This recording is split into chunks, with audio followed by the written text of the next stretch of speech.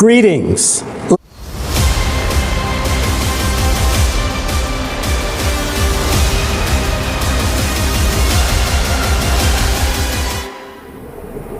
Greetings, ladies and gentlemen. The last war of humanity is already going on. We are under attack by the enemy against whom we have no weapons.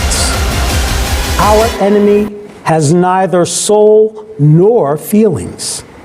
It does not have a shred of honor or justice.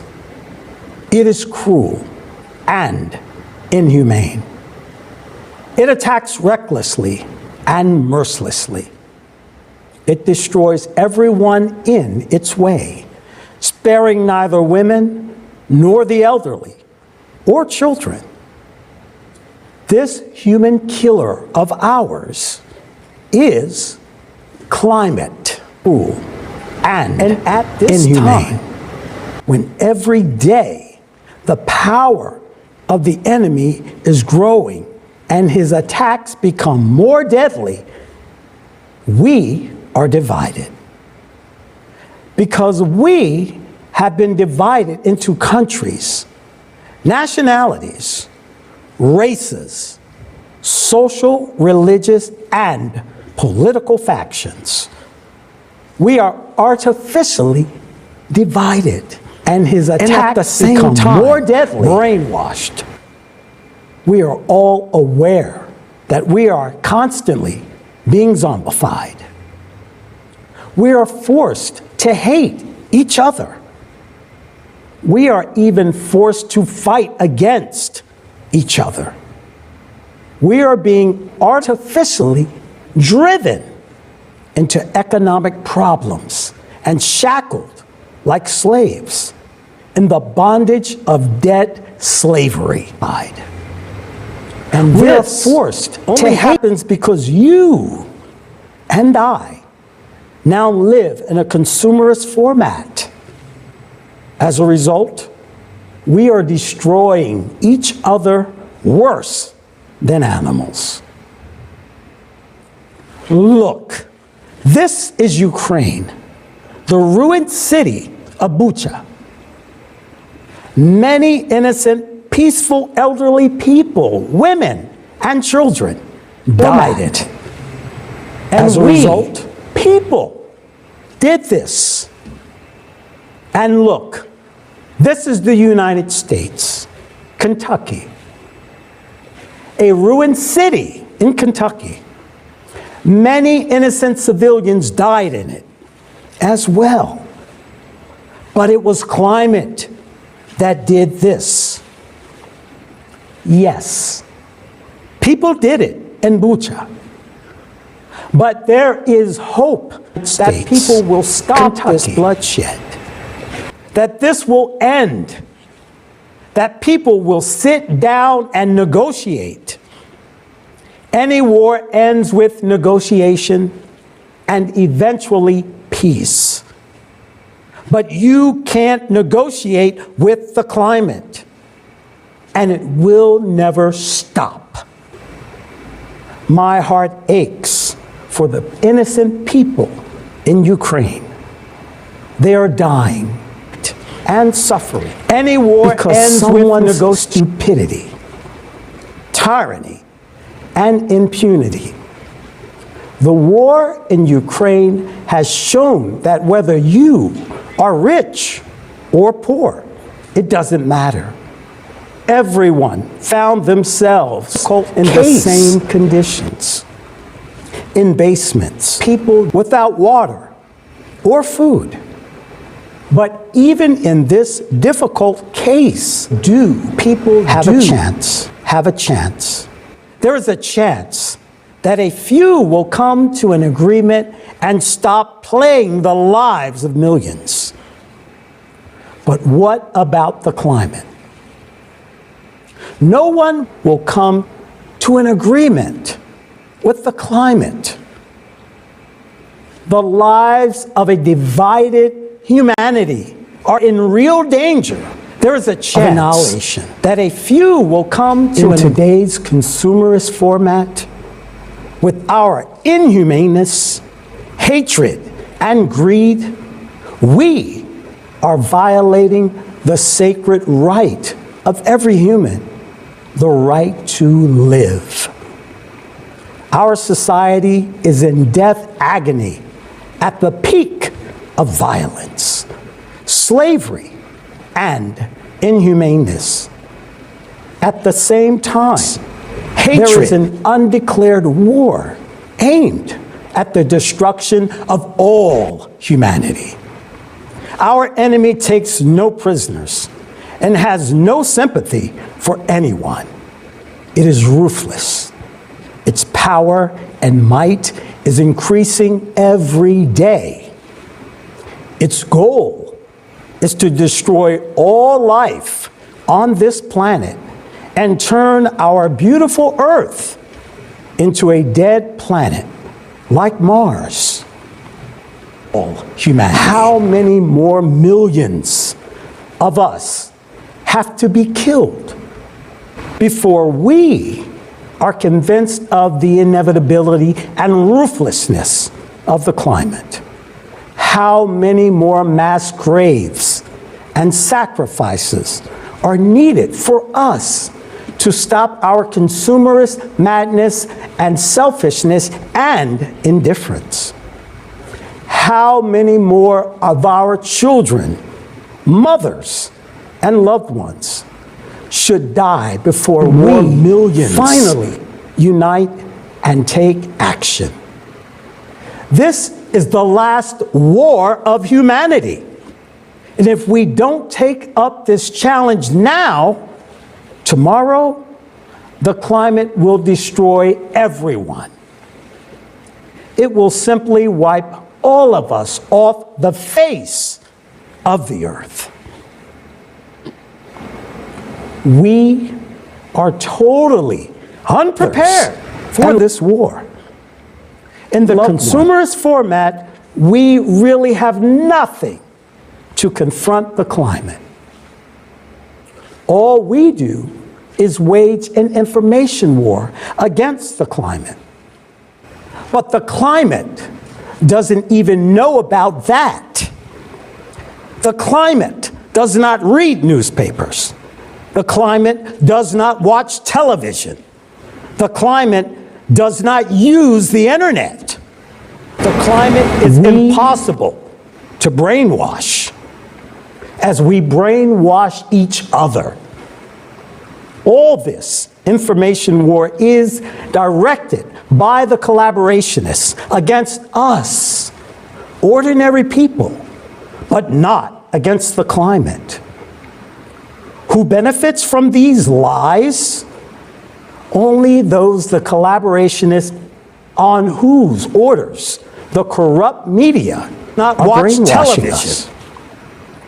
And even in the conditions of war, these tyrants continue to manipulate and profit from us, hoping for their own secure future.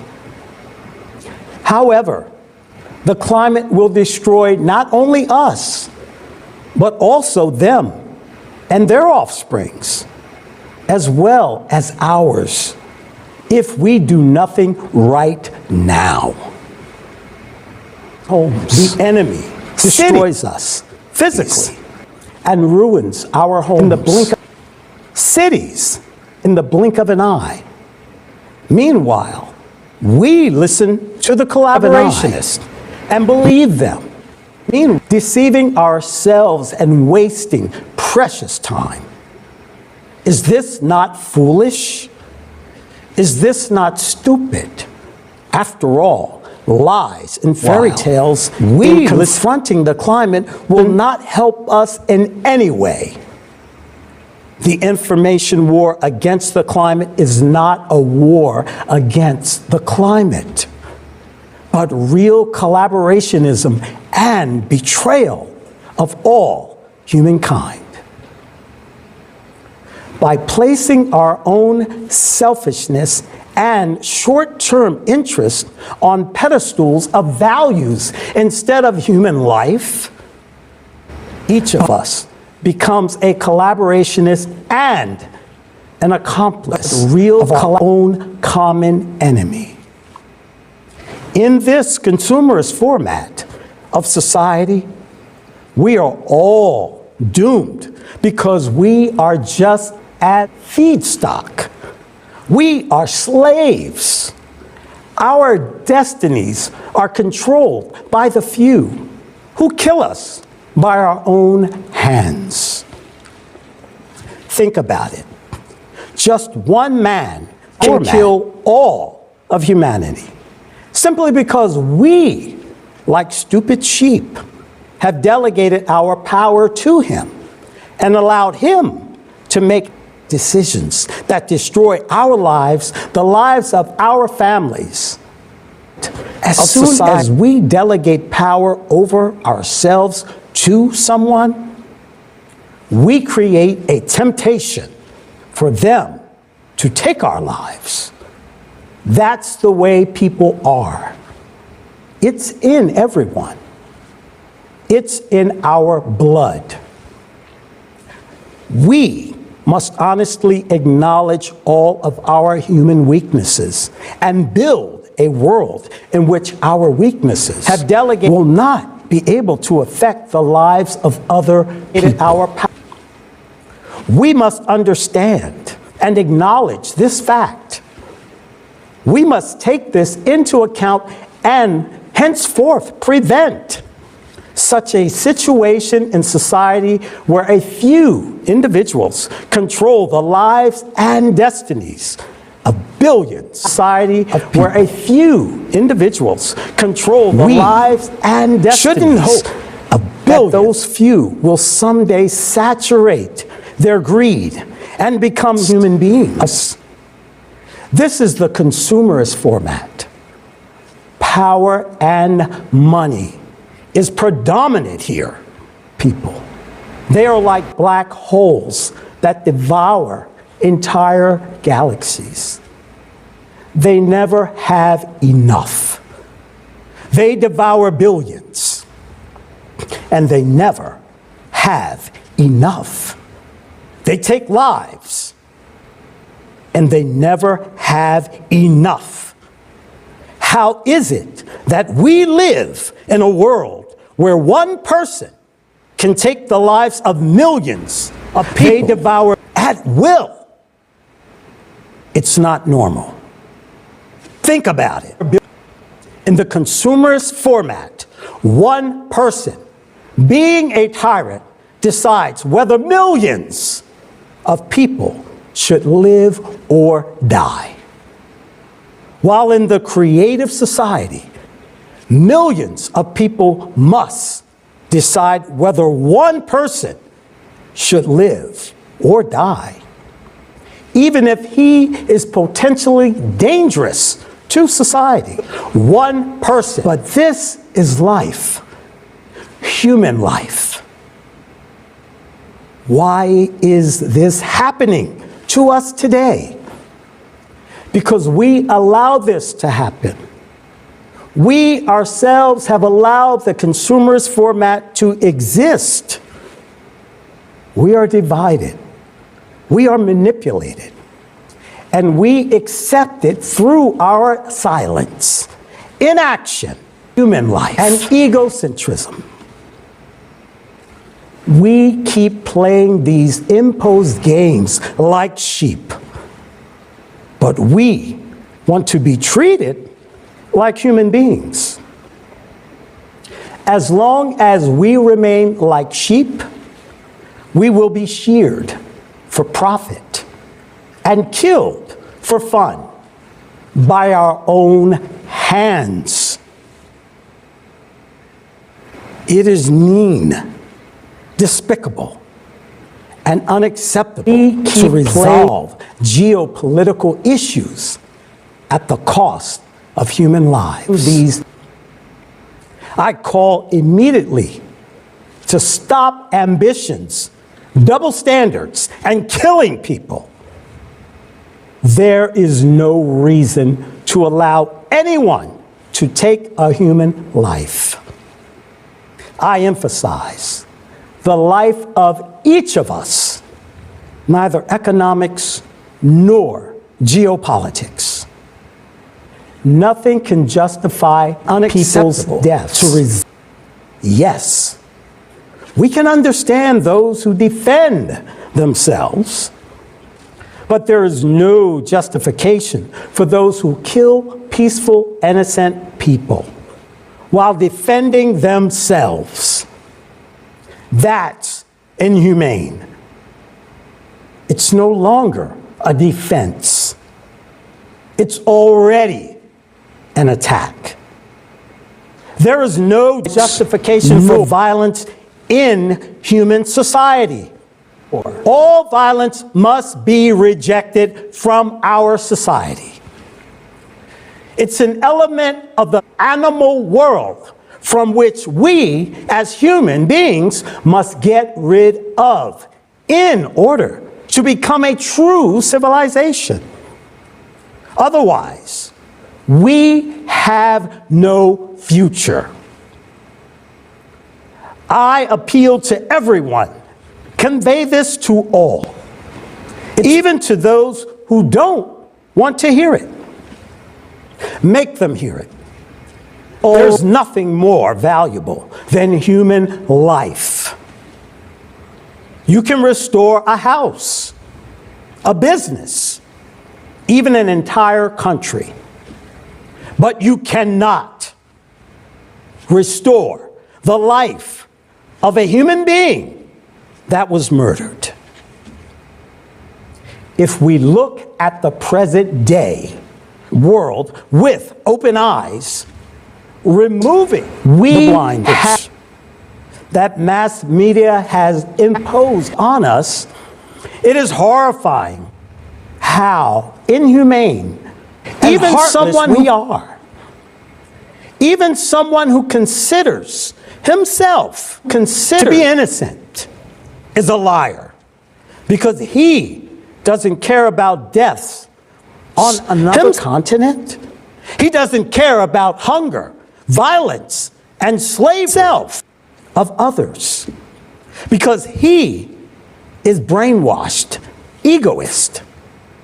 He's a consumer, and such a creature cannot be called a human being. A human is the one who's not indifferent to human grief. We have been turned into weak-willed, greedy, and stupid creatures. Feedstock. Yes, it sounds offensive, but let's face the truth. A human is in a consumer society. How will you resist the climate that is physically destroying us? By means of false accusations, by pictures in the media, or false slogans. How will you explain to a zombified, egoist, idiot that climate's loyalty cannot be bought with money, and when the climate comes to kill this person in his own home, nothing and no one will save him? How do you explain to the egoist he must act now and inform everyone, because this is in his own interest, because this is about saving his own life? Only the Creative Society can save us from the climate by changing conditions and by changing the very format of society.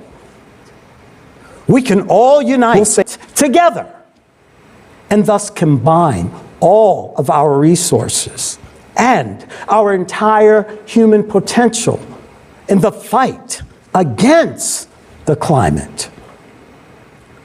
You tell me, what must happen for you personally to understand and take action. What must convince you? The death of your family and friends, your own death. But then changing wouldn't be able to do anything about it. Or should all the media on this planet get involved and start brainwashing you? Are you not capable of thinking for yourself? Are you incapable of seeing with your own eyes? What must happen for you to finally realize that the consumerist format is our common verdict, as well as your own grave? We have only two options to avoid the climate apocalypse. The first option, and the most difficult one, is to build the creative society. The second option is to sit idly and do nothing.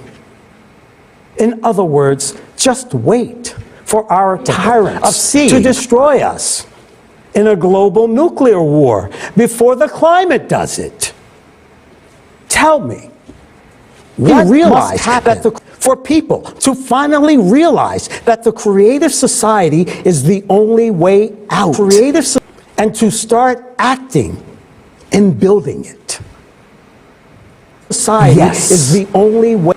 Humanity is now in a deep pit of egocentrism, and it won't be possible to jump out of there into the creative society at once. But it is absolutely realistic to take the first steps towards humanist and unification of all of us. We mustn't be silent. We must tell our friends and strangers about this. Building the creative society towards humanity will only become realistic when we accomplish the first and most difficult step in building. That is informing everyone. We should reach the hearts of people for them to understand that it is beneficial to all. Everyone benefits from being human. Everyone benefits from being a united civilization. It is beneficial to each and every one of us because it is the only chance to survive. Yes, it is hard. Yes, they don't want to hear us. But we must do it if we want.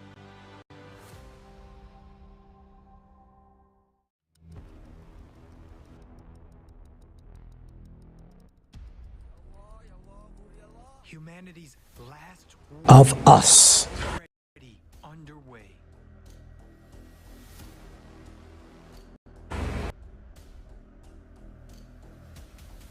The enemy is destroying everyone in its path. At first, I thought it was a bomb explosion. It's scary. It's very scary. Honestly thought that I was going to die. What was happening was like a nightmare. Everything was destroyed. I couldn't stand to see the corpse of a mother hugging her burnt child. My heart is breaking with pain. Is climate.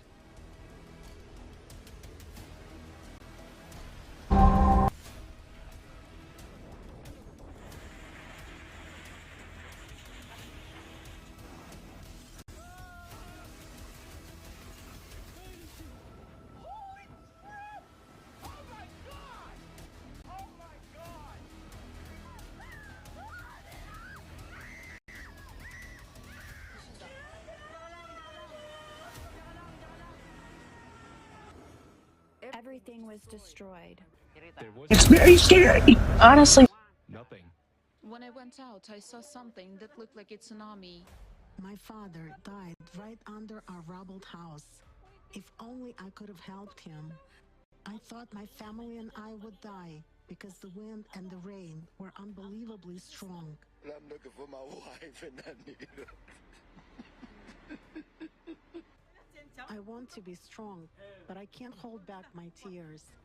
When we realized that the water had invaded the house, go out of the house. There was no time to grab anything, and I lost everything. And these are just its first attacks. It won't agree on humanitarian corridors. It won't sign a peace agreement. It doesn't need time to regroup. And it won't run out of missiles. With each new attack, the enemy If only I is stronger. What can we oppose against this enemy? Can we, humans, survive this war? If meanwhile, instead of carrying out planetary mobilization and creating a united front, we are killing each other. I don't want to die.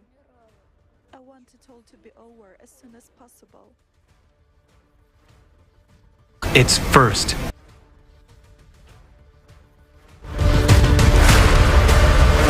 Attack. Suddenly the windows started shaking, and with the second one, everything exploded. They were actually burnt alive. The second bomb dropped.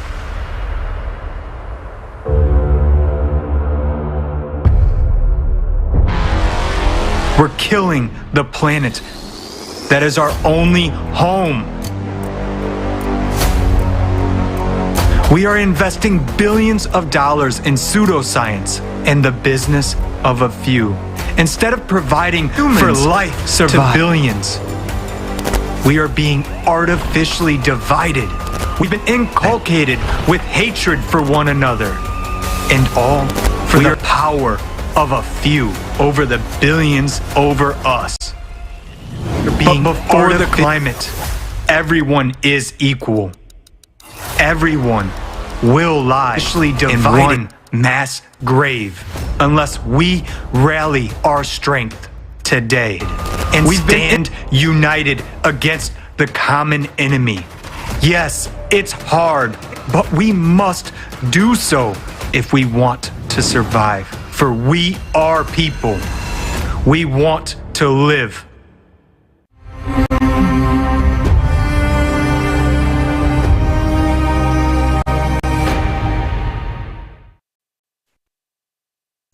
Greetings. I would like to welcome everyone to this unprecedented international online forum, Global Crisis, We Are People, We Want to Live. Thanks to the millions of volunteers from around the world, this event right now is simultaneously interpreted into 100 languages and streamed live to thousands of media channels and platforms in over 180 countries. Multiple vital topics will be presented today that concern every single person in our society. Some might be difficult to watch to the point of unbearable at times. But if you fail to hear the truth now, tomorrow may be too late. The vital information and facts we are about to present will not be covered by the mainstream media. This forum is created for the people, by the Creative Society volunteers from around the world, because we are confident that if every single person understands that there is only one real enemy, climate, we have a chance not only to win the last war, but also to come out of these times with maximum benefit to ourselves and future generations. Throughout this forum, you will learn about the Creative Society format and why it is our only solution. We will show what a deceitful, dead-end, inhumane format of society we live in now, and why all attempts in the current consumer society to make any positive changes were unsuccessful.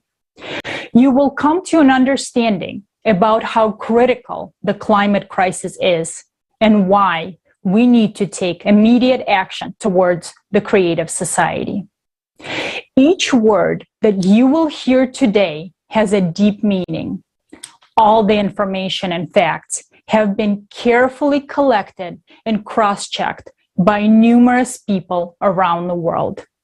This event is the product of months of hard work of volunteers, each driven by the desire to live.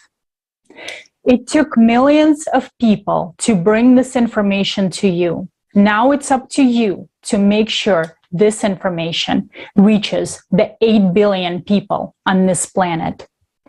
The future depends on the actions of every single person today. And now, it is our deepest honor that Igor Mikhailovich Danilov and Zhanna are present with us today at this international forum. And it is my pleasure to pass the floor to Igor Mikhailovich and Zhanna.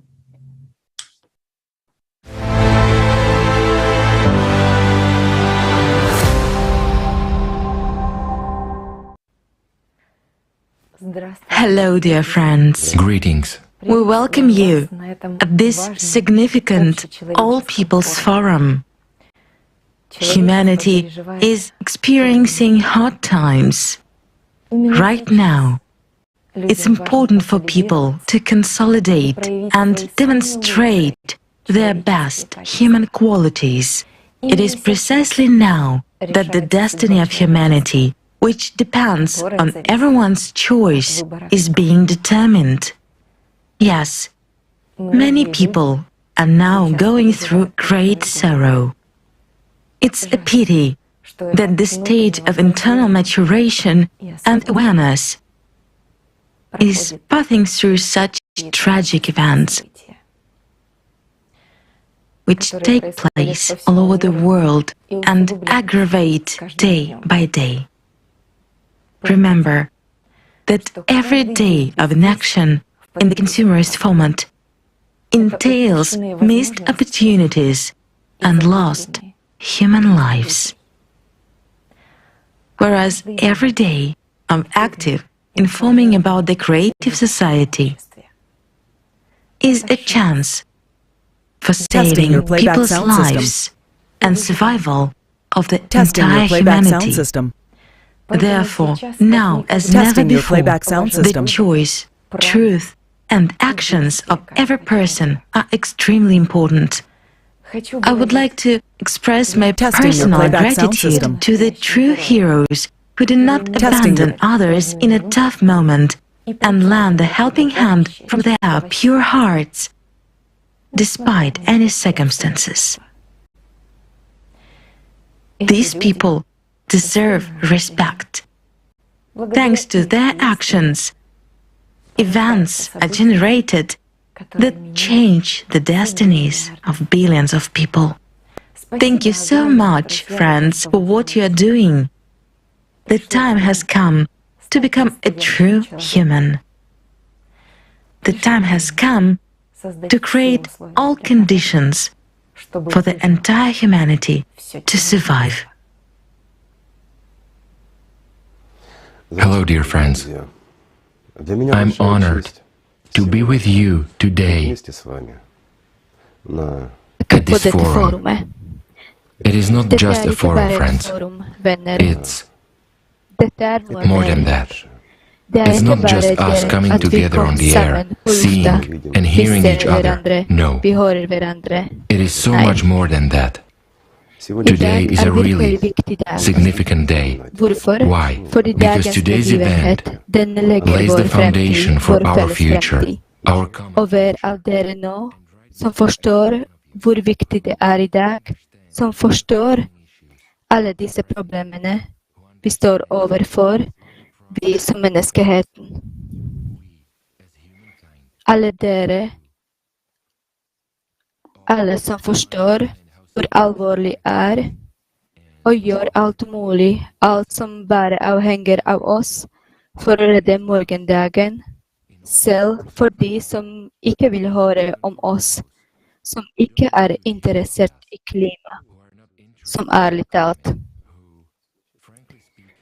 Det er som om folk dør et sted, for det er stille i huset hans. Så venner, i dag kjemper dere til og med for dem. Selv for dem, for de som ikke vil høre om problemene, som allerede eksisterer, og som vil være i morgen. Og det er dere, venner, som prøver å formidle til dem, til de som ikke hører oss og ikke vil høre.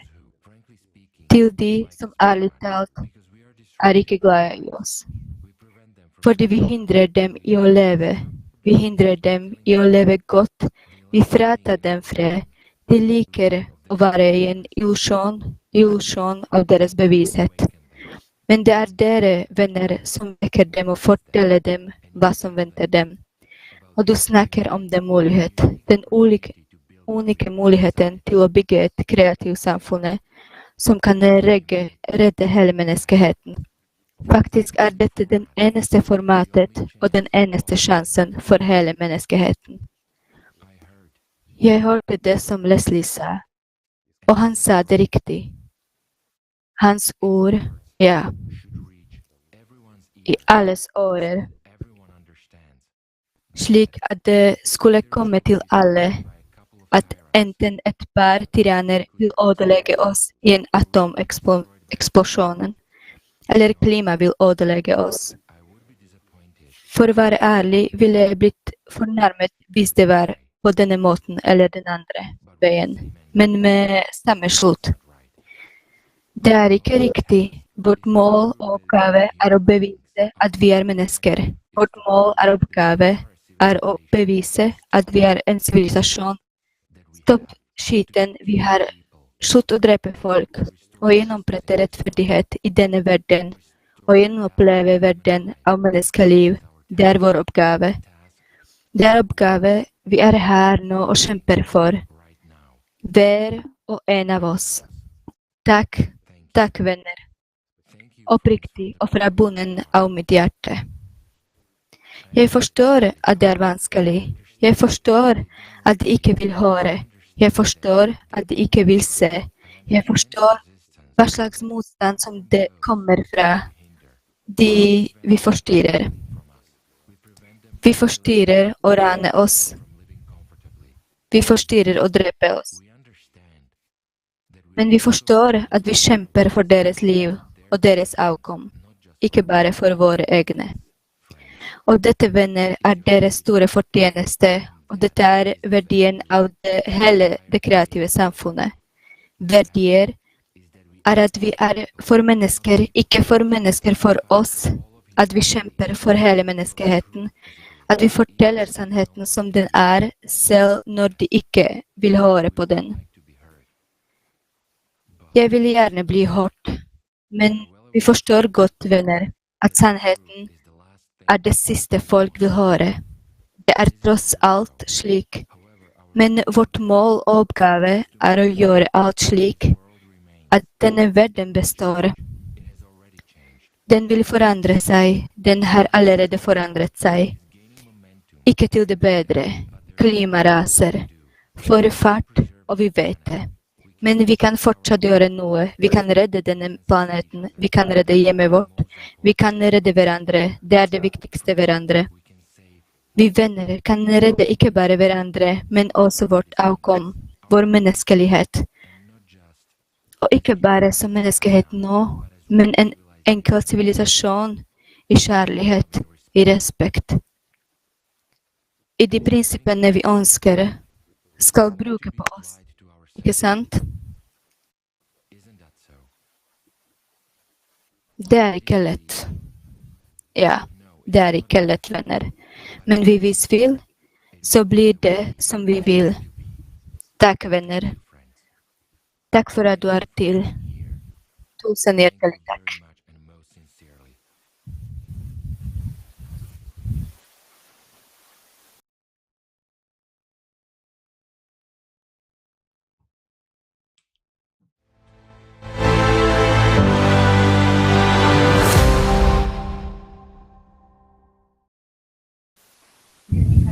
Igor Mikhailovich og Janne.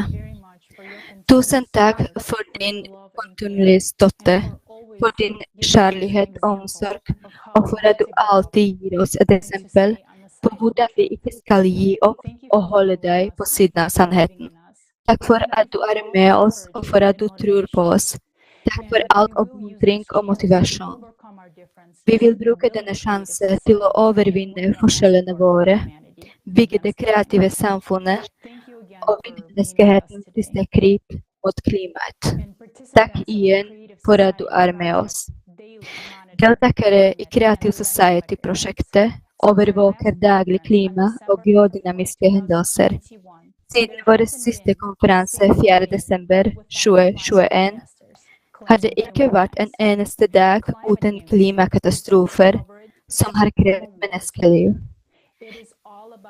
Klimanyheter er som dekning fra en krigssone. Det handler om død, skade og ødeleggelse. Er vi klar over de enorme tapene menneskeheten allerede har pådratt seg i denne krigen? Men oppmerksomhet vår ledes bort fra den eneste felles fiende, klima. Mister vi millioner av menneskeliv. Her er et sammendrag av klimahendelser de siste månedene.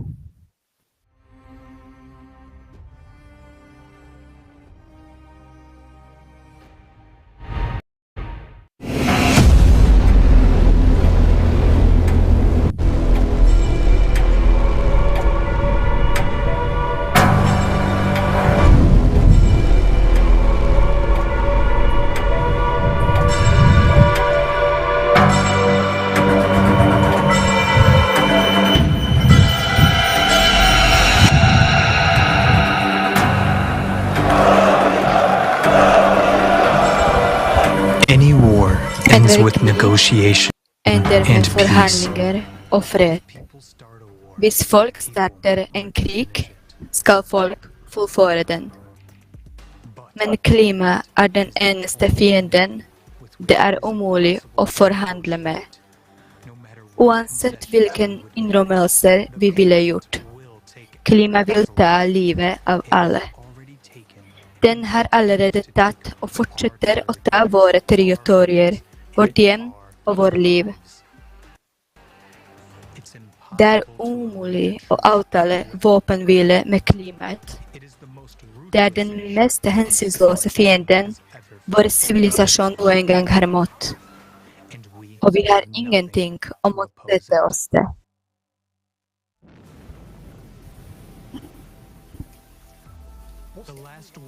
Den siste menneskehetens krig har begynt. Det er en uerklæret krig. For første gang i historien står vi mennesker overfor den mektigste og mest hensynsløse fienden.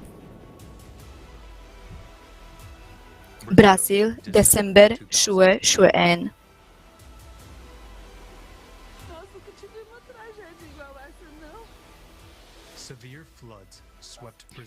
Alvorlig flom feide Brasil tilbake i november 2021 og har ikke stoppet for nå.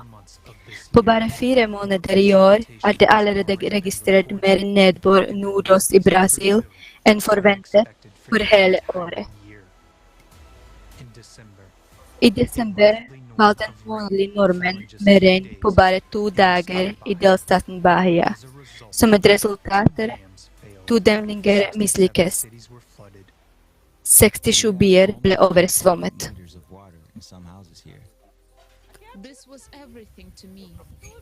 Det var alt for meg, alt det eneste jeg hadde vært mitt hjem, og nå er det borte. Det er borte. Vi mistet alt. Alle har satt igjen med ingenting. Malaysia, desember 2021. Flere dager med stivt regn forårsaket en rekke oversvømmelser i Malaysia. Vi kunne ikke gjøre noe, vi kunne bare dokumenter og redde oss selv. Vi forventet ikke at vannet skulle stige til 6 meter. Indonesia, desember 2021.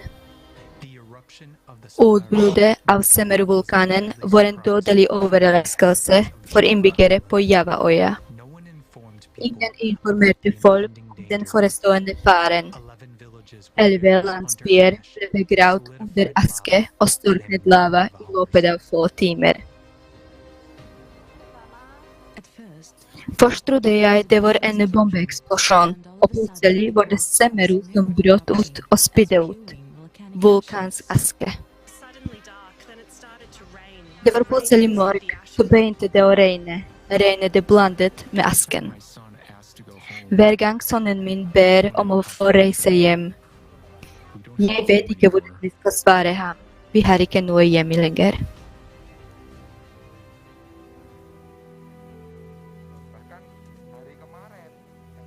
Jeg synes veldig synd, spesielt når jeg prøver å se for meg den varme asken som faller, forestilte meg følelsen, og skriker til en mor som prøvde å roe ned barnet sitt ved å klemme ham. Det er veldig trist. Jeg klarte ikke å se liket av en mor som klemte det brente barnet sitt. Jeg var virkelig trist. Selv i går fant vi en mor som holdt fast i sine 2 barn. Jeg kan ikke forestille meg hva de gikk gjennom da de ble fanget omgitt av varm aske.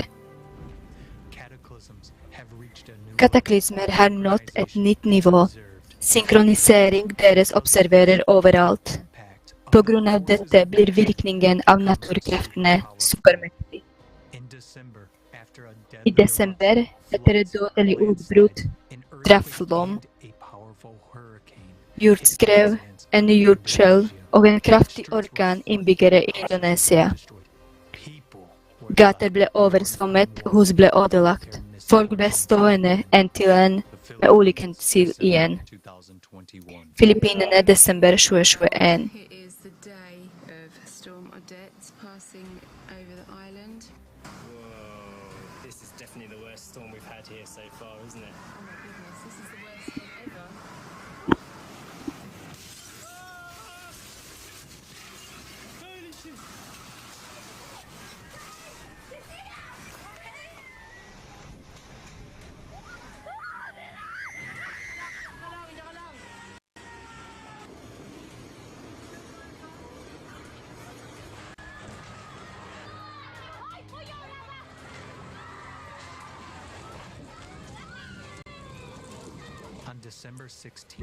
Desember fra supertyfonen Rai innbyggere på Filippinene. Eksperter advarte folk om tyfonen i 2. til 3. kategori, men nær øynene ble stormen kraftigere til den 5. maksimale kategorien. Folk var ikke klare for en slik naturkraft. Folket var ikke klar over at tyfonen vil være en supertyfon nivå nummer 5. Og det var da folket ble sjokkert, og det forventet aldri at det skulle bli en verste tyfonen. Faren min døde rett under regnhuset vårt. Hvis jeg bare kunne få hjelpe ham. En tyfon og 3 millioner mennesker ble hjemløse.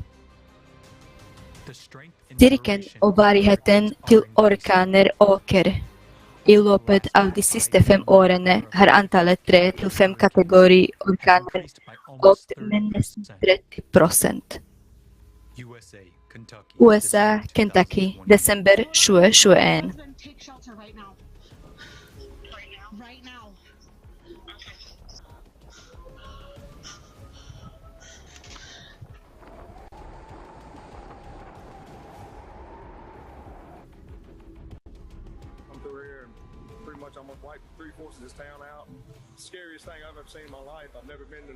Det var det verste som jeg har sett i mitt liv.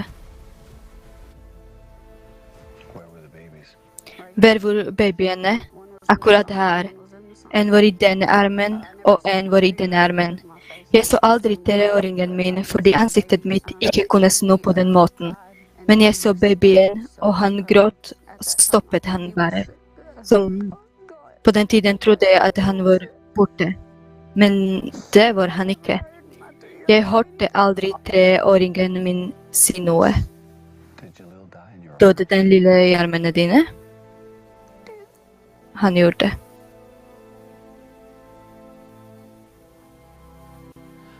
Tornadoen lagde en nesten 400 kilometer langt sti. For staten Kentucky var det mest ødeleggende i sin historie. Desember er ikke en typisk måned for en tornado, spesielt med en slik styrke.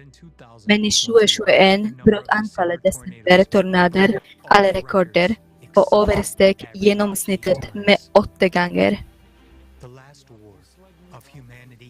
Menneskehetens siste krig er i gang. Vi har bare vist en del av katastrofene som skjedde i desember. Men omfanget av de hensynsløse angrepene fra vår felles fiende klima er enorm. Det fungerer synkronisert, fosser og blir sterkere for hvert angrep. Ecuador, januar 2022.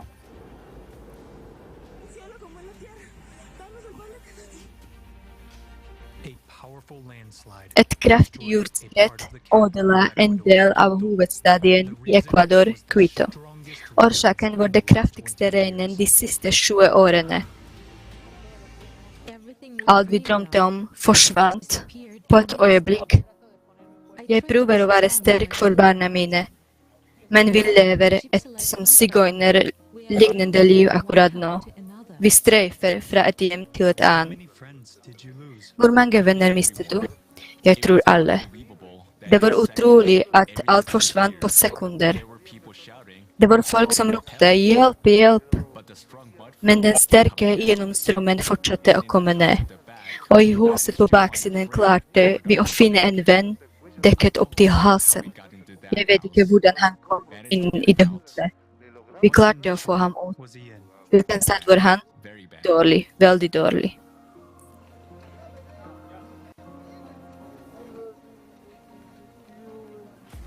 Afrika, januar 2022. Huset mitt og kjøkkenet mitt kollapset som følge av kraftig regn. Den kollapset mens jeg fortsatt var inne, og vi er nå på en leir. Vi har ingen steder å gå. Vi måtte komme hit. Våre barn har blitt syke. Vi har ingen penger i det hele tatt. Hunga Tonga Hunga Hapai vulkanutbrudd januar 2022.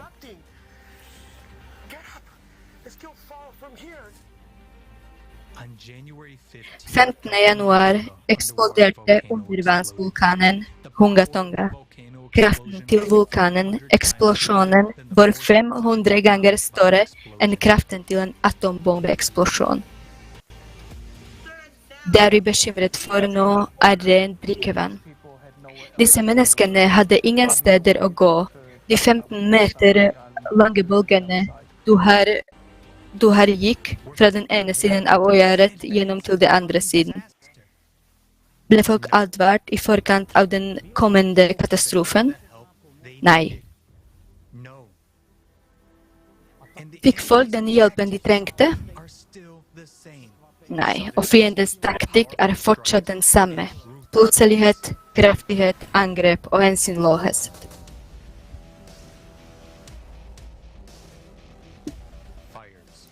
Branner, januar 2022. Herregud, jeg bor rett nede i gaten.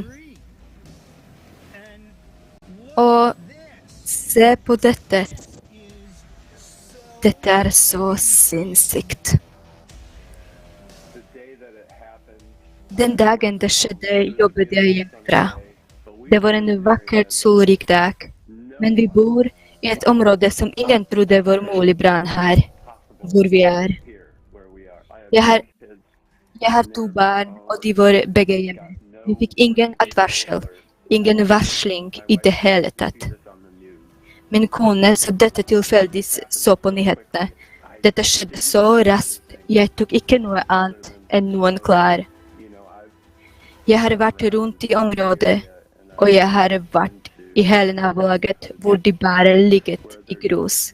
Det er ingenting der lenger, og folk var utenfor.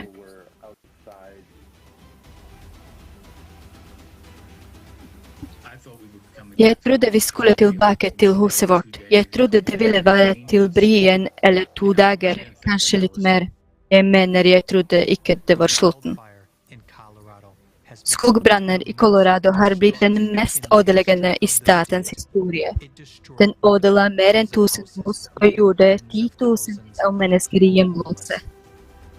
Eksperter bemerket at nå er det ingen høy brannsesongen lenger. Brannen gjerder hele året.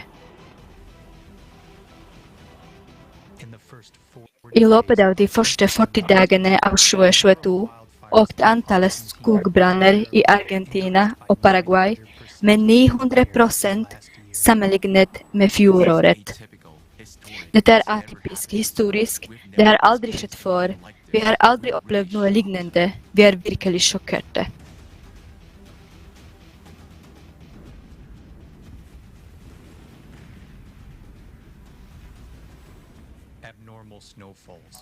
Unormale snøfall, januar 2022.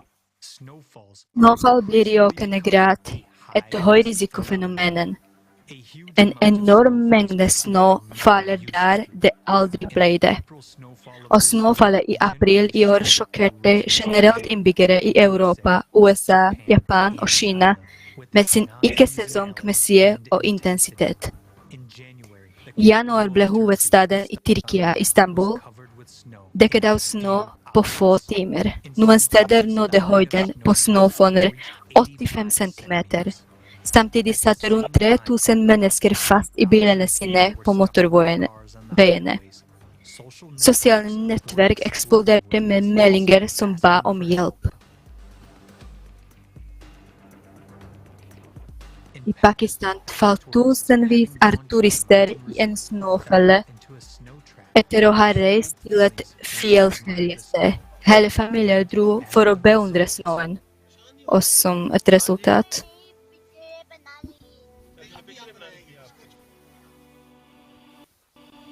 situasjonen i Mali er veldig dårlig. 16 mennesker døde på grunn av oksygenmangel. Det er ingen redningsmannskaper. Ingen kommer. Jeg kan ikke tro alle 4 personer døde i den kjøretøyet.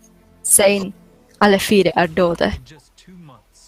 På bare 2 måneder har et utallig antall klimakatastrofer skjedd rundt om i verden. Kraftige og ukontrollerte. Dynamikken og anomalien til klimakatastrofer vokser rett foran øynene våre. På bare 2 måneder har vi sett hvor mye styrken til fiender har vokst. Og når du observerer de voldsomme og tragiske konsekvensene av klimakatastrofer som har skjedd, ser det ut til at ingenting kan være kraftigere. Men det grusomme er at dette bare er en liten del av de voldsomme angrepene til menneskehetens fiende. Og deres styrke og knusende kraft vil bare vokse. Det du nettopp har sett er bare en liten brøkdel av historiene om smerte til mennesker som mistet alt på et øyeblikk.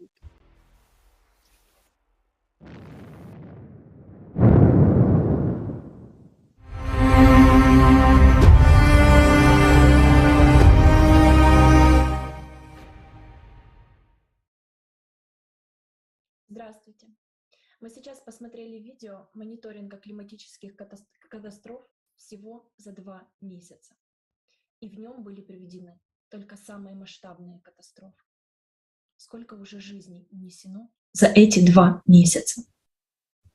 Чтобы подготовить этот ролик, трудилась огромная международная команда волонтеров из разных стран мира. Все эти 5 месяцев между прошедшей конференцией и этим форумом мы собирали и анализировали mellom denne konferansen og dette forumet har vi samlet inn og analysert data om klimakatastrofer over hele verden. Vi gjorde dette hver dag, og vi ble sjokkert over det som skjedde, spesielt over hvor mange katastrofer som skjer hver dag. Vi gjorde det fordi ingen steder viser hele bildet. Noe som betyr at folk ikke forstår omfanget av klimatrusselen. Hver historie i den videoen var uutholdelig, smertefull å se. Men teamet mitt og jeg fortsatte å samle inn disse historiene. På nyttårsaften og bare gjennom natten stå opp på jobb om morgenen, og noen fortsatte å samle inn data selv under krigen. Mens de var i tilfluktsrom under bombing. Vi gjorde dette fordi vi forsto hvor alvorlig klimasituasjonen på planeten er nå. Og hvis vi ikke studerer den, hvis vi ikke samler inn dataene, hvis vi ikke publiserer den til verden, har vi ikke sjanse til overlevelse. Jeg er ikke en klimatolog, men selv jeg trengte ikke å legge mye krefter på at se omfanget av klimakatastrofer her og dramatisk de siste 5 månedene. Vårt team av analytikerne har laget statistikk over denne økningen klimakatastrofer. Jeg vil nå gi en liten del av dem. Stormer. Bare i Europa har det gjennomsnittlige årlige antallet stormer siden 2000 til dags dato økt 16,5 ganger. Antallet kraftige destruktive orkaner kategori 3, 4 og 5 økt med 30%. Dessuten går de nå lenger inn i landet og bringer med seg en gigantisk mengde nedbør. I USA raser vanligvis tornadoer fra april til oktober i et bestemt område. Vanligvis, men ikke nå. I løpet av de siste 5 månedene har du ikke sesongbaserte måneder. Desember og mars slått alle rekorder for antallet tornadoer. I løpet av 5 måneder med overvåkning med de mest konservative tellinger har det vært over 300 flom i 82 land rundt om i verden, og det er bare mest omfattende. Nedbøren i Bolivia i desember overskred den historiske maksimum 7 ganger i Spania.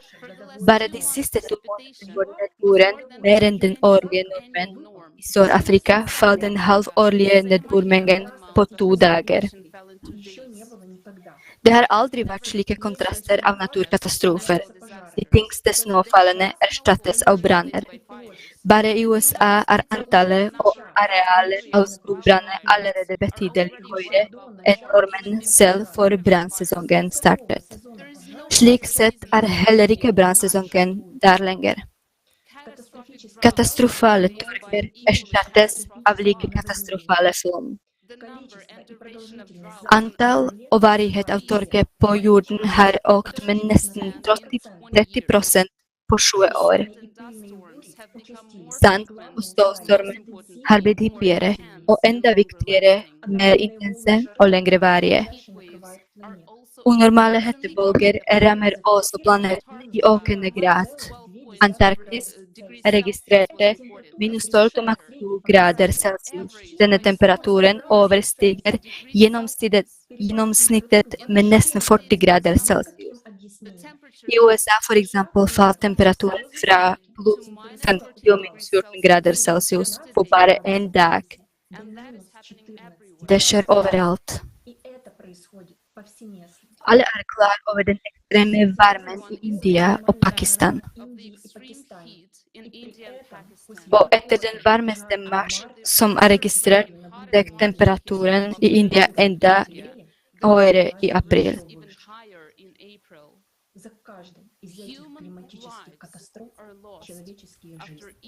Menneskeliv går tapt etter hvert av disse klimatiske katastrofene. Disse livene kan ikke bringes tilbake. Etter hvert av disse forferdelige hendelsene er det enten mødre som klemmer barna sine i tillegg til at folk blir brent levende i laven.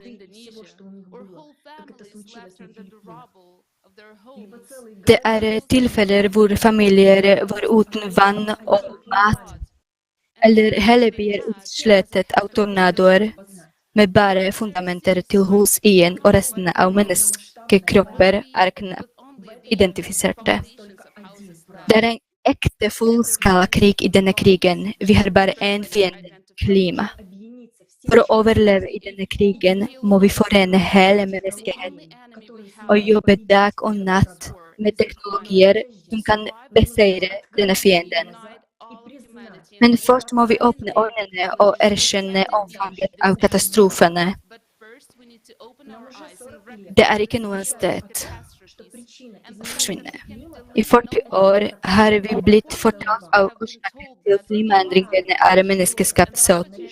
Vi bruker hundrevis milliarder av dollar på dette problemet. Men hvorfor blir det ikke bedre? Hvorfor fortsetter folk å dø? Hvorfor er så mange familier igjen bare på gata, uten grunnleggende ting for å overleve, uten vann og mat? Hvordan har vår planetariske kamp mot CO2 hjulpet disse menneskene? Ja, CO2 er på vei oppover. Vi benekter det ikke. Men hva har det med økende klimakatastrofer å gjøre? Jeg snakker til dere, til deg personlig. Er du klar over for at klima vil ødelegge hjemmet ditt? Er du klar over hvor barnet ditt blir revet med en flom som nettopp kom ut av ingen sted? Er du sikker på at det vil ikke påvirke deg? Tror du at de personene hvis historie vi så i dag er forskjellige fra deg? Tror du de var klare? Er vi klare? Tross alt, vi vil møte katastrofer med enda større kraft enn de siste 5 månedene. Hver dag vokser den destruktive kraften til katastrofer. Og vi som samfunn studerer ikke engang dette problemet på riktig nivå. Vitenskapen vår er opptatt med noe helt annet, og vi kaster bort dyrebar tid. Men dette er livene våre. Vær sikker på at bokstavelig talt veldig snart, hvis ikke en tornado kommer til huset ditt, en flom, jordskjelv eller tyfon, og dette elementet vil ikke angre på hverken livet ditt eller livet til dine kjære. Og i det kreative samfunnet vil dette aldri skje. For ved å kombinere det vitenskapelige potensialet, vil vi skape teknologier som klimaet ikke lenger vil være en trussel for oss. Dette er grunnen til at det er så viktig akkurat nå at alle er aktivt informert om å bygge det kreative samfunnet. Vi er ikke forberedt for å handle i den Unnskyld.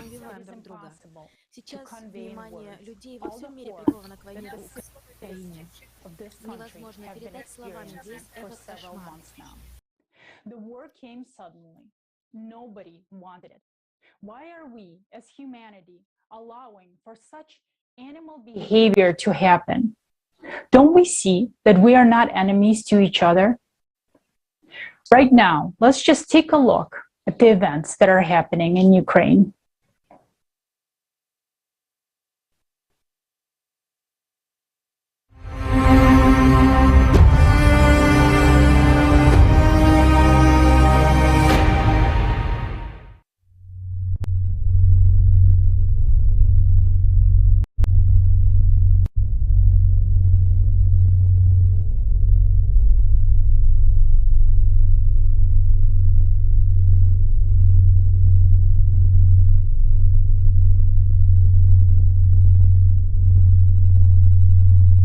Greetings everyone, my name is Konstantin, I'm 38 years old. Jeg heter Konstant.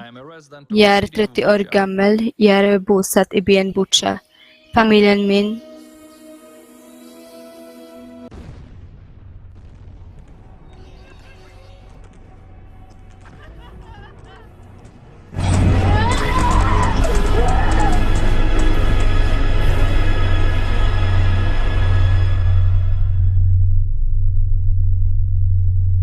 My family and I lived under occupation for 2 weeks. All those 2 weeks were a continuous nightmare, where every second we lived under constant shelling, shootings and explosions.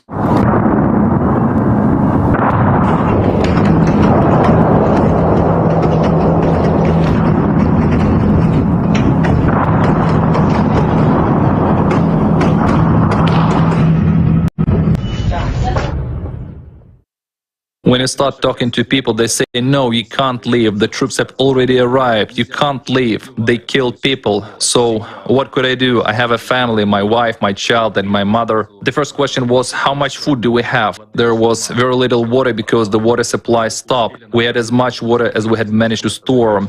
But it would end very quickly anyway. I was aware that we had to go to a shop, okay. How far is the shop? Well, I understand that the store is about a kilometer away, right? So I had to cross 4 main streets, let's say, so it's not... Jeg som skjønte jeg at jeg måtte gå dit alene. Jeg måtte uansett gå alene. Jeg kunne ikke ta med meg kone.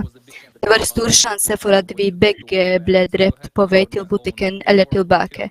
Så jeg måtte gå på en egen hånd. Hvis en av oss ble drept, ville den minste ungen bli hos moren sin, ikke sant? Vi kom i en situasjon hvor vi hverken hadde butikker eller apotek. Så det var ingen medisiner og ingen leger, ingenting. Bare lev og overlev så godt du kan. Vi måtte tydeligvis våre felles bekjente ved broren, og hun sa, har du brød? Jeg sa, hvilke brød? Vi har ikke sett det på 2,5 uker. Hun sa, hvorfor går du ikke til den kvinnen? Hun baker brød, men bare hvis du har mel. Hun har ikke noe mel. Vel, du måtte fortsatt komme dit, for det hele tatt ble skutt gjennom av snikskyttere, og det var pansrede personvogner overalt. Vi dro til 1, 2, 3 ganger, så begynte det å skyte som faen, og vi kunne ikke gå ut på en uke. Da vi står i gården, og jeg så den kvinnen komme. Jesus, det kom under flytningskolen. Forklaringen hennes var enkel, hun sa, du har ikke kommet på en uke. Først ville jeg sjekke om du lever her eller ikke. For det andre tok jeg med brød.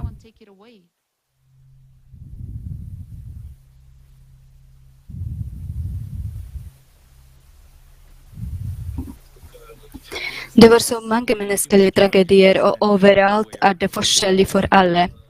Noen kom under ild, noen ble skutt, noen kjørte gjennom byen og ble overkjørt av en tank.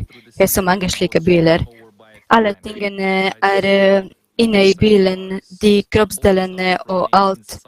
Vold, og det vet du mange historier om voldtatte mennesker. Hvor mange lemlestede mennesker det?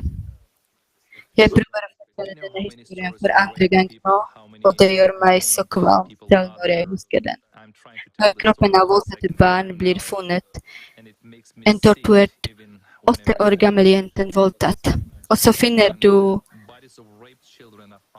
død at de obduserte fant de minst 11 sædprover.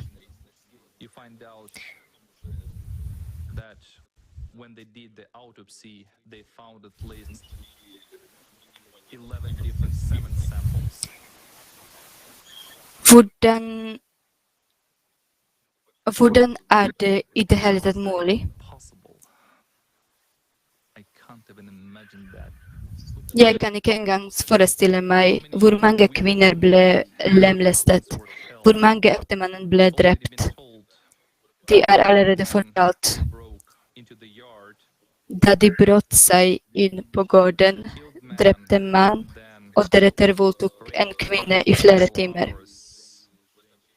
På det tidspunktet gjemte barnet satt i naborommet, og noen ganger ble en kone og en liten datter voldtatt sammen. Det en slik verdensdighetlighet. Det jeg vet ikke. Jeg hørte en historie om 21 roser på en mann. 21 roser på en mann. Det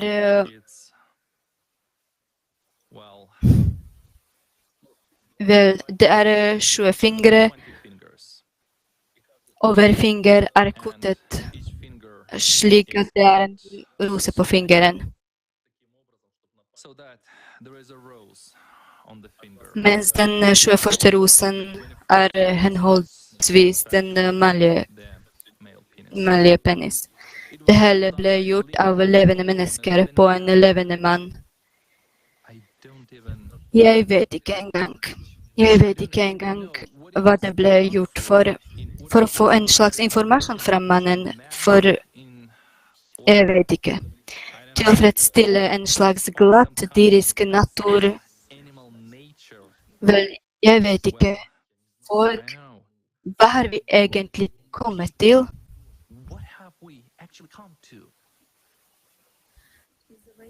På grund av krigen som nu pågår i Ukraina rapporterar klienter om klager på barn deras som är våldtatt av militärer. Det är många slika klager. Jag blir adresserad av klienter som har 2 jenter. Och bägge jentorna blev våldtatt. Det mest förfärliga var att finna ut hur gamla dessa barn är. Den ena jenta är 6 år, den andra är 9. 6 och 9 år gammal. Folk hänvänder sig till oss. Bokstavligt talat kom soldater in i husen där kvinnor går och våldtar kvinnor. Jag menar, det är inte bara ett tillfälle, men det är ett hus där militärer kom och hållit kvinnor som gisslar och våldtar.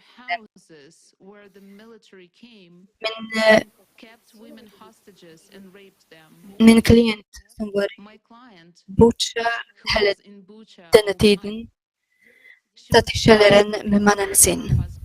Hon fortalte mig att naboarna deras hade en ung jente, dottern deras. Hon blev missbrukt av militärer. Föräldrarna hennes kunde inte göra något för de var stängt nere i källaren. Och de satt där och bara hörde barnets plagor. Faktiskt hörde alla i deras gata barnets plagor. Men det var ingenting folk kunde göra. Alla naboarna är traumatiserade och de huskar det som en våldrom, den frukten som nu plagar många män. Att jag skulle ha dragit det spelar ingen roll att jag kunde bli dräpt. Jag borde ha räddat henne. Det finns tusenvis av slika historier. Det är många historier om människor som försökte evakuera. Där vanliga människor lades i flera familjer samlades, vänner, naboer, släktingar. Och det var historier om folk evakuerade i 5 bilar om gången. Och de blev rätt och släppt skjut. Till trots för att bilarna hade inskrivna barn på sig.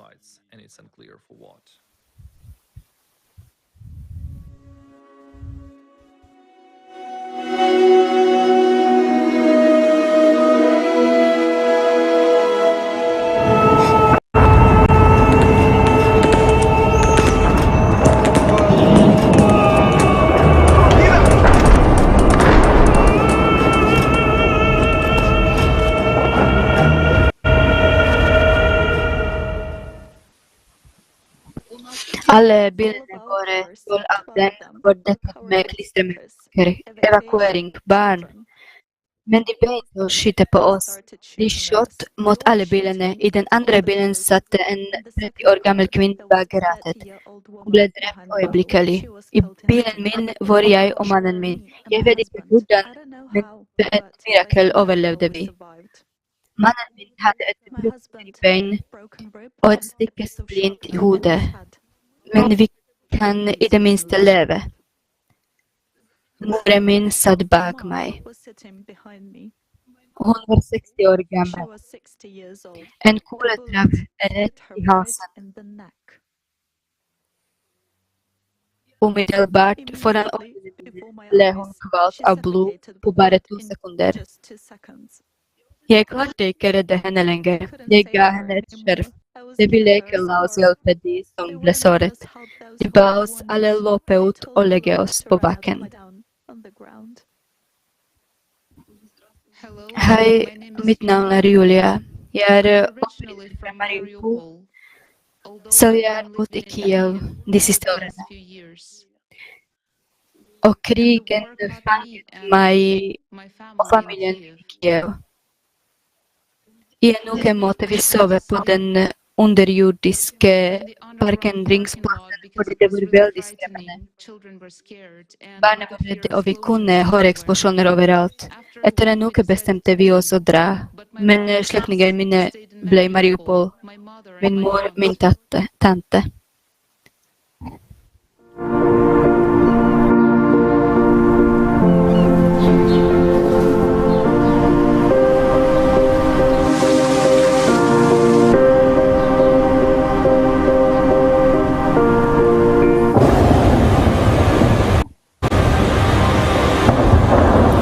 Лежишь от тебя. Очень страшно. Покажи.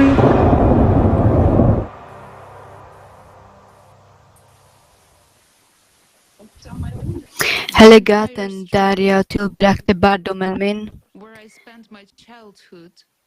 det nesten igjen. Annenhver hus har en kirkegård i grønnsakhagen. Jeg mener folk begravde sine slektninger som hadde blitt drept av luftangrep eller morterbeskytninger i nærheten av husene deres, fordi ingen tok bort likene. På nabogaten begravde en jentedatteren som var 1,5 år gammel, moren hennes, hennes tante og hennes bestemor. Bekjente av meg som ikke dro fra Mariupol i tide. Skjønner en far som måtte samle deler av barnet sitt fra etter fragmenter av kroppen. Kan du forestille deg hvordan det føltes for en far å samle deler av barnet sitt og begrave kona og barnet i grønnsakhagen hans? Folk holdt på å bli gale fordi de ikke hadde vann, så de ville gå ut og bli truffet av morterilt. Barn døde av dehydrering. Det er ikke bare noen historien. Det er hva som skjedde med byen min. Folk som var i stand til å komme seg herfra, sa at det ikke bare var en helvete. Det er umulig å formidle hva folk gikk om. De holdt på å bli gale av frykt. For når luftvåpenet bombet, føltes det som bakken beveget seg under fotene dine. Og folk ble bare gale av frykt. Gamle mennesker bodde av sult og mangel på vann. Det var mange sengeliggende mennesker og ikke kunne komme til dem fordi alle var redde. Mange mennesker døde etter ruinene rett og slett fordi de ikke ble reddet i tide, og det var ingen der for å redde dem. Fordi byen var under konstant luftbombing. Med en 30 000, en hel by døde. Og det er ikke alle ofrene fordi ingen kan telle nøyaktig. Offisiell statistikk som oversetter menneskeliv til en figur sier at 3000 mennesker døde i byen. Jeg kjenner ikke en eneste person som ikke har mistet noen. Slektninger eller venner. Du skjønner, hele byen er en uvanlig begravelse. Vennen min er veldig nær venn. Mamma, pappa, søsteren og hennes lille sønn gikk ut for å lage mat i nærheten av inngangen. For siden 2. mars var det ingen varme, ikke vann, ikke noe liv. Folk hadde ingenting, de lagde mat på bål i nærheten av hjemmene sine. Og traff. Et skål traff dem. Folk døde i hele innganger, for ingen kan redde fra en luftbombe. Når folk sier, så hvorfor flyttet dere ikke alle sammen? Men ingen kunne flytte ut. Allerede de første dagene kunne ingen komme noen vei lenger fordi Jernbanen ble knust den 27. februar. Mange mennesker kunne bare ikke tro at det kunne skje fordi de håpet hver dag det hele snart ville stoppe. Men det hele stoppet ikke, og folk løp fra et nabolag til et annet. Mens de løp, holdt de på å dø på veien. Da de kom til et annet nabolag, døde de der, for det ikke var noen tilfluktsrom. Folk gjemte seg i kjellerne, og da hus kollapset, døde de bare under ruinene. Mine bekjente som forlot byen, sa at hele gaten de gikk langs av våren kirkegård, fordi armen og bein stakk ut på alle kanter. Kan du i det hele tatt forestille deg det? Det var en mann, og alt som er igjen av ham er armen og bein. Så mange barn døde. Faktisk det er ingen som vet hvor mange barn som døde der. Folk drakk vann fra solepytter fordi det var ikke vann. Forstår du hva dette er? En person dør av dehydrering. Han blir gal. Gamle mennesker hoppet ut av vinduene på grunn av frykt. Det er ingen by lenger. Det er ingenting. Ingen gater, ingen hus. Og det er fortsatt over 100 mennesker igjen der. Det er mennesker som hadde alt, en lov, jobb, et hjem og familie. Nå har de ingen steder å bo. De har fortsatt å bo i kjellere, fordi de er redde for å dra, fordi ingen vil ha dem noe sted. Hvis noen tror de er trygge for noe, og alt er bra med dem i dag, det er en illusjon. Inntil siste øyeblikk var det ingen som trodde at dette i det hele tatt var mulig. Jeg trodde det heller ikke. Og ingen trodde, vel folk flest. For hvis folk visste det, ville de ha forsøkt å rømme et sted og redde seg selv. Menneskelivet er det mest dyrebare. Du kan bygge en by, men du kan ikke bringe tilbake tusenvis av døde mennesker. Ingen vil bringe den tilbake. Ingen vil bringe barn tilbake til sine mødre som begravde barna sine med hendene i grønnsakhager. Og ingen vil bringe foreldrene tilbake til barna sine. Jeg skulle ønske folk tok fornuft før vi ødelegger hverandre. Mange lurer sikkert på hva kan jeg gjøre alene? Eller hva kan jeg gjøre hvis jeg fikk en ordre? Men noen foregir ordre, mens hundretusener og millioner adlyder disse ordrene. Hvordan kan du drepe noen hvis du ikke kan bringe den personen tilbake til livet? Hvorfor ha en slik sint på samvittigheten din? Hvis alle bestemmer seg for å stoppe krigen, vil den stoppe.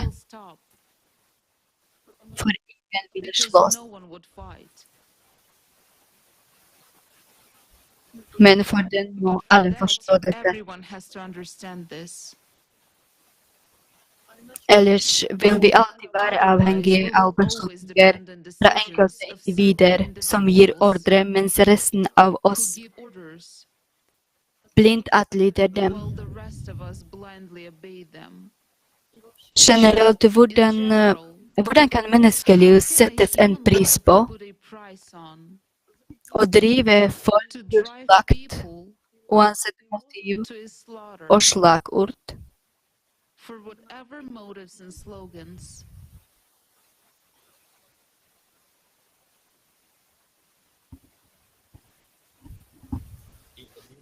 Det er verden vi har bygget.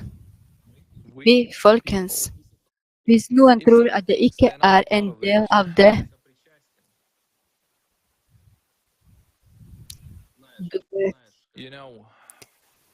når du sitter under bombing, beskytning og eksplosjoner, tror jeg at hver person som hadde gjennomlevd stille seg dette spørsmålet. Hva har jeg gjort for å fortjene dette? Hvorfor meg? Hvorfor skjer dette med meg? Er jeg skyldig i noe? Definitivt.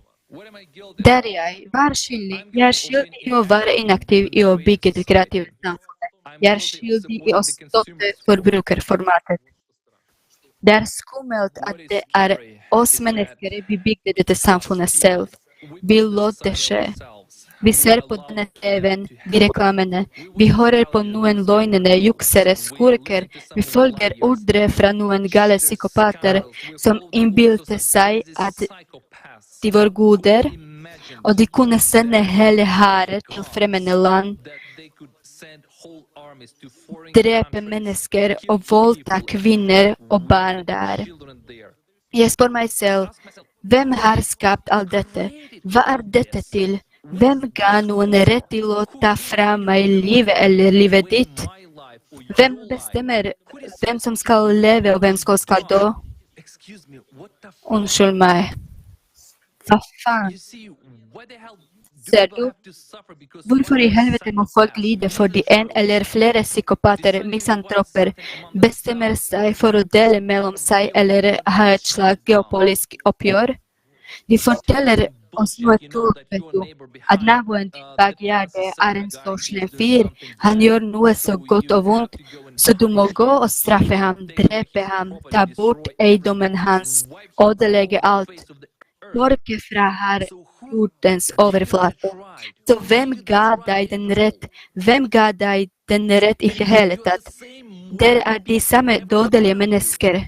Hver gang, hver av dere som bare vil dø når dere er 70, 80, 90 eller til og med 100 år. Dere vil uansett ikke leve mer enn 100 år. Selv om du lever litt lenger, vil du fortsatt dø. Hvilken rett har du til å gi slike ordre at folk skal gå og drepe andre mennesker? Hvem er du egentlig? Hvem ga deg en slik rett? Du er vanlig mennesker, du er også i Guds hender, og du kan ikke unnslippe denne straffen. Selv om du tror det ikke finnes noen god, og det hele er et liv av noe slag. Du kommer, du går, og du bør være på toppen av makten. Du bør tjene den kraften, bruke den kraften. Du er bare det mennesker. Jeg sier til deg og til andre, du er bare det mennesker. Livet ditt er like flyktig og kan forkortes på et øyeblikk, akkurat som alle andre mennesker liv. Og hvis du tror at du er en god, tar du feil. Og du må betale for alle dine synder, du må, og du vil ikke sove fordi disse tankene vil fortsette å komme til deg akkurat som de kommer til enhver person som har leid gjennom krigens grusomheter. Men du vil få tankene til de tusenvis av millioner av lidende mennesker som blir tvunget til å forlate hjemmene sine, som mister familien sine, sine kjære, sine koner og sine barn. Du vil se alt i drømmer og vil ikke flykte fra det. Du vil ikke glemme det. Og husk, du er en vanlig mann, du er bare et menneske. Har du mulighet til å endre noe, endre til det bedre? Bygg en bedre verden for at din neste skal leve godt, for at ditt folk skal leve godt, og for alle mennesker skal leve godt i verden. Fordi hver av oss er en person som setter alle pris på å verdsette livet hans, livet til familie, hans slektninger og venner. Vi er alle mennesker, og vi ønsker alle å leve, og hver person ønsker å leve fordi det er mest verdifulle han har. Hvis du allerede har alt, gjør denne verden til det bedre sted. Skap forhold der alle vil ha det bra, når du selv ville kunne gå nedover gaten uten 100 vakt bevæpnet til tennene, fordi alle vil spytte deg i ansiktet i stedet for å si takk. Hvorfor bringer du det til dette? Bygg en bedre verden for mennesker, så vil du selv kunne gå nedover gater som en vanlig mann. Og du vil ikke høre noe annet enn takk og takknemlighet. Alle vil takke deg og støtte deg, men i stedet skaper vi konflikter. Vi lager bomber. Tenk deg, en bombe eksploderer greit. En enorm bombe, en luftbombe. Når en slik bombe eksploderer, forstår ikke en person som bare har sett den i et film, at når en slik bombe eksploderer, blir tusenvis eller til og med hundrevis av liv tatt bort. I løpet av et øyeblikk er ingenting igjen av dem. De som ble skapt av generasjoner av mennesker, Det folk bruker flere tiår med hardt arbeid på, blir ødelagt, og folk må legge alt bak seg. Det er godt at livet har blitt stående, en person kan finne et jeg vet ikke sted å bo etterpå. Men det er ikke livet. Hvorfor tar du opp dette? Hvorfor får du folk til å lide? Hvem ga deg en slik rett til å hele tatt? 1 år, 10, 2, 3, 20 år vil gå. Uansett vil livet ditt ta slutt, og du må svare for det. Og du vet om det? Du vet, jeg håper mange ledere rundt om i verden vil høre meg, og kan alle stille spørsmål for seg selv. Hvem er han? Hvis han svarer på dette spørsmålet at han er et menneske, så var et menneske og gjør denne verden til et bedre sted, tryggere, roligere og mer behagelig for andre mennesker. Og du alltid må huske det, alltid, når det gjelder det. Når det gjelder å ta fra seg et menneskeliv, som antydet av disse hendelsene i Butsja, i Irpen, Mariupol, Kharkiv, Gostomel, i en hvilken som helst annen by som overlevde, der folk overlevde disse grusomheter.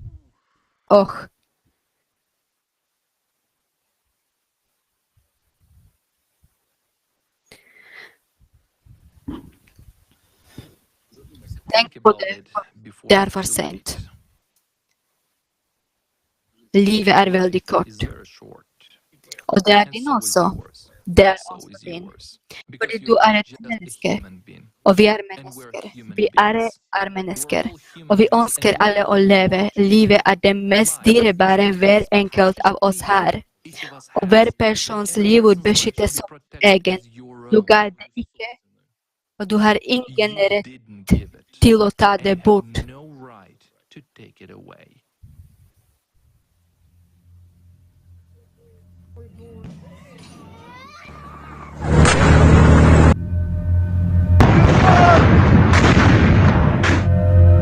Димка, трупов на вокзале насколько, прикинь!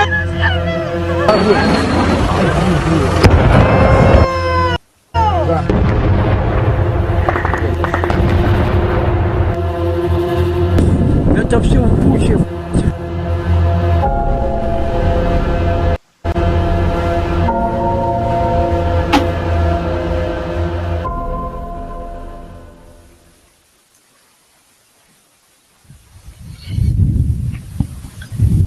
Mennesker, jeg vil henvende meg til absolutt alle. La oss få slutt på all dette dritten.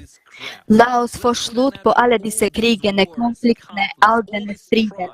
Nok om denne krigen, nok om denne konflikten. Jeg kan bare ikke engang forestille meg hva vil skje når vi møter klimakatastrofer. Det skjer allerede over hele verden. Hva skal vi gjøre? Vil vi flykte som vi flykter fra våpnene menn i Butsja? Da vil vi flykte på samme måte fra den samme typen våpen som vil plyndre, voldta, stjele osv.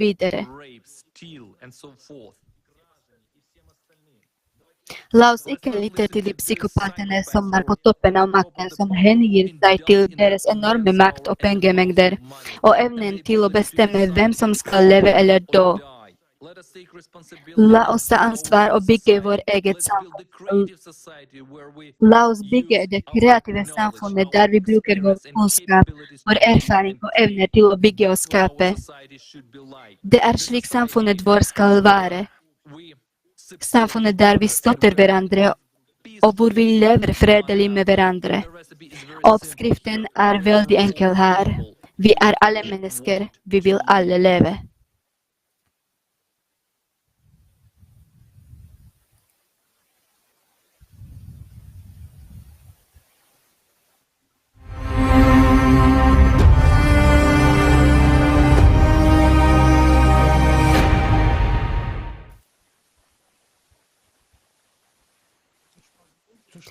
Kan det være noe høyere formål som kan rettferdiggjøre døden, tapet av menneskelivet? I dagens forbrukersamfunn bestemmer en person om tusenvis. Millioner av mennesker lever eller dør. Er ikke det vrangforestillinger? Jeg bryr meg ikke om hvorfor han gjør det. Han vil ha penger, makt, eller bare en stigmann som har hevet seg på Guds nivå. På grunn av hans enorme tenkeskala dør en normal person i ham. Bare denne enormiteten stopper ved hans megalomani. Når en mann er for rik og i tankene hans allerede har skrevet historie, blir han ekstremt farlig for samfunnet. Når han har nådd de høydene han satte for seg selv i ungdommen, mister han rett og slett sin menneskelighet. Han er villig til å gjøre hva som helst for å holde seg på den toppen. Han gjør alt for å opprettholde sin illusoriske overlegenhet over alle andre, så hans verden begrenser seg til en setning, del og hersk. Og det er akkurat det alle kollaboratorer prøver å gjøre nå. Splitte folket for enhver pris og profitt. De prøver å bøye oss til en side, på siden av det eller hint. Men jeg har et spørsmål. Hvem er på folkets side? Hvem er på siden av deg og meg? Hvem er på siden av menneskelivet? Er disse jævlene med oppblåste vrangforestillinger om storhet? Nei, det er absolutt ikke på vår side. Men si meg, er vi ikke jævler hvis vi lar dette skje? Vi blir drept, og vi sier ikke et eneste ord. Hvorfor blir våre løgner opphøyet og vår sannheten ødelagt? Hver og en av oss er ansvarlige for det som skjer. Alle problemer i samfunnet er menneskehetens jobb. Alle unntatt klima. Vi kan håndtere en økonomisk krise og en krig. Men hvordan takler vi en klima som tar livet av oss? Skjønner du i det hele tatt? Klima er rotete. Tross alt er vi på toppen av klimakatastrofer som har skjedd gjentatte ganger på planeten vår. Og dette skyldes ikke en menneskeskapt faktor, men på grunn av astronomiske prosesser og deres syklisitet. Og i dag bygger klimaet opp sin kraft hver dag, og dette er krig, den verste krigen. Hva slags idiot ser ikke det? Er du helt dum? Eller er du bare for lat til å sammenligne fakta, statistikk over økende klimakatastrofer, økende jordskjelv, flom, orkaner, destabilisering av jordskjelvene? Ja, krigere som forfører en forferdelige, men klima er den verste krigen av hele menneskeheten. Skjønner du hva som vil skje med oss når hele verden kollapser?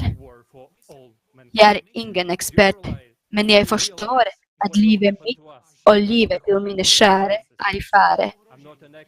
Hvordan kan du ignorere dette? Skjønner du til og med at du ikke er immun mot å bli revet i stikket i morgen i kaoset av klimakatastrofene? Tross alt stimulerer dette forbrukersystemet som vi selv har skapt, dette er bestiale i oss. Og på grunn av andres ambisjoner kan du og jeg dø når som helst i smertefull døde. Er vi komplette freaks? At vi lar slike ting skje i vår verden?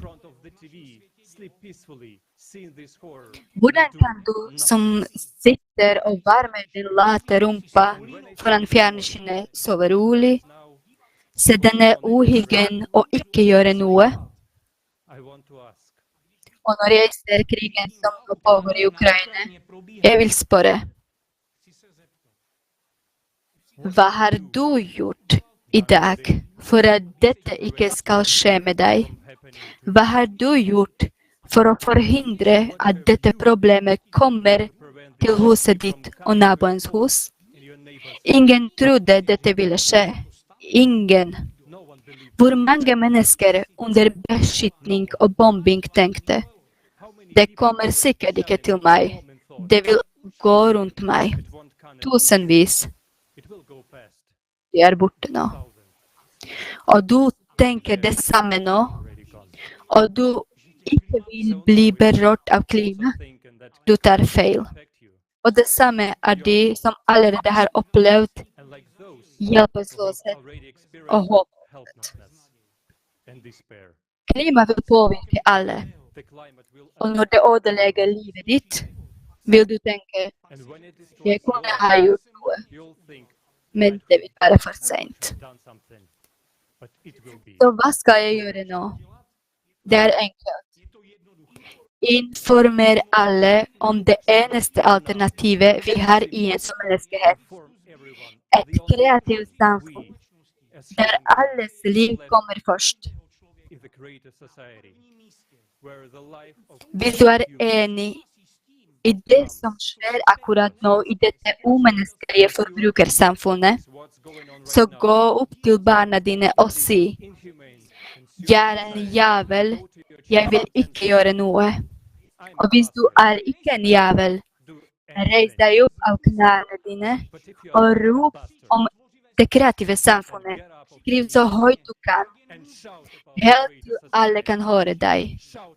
Ellers vil klima ødelegge oss.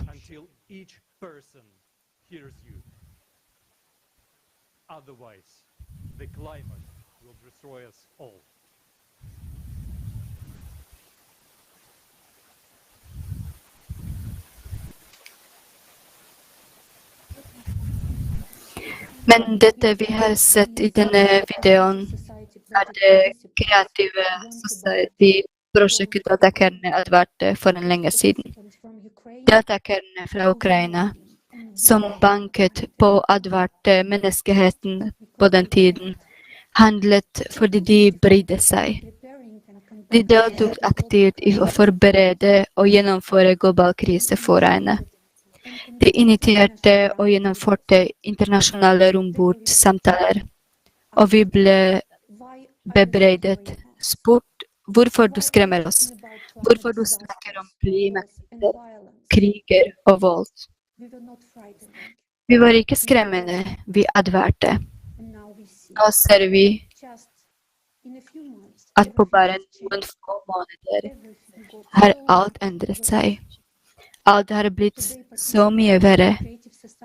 I dag snakker deltakerne i det kreative samfunnet fra Ukraina allerede som øyevitner. Vitner, ofre og flyktinger. Hva mer må skje slik at vi skjønner at noe må endres? For at vi skal begynne å ta grep, trenger det alle 8 milliarder mennesker til å bli ofre for klimaet, en aggressor eller en galningen, for at vi endelig skal forstå det. Skjønner du det at det vil være for sent å endre noe da?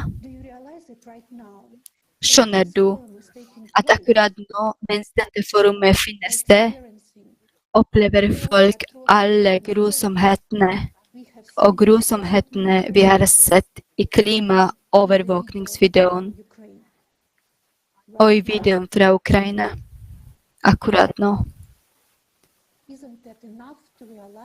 Er det ikke nok til å innse hvor viktig det er å nå ut til alle menneskene du kjenner?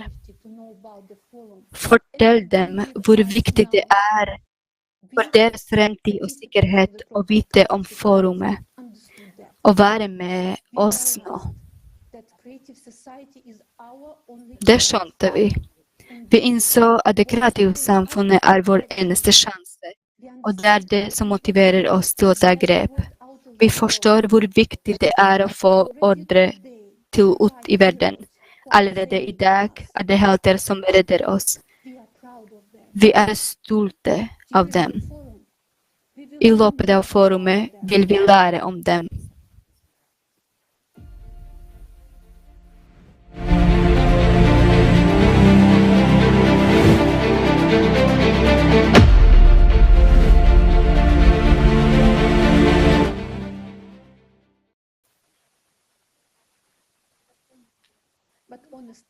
Men selv etter alt du har sett, du i tvil om hvorvidt denne tornadoen eller andre klimakatastrofer vil skje deg. Kanskje jeg vil være heldig, og katastrofen kommer ikke til huset mitt. Men sannheten at disse hendelsene vil skje. Vi godt klar over at klimaet endrer seg på grunn av ulike naturlige faktorer, og mennesker har ingen innflytelse på disse endringene. Men det nettopp i løpet av de siste 10 årene at den ekstra mest skremmende faktor for klimaendringer dukket opp.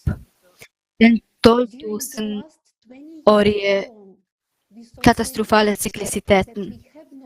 Bare i løpet av de siste 20 årene har vi sett endringer som vi ikke har sett de siste 1000 årene. Disse katastrofale endringene skjer på planeten hver 12.000 år, og forårsaket av galaktisk syklisitet. Men dessverre ignorerer vitenskapen fortsatt den faktoren. Vi vil diskutere dette emnet i dybden i dag. Dessverre denne informasjonen ikke tilgjengelig i mainstream, fordi den ikke passer til den offisielle fortellingen, men dette informasjonen som vil hjelpe oss å vinne denne krigen.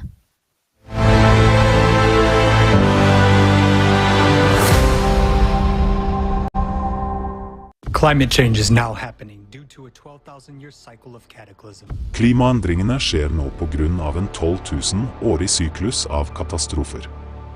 Vi snakker ikke om global oppvarming, visstnok forårsaket av menneskelig aktivitet. Vi snakker om ødeleggelsen av planeten innenfra og døden til alt liv på den. Dette ikke en spøk og ikke et manus til en ny katastrofefilm. Det skjer allerede rett foran øynene våre. Hvorfor tier de som skulle ha vært de første til å advare oss om den forestående undergangen? Forskerne som vi har betrodd ansvaret for å advare oss om katastrofen, delt. I stedet for å finne ut av de virkelige årsakene, kjemper de mot hverandre. Noen hevder at klimaendringer forårsaket av menneskelig aktivitet, nemlig utslipp av CO2 til atmosfæren på grunn av forbrenning av hydrokarbonbrensel. Etter deres mening dette årsaken til at klimasituasjonen forverres katastrofalt. Andre forskere mener at moderne klimaendringer ikke har noe med menneskelig aktivitet å gjøre og forårsaket av normale variasjoner i naturlige faktorer, akkurat som det alltid skjer i naturen. Og så det ikke noe uvanlig med klimaendringer på planeten akkurat nå. Likevel begge gruppene av forskere blinde. De mangler fullstendig informasjon og tar veldig feil. Klimaet endrer seg kritisk. Dødsfall og ødeleggelser dekker flere og flere territorier hver dag, men det ikke på grunn av menneskeheten. Det på tide at vi snakker ærlig. Hvorfor skremmer du folk og finner på noen skumle historier? Klimaet har alltid vært i endring av naturlige årsaker, og det ingen katastrofe.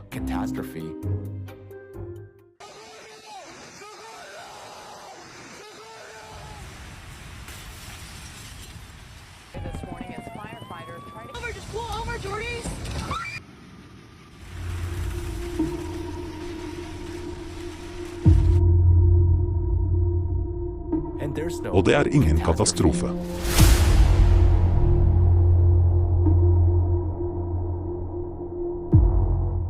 Skremmer eller redder en person som vekker deg ved å banke på døren når huset ditt står i brann. Og hvis det ikke bare huset ditt som brenner, men hele planeten, bør du advares om det. Det som skjer på planeten akkurat nå unormalt de siste 11 000 årene. La oss innse fakta. Gjennom hele årtusenet opplever planeten vanligvis ikke så mye klimaendringer som vi har gjort de siste 30 årene av våre liv. Samlet havoppvarming har økt med 450% de siste 30 årene.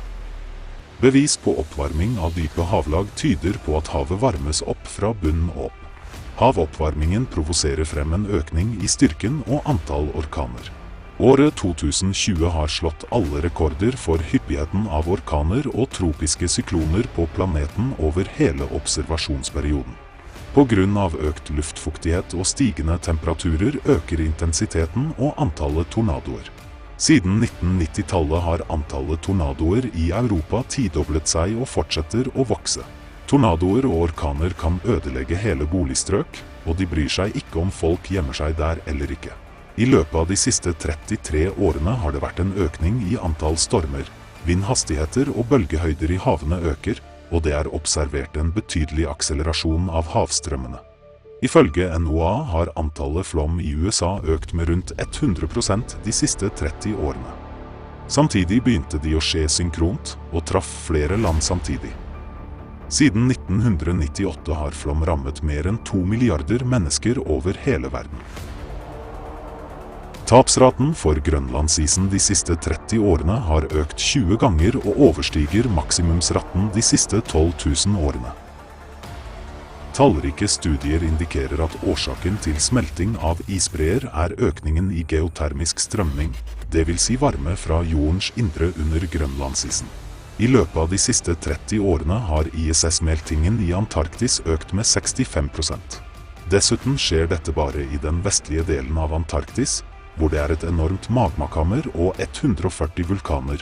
Varmen smelter isen fra bunnen opp. Til tross for at høyfjellsbreer smelter, blir innsjøer og elver rundt om på kloden grunne, og vann slipper ut i dypet gjennom sprekker. Ifølge forskning fra amerikanske forskere har vannstanden i verdens største elver sunket betydelig de siste 50 årene. Rundt om i verden forsvinner tusenvis av vannforekomster, men samtidig kommer det kraftige regnskyll. For eksempel, i Kina, til tross for hyppige flom, har mer enn 28 000 elver forsvunnet de siste 20 årene, omtrent halvparten av alle landets elver. Antallet ekstrembranner vokser, og de opphører ikke selv om vinteren. I dag oppstår det i gjennomsnitt 7 ganger så mange store skogbranner i det vestlige USA hvert år som det var for 40 år siden. Til og med Arktis brenner allerede, med de største og mest ødeleggende brannene på den nordlige halvkule i 2019 på 10 000 år. Branner oppstår i områder hvor jordskorpen er sprukket, og hvor hydrogen, metan og andre brennbare gasser kommer ut fra undergrunnen. På grunn av det kan ikke brann slukkes. Det brenner byer og etterlater svidde områder i årevis. Stadig oftere mister folk livet i brann eller blir kvalt av røyken. Vel, alle disse tingene du nevnte, de er alle forårsaket av global oppvarming, som er et resultat av økningen i drivhusgasser forårsaket av forbrenning av hydrokarboner. Menneskene har skylden. Klimaendringer på grunn av CO2-utslipp er ubetydelige fordi konsentrasjonen av CO2 i atmosfæren er ubetydelig. Konsentrasjonen av CO2 i atmosfæren er 0,04%, mens menneskeskapt CO2 er 0,0004%. Hvordan kan 4 molekyler per million som mennesker tilfører atmosfæren forårsake globale klimaendringer? Økningen i karbondioksid i atmosfæren er en konsekvens, ikke en årsak, av stigende temperaturer. Naturlige kilder slipper ut mye mer CO2 enn mennesker. Hovedkilden til CO2 er havet, oppvarmet av intense magmatiske prosesser på bunnen. Mengden CO2 som slippes ut av biosfæren øker også raskt. Trær har begynt å mutere, og slipper nå ut CO2 i stedet for å absorbere det. I det siste tiåret slapp Amazonas-skogene ut nesten 20% mer karbondioksid enn de absorberte. Og i Sibir begynte også lerkeene å slippe ut CO2 til atmosfæren på slutten av 1980-tallet. Som et resultat har skogen de siste 15 årene forsynt det like intensivt som industrien. Sammen med skogene begynte også sumpene å slippe ut CO2. Så akkumuleringen av CO2 skjer i økt hastighet på en naturlig måte. Reaksjonen til biosfæren og havet er en reaksjon på aktivering av planeten på grunn av 12 000 års syklus. Constant internal heating about. The sun is a major factor in climate change. The present-day climate change is characterized not only by an increase in global temperatures, but also by an increase in seismic and volcanic activity, which is many times more serious. Since the 1990s, the energy of earthquakes has increased significantly. Seismisk og vulkansk aktivitet, som er mange ganger mer alvorlig. Siden 1990-tallet har energien til jordskjelv økt betydelig. Antallet og omfanget av jordskjelv øker. Den seismiske aktiviteten i Pacific Ring of 4 har økt 2,5 ganger mellom 1990 og 2021. Antallet jordskjelv på havbunnen på grensene til platene langs Midthavsryggen vokser. Over hele jorden våkner undervanns- og overflatevulkaner aktivt. Veksten av vulkansk aktivitet registreres av volumet av utbrutt lava.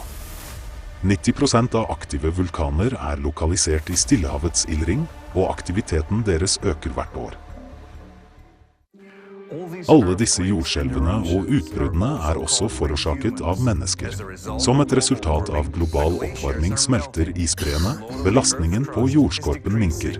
Det er grunnen til at skorpen sprekker og lava renner ut. Dette er en feil. As would happen due to melting from the surface.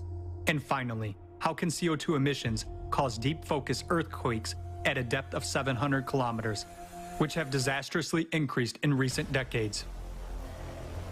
According to seismologists, such earthquakes were considered to be impossible because at such depths, rocks are supposed to experience only plastic deformations.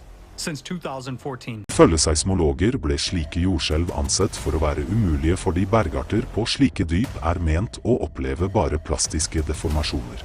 Siden 2014 er det registrert en økning i jordskjelv på dyp på mer enn 700 kilometer. Og i 2015 oppdaget forskere et jordskjelv 751 kilometer under Japan, som var det dypeste jordskjelvet i hele Noe unormalt har begynt å skje i jordkappen. Mennesker kunne heller ikke ha påvirket jordens magnetfelt på noen måte. I 1995 ble det registrert en kraftig akselerasjon av den nordmagnetiske poldrifthastigheten med 3,5 ganger fra 15 km til 55 km i året. Det elektromagnetiske feltet genereres av dynamomekanismen i jordens kjerne. Derfor er det åpenbart at endringer i magnetfeltet indikerer endringer i kjernen. Jeg er enig angående magnetfeltet, men angående veksten av seismisk og vulkansk aktivitet, jeg er i tvil. For det første, sammen med fremgangen vår, har antallet seismiske sensorer økt. Algoritmene for databehandling ble mer avanserte. Det er derfor vi ser økningen. Når det gjelder vulkaner, er det bare at antallet mennesker på planeten har økt. Derfor er det flere av dem som observerer vulkanutbrudd. Det er et forståelig poeng, men i dette tilfellet reflekteres økningen i seismisk aktivitet objektivt. Ifølge eksperter var det et betydelig sprang i antall installerte seismiske sensorer på planeten omtrent på 1970-tallet. Siden den gang har ikke antallet endret seg nevneverdig, mens det er en økning i antall kraftige jordskjelv. Deres omfang vokser, og dypfokuserte jordskjelv begynte å forekomme. Økningen i antall sensorer gjør det mulig å observere kun en økning i antall små jordskjelv. I mellomtiden registreres jordskjelv med styrke over 4 over hele planeten på alle seismiske stasjoner, uavhengig av hvor det skjedde i verden. Dessuten har økningen i antall kraftige jordskjelv med styrke over 8 de siste 20 årene ingenting å gjøre med måten dataene blir behandlet på. Det samme kan sies om dypfokuserte jordskjelv. Siden den første hendelsen av denne typen ble oppdaget på 1970-tallet og frem til i dag, har det vært en betydelig økning i dybden og omfanget av slike jordskjelv. På samme måte har vulkaner blitt observert fra satellitter siden slutten av 1980-tallet av forrige århundre. Med andre ord, siden den gang har alle utbrudd vært godt synlige fra verdensrommet. Verdens befolkning vokser på steder hvor det ikke finnes vulkaner eller svært få av dem. Men der det er mange vulkaner, vokser ikke befolkningen, eller den reduseres til og med. Antallet vulkanutbrudd øker statistisk, og ikke fordi flere øyne ser på disse utbruddene. Hvis vi godtar argumentene dine, hva?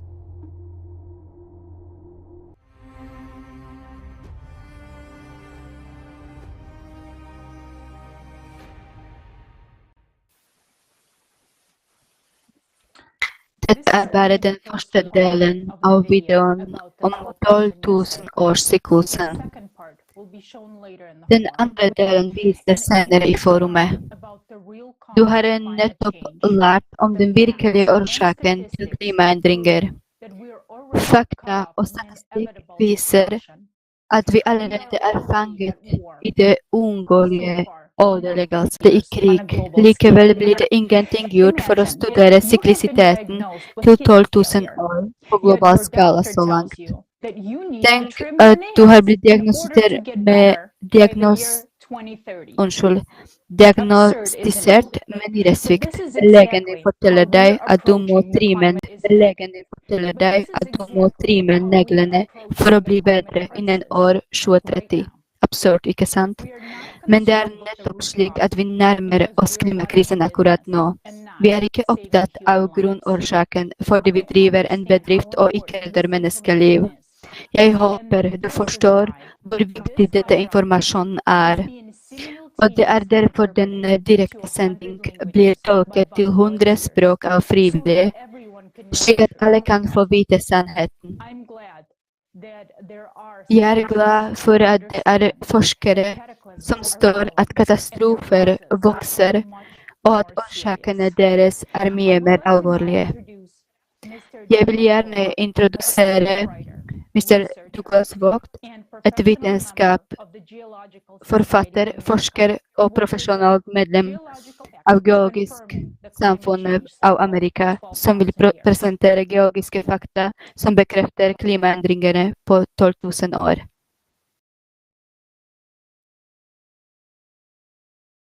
My name is Douglas Vogt, a research geologist researching the causes of the Ice Age reversal. And we're doing this conference for Creative Society's forum. And I hope you enjoy it. And you're going to learn a lot of what's really causing the climate change. What has the most influence on our climate?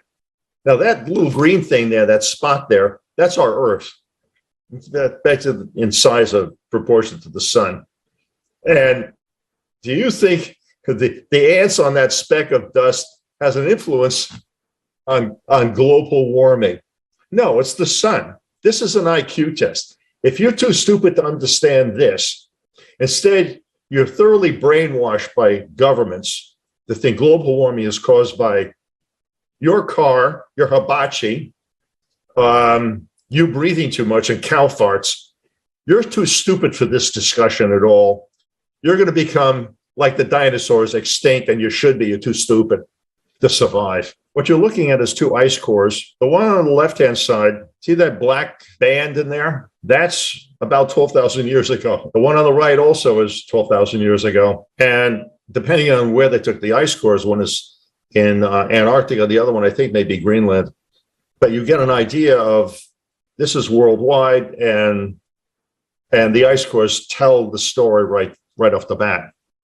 Now, in the ice cores, they say, well, there's a higher concentration of CO2. Another source of CO2 in the sedimentary layers would be also more volcanoes going off.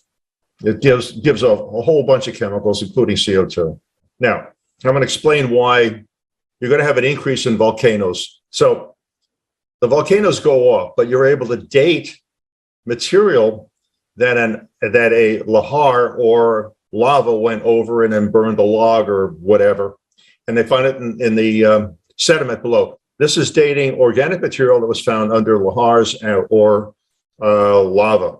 And again, they all group around 12,000, 24, 36,000. There's one more, 48,000 and 60,000. They're harder to find evidence like this because why bother? I mean, the scientist has so much time. Is he going to go plow through a bunch of lava flows to try to find a log that's got part burned and try to do a carbon-14 dating? Remember that I told you about a piece or a phenomena? You have to know to do the carbon-14 dating of something like this. And it costs money to have it done. Now, on the right-hand side, I'm trying to show the model of what's going on in the center of the Earth, rather. The center modulation point. As you get closer to the reversal, you have a collapsing magnetic field, which is what's happening now. It's exponentially collapsing. So it heats up, and the heat percolates through the lower mantle, the upper mantle, and then finally, what happens, you'll wind up with, these these cavities with magma in it start getting bigger and hotter, and you're going to have more and more volcanoes going off, which is the case now. There's over 25 or 30 volcanoes going off now. The worst will be about a year to 2 years after sunspot maximum. We're going to have a lot of these things going off, and there'll also be an increase in earthquakes. Like I said, this is going to be a lot of earthquakes because between the upper mantle and the crust, it's going to be more fluid and liquid. So you can have the moon on one side, the sun on another, maybe enough to release some pressure someplace and let these plates start moving more. You're going to have a lot more earthquakes. So on the right-hand side shows you the traditional model of a bar magnet in the center of our Earth. Yeah, right, sure. And but this is really what's going on right now. Now, you're going to have more hurricanes and more tornadoes, and it's all due to the output from the sun. And this is why sun's output increases. It's going to increase more evaporation of the oceans. Oceans heat up. You'll have more hurricanes and also storms and tornadoes, more evaporation of ocean water, more rain and storms. It has nothing to do with mankind. If there was nobody on the planet, this still been going on. We're seeing this thing happen on other planets in our solar system. There's nobody there. They're not driving any cars. So, I mean, I'm telling you, you have to fish through the disinformation that's created. Government wants money by taxing you because you're hurting mommy Earth. Fortunately, daddy's son is going to get rid of them real fast. But by then, it's going to be too late for them too. The bureaucrats have done something incredibly stupid that hurts themselves more than, as well as the rest of us. And I don't know what to say. It's like I woke up in the insane asylum and the patients have taken over. They've taken over academia too. Like I said, they've institutionalized stupidity for the one purpose of gaining money from government usually and tuition. What else do I say? I mean, this is the end of days literally, and I'm basically trying to help people so they save their lives, so somebody can save their lives. I mean, I'm one voice. Dihol Foundation is a nonprofit science foundation. We're doing the best we can, but it's a lot of headwinds, a lot of stupid people, and people who don't want this thing to be known. And people say I'm brave in doing this. I don't see any bravery in it. Why to be brave to tell the truth or what you discover? What's the point? If you see something that's wrong or evil, you should say it. Tell people.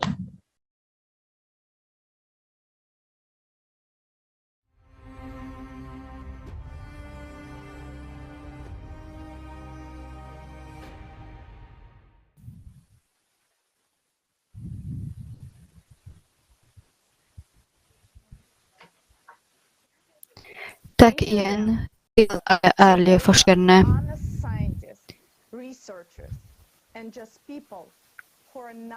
og bare folk som ikke er redde for å dele sannheten. Hvis du spør, hva kan jeg gjøre? Svaret er enkelt. Akkurat nå er det veldig viktig å dele informasjonen du nettopp har hørt med alle. Bruke sosiale medier, e-poster, eller sende lenken til dette forumet til kontaktlisten din. Dette er det som vil redde livet til mennesker, inkludert din. Et kreativt samfunn vil gagne hver enkelt person, og bare ved å være forent sammen kan vi bygge en fredelig og trygg verden. Det er ikke tid for usunn konkurranse og personlig fordel. Bare sammen kan vi overleve og bygge den perfekte fremtiden for alle. Husker du hvor raskt informasjon om at Elon Musk kjøpte Twitter spredte seg?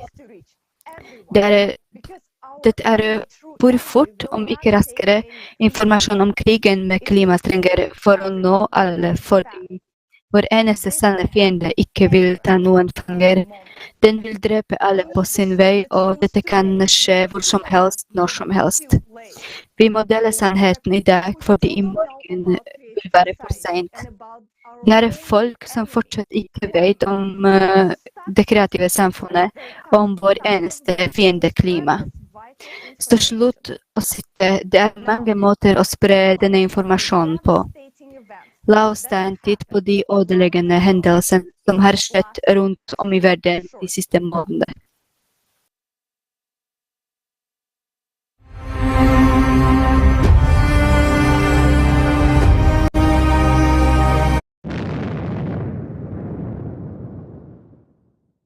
Petropolis, Brazil, February 2022. This is so terrible. My friends are all buried, all dead. Oh, my friends. The water was 2 meters high. A lot of water, a lot of water. We haven't seen anything like what happened here yesterday. I don't even know what to say. We lost everything, that's it. A complete loss. The enemy is attacking suddenly, again. People are not warned. There is no effective help. Rescuers cannot cope with such a scale of consequences. How long will this go on? The real war is going on.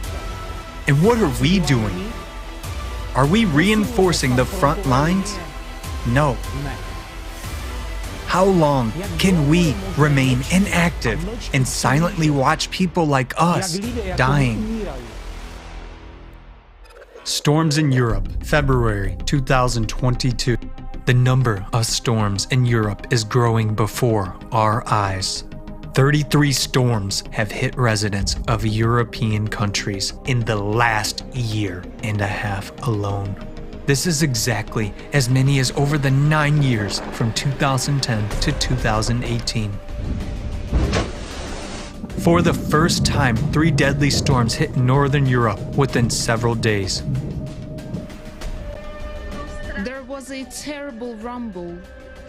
Through the window, one could see the roofs of neighboring houses being torn off. Bricks started to fall on their heads. I'm in despair because once again, here it is, it's freezing cold in this house. It's a very cold house anyway, and there's no news. On February 18th, Storm Eunice struck Great Britain. The wind gusts on the Isle of Wight reached 196 kilometers an hour, which is an absolute record for the entire history of observations in England. The wind felled trees, tore off the roofs of houses. Millions of homes were left without electricity. Storm Eunice became the most expensive storm in Europe since 2010. Australia, February through April. Natural disasters cascade over the same region. People do not even have time to come to their senses. From the end of February to the beginning of April, residents of Australia's east coast experienced 3 historically unprecedented floods in 100 years. In 2 states, more than the annual precipitation norm fell in a week. The flood really occurred around 2 or 3 in the morning. Most people were asleep in their beds. So this was a case of not realizing and waking up to strange sounds and noises and realizing there was water in your bedroom and you're on a 2nd-story building and you no longer can get out of your house. The cities now, they look like a war zone and there's nothing much left for people to recover. There's 26 of us on the roof waiting to be rescued. As you can see, all our cars are now destroyed. Something I've never ever seen in my life. Everyone has lost absolutely everything. It's absolutely devastating. Thousands of people were forced to leave their flooded homes several times. In Sydney, March was the rainiest in the history of meteorological observations. the city of Lismore, with a population of about 44,000, was completely flooded. Japan, March 2022. Hey everybody. So about 20 minutes ago, we had a really strong earthquake we experienced here in Tokyo. It was actually, epicenter was up in Fukushima. The news is saying 7.3, 7.4.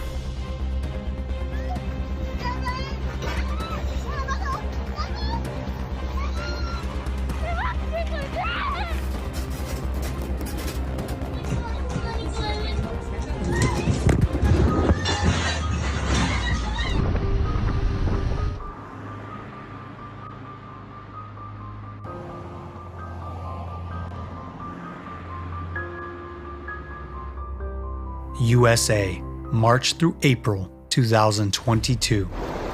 This is a tornado. This has got to be a tornado. Oh my gosh. March continued the frightening statistics on the number of tornadoes in the US. This month, 226 tornadoes were recorded, and this is an absolute record since the beginning of observations. And I honestly didn't think I was going to live through this one. I thought we were going to die. We barely made it into the room. 5-10 more seconds, we would have been in the hallway, which is nothing.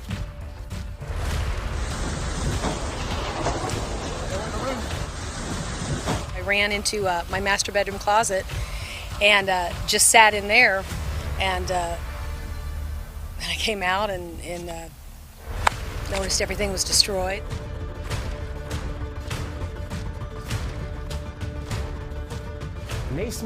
We are not blind. We see that the situation is beyond our control. The real causes have not been studied, and we have no solutions. The Philippines, April 2022. In April, Tropical Storm Mega hit the Philippines. Heavy rains have caused large-scale landslides in the Leyte province. It sounded like an explosion. We ran up to the hill to see what was going on. It was awful. We could hear people crying, calling out for help.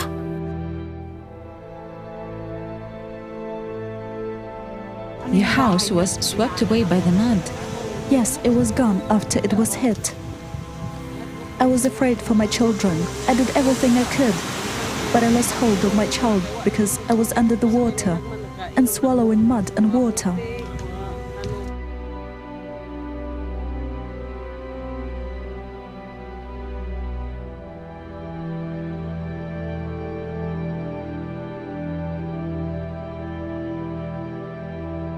South Africa, April 2022. Residents of South Africa were hit by an incredible amount of precipitation. Near the city of Durban, almost 6 months of precipitation fell in 48 hours, breaking the record for the entire history of observations. This caused the deadliest flood in South African history. There were houses over here, and the flood just took all these houses that were here and goes straight to the water. We heard people shouting. My brother and father tried to rescue them, but by then the houses were covered by water and the tree collapsed on the houses. We didn't know what happened to them. I just want you to listen to the cries of family members who lost their loved ones. It's very painful to listen to.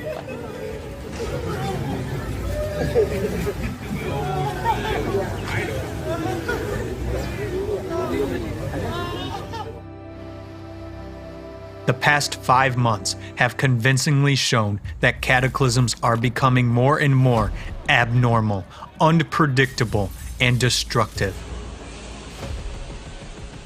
The worst climate forecasts are coming true right before our eyes.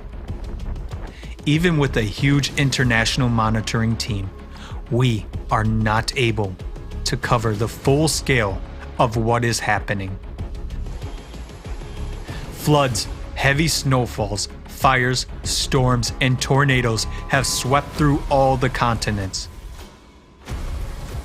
Every country has experienced the attack of our common enemy, the climate. We need to face the truth. We are not ready for this.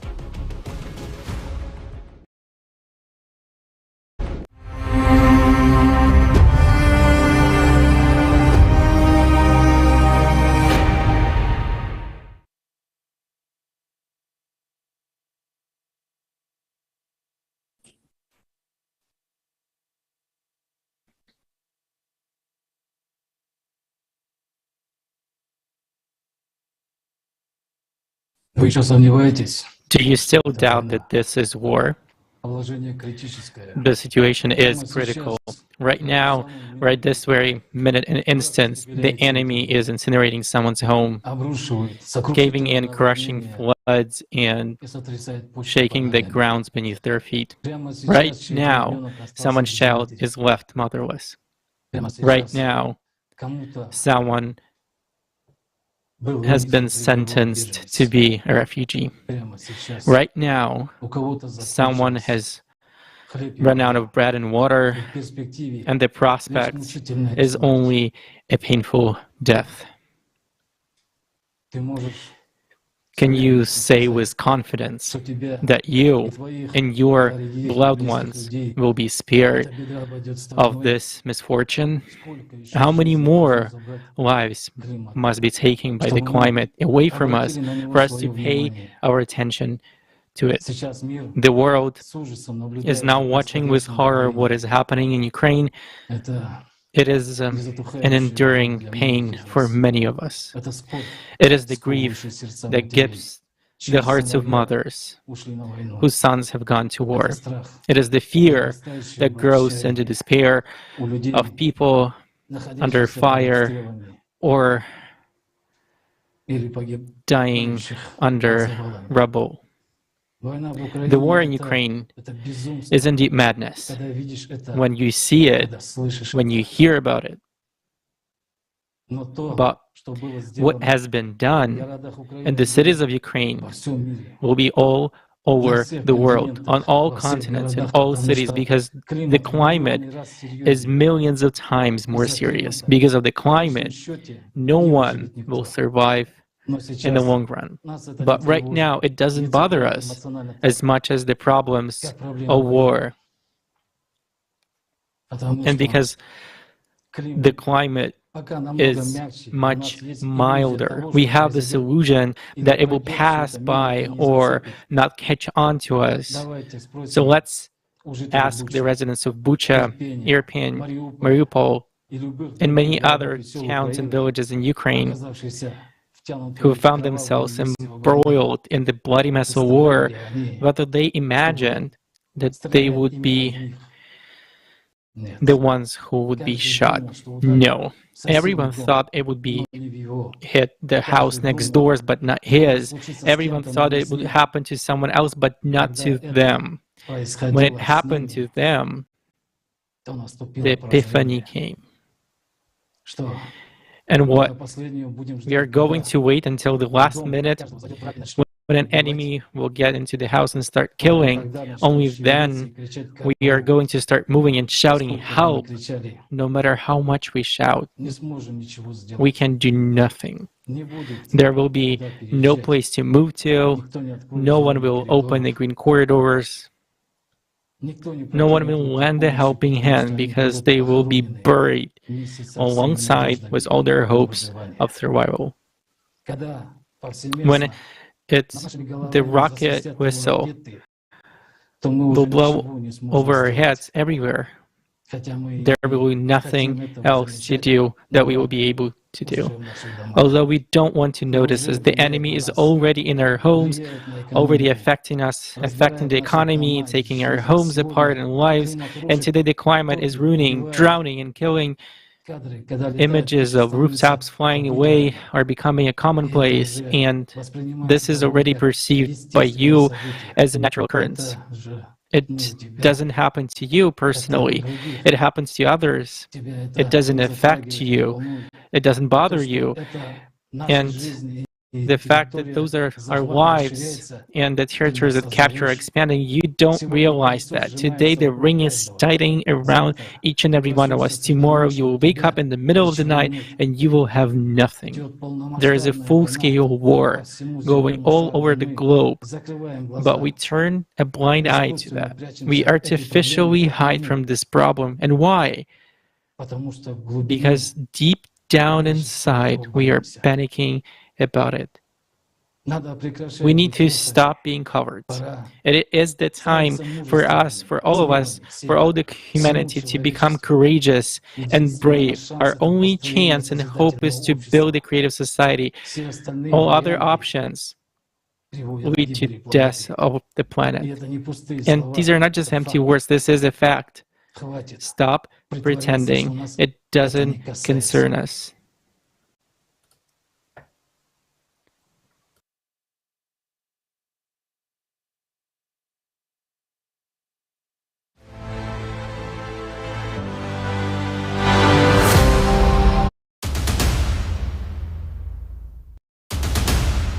Do you know what a sudden death is? Soon we will all be affected by it, including our children and loved ones. It happens in an instant. In just 30 seconds, the entire city gets buried under rubble. People go to bed, and in the morning, they are just gone. In just 30 minutes, water fills the entire house. People are rushing out in their underwear while someone is breaking windows to save those who became trapped in the flooded homes. Landslides, instantly destroying everything in their way. If lucky, warning come just a few minutes before a natural disaster. It's impossible to escape within this time. None of us are prepared for such a scenario.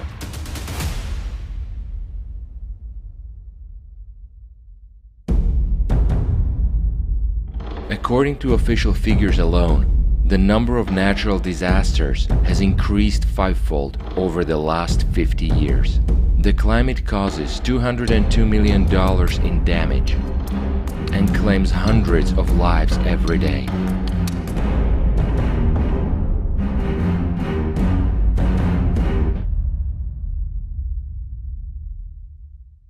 None of us would want to be among the dead. We reached out to experts around the world to find out if our society is prepared for rapidly increasing natural disasters. Climate situation has greatly changed the way fires behave. Climate change causes fires to become more destructive as they now form convective storms and smoke plumes which become very tall and massive, causing smoke plume tornadoes that already become much more aggressive and dangerous to the entire fire brigade, as we can see.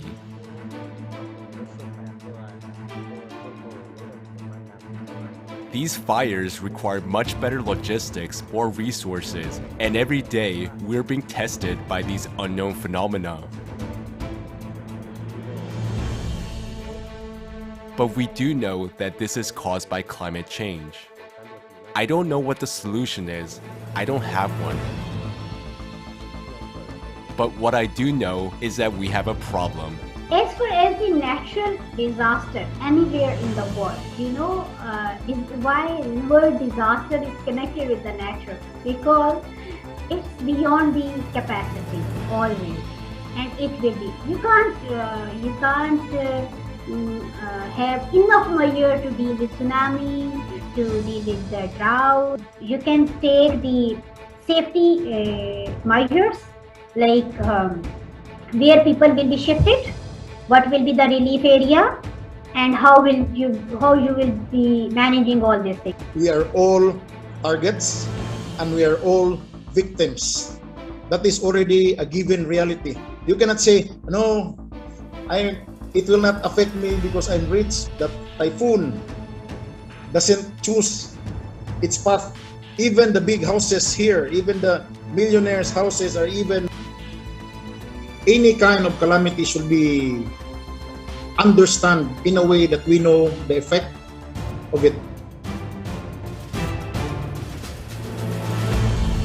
We are all at the aim point of the climate, but do we know our enemy's face, its weapons, and its force of impact?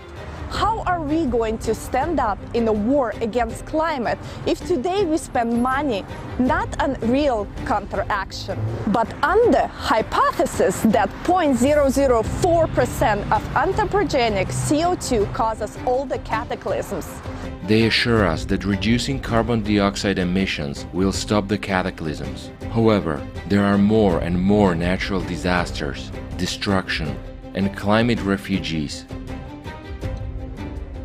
Just think about it. Over the last 11 years, more than $5 trillion has already been spent on the so-called fight against climate change, but it's useless. There are so many disasters already that the heroism of rescuers is not enough. Rescuers are heroes and they risk their own lives. But the tools they have are not enough to deal with the force of natural disasters.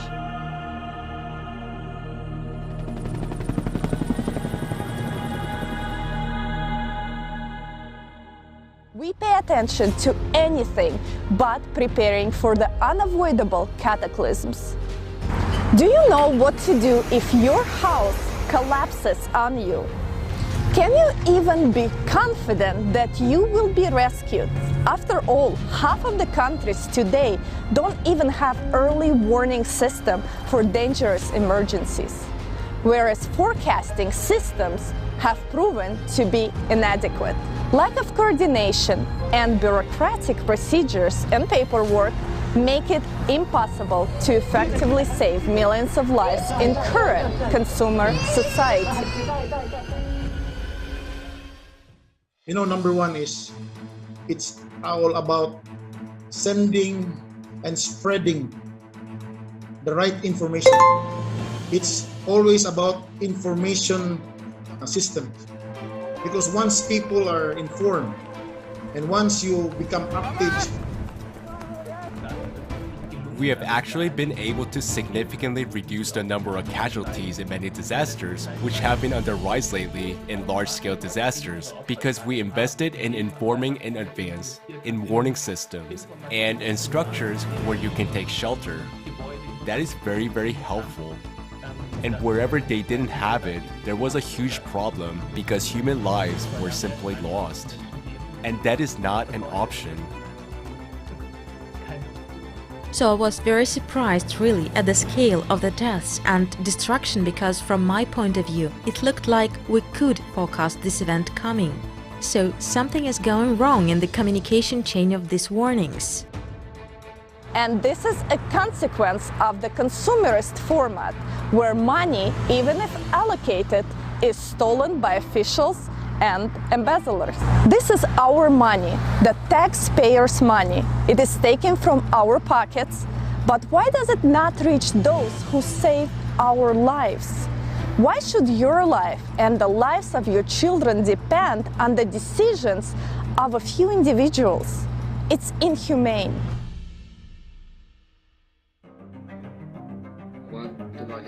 While we were going through one of the greatest tragedies in our history, our president decided to take a vacation and went for a trip to the south of the country. He provided no practical help, no help at all. If we only depend on the government will be also busy that time. The need for assistance must be well assessed, and there must be someone who can arrive at the site quickly to assess it. Whereas if the assessment is incorrect, then either too much or too little help will be provided. It is possible to work only by improving warning systems, having rapid reaction force units, and having local search and rescue teams. There are already some effective technologies that can help save people in emergencies. For example, a rescue drone that can be used regardless of weather conditions. Thanks to a multitude of sensors, it finds survivors very quickly. A vehicle with an autopilot can detect debris underwater during flooding, help people get out of the water, and it can deliver supplies. A snake robot and a crawler robot can detect gas leaks, and owing to built-in microphones and speakers, it can help communicate with survivors in hard-to-reach places. Developed together with NASA, Finder technology can detect breathing and heartbeat in 1 minute, even through 9 meters of concrete, and it can help find up to 5 people at once. The multipurpose complex Voskhod is a unique development.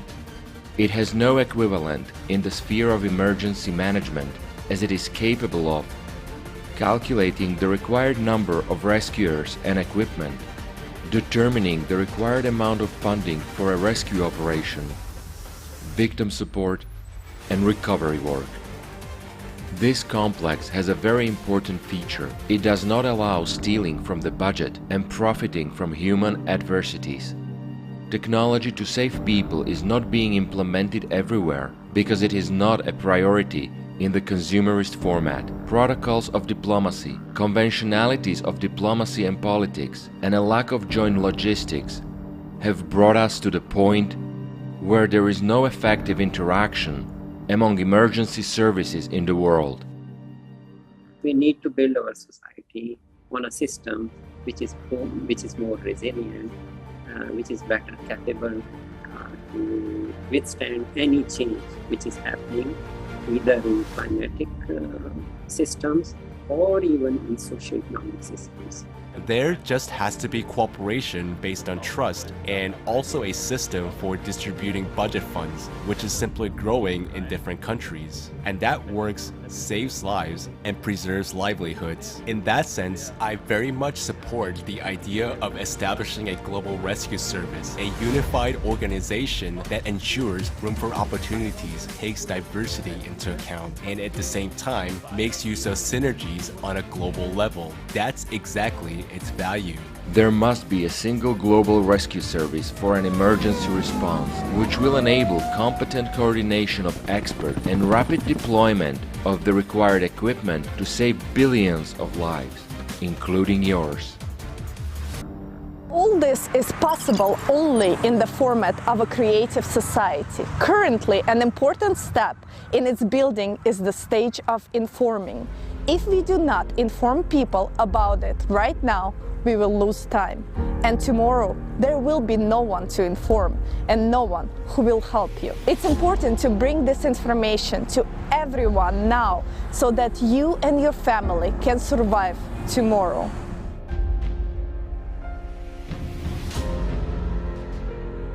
Research and other things, and even in the lowest floor there is 2-3 victims which are from small hole they are crying, and they are sending light signal from their mobiles, and that's it's very embarrassing for us that we are not doing something, because they are asking that just pull out, but it's very difficult to pull out them. Because there is a huge debris, 5-6 floor at collapse.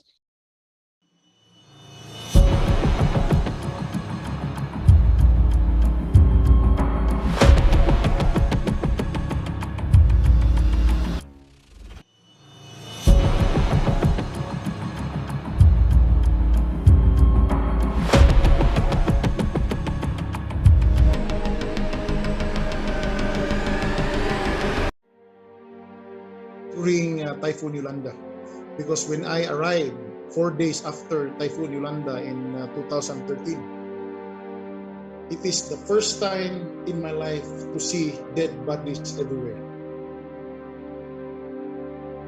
And government was not able to attend it right away. Some already decomposing.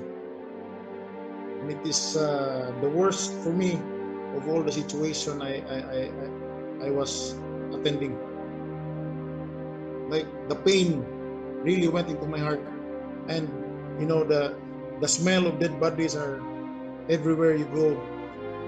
And it was also very sad because some did not die because of the typhoon. Some died because somebody stole their food. Some died because somebody stole their water. Very, very, like something that we cannot, that we will always say, I hope it will never happen again.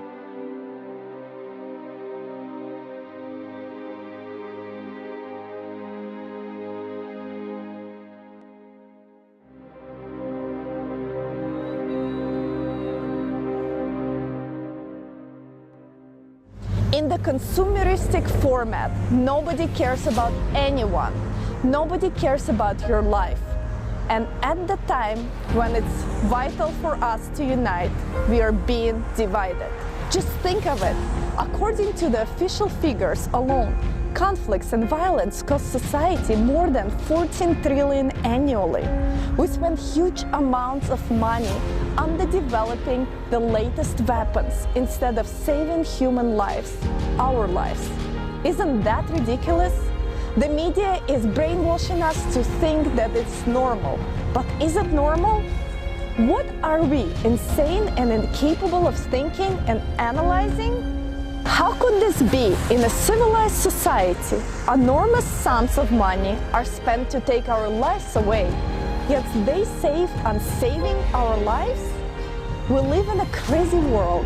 There is everything turned upside down. Make your own decision to die in a consumerist format or to live in the creative society. The choice is yours. Is yours.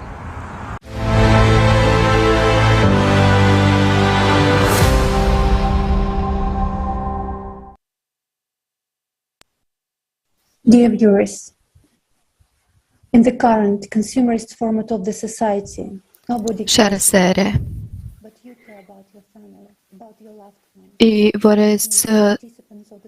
forbrukerformatet det er ingen som bryr seg om menneskelivet, men deltakerne av Creative Society-prosjektet passer på deg, på ditt liv. Men hvis du tenker hva kan du gjøre nå, du kan bare dele denne linken på alle mulige nettsteder. Du kan bare sende denne linken til dine venner, til nære. Hva har du forstått? Hva skjønte du da du hørte denne informasjonen? Vær så snill. Vi må redde menneskeheten. Vi må dele disse informasjonene. Vi må informere mest mulig folk. Vi klarer dette sammen.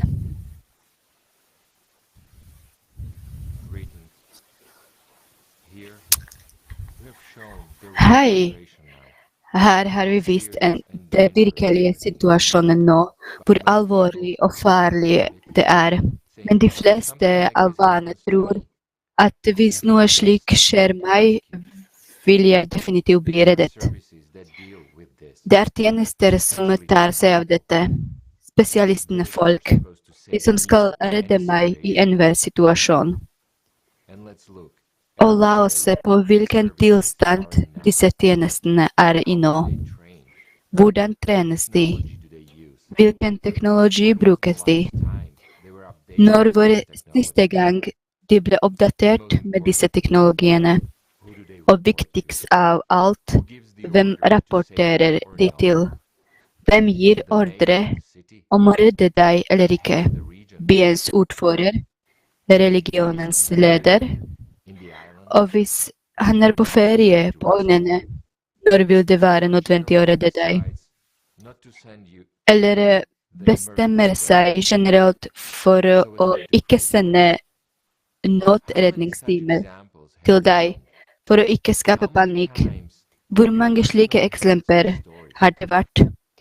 Hvor mange ganger har du personlig hørt slike historier? Nylig var det en slik sak i Brasil. Så svar nå på spørsmålet, er du sikker på at du vil bli reddet av myndighetene? Hva er dine reelle sjanser for å få hjelp? Og husk de tilfellene da Amerikom og tjenester reddet først og fremst de rike, de innflytelsesrike og deres eiendom. Og dette tas for i dag som vanlig. Og hvordan skal det være? Det bør være en verdensspennende, enhetlig amerikan redningstjeneste som ikke bør være underordnet tjenestemann eller byråkrater. Redningsspesialister bør selv ta beslutninger om umiddelbar respons. Uansett hvilken katastrofe som inntreffer, uansett hvem som prøver å hjelpe, er det første man må måte mangel på mat og vann. Og derfor er hungersnød veldig reell i dag. Hvorfor? Les smarte boker. Pandemi, krig, hungersnød. Minner ikke deg dette om noe? Se på hva som skjer rundt deg. Dette er hva folk har opplevd mer enn en gang. Alt er skummelt. Sykdom, krig, katastrofer. Men det har aldri vært noe mer skummelt enn sult. Bare tenk på hva folk er i stand til når de sier overfor det faktum at de sulter.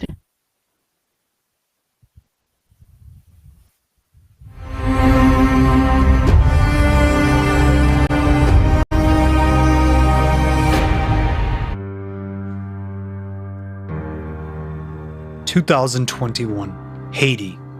Due to ongoing natural disasters, people were pushed to the brink of survival. An acute hunger gripped the whole country. When all animals and everything around, even the leaves on the trees, had been eaten, people began to eat sand and clay, trying to trick their stomachs. 2022, Yemen. The armed conflict that has been raging in the country for 8 years has led to a serious food crisis. As a result, 5.7 million people are experiencing acute hunger. 2.2 million of them are children.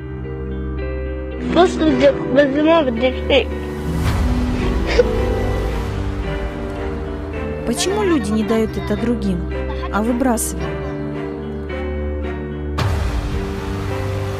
Hunger, the new reality. The modern world is a theater of the absurd.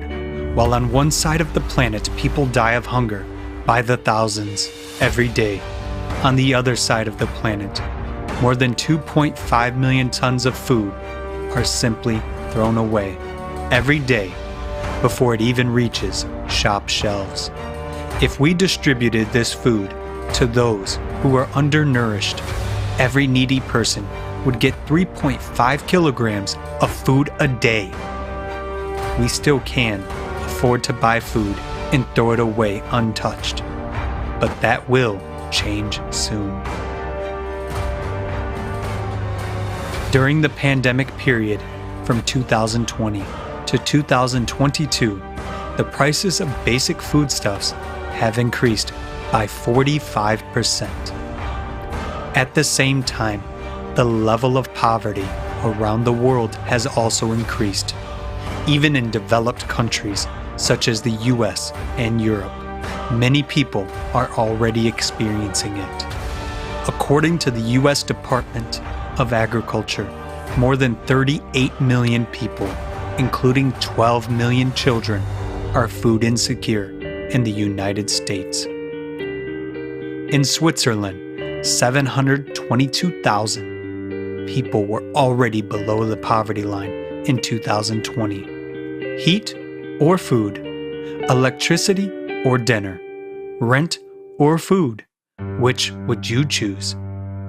In affluent countries, millions of people who face hunger make these difficult decisions every day. But this is just the beginning. The year 2022 brings new challenges for humanity. And now, even those organizations that were supposed to protect us from hunger and poverty claim that today the world is on the brink of a food catastrophe. in the modern consumerist format of our society. Wars, pandemics, and economic crises are just another excuse to make money off us. It is a very profitable business, which brings huge profits to a few, while the remaining 99% are hurtling towards the abyss of impoverishment. It is therefore naive to hope that anyone other than ourselves is really interested in seeing the situation improve. The events of 2022 have shown how much we all depend on each other. The consequences of one country's problems are sweeping the world. While we are fighting each other, imposing sanctions and food embargoes, the number of hungry people around the world is skyrocketing. Meanwhile, our planet is approaching ecological collapse. Pollution and drying up of water sources, erosion and soil degradation have made more and more land unsuitable for growing food. Extreme temperature fluctuations and shifting seasons have also contributed to that. Sharp frosts, heavy rains, or prolonged droughts lead to crop failures in entire regions. Meanwhile, it is estimated that by 2050 the world will need 50% more food to feed an expected population of 9 billion people. How will we be able to feed so many people under these difficult conditions? But these are only harbingers and the initial stage of climate change. Cataclysms are increasingly causing famine. Flash floods, hurricanes, and volcanic eruptions rapidly following each other not only make the soil unusable, it becomes impossible to live in these areas. Now we are so desperate for food, water, and medicine. Even money won't help us, as there is absolutely nothing to buy on the island because everything is destroyed. Many of our fishing boats are badly damaged, and some people have tried to repair them to use for fishing. Now the only thing we drink is rainwater, and so many people are getting sick and suffering from dehydration. Our world, which seems familiar and stable to us, fails in any difficult situation. We live in an illusion of security and close our eyes to what is happening in the distance. But we cannot escape inevitable climate change. A wave of cataclysms is inexorably rolling towards all countries and regions of the planet. In the years to come, every one of us will face famine, and the likes of Haiti, Yemen, and the Philippines will spread across the planet. This is the future that awaits us if we don't change anything. We can sit around and wait for someone to solve these problems, relying on international organizations, governments, and the powers that be. But when hunger comes to our home, no one will care about us. Everyone will be concerned only with their own survival. This is exactly the root of our consumerist format. We are all divided and everyone is for himself. And such an attitude towards each other will be our suicide in hard times. But everyone who has been through difficult situations knows that help and support come from ordinary people. It is possible to solve a seemingly unsolvable problem together. And in such situations, everyone understands how important simple human relations are, as well as the life of each person around you. We are so interconnected today that it is impossible to solve global problems alone. But together, being united, we can find that only way out for all. A way out that will allow all of us not only to survive in the future, but also to build a different world and a different society.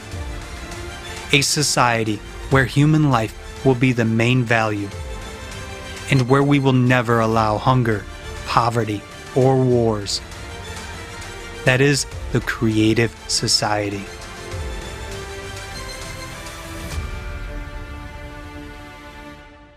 Creative Society.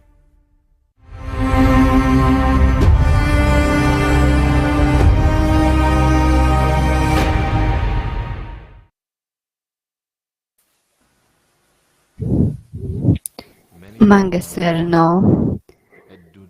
nå på og skjønner ikke hvor alvorlig det er. Tilstanden av sult endrer en persons psyke. Skjønner vi hva er vi i stand til når vi står overfor livstruende sult og tørst? Neste vil være et veldig vanskelig intervju. Det er en kjent sak. Du kan lese om dette på internett. Du kan finne det selv. Du aner ikke hva en person som går gjennom en tilstand av sult går gjennom. Vær advart om at intervju ikke er for barn.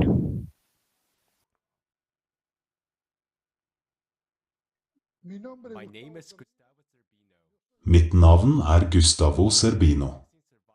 Jeg er en av de 16 overlevende fra en katastrofe som skjedde i Andesfjellene i 1972. Jeg var 19 år gammel. Jeg skulle spille rugby i et lag som het El Cristianes. Vi fløy på ferie fra Montevideo til Santiago de Chile, men dessverre kom vi aldri dit. Med en hastighet på 600 km i timen krasjet vi inn i en vulkan, den i sentrum av Andesfjellene. Flyet knuste i tusenvis av biter, og vi falt ned i en dal kalt Tåredal, i 4400 meters høyde. Vi måtte leve og overleve i 73 dager og 73 netter, og overleve temperaturer på minus 30 og minus 40 grader Celsius. Minus 40 grader. Uten klær, uten mat. Hver av oss gikk ned 10 kilo på bare en dag. I løpet av en natt går kroppen inn i en hyperkatabolisk tilstand for å holde temperaturen på 36,5 grader. Fett forbrennes først, deretter muskler og deretter bein. Det er som en ballong som tømmes. Med andre ord, siden vi ikke døde og fortsatte å leve, brente kroppen fortsatt kalorier mens han prøvde å heve temperaturen over 36,5 grader, fordi under 36 grader får man hypotermi og dør. I den høyden vokste ikke gress eller lav, vi hadde ikke mat. Først drakk hver av oss en skje vin, spiste en peanøtt og sjokolade, en liten sjokoladebit. Vi spiste også krem, kvinnelig hårfikser. Vi prøvde alt, og vi var så sultne at vi måtte velge mellom liv og død. Og vi bestemte oss for at vi ville leve. Vi inngikk en avtale om at vi var et team. Og vi sa at vi var villige til å offre liket av vår døde kamerat slik at vennene hans kunne leve videre. Og da vi alle var enige om dette, begynte vi å diskutere hvordan vi skulle gjøre det. For å ta en beslutning må du først overvinne psykologiske tabuer, religiøse tabuer, fysiologiske og emosjonelle tabuer. Så når vi var klare til å gjøre det. Å si det var en ting, men å gjøre det med egne hender var helt noe annet. Kroppen ble frosset ned i minusgrader. Vi hadde ikke noe instrumenter. Med et stykke glass, et tinnstykke eller metall fra et fly, måtte vi først prøve å klippe buksene. Og det er som å ta et lam som ligger i frysen. Det er som en marmorstatue, så det var veldig vanskelig. Først var det et veldig tungt tabu, men dagen etter gikk vi over streken og det ble naturlig for oss. Men det er to ting jeg vil fortelle deg. For det første er det ingen sult. Når du ikke spiser, begynner kroppen å fordøye seg selv. Du begynner å syntetisere enzymer, protise for proteinfordøyelse, lipase for fettfordøyelse, amylase for stivelsesfordøyelse. Så det du føler som utholdelig er faktisk tørst. Det er tørst. Vi fikk vann fra snø, vi tygget det, og tannkjøttet vårt sprakk, munnen, leppene våre sprakk av tyggeneis. Helt til vi oppfant vannmaskinen. Tørsten var utholdelig. Vi drakk vann og urinerte umiddelbart fordi det ikke var salt i det. Et molekyl salt er det som inneholder 4 vannmolekyler. Så vi drakk vann og mistet natrium, kalium og magnesium. Fargen på urinen vår var lik fargen på Coca-Cola. Og da kom utmattelse. Vi var helt utslitte. Vi fortsatte å presse og dytte bort terskelen til smerte, angst og smerten av håpløshet. Vi gikk gjennom det mest utrolige helvete man kan forestille seg, men siden vi ikke hadde noe valg måtte vi forholde oss til det.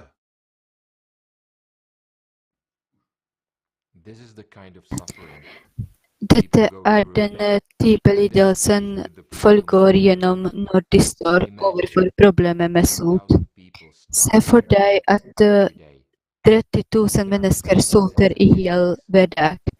Det er fakta og statistikk om hvor mye sultproblemer har vokst. Og den har vokst voldsomt, men det trenger ikke være slik. Vi kan mate alle mennesker i verden. Slik teknologi finnes. La oss se neste video.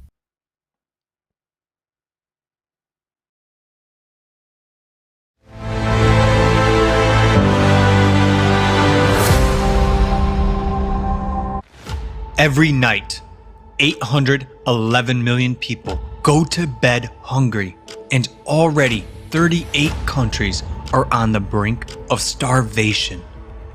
We live in times of instability, pandemics, economic crises, climate disasters, military conflicts. They put millions more people on the brink of starvation. Are you sure you won't be among them? In the consumerist format, no one is secure against starvation these days, but it is such an absurdity. Why? Let's take a look at the technology that already exists. One of them is vertical farms. They have great advantages compared to conventional farms. They produce 300 times more food and up to 30 yields a year. They consume 95% less water and 80% less soil. They make it possible to grow various crops all year round without using pesticides. They don't depend on weather or location and require minimal logistics costs. Harvesting is possible even in Antarctica. Aquaponics. It allows simultaneous breeding of fish and cultivation of vegetables in a single closed cycle. Fish waste fertilizes plants, speeding up their growth by 40%. It is environmentally friendly and can operate in a virtually waste-free way without polluting water bodies. It doesn't involve pesticides and consumes 10 times less water. Yields from 1,000 square meters of land by this method equal to yields from 2 hectares of fields and 20 hectares of ponds. It can be applied in the tropics or an arid desert, and even on the roof of a skyscraper. Humanity has already learned to print food on a 3D printer and to grow fish and chicken meat from cells. Even food made of air is no longer science fiction. A Finnish company is building a factory to produce flour from air and has won the first stage in a competition to provide food for space missions to other planets. We have shown only a few examples of technology, but even they can already resolve the problem of hunger once and for all. Development and introduction of such technologies in the infrastructure of cities will provide people with food everywhere, regardless of crises and disasters. It will make the process of growing food products independent of climate, weather, location, soil fertility, or even logistics. In consumer society, hunger is a prospect for everyone. In the creative society, not a single person in any country of the world will go to bed hungry. It will be up to us, people, to jointly decide which scientific discoveries to implement first, while openness and transparency of information in the creative society will make it possible to ensure reliable control over implementation of our decisions. We really want to live in the creative society. And what about you?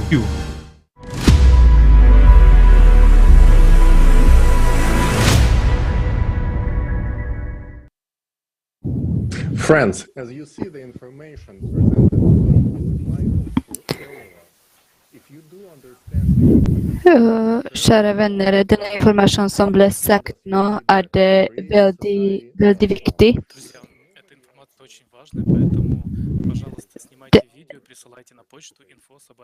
Det veldig viktig, så dere kan bare dele disse videoer. Hvert år det flere og flere internasjonale organisasjoner som kjemper mot sult, men antallet sultne mennesker øker også hvert år. Her oppstår et logisk spørsmål: hvor blir pengene av, og hvorfor løses ikke disse problemer? Så la oss ta en titt hvordan fungerer disse organisasjoner.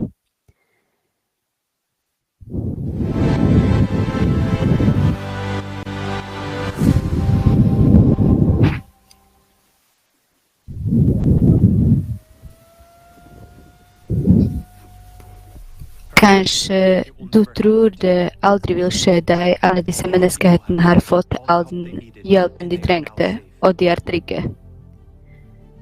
Og faktisk det nå et stort antall organisasjoner og stiftelser bestemt til å hjelpe mennesker.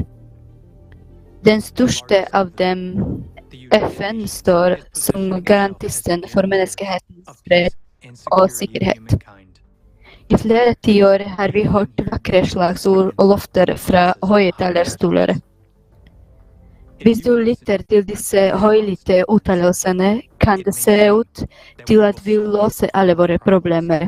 Det vil ikke være mer fattigdom, ikke mer sult, ingen kriger, og alle vil leve godt. Tross alt det over 100 internasjonale organisasjoner som jobber under FNs regi for å løse verdens problemer. For hvert problem opprettes en ny organisasjon. Hvert år betaler FNs medlemsland enorme bidrag til disse organisasjonene. Faktisk disse poenger fra våre lommer. Dette skattene vi betaler til staten. Mellom 2010 og 2020, ifølge offisielle data, samlet 44 FN-organisasjonene alene inn 540 000 millioner dollar. Bidragene til FN-organisasjoner har økt med 58% over 10 år. Men la oss ta en titt på hva vi har oppnådd i løpet av disse perioden. Den største summen går i dag til å løse sultproblemet. Det viktigste FN-organisasjonene for å takle dette problemet Verdens matvareprogram og Mat- og landbruksorganisasjon. De har samlet inn 79,8 milliarder dollar de siste 10 årene. Nærværende anslag det nesten 690 millioner mennesker sultne i verden, og 750 millioner mennesker alvorlig matusikre. De spår i sulten i år. Beklager. Så de sier at de vil være flere sultne mennesker, så de trenger mer penger.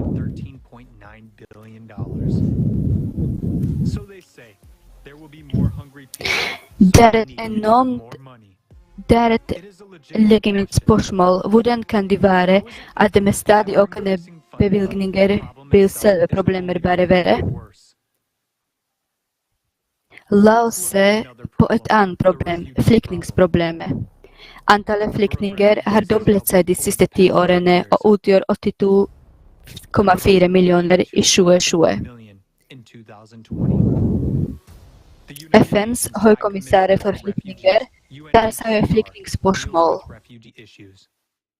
I løpet av de siste 10 årene har finansiering til organisasjonen økt med 56% og nådde $4,8 milliarder i 2020. La oss se på hva slags hjelp de gir til folk. Et område for flyktninghjelp er huslig. På nettsiden deres sier de: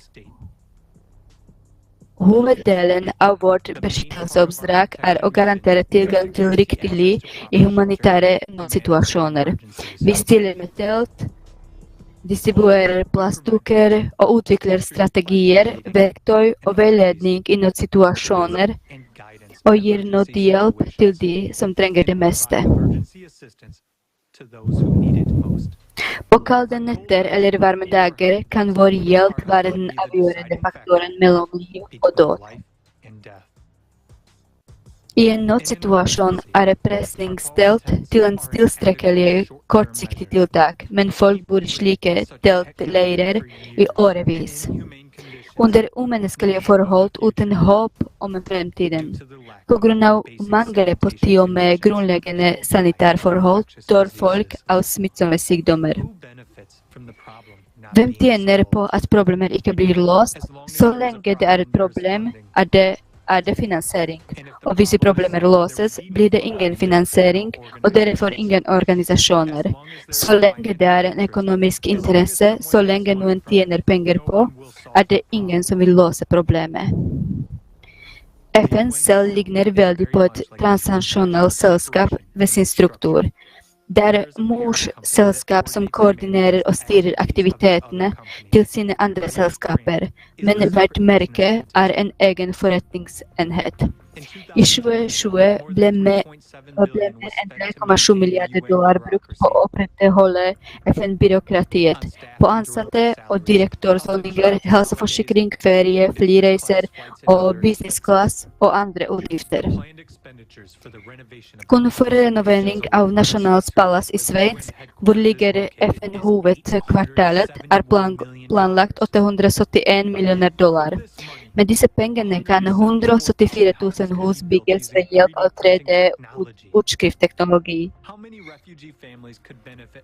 Hvor mange flyktningsfamilier kan ha nytte av denne boligen, men dessverre er det ingen prioritering av å bygge hjem for de som trenger det.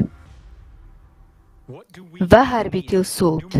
Tallrike organisasjoner som vi har betrådt ansvaret for å løse menneskehetens alvorlige problemer, viser seg ved nærmeste undersøkelse å være bare forretningsstrukturer.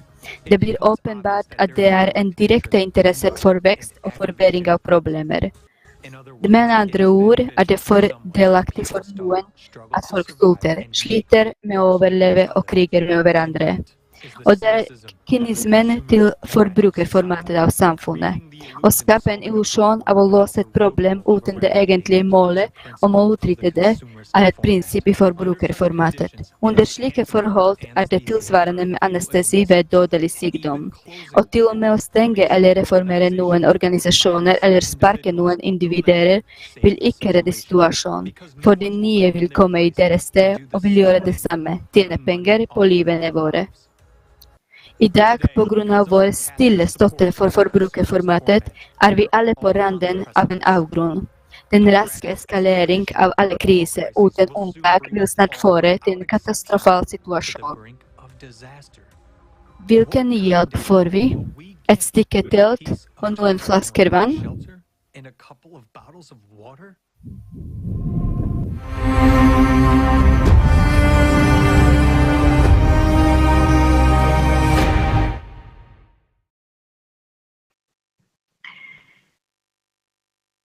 Informasjon som vises i videoen som vi nettopp har sett, kan være ny for mange.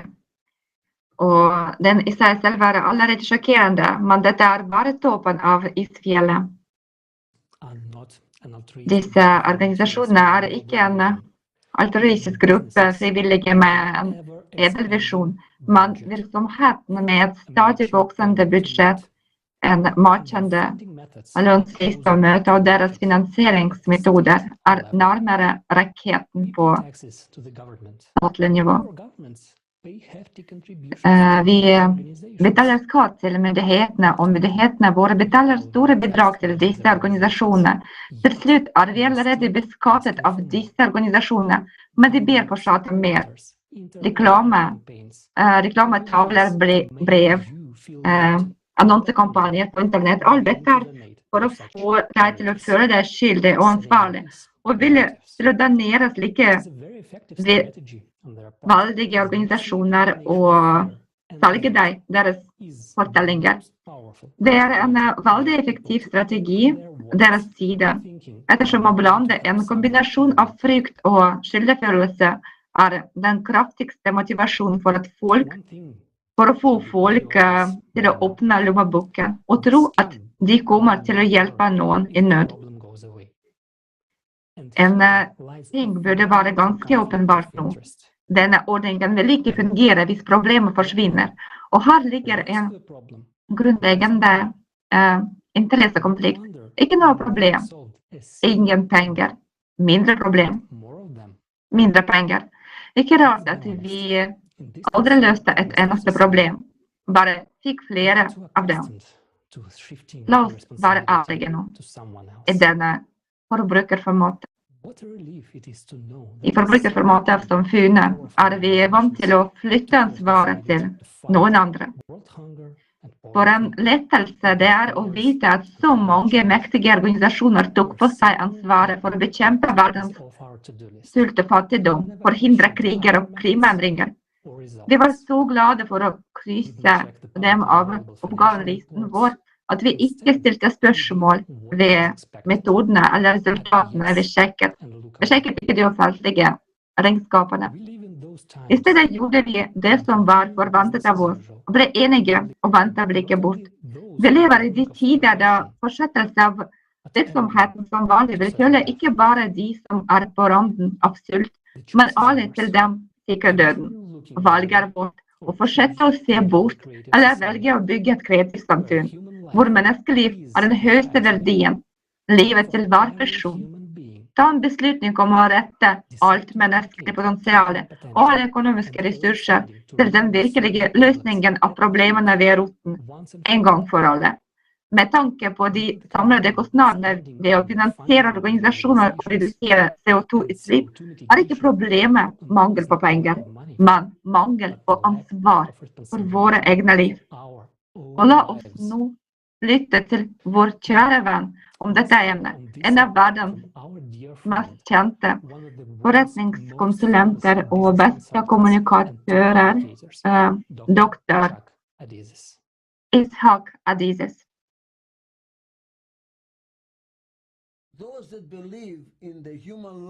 Som tror på menneskeliv spredt og atskilt fra hverandre. Tusenvis av ikke-for-profitt-organisasjoner, filantropiske organisasjoner, alle jobber for seg selv for et bestemt mål. Noen tar seg av misbrukte barn. Andre tar seg av voldsutsatte kvinner. Tredje tar vare på mennesker med kreft. Noen andre bryr seg om noe annet. Tusenvis, millioner av filantropiske organisasjoner som jobber alene for seg selv. Vi vil aldri vinne. Ingen sjanse. Venner, i Santa Barbara hvor jeg bor, det 900 filantropiske organisasjoner.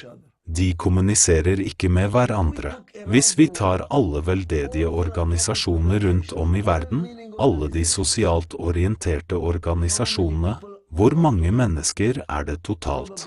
Muligens 1 milliard mennesker. Vet du hvor mye penger det? Over 1 milliard. Milliarder av dollar. Men disse organisasjonene ikke forent.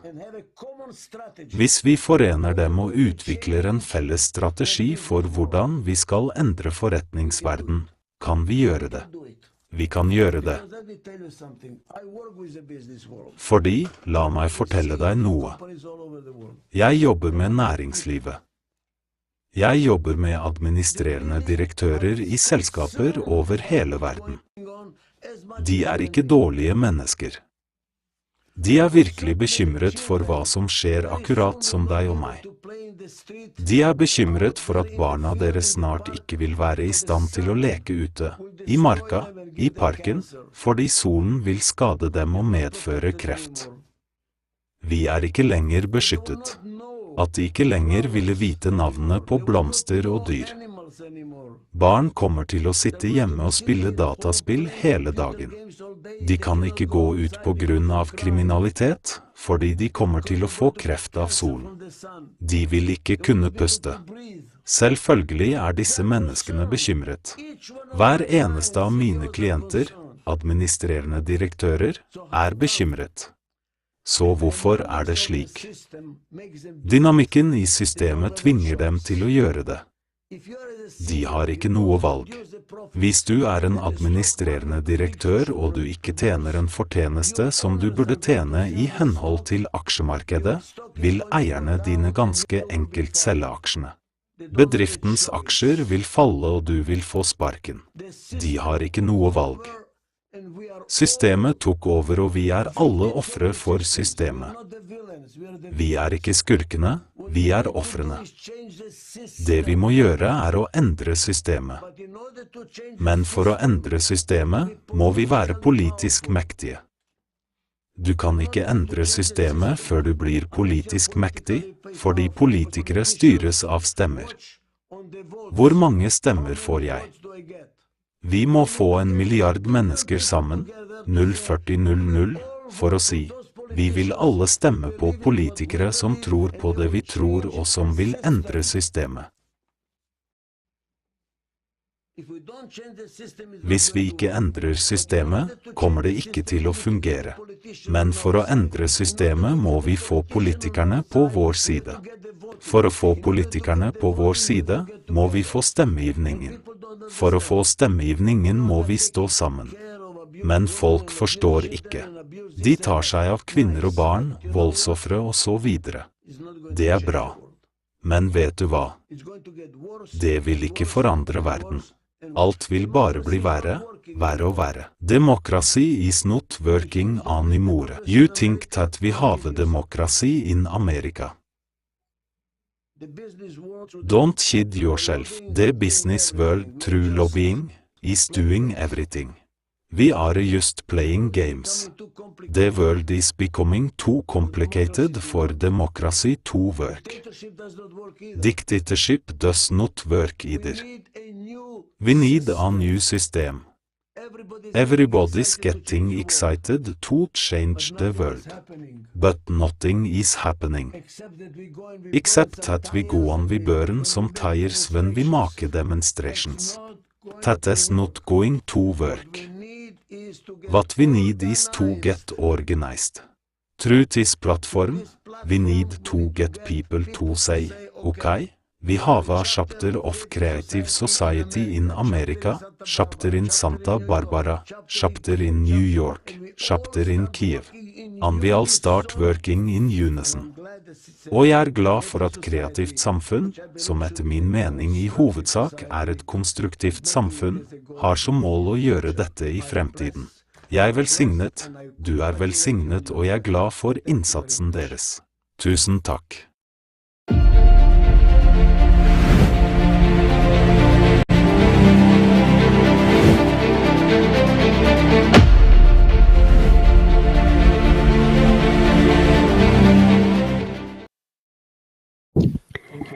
Tusen takk, Dr. Adizes.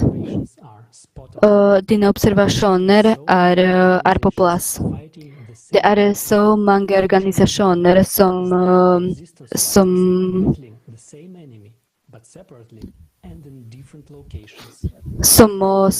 jobber med hverandre, også sammen.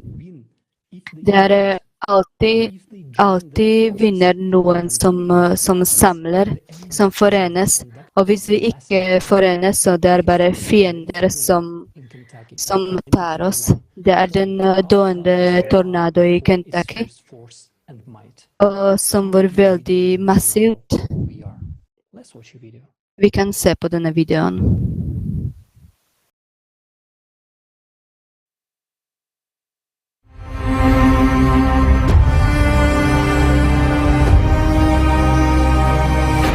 On the evening of December 10th and the night of December 11th, more than 50 tornadoes passed over 8 states in the Midwestern United States. It was a series of powerful tornadoes.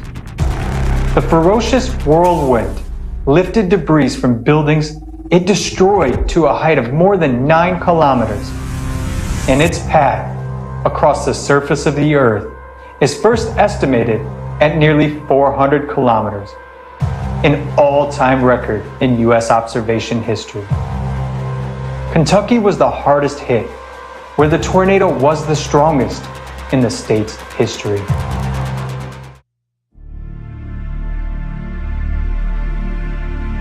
And I'm gonna miss her so much. I came back last night, but they were screaming. A lot of people lost their loved ones today. And I'm looking for my wife, and I need her. There were people everywhere, lots of children, people with lacerations, broken bones. I mean, they just kept coming in. We were using different parts of the hospital for triage, and we were suturing people up normally where we pre-op people before surgery, the ER. I mean, it was kind of crazy. The sounds that I was hearing was like a war zone. People crying and begging for help. One was in this arm and one was in this arm. I never saw my 3-year-old because my face couldn't turn that way, but I did see the baby, and he cried, and then he just stopped. So at that time I thought he was God, but he wasn't. I never heard my 3-year-old say anything. Those images, just like last night, I was in my daughter's house, trying to sleep, and I couldn't because I still hearing the sirens and the people begging for help, and the images of the lady with the baby in her arm, dead. You know. Everything was so calm outside. I mean, literally, you could hear a pin drop. No wind, no nothing. And then all of a sudden, you could hear from a far distance what sounded like a train.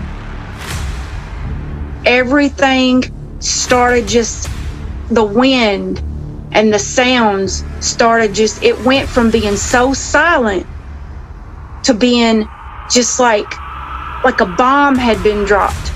You can see in the sky this dark funnel cloud.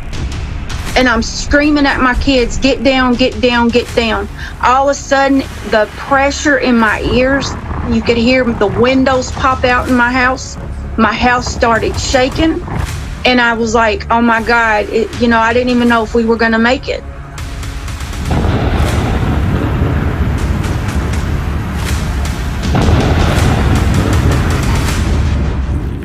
I don't think anybody was prepared. A lot of people I've talked to said they were not prepared. I don't think the city was prepared. I don't think the people who lost their homes were definitely not prepared for that. I never thought it was going to happen to me. No one ever thinks it's going to happen to them. No one was prepared for this. But for what reason? The tornado formed as early as 10 a.m. on the coast and began its movement inland. And from a certain point, its trajectory was clear. Why didn't people evacuate? The town of Mayfield suffered more than any other. It became a mountain of rubble. One of the terrible tragedies is the story of the candle factory. Even after getting the signal that a tornado was coming, the factory continued to operate. People weren't allowed to go home. And on December 10th, I was out there at the candle factory, and this monstrously huge building was reduced to a flat land of rubble that you could just kind of crawl up on top of.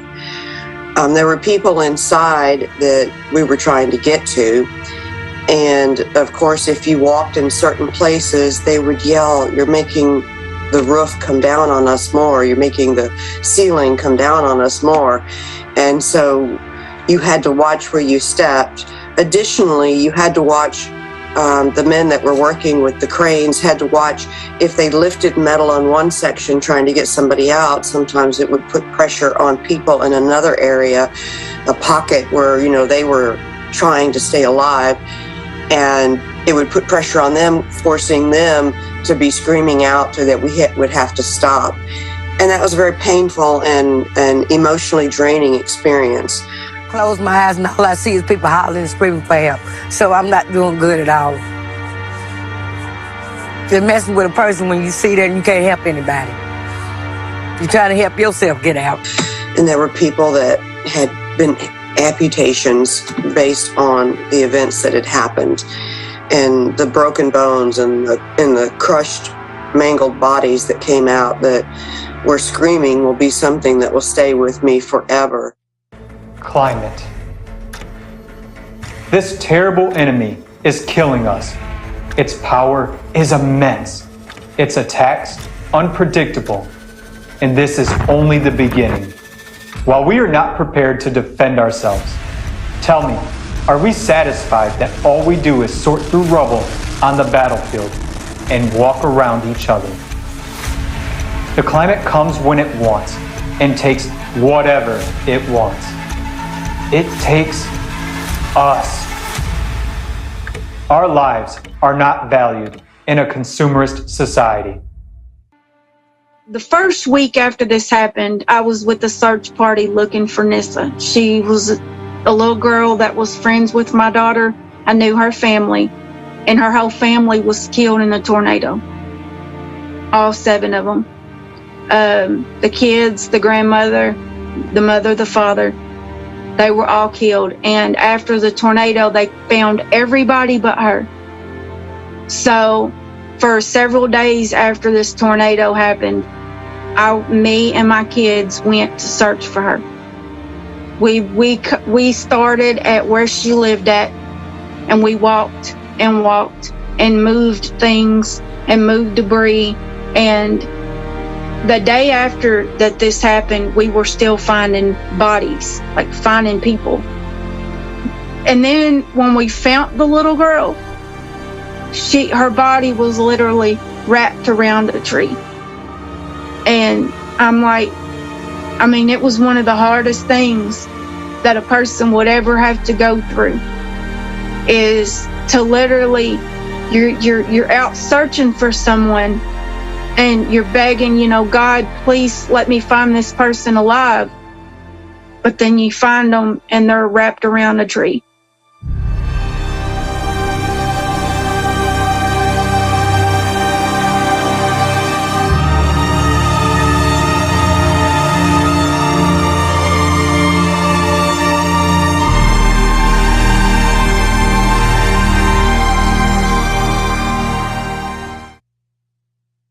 This whole square, this whole town was obliterated at a level you can't put words on.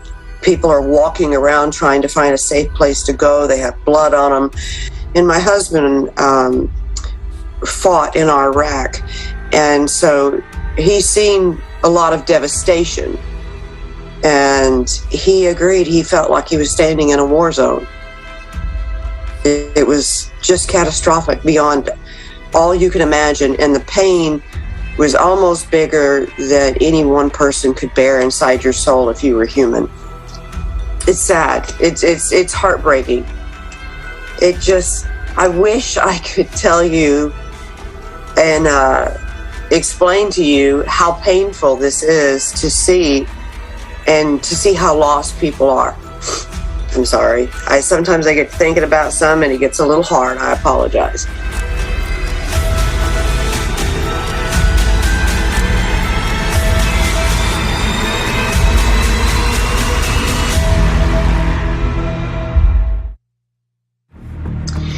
And now we're probably more in a level of frustration because people want to know, where is FEMA? Where is this help? Where is the Red Cross? Where is this help? How do I get money? And I'm sitting here and I see on the news all the time how there's all this money with the Red Cross, the United Way, FEMA, but where, excuse my language, where the hell is it at? We're not seeing it. We're not seeing any of that money.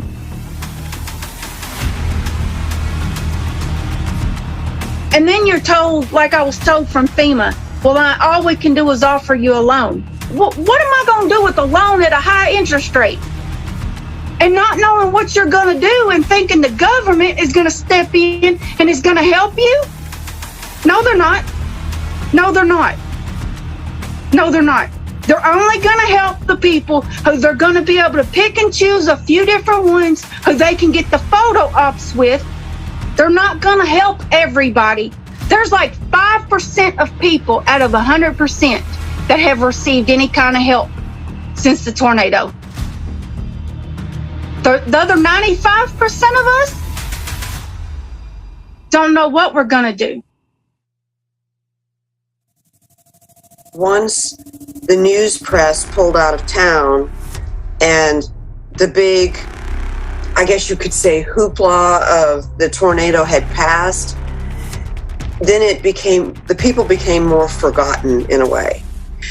I'm sorry, I know I'm giving you a lot of information, but it is a lot. It's so much. It is more than your mind, if you're standing in the middle of it, can take. It really is. Many people that I know are going through a really tough time right now. And I want people to know all around the world, you are not exempt. You are not covered by some bubble that this can't happen to you, because it can. At any time. At any time.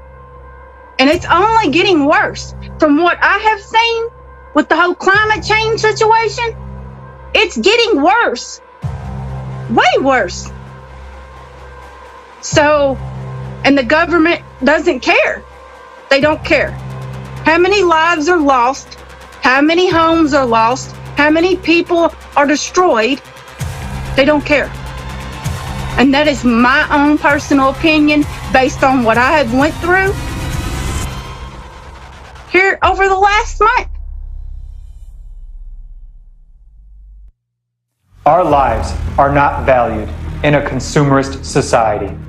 And how else can we explain that it is more important to the powers that be how they decorate their homes for the holidays?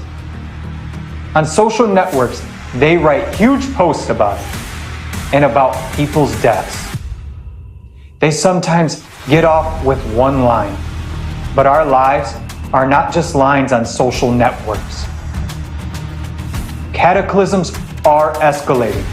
Look at how much things have gotten worse in the last few years. Even a fool can calculate this progression. Human casualties will increase hundreds, if not thousands of times. We will see for ourselves how our children will not become adults. Is that what we want? It's time for us to act. And as us people, we need to come together to make sure the government does their job, no matter what country you're in. And if we can't come together and stop with all of the diversity and the hate and focusing on the wrong things, then we can't never make change. Change happens when more than one person sticks together. That's how change happens. To me, we should all want better for the generations to come. But it starts with us. It starts with us. And too many people right now are so worried about the me syndrome of being selfish and feeling entitled that they're not worried about the generations to come, the people who are coming behind them. And it's sad. It's very sad. Because I want to know that when God takes me off this planet, that my kids or my grandkids that are to come, they're going to have a better way, a better space, a better place to live. And until we get that love and that unity together, we can't get nothing done. So that's what people need to do. They need to start looking at their neighbor or looking at their friend and saying something kind for a change. Say, I love you, my friend. You mean something to me. I want your life to be better. I want you to have a better tomorrow. Instead of worrying about their life and what they're going through, care about other people. Love other people. Kindness is for free. Kindness don't cost a thing. Kindness is for free. What I would say is our earth is ever changing. And for you to believe for one moment, no matter where you live, that you are safe from a natural disaster, you are lying to yourself. You're lying to your family. It is not true. Many countries, including where I sit right now, we sit on fault lines. We could have an earthquake at any time that could shake this whole community and suck half of it in. We definitely know now that we can have tornadoes like this again. Even if it's just simply high winds, people don't understand how high a wind can get. And if you don't take what we've learned and what we're still learning and apply it to your life, then you're setting yourself up for maybe a loss that you have to face someday. And you think, well, I could have done something. You need to learn about the earth. You need to learn about climate. You need to learn what you can do to help, how you can put yourself forward and make the conscious action to be proactive. How many more disasters need to happen before we finally realize that we need to unite, that we need to build a creative society?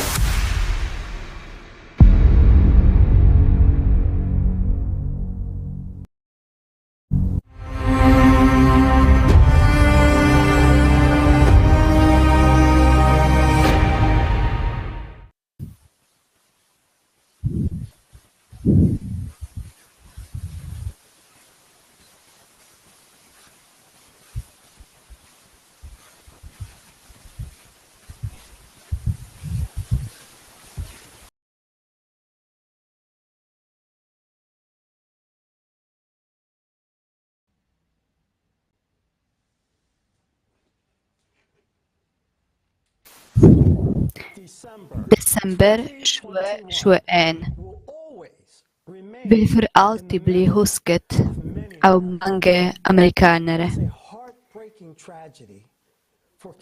Dette er en stor tragedie for staten Kentucky og for hele nasjonen vår.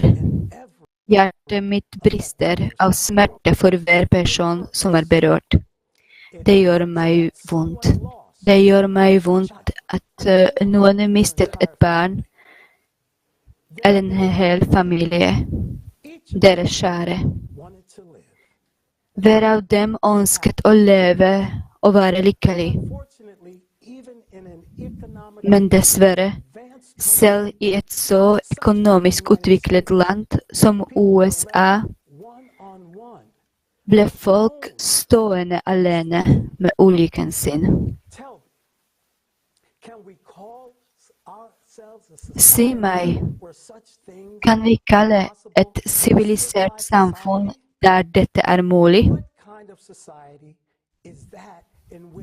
Hva slags samfunn er dette, der tragedien som tok livet av mennesker er glemt så snart media slutter å snakke om den? Hvor interessene til næringslivet, økonomien og politikken settes over folks sikkerhet, over menneskelivet. Hva kan være mer verdifullt enn livet? Forbrukerformatet er hjerteløst. Han gjør oss følelsesløse, at vår reaksjon på sorgen til mennesker blir det er slik de fortjente det, men folk døde, mistet alt. Men vi sier de fortjente, disse amerikanere. De fortjente det. I dag hater milliarder av mennesker Amerika. De hater det vanlige amerikanske folket. Vi vet dette og forstår hvorfor dette skjer. Men vi, amerikanere, er fine og fantastiske mennesker, akkurat som deg. Alle amerikanere, alle 332 millioner, er gode mennesker. Bortsett fra noen jævler som hater oss alle.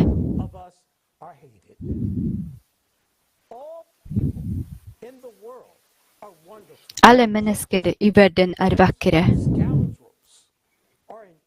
Og disse få skurkene er i alle land over hele verden. Dette er de som festet og fortsetter å feste i kistene våre, herrene i våre lommer og våre liv.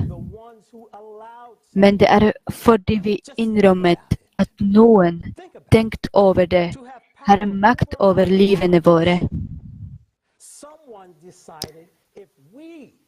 Noen bestemmer om vi lever eller dør. Og vi, vanlige amerikanere, elsker mennesker. Ja, vi er hjernevasket og tvunget til å hate.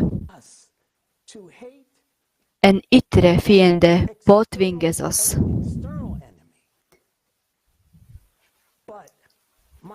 Men, mine venner, dette er manipulasjon. Hvis dette fjernes, så vil du se hvor vakre vi er. Du vil se at vi er i stand til å elske, gi liv, skape og ikke ødelegge. Og du vil forstå at det er akkurat dette vi ønsker. Vi blir manipulert akkurat som deg. Dessverre, på grunn av en håndfull slinger som ble forvirret og glemte at de er mennesker, blir vi amerikanere nå hatet av milliarder av mennesker. Og her i USA hater den ene halvdelen av landet den andre. Vi har vært splittet i vårt eget land.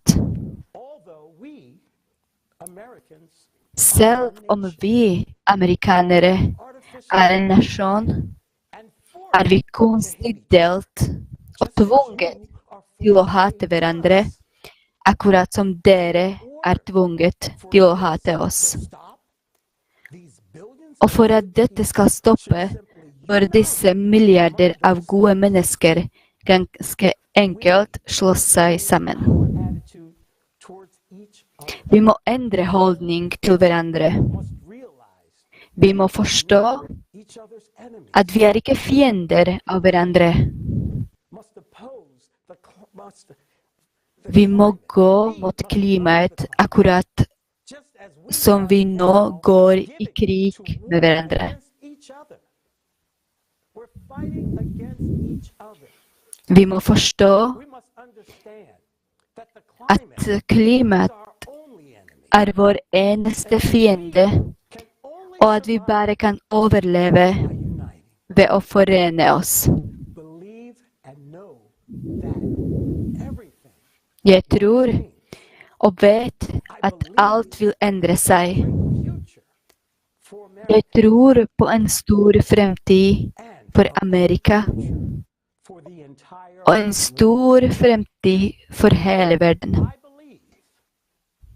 Jeg tror på amerikanere. Jeg tror på hele menneskeheten.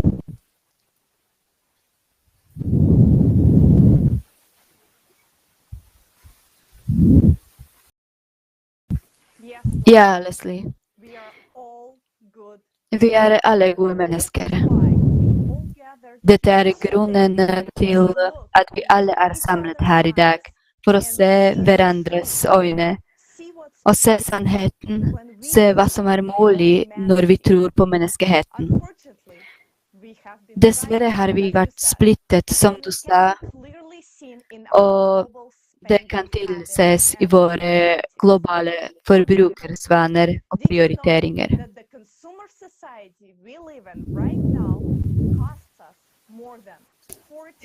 Visste du at forbrukerformatet står mer enn 3,3 milliarder på konflikter?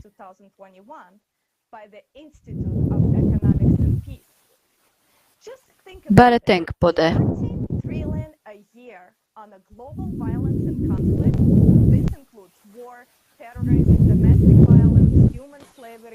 Og dette innebærer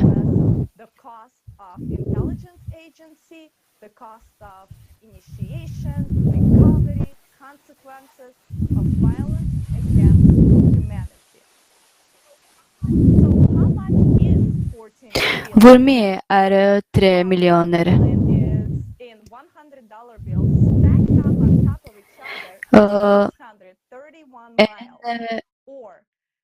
$1 billion.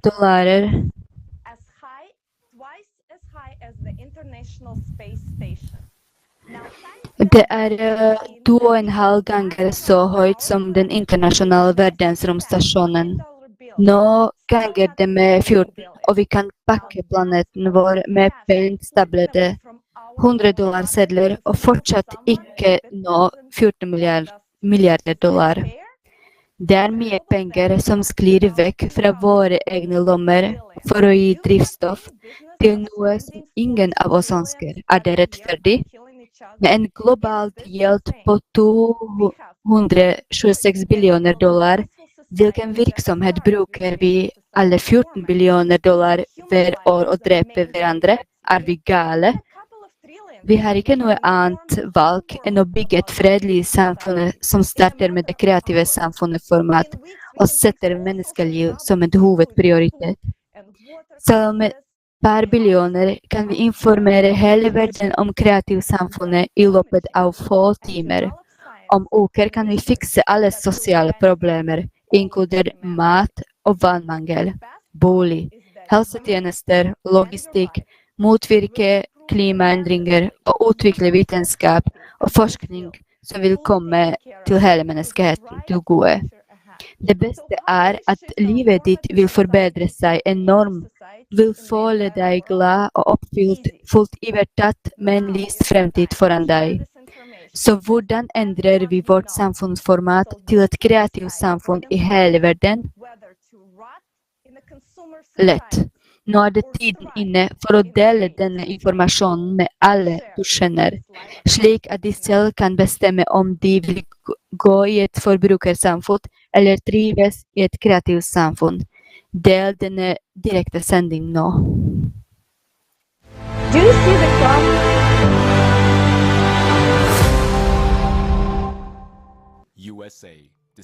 I USA, desember 2021, en katastrofal tornado feide gjennom 10 stater. 15 000 bygninger og trailerboliger ble ødelagt. Beløpet på skaden av eiendom kom på minst $3,5 milliarder. Mange mennesker ble advart om tornadoen 5 minutter før katastrofen. Filippinene, desember 2021, I stedet for den forventede moderate stormen skjedde det en kategori 5 orkan. Taifun raier om at 10.800.000 mennesker I 11 regioner, mer enn 2 millioner hjem ble skadet. 427.000 hjem ble fullstendig ødelagt. 3 millioner mennesker ble fordrevet. Den materielle skaden beløpet til mer enn $420 millioner. Haiti, august 2021.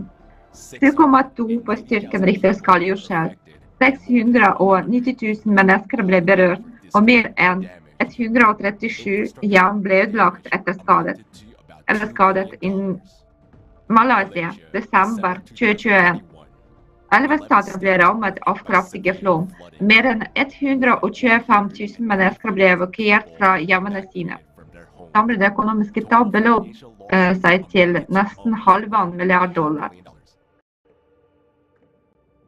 Indonesias nasjonale katastrofaledelsen registrerte 5.402 naturkatastrofer i 2021. Klimakatastrofer skjer i denne regionen hver dag, noe som gjør området ubeboelig for mennesker. Alle landene i innringen i Stillehavet befinner seg nå i en lignende situasjon. I løpet av de siste 10 årene har klimakatastrofer forårsaket nesten $3 billioner i skader. 220 millioner mennesker har blitt klimaflyktninger innenfor samme periode. Siden 2010 har værkriser tvunget rundt 21,5 millioner mennesker i året til å flytte i gjennomsnitt. I 2020 setter offisielle tall alene antallet klimaflyktninger til 30,5 millioner. Vi, innbyggerne på denne planeten, er nå i en svært farlig situasjon. Bare i løpet av et døgn gjemmer naturkatastrofene hele regioner med jorden. Det vil ta årene å gjennombygge disse regionene, som vi rett og slett ikke har tid, fordi ny katastrofe kommer rammende. Hva gjør vi for å forhindre dødsfall av mennesker, ødeleggelse av hjemmene deres under katastrofer, død fra sult, på grunn av fraværet av unormale levevilkår etter den forferdelige ødeleggelsen? Hva gjør vi for å forhindre dette? Hva gjør vi for å forhindre at hele vår verden faller ned i dette kaoset? I løpet av de siste 10 årene ble mer enn $5 billioner brukt å bekjempe dette såkalte klimafinansieringen. $5 billioner, bare tenk det. Men folk lider og dør fortsatt av klimakatastrofer, og så vi ser øker mengden av klimafinansieringer hvert år. Hva har disse enorme beløpene blitt brukt på da? 94% av disse pengene, det vil si $4,9 billioner, ble brukt på å redusere klimagassutslipp.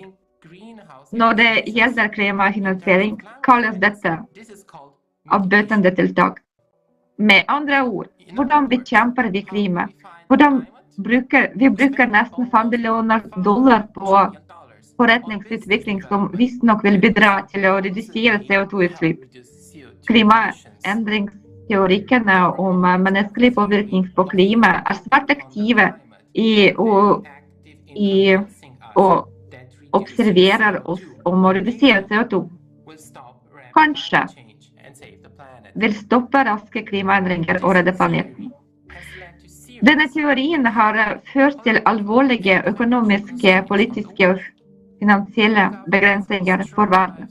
Mange regjeringer streber etter å følge direktiver for å redusere CO2-utslipp og utvikle grønn energi, selv om det ikke er gunstig for dem. Hovedandelen av klimafinansieringen ble rettet nettopp mot fornybare energikilder, hovedsakelig til sol- og vindkraftverk. $3,4 billioner var brukt på dette. Man hjelper virkelig til å stabilisere klimaet, som vi kan se, nei. Antall naturkatastrofer fortsetter å vokse i et alarmerende tempo, så disse midlene løser ikke problemet. Så hva gjør de? Kanskje de bidro til å redusere veksten av CO2-mengden. Det viser seg at de ikke gjorde det. CO2 fortsetter å stige. Så hvordan fungerer det? Vi har allerede brukt $5 billioner på ingenting. Dessuten ser det ut til at jo mer penger som investeres i denne virksomheten, jo mer øker CO2-utslippene. Desto mer har disse næringsinvesteringene ikke hatt noen effekt på den reelle klimasituasjonen. Har det vel? Ting blir stadig verre. Ok, men vi har 6% av klimafinansieringen igjen. Kanskje den brukes på faktisk hjelp til folk? La oss se. Disse midlene ble brukt på såkalt tilpassing. Det vil si på tilpassing til naturkatastrofer som allerede har skjedd, eller til deres forventede konsekvenser. Tilpassing inkluderer for eksempel forberedet avlingsproduksjon i tørre områder, klimarobust infrastruktur, tilgang til vannkilder og tilvarslingssystemene for klimakatastrofer. Ja, det er definitivt viktig, men hvor mye brukes på å advare oss og holde oss trygge i tilfelle katastrofer? Bare 1% av den globale klimafinansieringen brukes til å gjøre oss oppmerksomme på farene på forhånd. Følte folk i USA, Filippinene, Haiti og Malaysia noen effekt av disse tilpasningstiltakene? Har de blitt advart om kommende klimakatastrofer? Vår verden er ikke forberedt på den raske eskaleringen av klimakatastrofer, ikke bare i utviklingstilstand, men selv i utviklende land som Tyskland og USA. Finnes det ingen effektive varslingssystemer. Og med et økende volum av klimafinansieringen ser vi ikke klimastabilisering, men vi kan se voksende virksomheter og økt fortjeneste.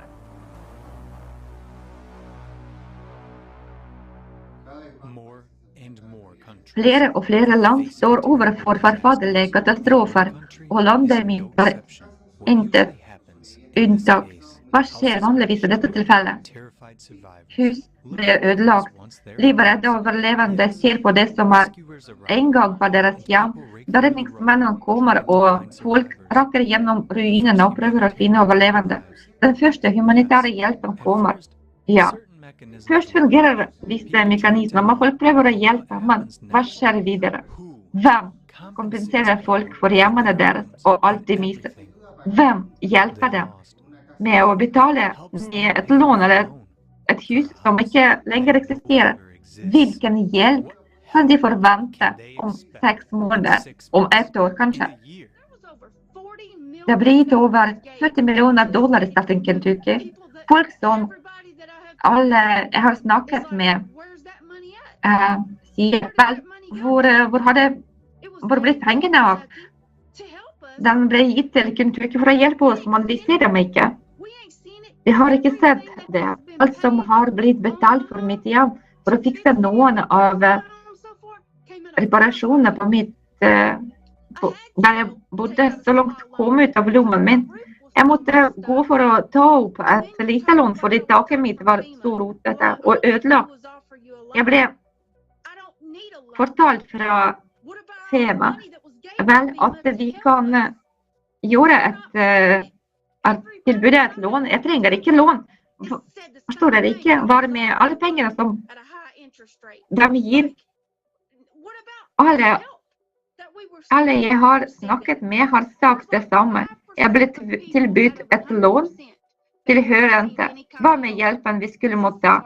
Det er omtrent 5% av 100% mennesker som har mottatt noen form for hjelp siden tornaden. De andre 95% av oss. Det skjer ikke noe bare med mennesker, men med hele land.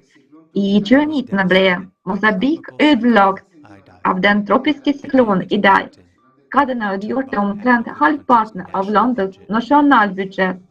Landet ba om $620 millioner i bistand, men mindre enn halvparten av dette beløpet ble samlet inn. Som et resultat ble Mosambik tvunget til å ta opp et IMF-lån på $118 millioner for å starte gjennombyggingen. Og hvor er disse $5 millioner? Tross alt er disse pengene fra våre lommer. Og det er det virkelig trengs. For midlertidig gjennombosetning av mennesker, gjennombygging av hjem, gjennompretning av infrastruktur, kompensasjon for det folk har mistet. Men dessverre, klimafinansieringen sørger ikke for det. Land må løse problemer med ødelagt infrastruktur, arbeidsledighet, mangel på boliger og folks livsgrunnlag på egen hånd. Ikke bare det, men de må også betale renter på lånene sine. De tok for å bygge opp igjen etter klimakatastrofer. Ingen kommer til å gjennombygge hjemmene sine gratis. Folk blir fattige og beskyldige uten penger. Ingen fremtid. Og ingen bolig. Kan du forestille deg hvordan folks liv ser ut 2 eller 3 måneder etter at naturkatastrofen inntraff? Hele verden har rett og slett glemt dette landet og disse menneskene. Hva er deres skjebne? Hva gjør disse menneskene nå? Ingen bryr seg lenger om det. What are these people doing now? No one cares any longer about that. Vil du ønske at de glemmer deg og lar deg være i fred når du har stort behov for hjelp?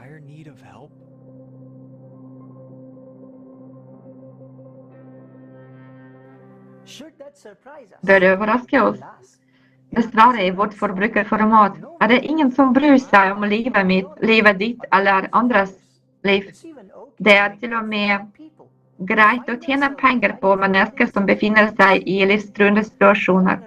Over hele verden øker antallet klimakatastrofer jevnt og brutt.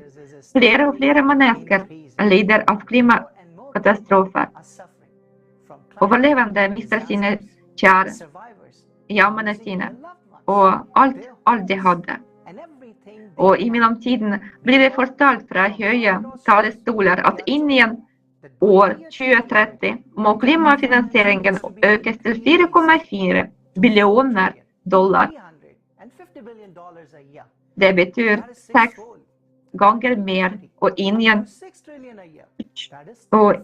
2040 opp til $6 billioner i året. Det vil si 10 ganger mer. Og i deres teori vil det trolig føre til noen observerbare endringer først etter 2040.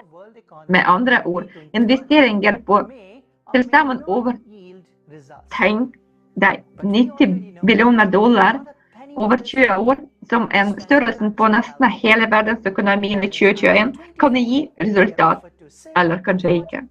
Men vi vet at allerede ikke en krone av disse pengene vil bli brukt på faktisk hjelp til folk. Det vil si at vi frem til 2040 får tilbud om å sitte og se barna våre dø, til vi dør under ruinene også. Bare tenk på dem.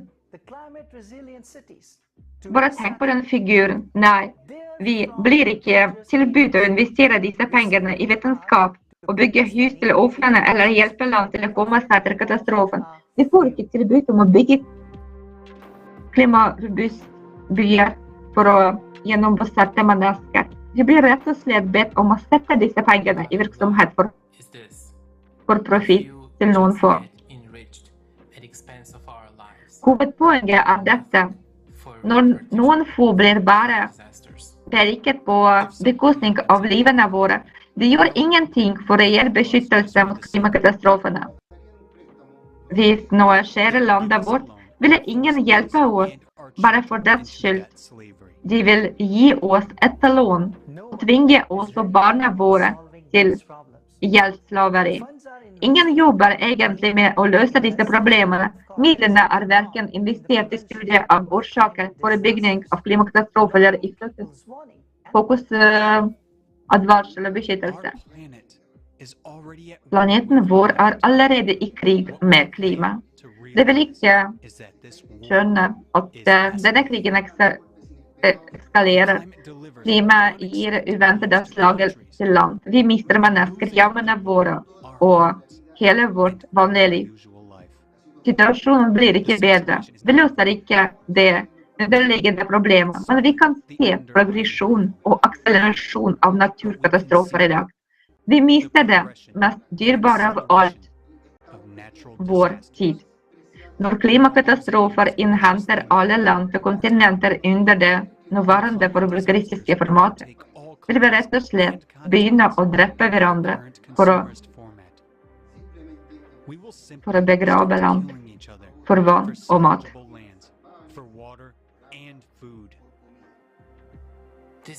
Dette CO2-tullet må stoppe mens vi fortsatt har tid, mens vi fortsatt kan påvirke noe. Vi må ta klimaproblemer på alvor i stedet for å slappe lommeboker ved å påtvinge falske teorier CO2. CO2 øker, men det forårsaker ikke klimakatastrofer. Og vi må forstå at disse falske forskerne er villige til å gjøre hva som helst for å holde teorien deres i live. Tross alt er $5 billioner et veldig kraftig argument for å fortsette denne løgnen. Og de stopper for ingenting. De har ikke noe heller igjen. De er hverken interessert i menneskeliv eller skjebnen til planeten vår. For alle disse årene med bekjempelse av CO2 og for pengene brukt på det, kunne vi ha laget en kunstig satellitt på jordens bane, og alle kunne ha flyttet dit. Men disse pengene brukes for ingenting. Så lenge vi fortsetter å skifte ansvar og venter på at disse vitenskapsmennene skal løse problemene våre, vil vi forbli i livsfare. Vi må endre samfunnsformatet til et kreativt og bevilge midler til vitenskapelig utvikling og forskning på de virkelige årsakene til klimaendringer. Vi trenger et vitenskapelig fellesskap som ikke vil dekke til samarbeidspartneres virksomhet, men som faktisk løser problemene med globale klimaendringer, eller vil vi rett og slett gå til grunne som sivilisasjon fra klimakatastrofene i god tid før 2040. Also ich selber habe schon von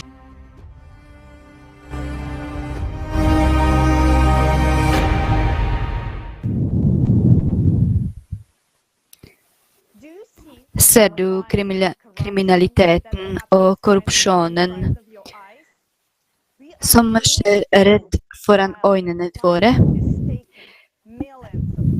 Vi blir lurt mens klimaet tar millioner av liv. Og de sanne årsakene til klimaendringene er ikke studert. Vi kaster bort tid og oppmerksomhet på den største korrupsjonsordningen i verden. CO2, som er århundrets største svindel. Nå er vi ikke mot CO2. Vi vet at CO2-nivåene stiger. Men vi forstår at det ikke har noe å gjøre med hvorfor klimaet endrer seg. Dette er sannhet. La oss høre hvordan vi ble skapt til å tro på dette dødelige eventyret. Og del denne sendingen. Tusen takk, Olga.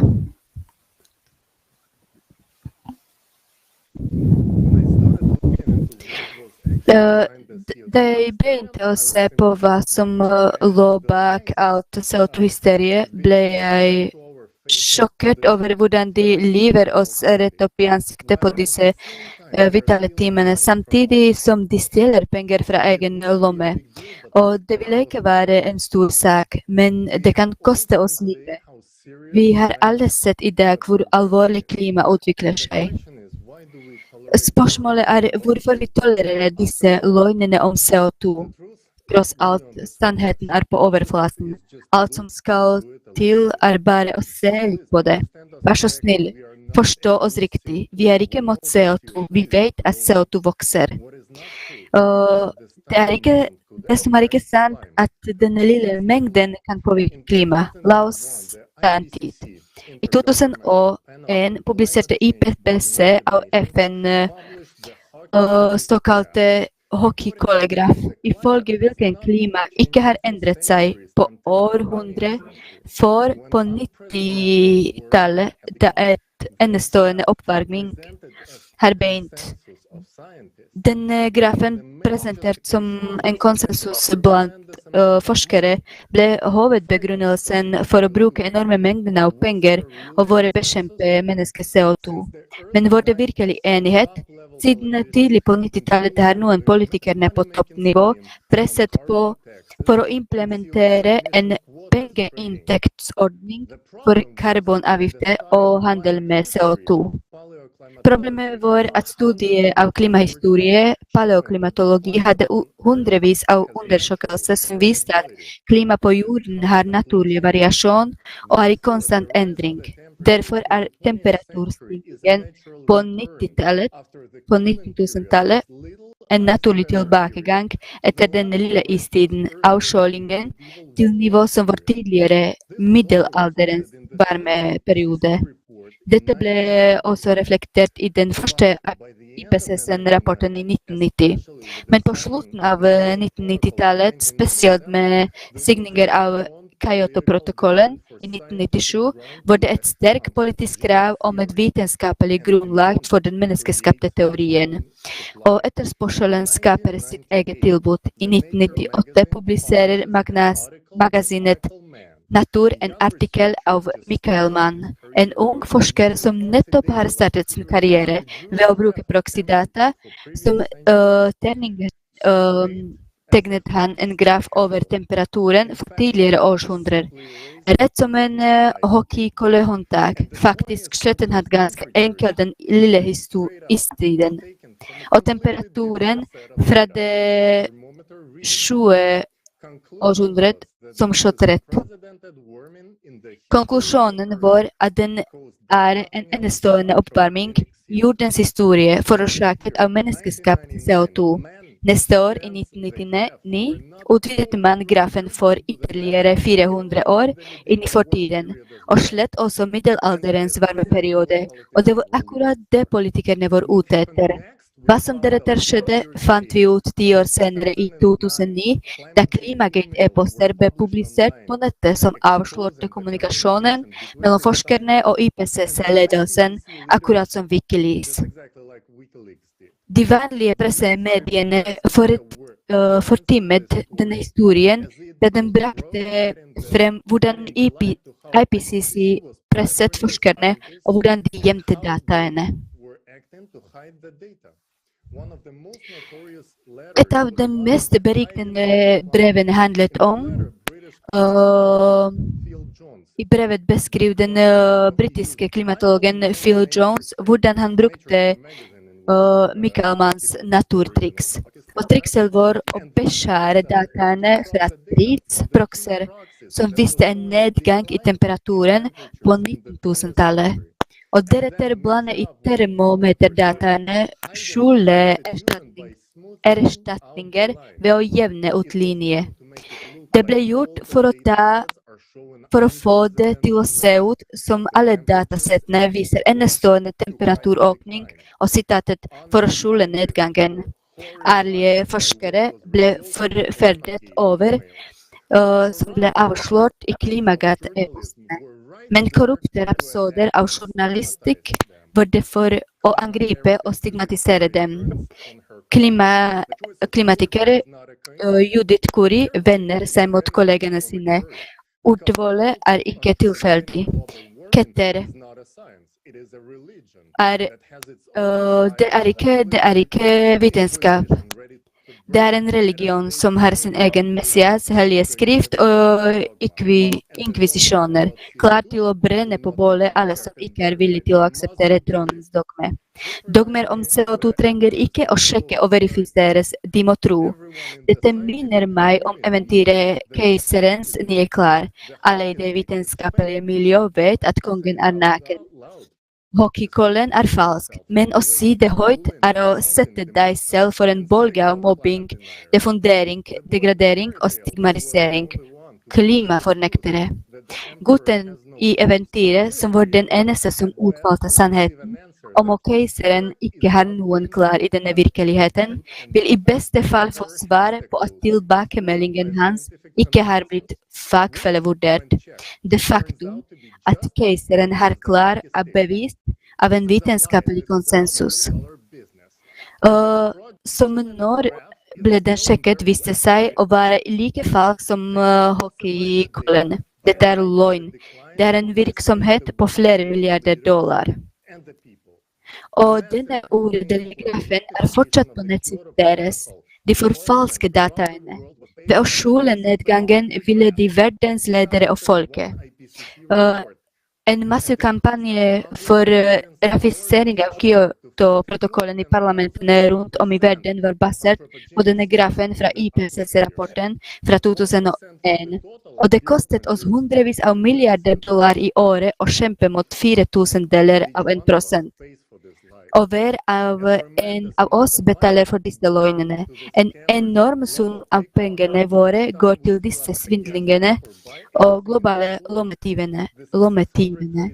Hver gang vi fyller opp en bensinstang eller kjøper noe i en butikk. Dette var 632 milliarder dollar i 2020 alene, med null resultat i det hele tatt. Det var ikke forårsaket av CO2, så som ikke Fukushima og Haiti var det ikke heller. Eksplosjonen av tunge vulkaner, enestående flom de siste årene og samtidig dødelige tørke og grunnen av vannreservoarer, det er ikke forårsaket av CO2, det er syklusen og vi er helt på kanten. Og disse foreringene fortsetter å publisere hockeykåler. En ny versjon med lengre håndtak. Nå sa de at det var en lø. Det var en lø som de klipper pengene våre med, og livene våre. 90 billioner dollar innen 2030. Bare for å sammenligne det årlige bruttoproduktet for hele verden er 84 billioner. Er du villig til å betale for det av egen lomme? Men prisen på dette løgnet er ikke bare ditt økonomiske velvære, men også livet ditt. Tusen takk.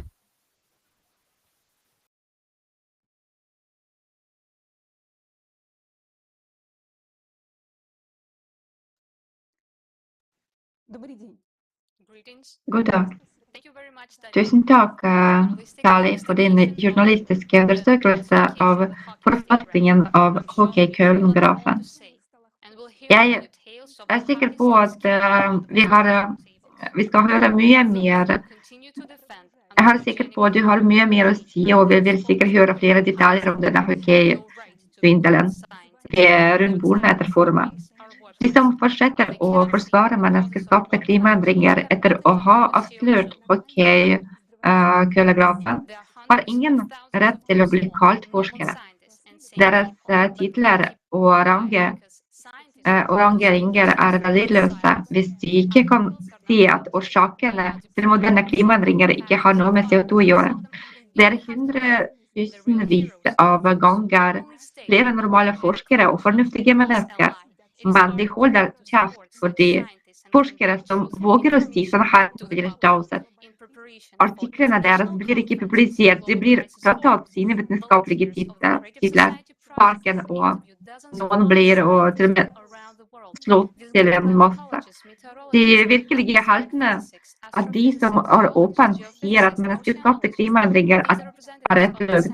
Det er vår plikt å støtte slike forskere og formidle samtidig informasjon til offentligheten. Som forberedelse til internasjonale konferansen global krise har vi invitert flere forskere. Disse inkluderer klimatologer, meteorologer, atmosfæriske fysikere, astrofysikere, geologer, geofysikere og okeanologer. Dette er representanter for det vitenskapelige miljøet i USA, Storbritannia, Australia, Tyskland, Norge, Tsjekkia, Hviterussland, Ukraina, Russland og alle andre land. Du kan se disse intervjuene på nettsiden til det Kreative Samfunnet. I kommunikasjonen med forskere har vi dypt forstått argumentene, sjekket selv alle fakta og bevis for at CO2 ikke påvirker klimaendringene.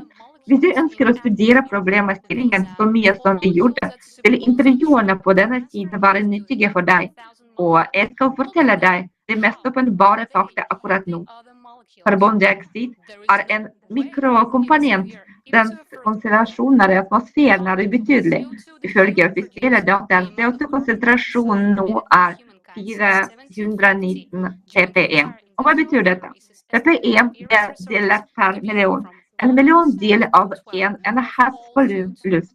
Hvordan representerer du dette? Det 4 CO2-molekyler for hvert 10 000 andre molekyler i atmosfæren. Dette de 4 molekylene som skal fange og overføre varme for de andre 10 000 molekylene. Se på dem. Hvordan vil de varme opp dette tydelige selv for en førsteglassing? Men hvor mye av denne CO2 produserte mennesker? Mengden karbondioksid som sluppet ut av menneskeheten siden 1750 i løpet av hele den industrielle epoken estimert av ulike forskere til å være mellom 1% og 2% av all CO2. Det vil si at mennesker har lagt til fra 4 til 48 molekyler per million andre molekyler i atmosfæren over hele tiden. Graden av absurditet øker, ikke sant? Tror du ikke at mennesker slipper ut så ille? Se på fakta. Det mest åpenbare beviset på dette klimakurven for økende CO2-konsentrasjoner da covid-19-pandemien rammet overalt i 2020. Når bedrifter tok folk holdt seg hjemme i karantene og luften i byene renset for eksos. Vet du hva CO2-vekstkurven gjorde? Det rikket ikke konsentrasjon av karbondioksid i atmosfæren fortsatte å stige, akkurat som før. All resten av CO2 produseres ikke av mennesker, men av naturlige kilder som planter, skogbranner, vulkanbrudd og havet. Planeter begynner å frigjøre planter på planeten begynner å frigjøre mer CO2 enn de absorberer. Skogbranner øker, vulkanaktivitet øker, og havet varmes opp fra bunnen. Omtrent 95% av jordens totale karbondioksid oppløst i havets dype vann. Hva var det som styrer mengden CO2 i jordens atmosfære? Bare inkompetente eksperter vil hevde at havet varmes opp på grunn av CO2 frigjort av mennesker. Havet overfører varme til atmosfæren, ikke omvendt. Det en enkel fysikk på videregående skole. Instrumentelle målinger viser at havvannet varmes opp først, og først etter 11-12 måneder øker konsentrasjonen av CO2 i atmosfæren. CO2-utslipp konsekvensen, ikke årsaken til oppvarmingen. Den viktigste diffusgassen uten tvil vanndamp, som fordamper fra overflaten av verdenshavene. Dens bidrag til drivhuseffektene 5000 ganger større enn menneskeskapt CO2. Nå stiger vanndamp på grunn av den intense oppvarmingen av dyphavet, og det skal vi snakke om senere i dag på formen. Se på skjermen. Denne kuben hvor mye CO2 som slippes ut atmosfæren av mennesker. De andre oransje terningene naturlig forekommende CO2. De lille terningene vanndamp. De blå og grønne kubene resten av atmosfæren.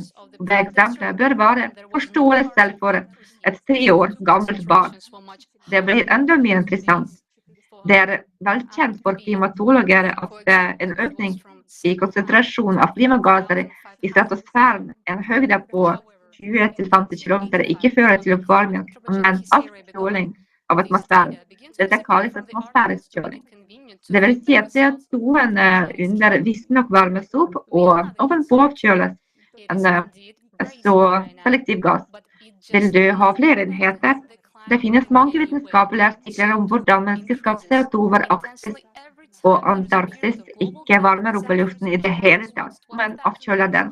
Det ikke interessant at CO2 ikke bare virker forskjellig avhengig av hvor høyt over jorden den men også avhengig av geografisk plassering. CO2 har også vist full oppførsel de siste århundrene.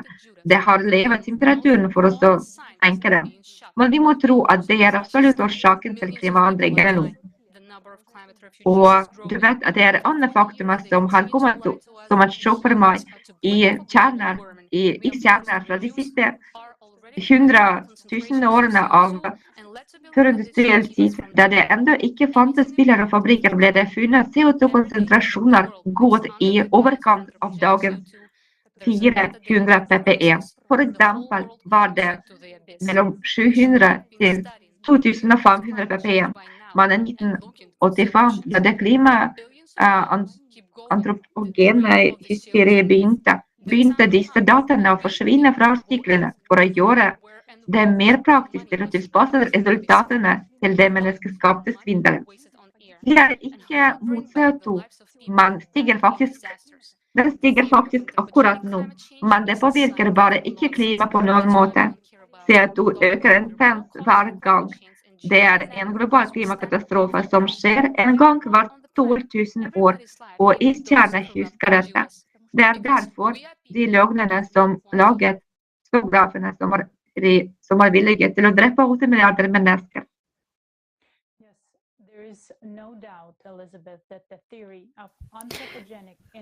Faktisk, Elisabeth, er teorien om menneskeskapt innflytelse på klimaendringer i strid med ikke bare sunn fornuft, men også fysikkens lover.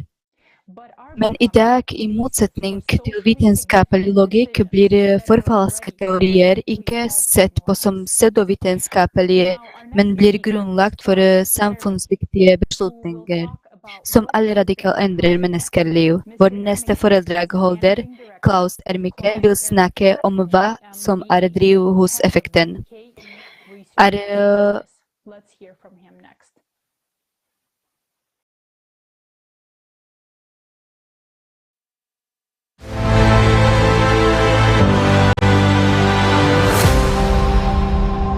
Also ich selber habe schon vor ungefähr 30 Jahren, damals war das Thema noch relativ neu, es war relativ wenig verbreitet, angefangen, das Ganze so im Augenwinkel zu beobachten. Mir kam das also ungeheuer seltsam vor, dass also CO2 in der Luft, das ja nur in winzigen Spuren dort vorhanden ist, jetzt das Klima der Welt plötzlich verändern sollte. Also unsere prinzipielle Arbeitsmethode ist eben dann einen Kreis von Experten, von Beratern zusammengesucht, die eben auf diesem Thema jeweils spezialisiert waren. Sie sind dort einige Professoren für Atmosphärenphysik, Professoren für Meteorologie und eben andere Wissenschaftler.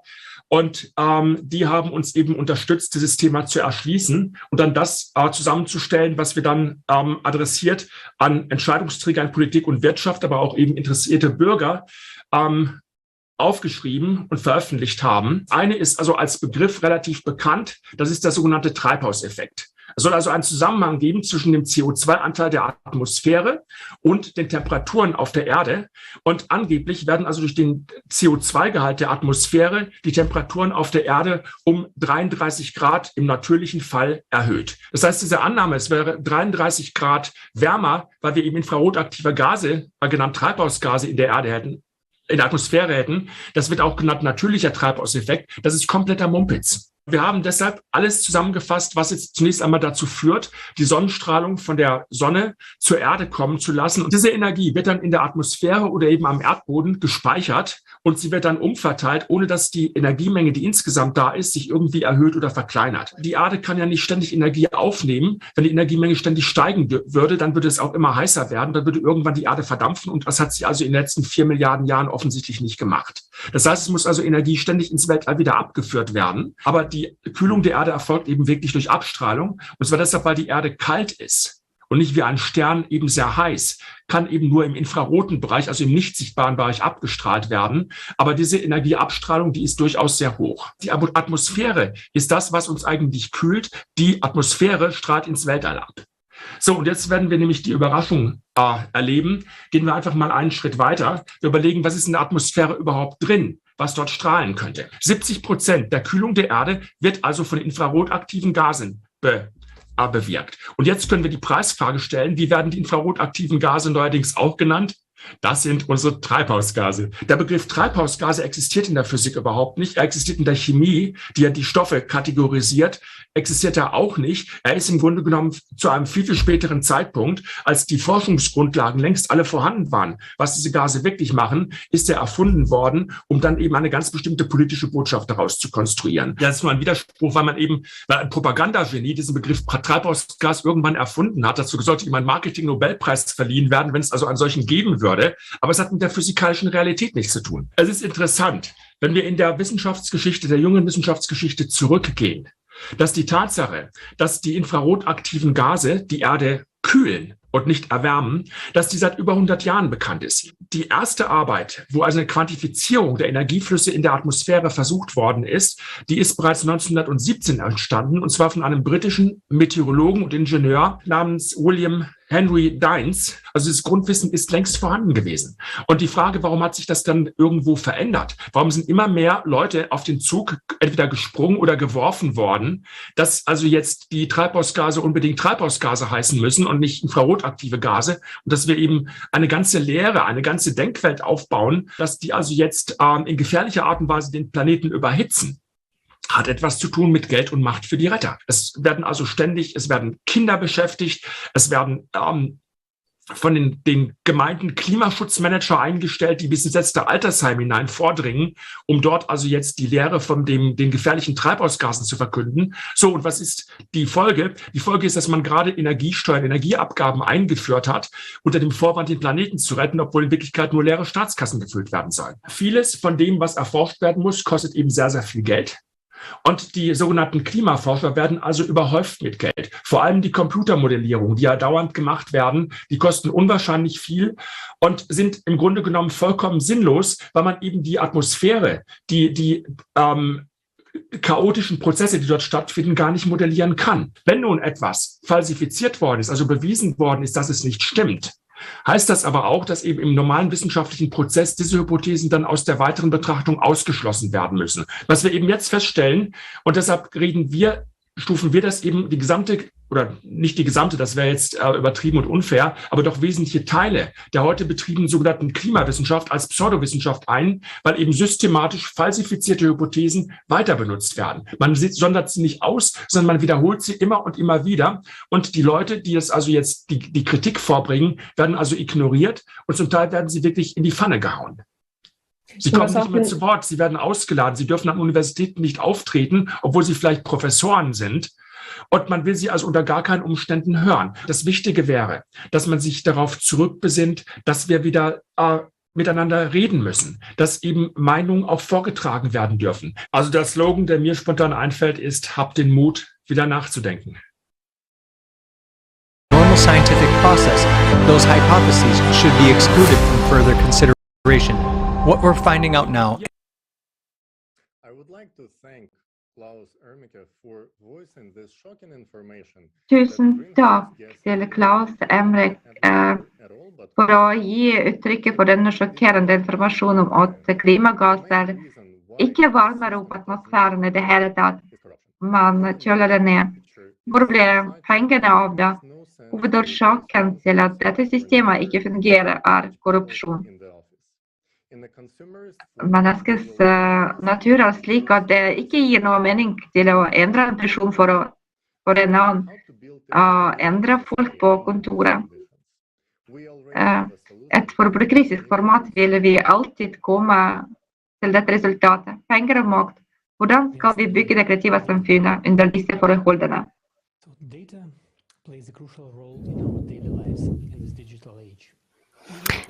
Data spelar en avgörande roll i våra dagliga liv i den digitala tidsåldern, selv om vi ikke er klar over detaljer.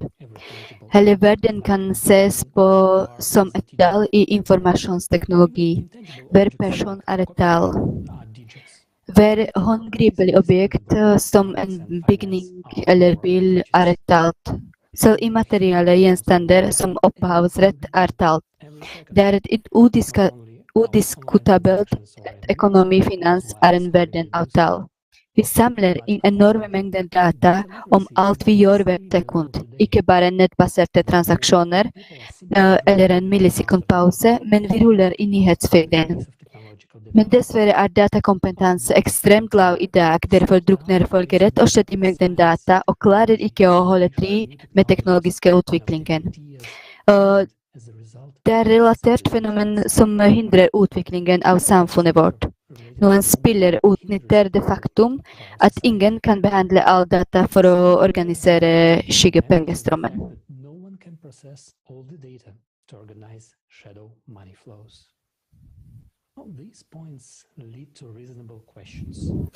Disse punktene fører til rimelige spørsmål. Vil menneskeheten klare å bruke dataene den besitter til sitt fordel?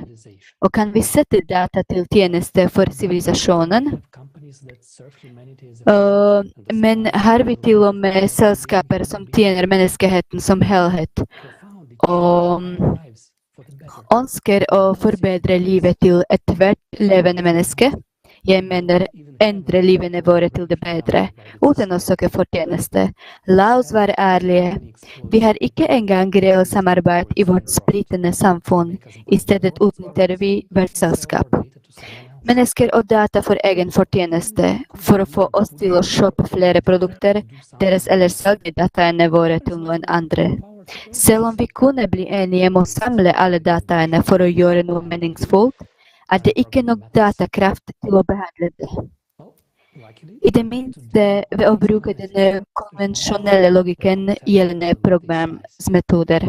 Heldigvis i dag på denne planeten er det et selskap som kan takle et problem av denne størrelsen, hvis løsningen vil avgjøre menneskeheten fremtid. Jeg vil snakke ikke om noen andre enn XP-energiskaperne av den første kunstige bevisstheten Jackie, som nylig presenterte sitt neste produkt. Bosshot flerbrukskompleks. All den unike teknologien og mulighetene XP-energi besitter vår involvert å utvikle og skape komplekset. Bosshot flerbrukskompleks er en global aggregator av alle eksisterende digitale data og et enkelt databehandlingssenter basert på hybrid kunstig intelligens. Navnet ble ikke valgt ved en tilfeldighet, og er en veldig symbolisk. Det er assosiert med soloppgangen. Når solen står opp over horisonten, lyser lysstrålene opp mørket, og skyggene som bor i den forsvinner, og avslører den med virkeligheten. Soloppgangen gir liv og håp. Så hva gjør den? Komplekset ble opprettet for å løse en rekke problemer og mål, både eksisterende og de som menneskeheten ennå ikke står overfor i fremtiden. For eksempel under overgangsfasen til det kreative samfunnet. Det inkluderer mange systemer og undersystemer, ber designet for å løse et spesifikt utvalg av oppgaver. Spesielt inkluderer komplekset et total-økonomisk overvåkningssystem som utfører blant annet oppgaver som global, antikorrupsjonsovervåkning på alle nivåer og konstant overvåkning av alle økonomiske enheter. La oss se på hvordan denne funksjonaliteten kan brukes på statlig nivå. Når den er distribuert, er Bosshot FBK integrert i alle statens digitale systemer og har fullstendig overvåkning av hele det finansielle systemet, noe som gjør det mulig å overvåke situasjonen i statsøkonomien i sanntid. Dette sikrer åpenhet rundt brukeren av midler på alle nivå. Bosshot FBK identifiserer og overvåker alle ulovlige ordninger for pengesmugling, inkludert deres ukontrollerte uttak i utlandet. Den identifiseres hele kretsen av personer involvert i ulovlige ordninger. Det bidrar også til å oppdage svakhet i lovgivningen, ledelsen og kontrollsystemet, noe som gjør underslag umulig. Bare tenk på det. Total åpenhet og utryddelse av korrupsjon høres ut som en dødsdom i et samfunn der, ifølge offisielle tall, er opptil 25% av størrelsen på ethver stat årlige budsjett tapt ved underslag. Komplekset ser hvert minst bevegelse og åpner opp alt som er en skjult hemmelighet, og det spiller ingen rolle om det er kontanter eller bankoverføringer. I motsetning til mennesker blir komplekse ikke sykt, stjeler ikke, har ikke depresjon, er ikke utsatt for fristelser, følelser, vil og er ikke bekymret for seg selv og sin fremtid. I stedet jobber den med data og er utelukkende avhengig av reelle tall og fakta. Du kan lese og se mer på voskot.software, men nå la oss se en kort video som vil gi deg flere spennende detaljer.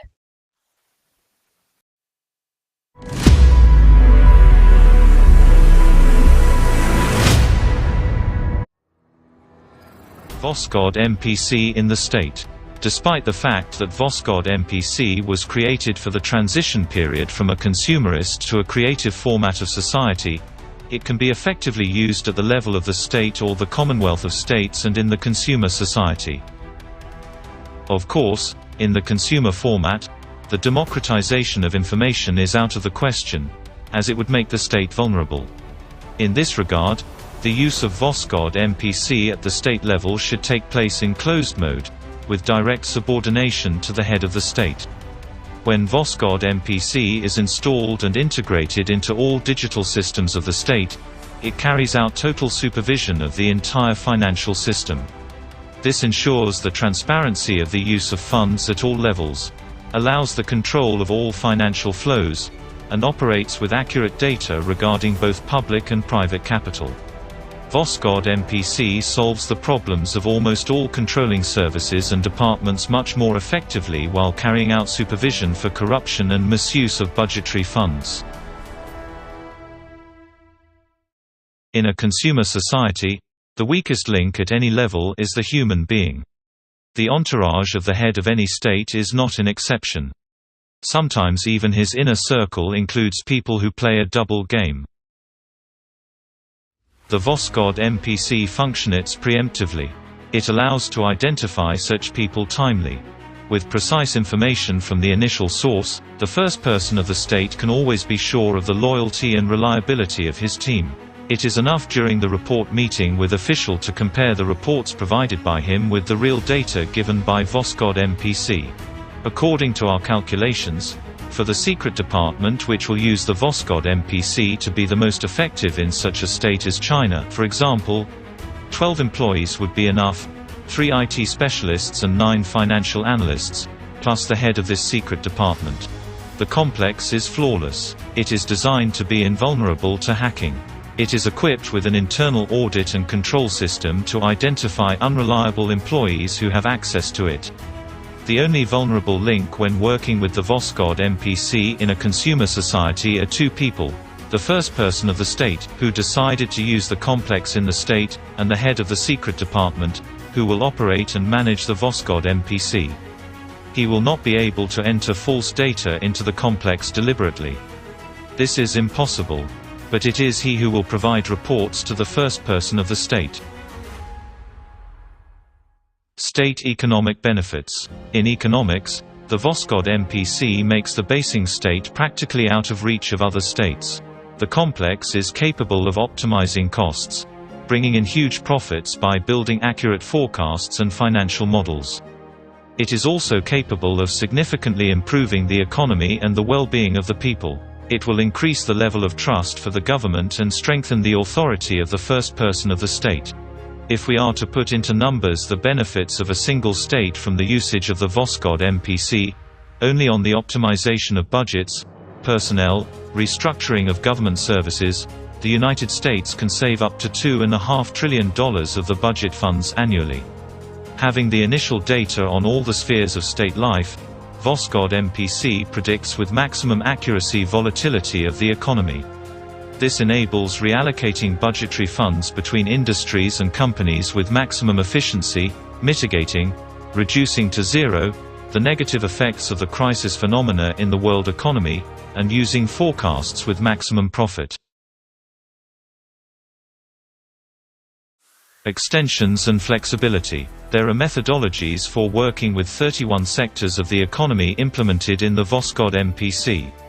The XP Energy team has created VOSGOD MPC with the possibility of its continuous development and improvement in case it is required.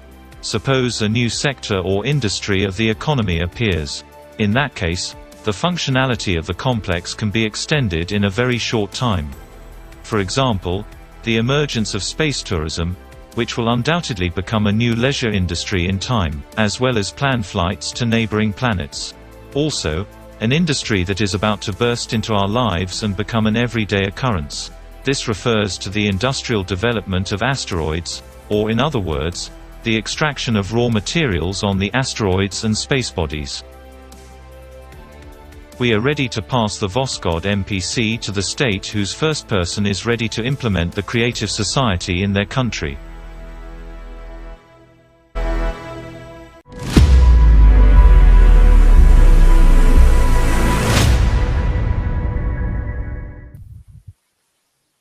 Utrolig, ikke sant?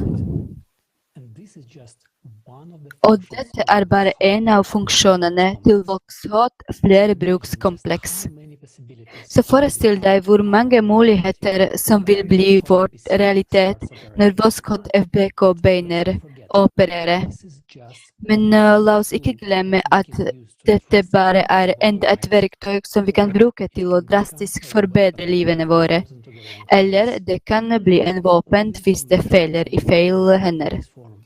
Med all informasjon presentert tidligere i dette forumet om vanvittige mengder penger brukt på mislykkende og uendelige kamper med verdens største problemer, hvis brukt for godt, vil Voskhod FBK tillate oss å endelig kunne se hvordan midlene faktisk brukes og omdirigeres alle ressursene våre. Alt menneskelig potensial for å bygge det kreative samfunnet, ikke bare for å overleve, men for å bli en sivilisasjon og blomstre.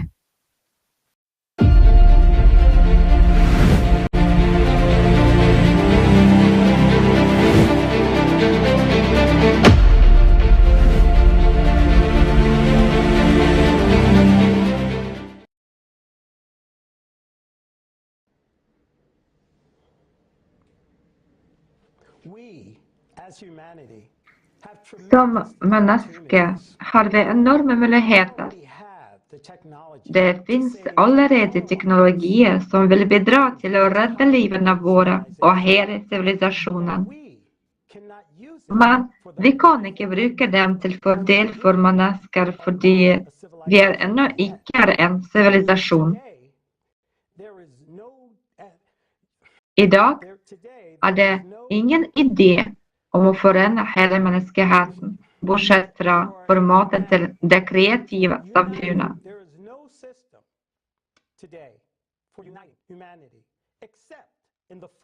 Dette er den eneste frelsen for alle mennesker, og i våre hender avhenger det av vårt valg om det vil være det eller ikke.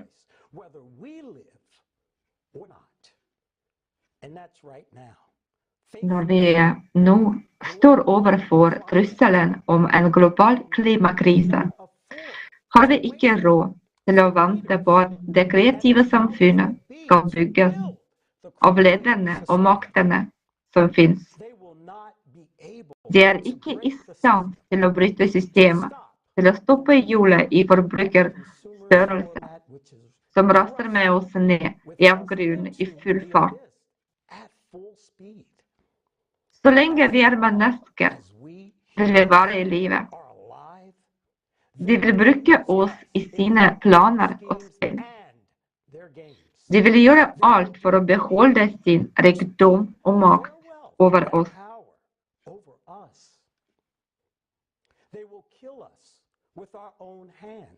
Vi vil bli drept av våre egne hendelser, så lenge vi rettferdiggjør disse drapene ved å skylde på hverandre. Det som skjer nå er degraderingen av menneskeheten, av menneskesinnet. Dette er en fullstendig devaluering av menneskeliv. Det er veldig skummelt at vi folk selv i hodet innrømmer og er enige om at det kan være noen rettferdiggjørelse for dødsfall. De sier, du har valgt en slik regjering for deg selv. Det er din egen feil. I dag brukes denne frasen for å rettferdiggjøre dødsfall i Ukraina og i andre land. Men var folks feil i dette tilfellet?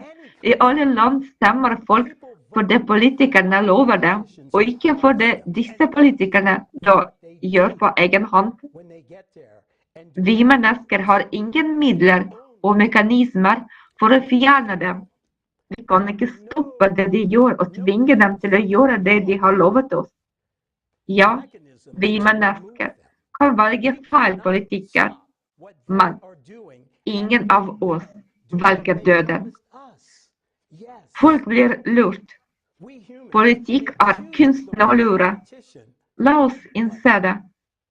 Det verste som ble skapt her i verden mot mennesker, ble skapt av politikerne.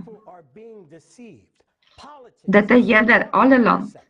Hvert land har en håndfull jævler. For jævler er ikke en nasjonalitet. Jævler er mennesker som har glemt at de er mennesker. Og disse er overalt.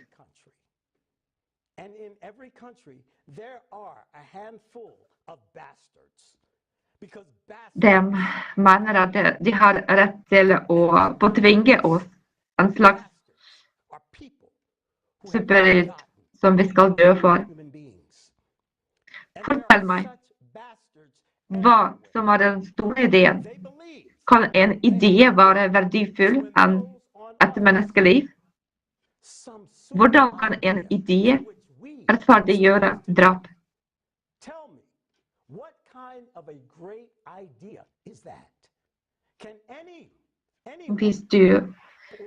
Hvis du er rasende nå, hvis du ikke er enig i det jeg sier, det er bare fordi du foreløpig er hundrevis og tusenvis av kilometer unna, og ingen har kommet for å drepe deg og dine kjære. Men når de bomber deg, når de bomber og raketter eksploderer i hagen din, når slektningene dine blir drept, rett og slett for ingenting, først da du vil forstå at det ikke er noe mer verdifullt enn menneskeliv. Men da vil det være for sent. Du vil dø. Og bare en politisk idé vil gjenstå.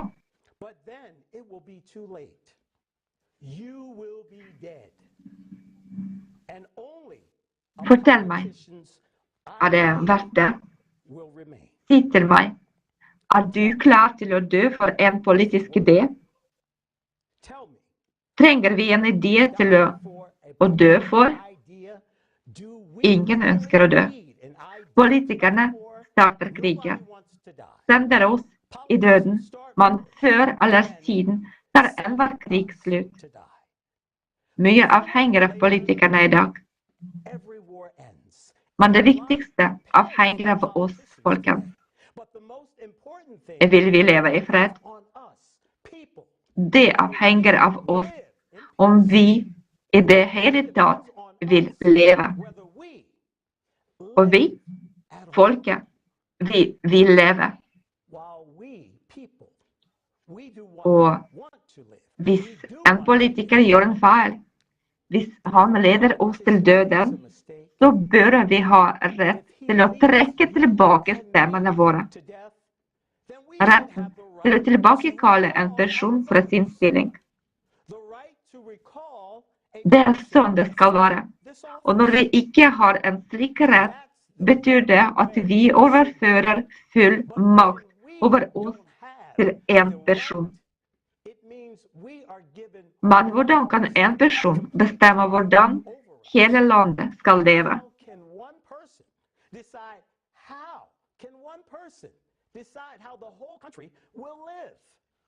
Det kan ikke være noen makt i det kreative samfunnet. Vi trenger ikke makt. Vi vet hva det fører til. Ordet er det kraftigste våpenet. Det begynner og slutter med ord.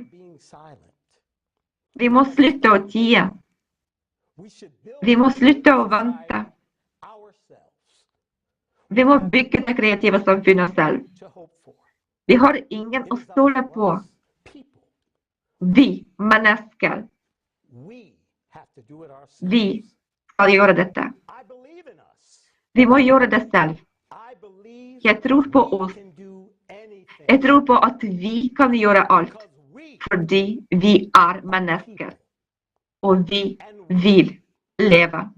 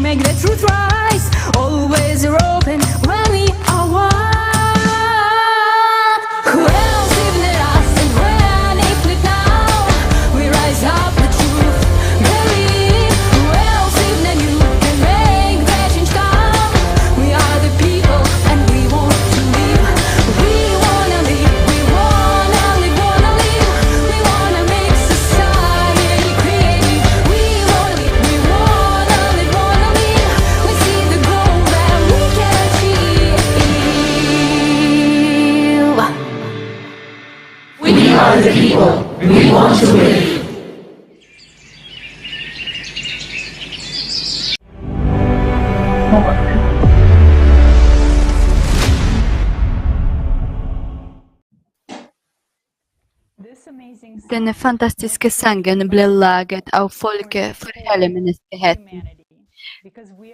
Fordi vi er mennesker, og vi ønsker å leve.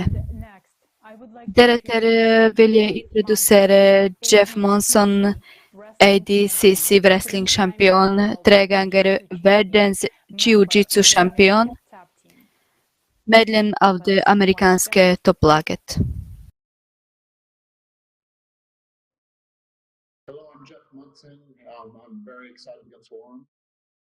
Hei, jeg heter Jeff Monson.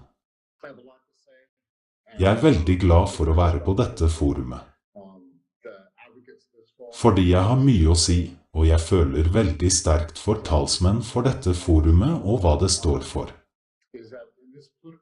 Så det første jeg vil si er at i dette politiske klimaet nå, når vi har krig, når vi har global oppvarming, vi har konflikter, Vi har problemer med at folk blir handlet som slaver eller som sexslaver, og mennesker som fortsatt lever i fattigdom og sanksjoner. Og det er mange forferdelige ting du kan lese om i nyhetene hver dag eller se på TV, som «Verden er forferdelig». Verden er forferdelig. Men jeg vil understreke at det er mange mennesker som presser på for en bedre verden, og en bedre verden er mulig. Og hovedideen med dette er at det starter med oss. Vi kan ikke stole på regjeringer. Vi kan ikke. Vi har stolt på regjeringen siden tidenes begynnelse, siden det føydale systemet med konger, siden kapitalismen med de frie markedene, med valg, med demokrati, med å stemme på presidenter og representanter i kongressen og Duma-medlemmer for å prøve å fikse ting. Når du deltar i verden, når alle har likestilling, når du kan se på noen på gaten og vite at de nyter de samme frihetene som deg, og de har de samme mulighetene som deg, og de deltar i verden som du. Jeg tror det ikke finnes noen større glede for mennesket enn dette. Det er som om alle i verden deler den samme følelsen av enhet i oss selv, i menneskeheten. Vi er alle mennesker. Vi er alle en helhet. Som jeg sa, vi ønsker alle det samme. Så hvorfor kan vi ikke samarbeide? Vi er intelligente. Vi kan sende folk ut i verdensrommet. Vi kan lage disse gale våpnene som kan ødelegge verden. Vi har alt dette. Hvis vi kan gjøre dette, kan vi ha et system der vi har helhet og fred og hvor vi alle jobber sammen. Dette er vår siste sjanse til å forene oss. Så vi kommer til å forene oss. Og akkurat nå kan vi velge å forene oss, eller så blir vi tvunget til å forene oss. Fordi vi er i et system der enten krig eller klimaendringer har tvunget oss til å forstå at vi ikke kommer til å overleve som art med mindre vi forener oss. Men akkurat nå er det vår siste sjanse til å gjøre dette, gjerne, uten noen miljøpåvirkning som kommer til å ramme deg, uten vår forestående ødeleggelse. Så folkens, fortell naboene dine, fortell vennene dine, fortell dem at du vil gjøre en endring og at du er villig til å gjøre en endring, og at du vil at de skal forbedre seg med deg, enten kjenner du dem eller ikke. Folkens, dette er en slik mulighet. Jeg er så glad for at dere snakker om dette.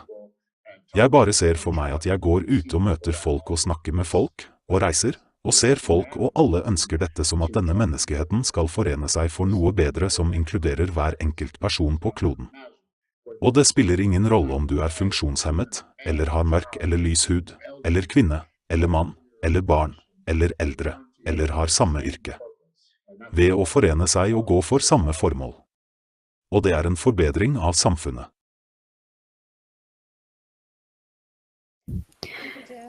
Takk, Jeff, for din oppriktige forståelse av virkeligheten av forening. Det er virkelig den eneste måten vi kan overleve på. I neste blokk vi vil finne ut hvorfor spørsmålet om økologi aldri vil bli låst i samfunnets forbrukerformat.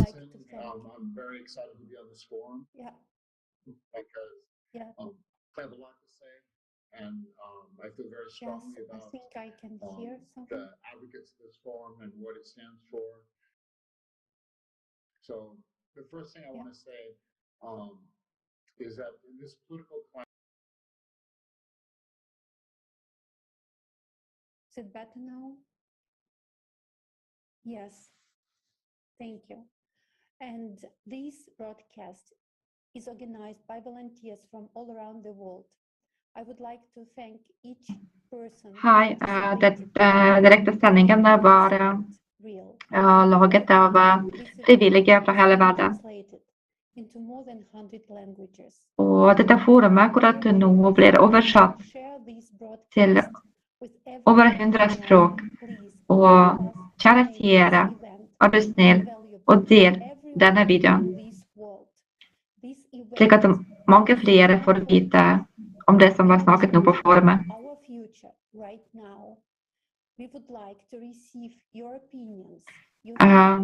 Av dette avhenger menneskehetens fremtid. Og dere kan også sende oss video til e-mail. Den du finner på creativesociety.no. Og det er veldig viktig å vite, å få vite sannheten, og få høre sannheten som vi snakker om nå. Never be solved in the consumer format of the society.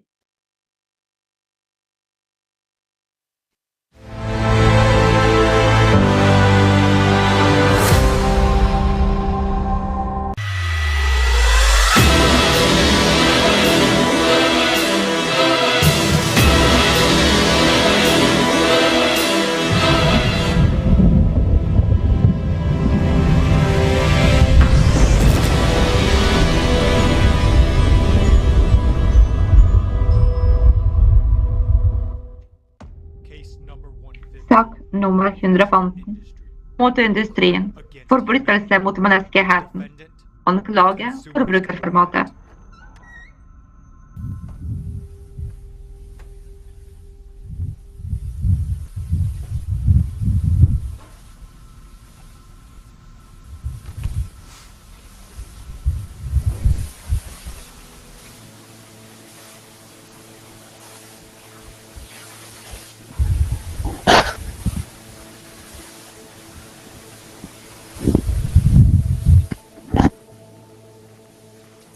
Skal du ikke si noe? Da begynner jeg. Bangladesh, året 2013.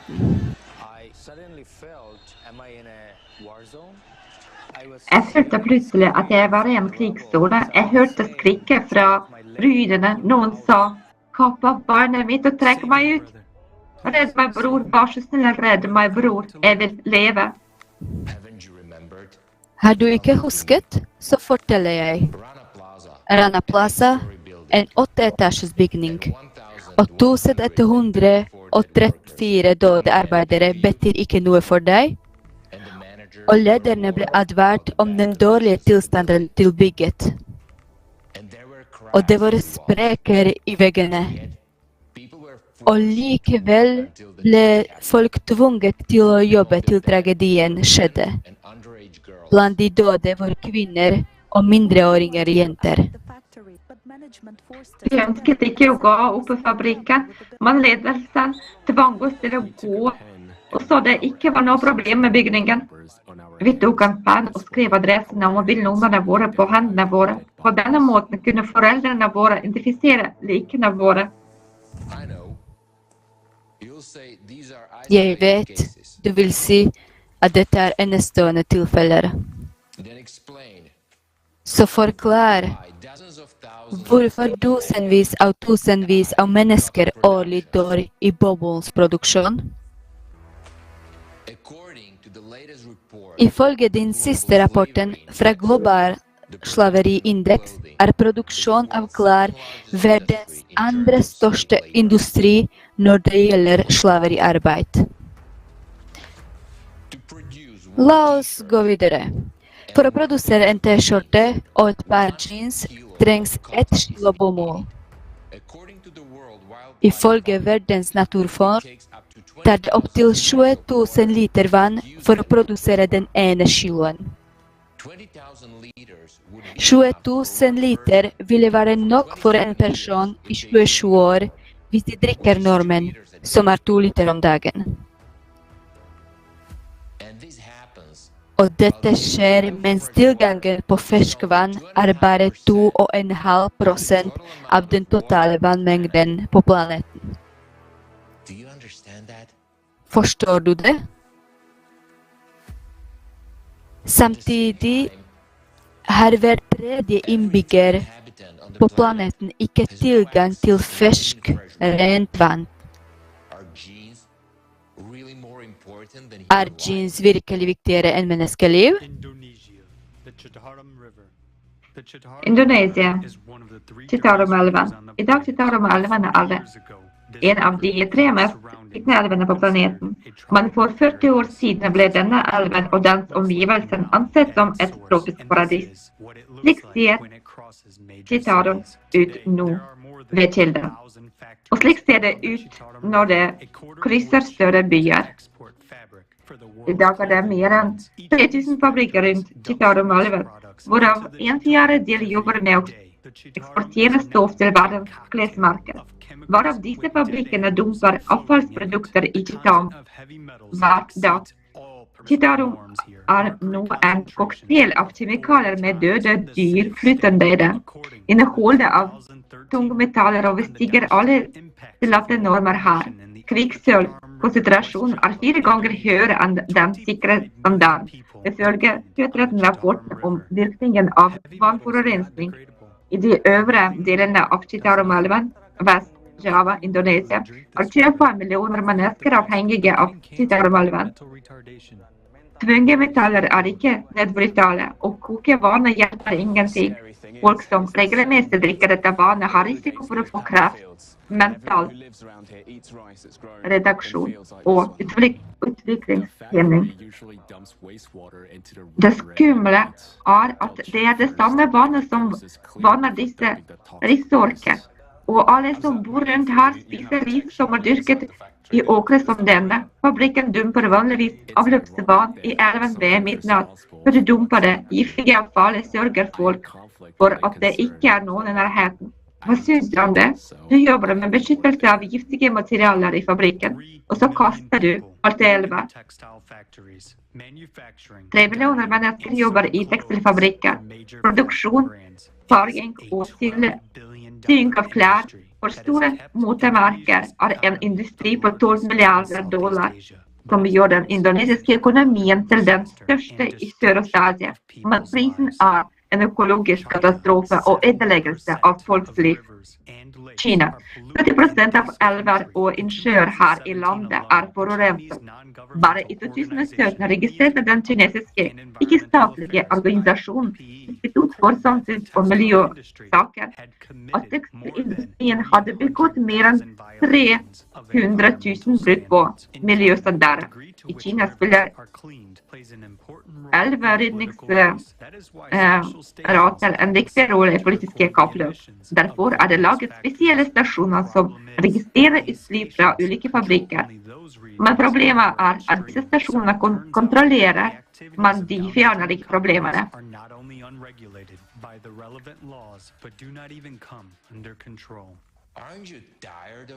Er du ikke lei av løgnene dine? Ifølge studiet Internasjonal utbredelse og effekter av flere kjemiske følsomheter fra 2008 til 2018 økte befolkningens følsomhet for kjemikalier med 300%, inkludert klesartikler. Dette til tross for at de fleste merker hevder at materialene og fargestoffene deres er miljøvennlige og trygge.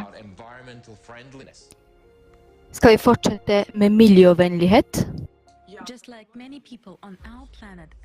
Akkurat som mange mennesker på vår planet i jorden, ble jeg bestemt lurt av moteindustrien. Dette bedraget var følgende.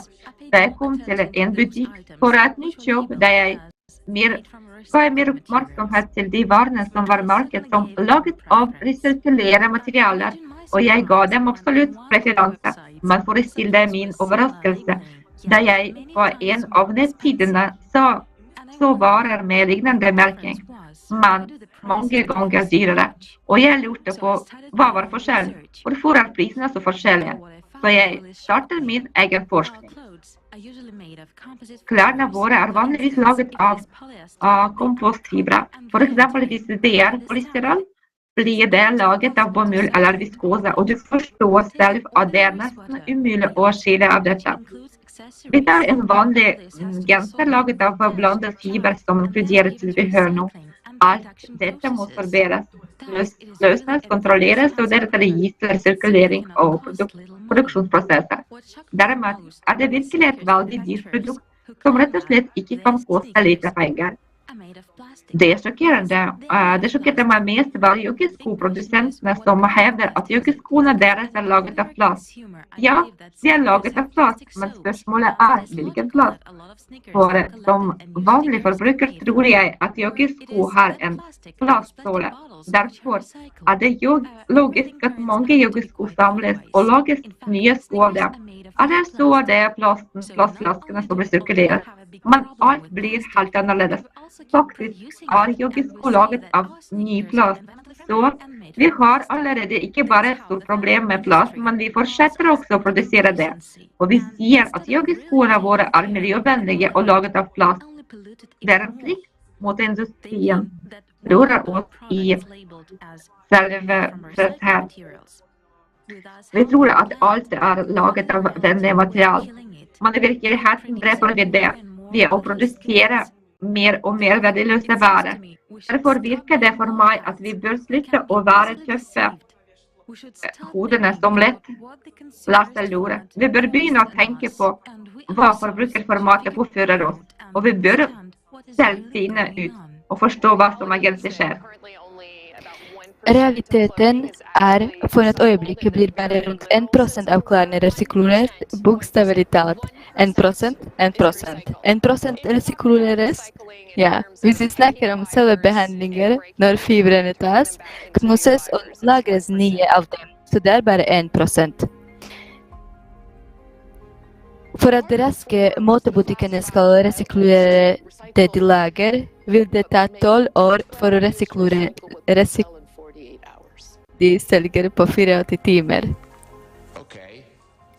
Ok. Forklar meg dette. Hvorfor produserer du 400 milliarder kvadratmeter tekstilier i året, og 60 milliarder er bare avfall? Med denne mengden stoff kan du pakke planeten vår 800 ganger. Samtidig brennes en lastebil med klær hvert sekund. Og hvert år kaster tonnevis av nye klær på søppelfyllingen. Si meg, vil du noen ganger få nok? Tap, slaverarbeid, ødeleggelse av elver, økologi og overproduksjon. Hva er alt dette for noe? Din kynisme, grådighet, din grenseløse grusomhet kan ikke skjules bak den lite fargerike etiketten til moteindustrien. Milliarder av mennesker er fanget i forbruk og satt dem på grensen til å overleve. Kommer du til å tie? Jeg er lei av deg.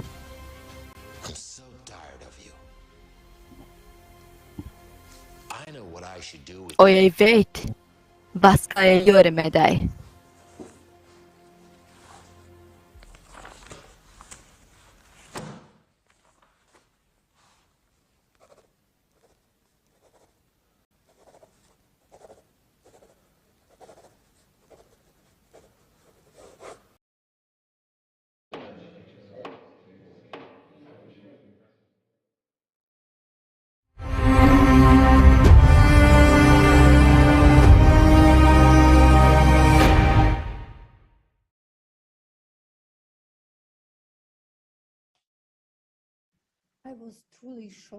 Jeg ble sjokkert over informasjonen vi nettopp så i videoen om moteindustrien, hvor grusomt og absurd er forbrukersamfunnet vi lever i.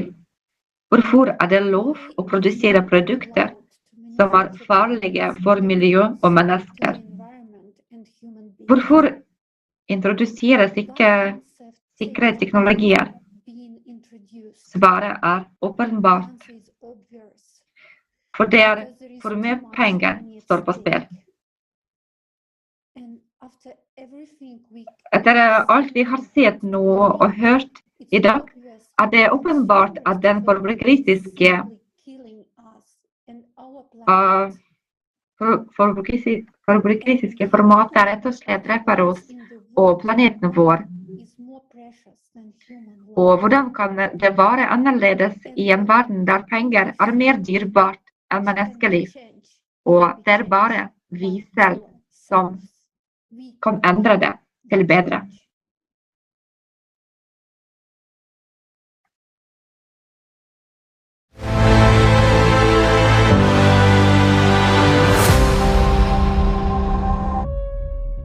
Your life is in danger. You live on a planet that is dying. The ecology that provides the conditions for your survival is almost destroyed. and continues to be destroyed at a catastrophic rate. But the truth is that this cannot be stopped in the current consumerist format of society. The format of lies, cruelty, and absurdity. Do you want to change that? Then let's take an honest look at what is happening now.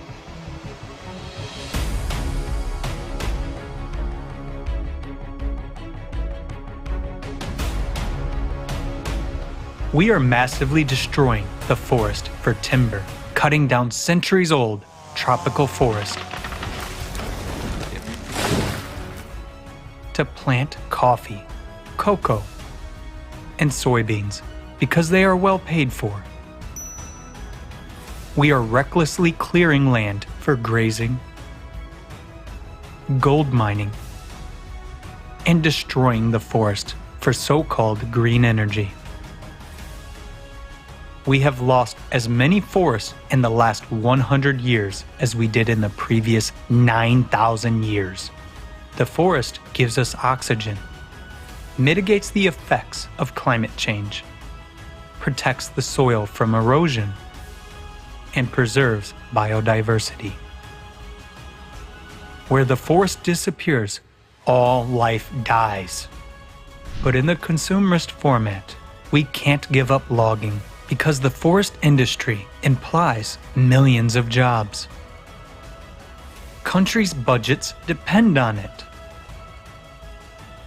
It turns out that in order to survive, we must destroy what gives us life.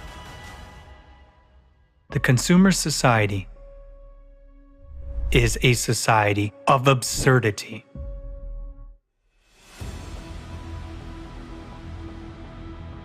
Today, there is not even a single well-functioning system for environmental monitoring in the world.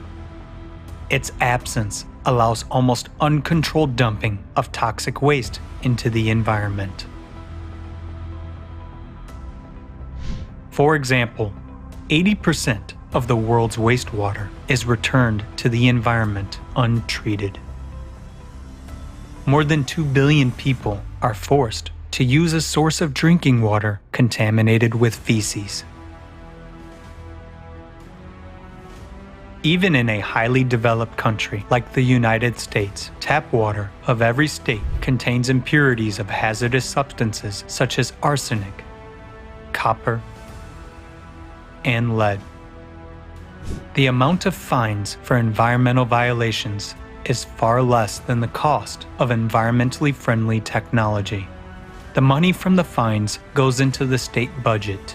At best, they are allocated to eliminate the consequences, but the cause still remains. And why eliminate it? We can continue to fine and sell emission quotas and licenses. As long as one can make money on this, the problem will never be solved. They just throw dust in our eyes, creating the illusion of an active fight against environmental pollution. The consumer society is a society of lies.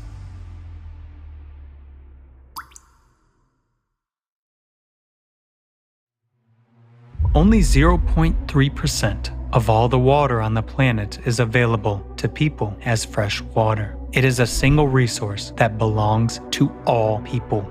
Now, 1 in 3 people does not have access to clean drinking water.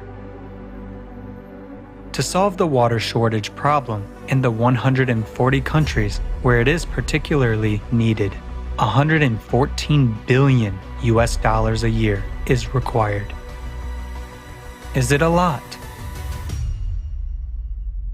Just to compare, the global annual military budget for 2020 was $1,930 billion. That is, if we give up spending on the war for just 1 year, we can provide clean drinking water for all of these countries for almost 2 decades to come. In a consumer society, fostering hostility and fear is more important than caring for one's neighbor and future generations. Consumer society is a format of inhumanity.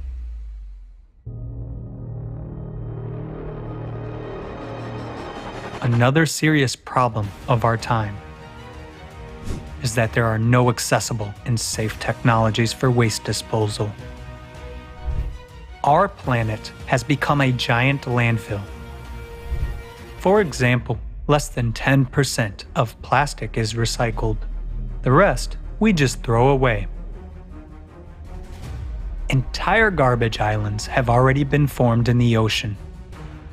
Microplastics have been found in the ice in Antarctica in 83% of tap water samples, and even in mothers' placentas. But it's a poison that contaminates people and nature. At the same time, the production of plastics is constantly growing. The volume of the global plastics market in 2020 was about $580 billion. Another paradox of the consumerist format. We are destroying nature and ourselves for money. Only in a consumer society can one make billions of dollars selling poisonous substances.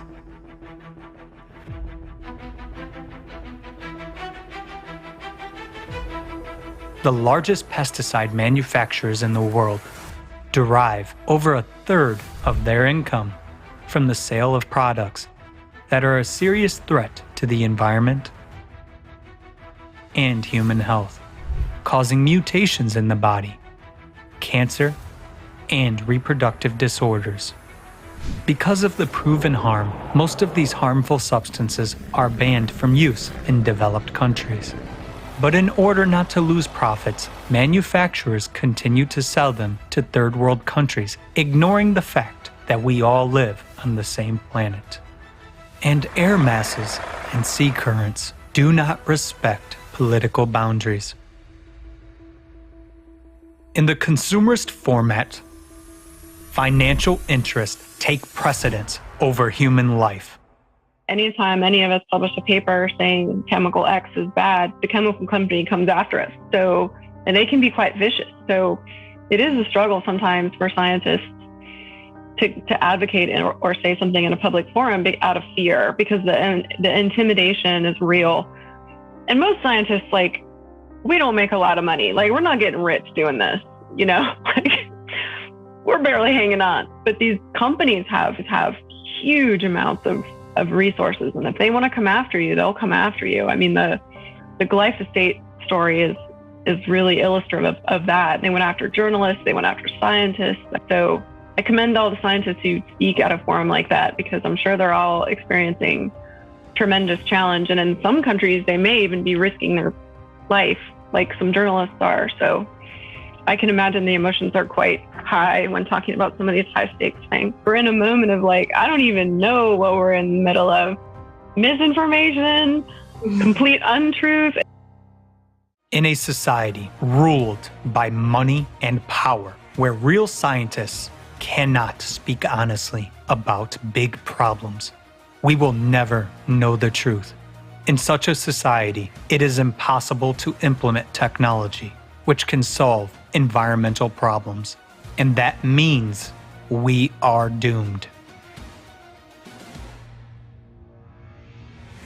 To save your life and life on the planet, it is necessary to build the Creative Society, a safe, fair, sensible society in which the main value is the life of every person. Obviously, the Creative Society is our only chance. By informing about the Creative Society, you save the planet. Tell everyone about this. Thanks to you, the truth will spread all over the world. And when all people learn about the Creative Society, by joining together, we will build it very quickly. What is impossible for one is possible for all of us together. Take action to save lives.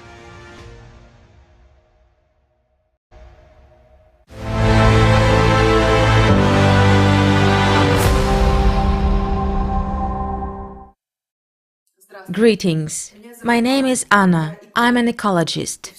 And everything that is said in this video is a terrible truth. And it's getting worse day by day. Because we are increasing logging and pollution.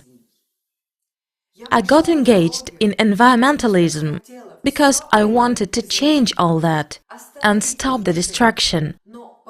But in fact, I now see that this is impossible in our consumerist format of society. And it hurts that those people who genuinely want to save the environment cannot influence anything. Because this is how the system of consumer society works. While in the scientific world, they distribute grants based on personal interests and make decisions at international forums to save the environment, these decisions aren't binding and have vague deadlines. And at this very moment, our planet is dying. And we are on the brink of ecological disaster. It is important to understand that there are 3 stages of ecological destruction. The first stage is when the ecology can recover on its own, and we have already passed this stage irrevocably, even if we stop throwing waste into the environment and destroying everything in our path right now. Even in this case, the ecosystem will no longer be able to recover on its own. The level of destruction is so great that it is only possible to save nature with the direct and active help of people themselves. And this is the second stage we are now at, the stage where emergency resuscitation is needed. We must undo all that we ourselves have done to our Earth. Because if we go to the third stage, this is the point of no return. Our planet is close to not being fit for life. A period of the 6th mass species extinction, as rapid as the period when the dinosaurs went extinct, has begun on Earth. After all, humans are a biological species as well. So why do we think that if everyone around us is dying, we will definitely survive?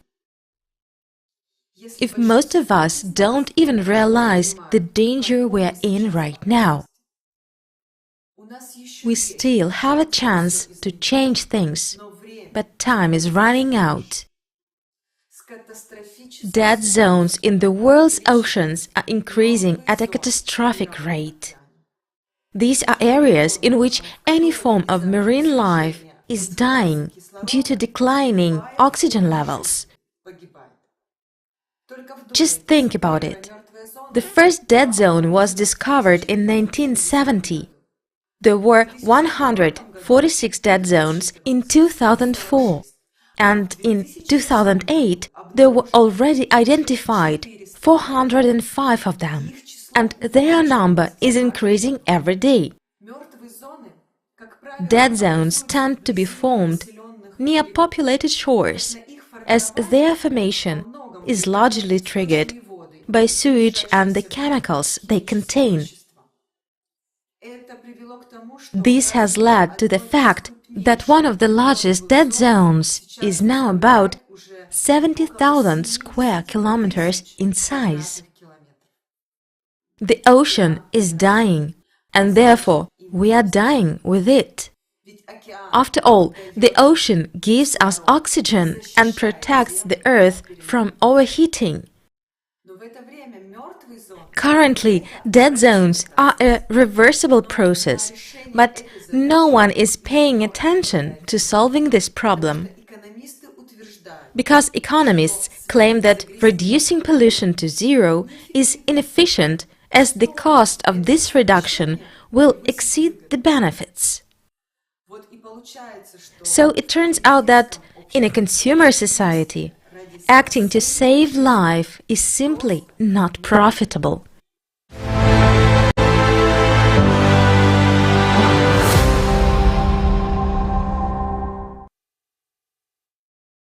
Shocking facts. Today there are a lot Idag finns det många teknologier av salting och rensning och produktion av drickevann. Man minst 2 milliarder mennesker dricker vann som är förorenat med fekalt material. Låt oss se följande video och du vill förstå vem som har nytta av att du dricker fekalt förorenat vann.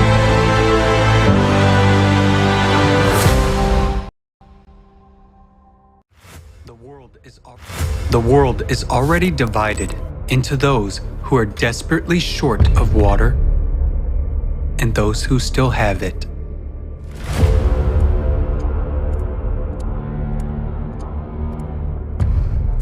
According to UN data, humanity needs to wake up to the looming water crisis.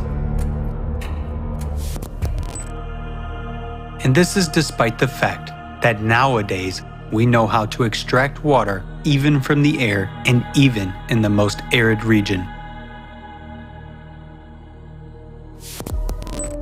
Water from fog.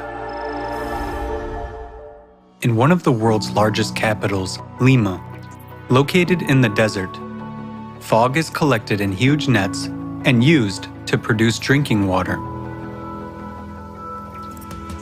Morocco has one of the largest plants, which produces up to 6,000 liters of drinking water a day from the fog. Its operation costs practically nothing and does not require external energy. Water from the air.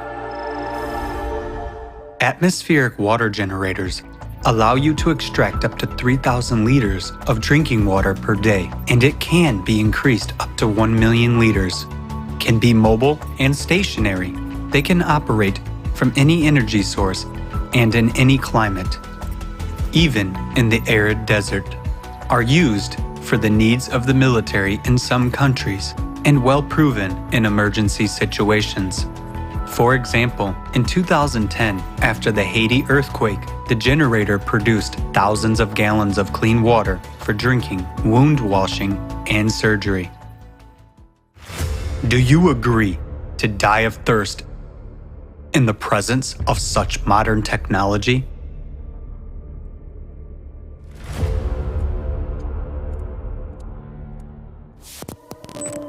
Water desalination units. Worldwide, about 16,000 desalination plants purify ocean water from salt and turn it into fresh water.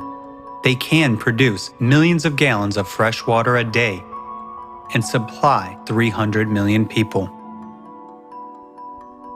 Innovative developments already allow desalination plants to be environmentally friendly, work even on the energy of ocean waves, and not to harm the ocean. In the water, they can retain the minerals needed for irrigation of fields and extract minerals from the remaining brine.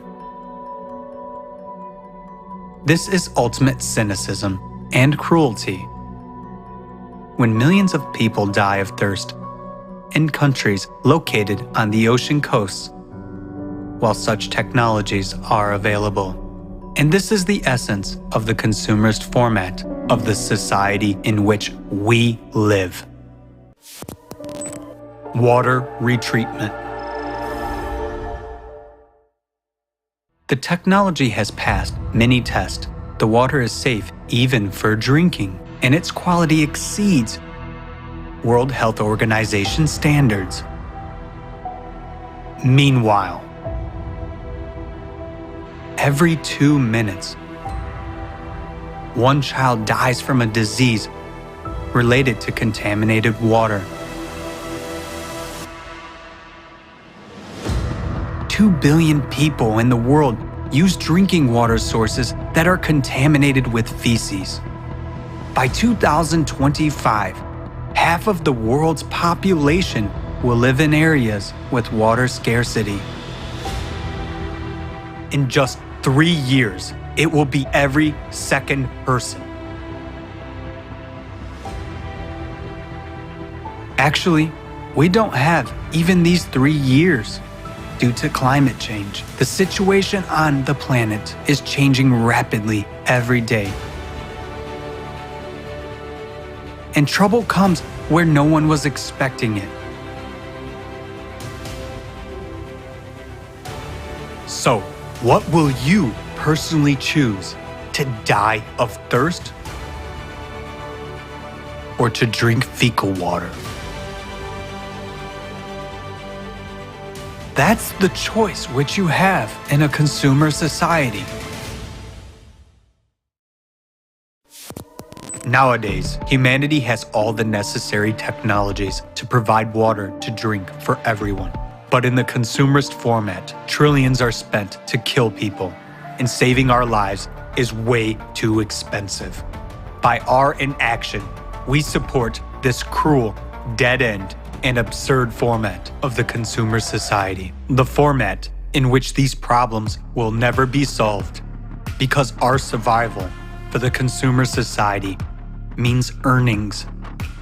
Nowadays, profit is more important than our lives, and our deaths are just dry figures. The only way out is to change the format.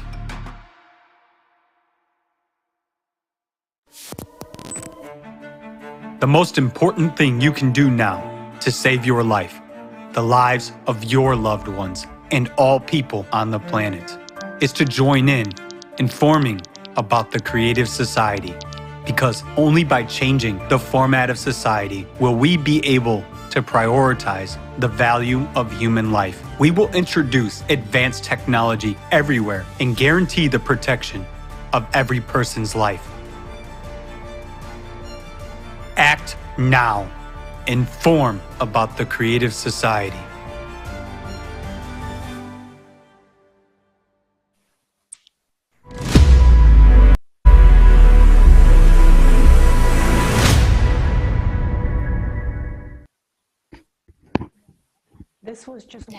Dette er et eksempel på hvordan forbrukersamfunnet fungerer. Vi har alt vi trenger for å forbedre menneskeliv, men det er ikke tilgjengelig. La oss ta en titt på en annen eksempel på hvordan forbrukersamfunnet fraover oss livene våre.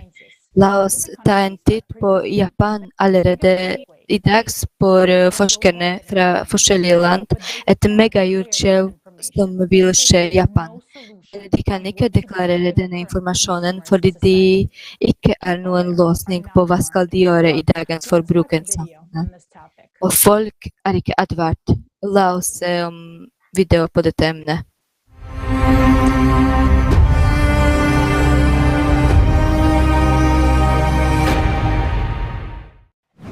Earthquake could destroy all of Japan. Jordskjelv kan ødelegge hele Japan og nærliggende regioner. Og hvorfor? Japan ble øygruppe for rundt 12 000 år siden på slutten av istiden, og før det hadde den vært en del av kontinentet. Hvert 2000 år skjer globale katastrofer og tektoniske endringer på jorden og endrer planetens ansikt.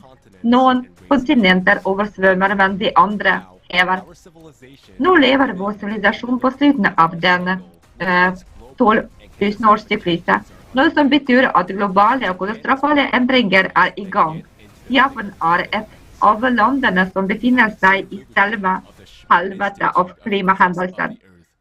Alexei Lubushin fra Schmidt Institut for jordfysikk spådde jordskjelvet i 2011 for 3 år før hendelsen ved å analysere seismisk støy.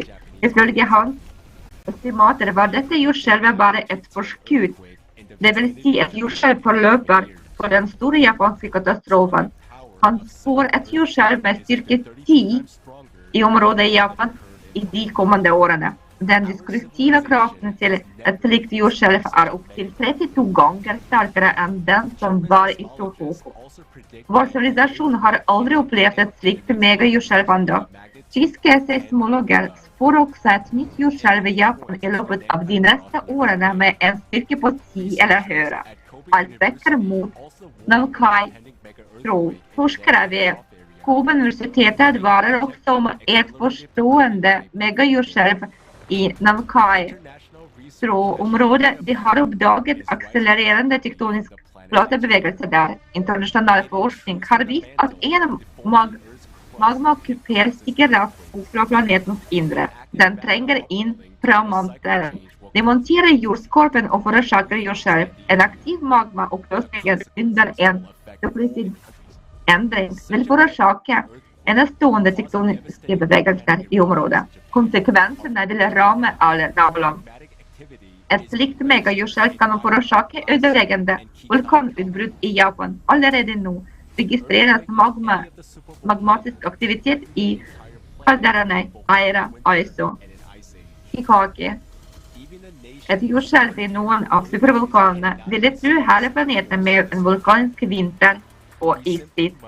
Selv en nasjon så forberedt på jordskjelv kan ikke motstå en slik ødeleggelseskraft. Vi må rett og slett advare folket i Japan om denne faren, slik at de kan flyttes til tryggere områder på forhånd. Og det 126 millioner menneskeliv. Landet deres skal forsvinne fra verdenskartene som helst. Et land så utviklet som Japan forberedt på å håndtere den kommende apokalypsen.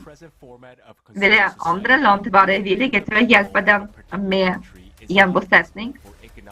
Vil et slikt jordskjelv bare være et problem for Japan? Ingen grenser, ingen murer vil stoppe klima for å angripe. Det nådeløst. Og det tar ingen penger.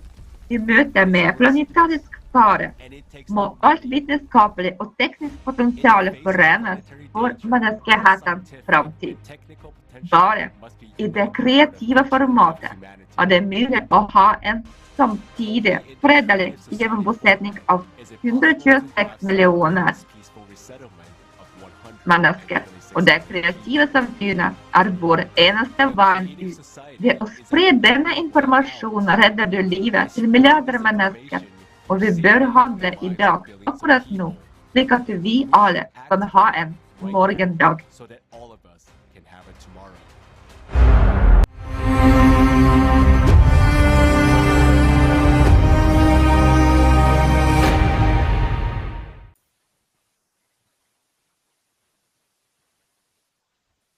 Hei alle sammen. Jeg er beæret over å være en del av denne fantastiske forumet. Tusen takk til alle som deltok i forberedelsene til dette arrangementet. Takket være vår samlede innsats kan vi i dag forsyne sannheten til verden. Det gjør meg veldig vondt for menneskene som lider av klima, som har mått dens grusomhet og ødeleggende kraft. Nå vil jeg henvende meg til skeptikerne.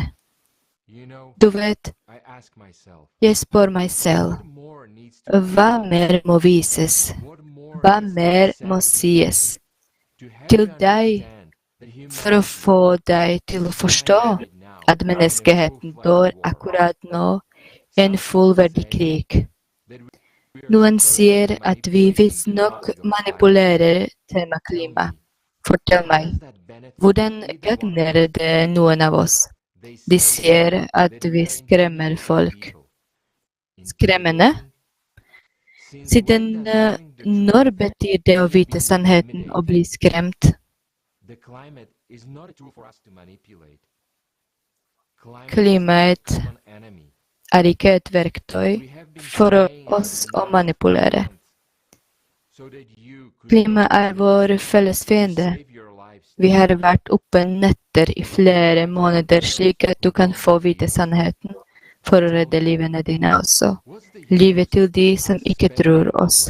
Fortell oss, hva er nytten at vi bruker mye ressurser? Hva gir det oss? Det er på tide å skru på hjernen og tenke på dette. Vi lever på samme planeten. Dette er vår eneste hjem. Og klimakatastrofer vil påvirke alle. Selv om de kanskje tusenvis av kilometer unna deg nå. Hver katastrofe er bevist på klimaendringer over hele planeten. Og derfor utenfor vinduet ditt, selv om du ikke ser det ennå. Sannheten er at når du møter kraften til klima, vil det være for sent å gjøre noe med det. Det eneste fordelen jeg ønsker å oppnå, er å redde livet mitt og andre menneskers liv. Fordi jeg er et menneske, og jeg vil leve. Det er derfor jeg snakker sannheten åpent. Og nå jeg vil henvende meg til presteskapet. Klima dreper oss alle. Hvorfor er dere stille? Hvorfor forteller dere ikke sannheten? At den eneste utveien og frelsen for menneskeheten i dag er det kreative samfunnet? Dette er ikke noe å si om. Du kan advare folk og redde livene til troende mennesker over hele verden. De som lytter til dere. Hvorfor gjør dere ikke det? Jakobsen brevet sier, så den som vet det rette, å gjøre og unnlater å gjøre det for ham, er det synd. Vet du ikke det? Ved vår stillhet dreper vi hverandre, for vår taushet om klimaendringer er ensbetydende med drap. Å drepe uskyldige mennesker som sover fredelig, uten å vite hva som venter dem. Buddhismes første hellige bud forbyr å skade og drepe mennesker. I islam er det stor sinne å drepe en uskyldig person. Så hvorfor er dere stille? Jeg appellerer til de få ekte prestene i alle religioner som virkelig tjener Gud og ikke mammon. Husk hvorfor du kom til din religion. Hvis du virkelig kom for å tjene Gud, til det beste for mennesker og ikke for å være en frilaster, så ikke vær stille. Snakk sannheten. Snakk om det kreative samfunnet. Tusen takk.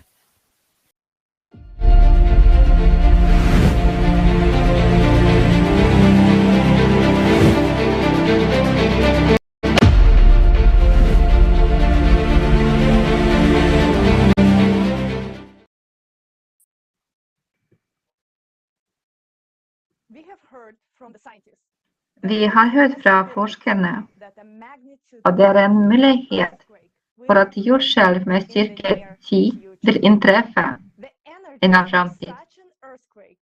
Energien fra et slikt jordskjelv vil være 32 ganger større enn jordskjelv med styrke 9, som skjedde i 2011 i Tohoku. Vår sivilisasjon har aldri sett jordskjelv av et slikt omfang. Men dessverre, hver gang i løpet av syklusen på 12 000 år forekommer ikke bare jordskjelv, men også supervulkaniske utbrudd. Og deretter vil Joy Blondell fortelle oss mer om det. Joy er en forsker, oppfinner og gründer. Vær så god, ordet er ditt.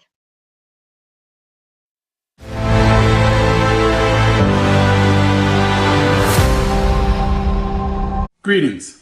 My name is Joseph Timothy Blundell, and I would like to thank the Creative Society for allowing me to speak at this historic conference.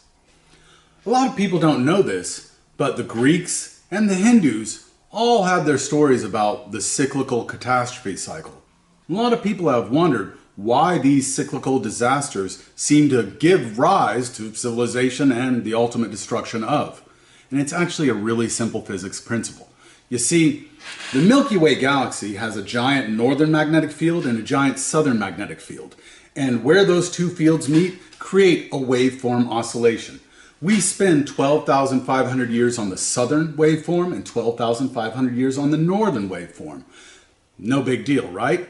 Well, where those two waveforms come together represents a 3% region of space that we will be going through for 200 years. If you follow that 3% region of space back to the galactic central object, that's the place where stars are continually being spun out.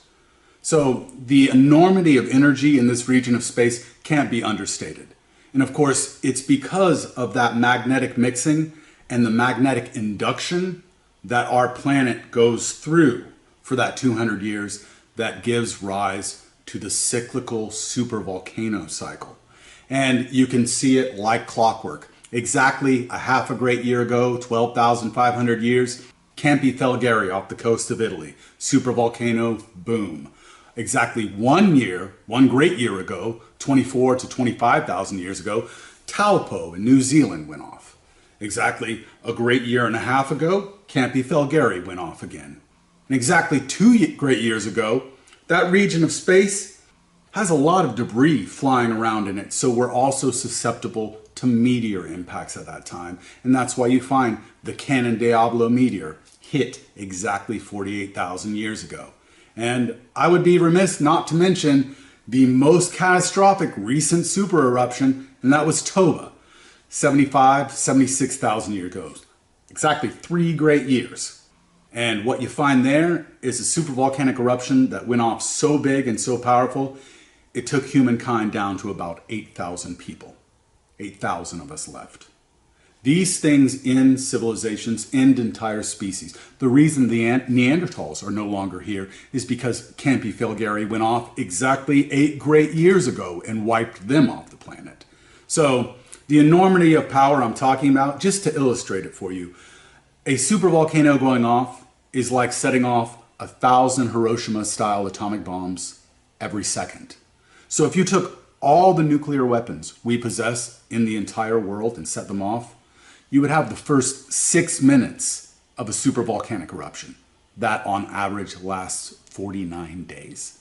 So with the enormity of disaster that is coming towards us, how do we prepare?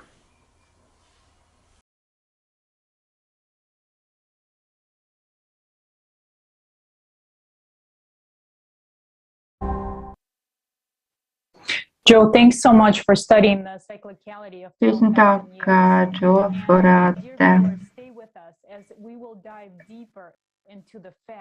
at du studerte syklisiteten til 12 000 år. Bli med oss videre, kjære seere. Da vil vi dykke dypere inn i fakta om hva som allerede skjer med planeten vår, og hva kan vi forvente i nær fremtid.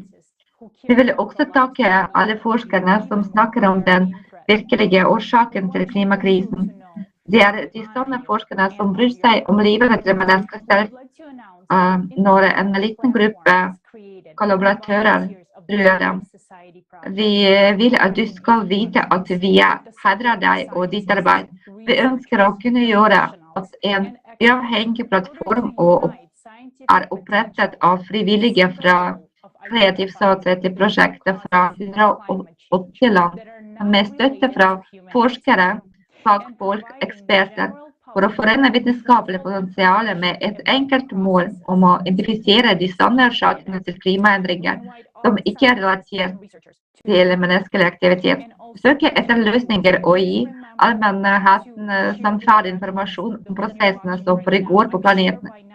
Og vi inviterer alle vitenskapsmenn og forskere til å bli med, og deretter la oss se en video om jordskjelv og vulkaner hvis intensitet og frekvens allerede øker unormalt.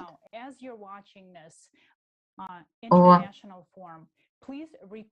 vær så snill, del denne videoen og til dere kjære, til dere nære, til dere venner, og så kan dere kommentere og invitere alle å være med etter dette forumet også i rundbord. Og der skal vi diskutere litt temaene som vi snakket om i dag. Og la oss se en video om jordskjelv og om vulkaner nå.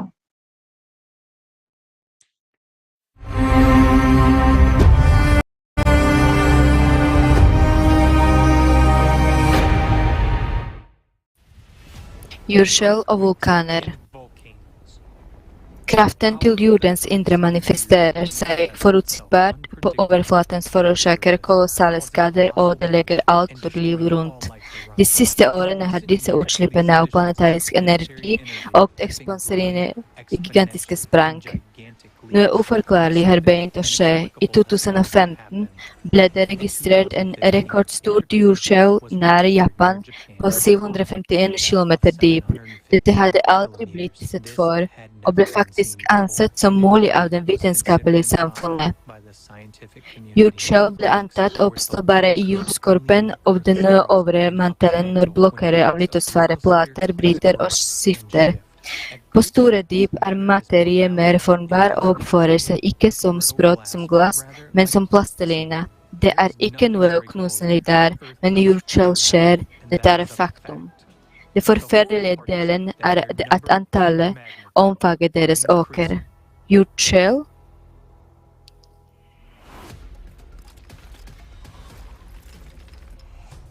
Jordskjelv blir ikke bare dypere, men de kommer også nærmere overflaten, noe som betyr at de blir mer ødeleggende. I dag er flere og flere av dem konsentrert på ca. 10 km dybde.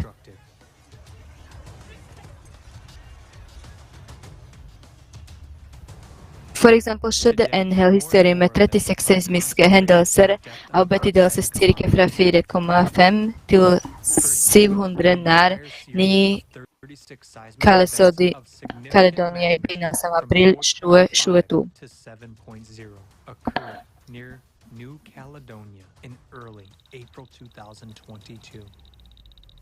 Bare et jordskjelv til tilsvarende styrke og dybde i august 2021 i Haiti forårsaket dødelig skade og drepte mer enn 2200 mennesker. Den dødelige trusselen stiger stadig mer til jordens overflate. Rett foran øynene våre oppstår en sprekker og feil aktiveres. Jorden smuldrer, bokstavelig talt, under fotene våre og svelger hele hus. Feil har blitt aktivert i USA, Kenya, Island, Tyrkia, Kina, Baikalsjøen og andre regioner.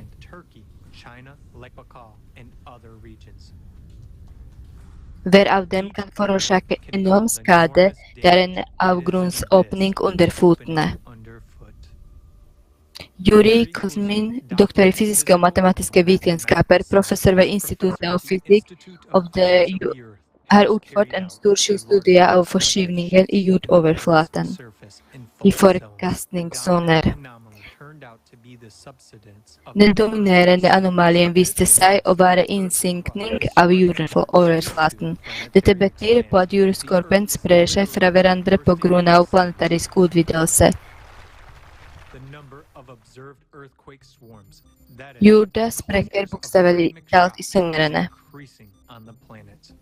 A swarm is characterized by almost similar magnitudes of seismic events that occur at short intervals in a local area. The number of seismic events in individual Antalet seismiske hendelser i individuelle jordskjelvvarmer har økt fra noen få tusen til hundrevis og noen ganger tusenvis, og deres omfang og varighet har økt. Dette skyldes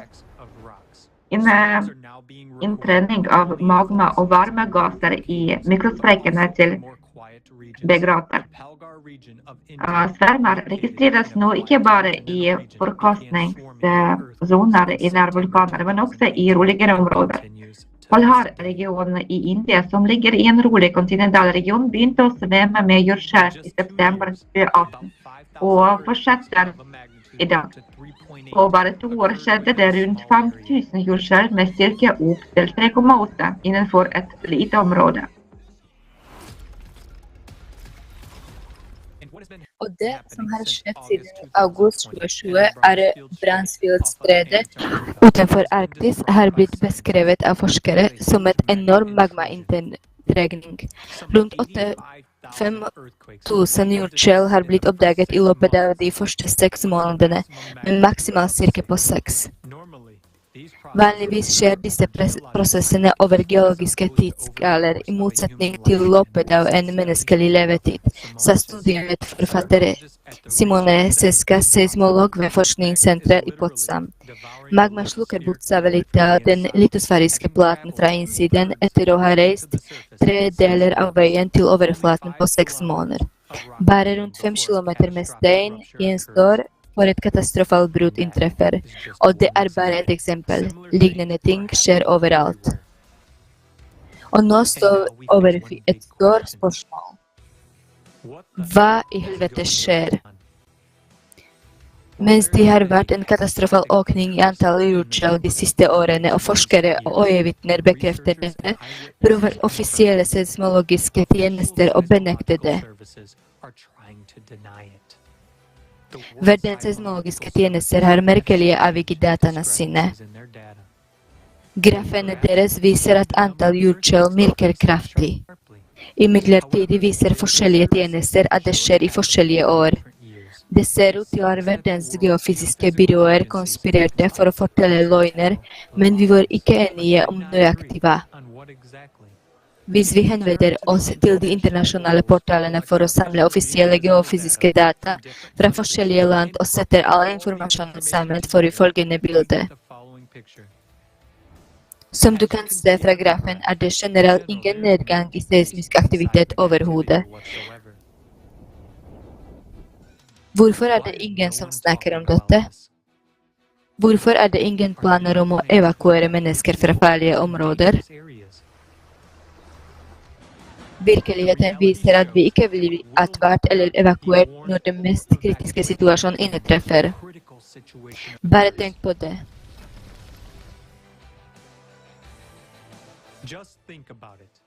Hvis du lyver til oss om intensiteten og antall jordskjelv, hvorfor skulle de redde oss? Det er ganske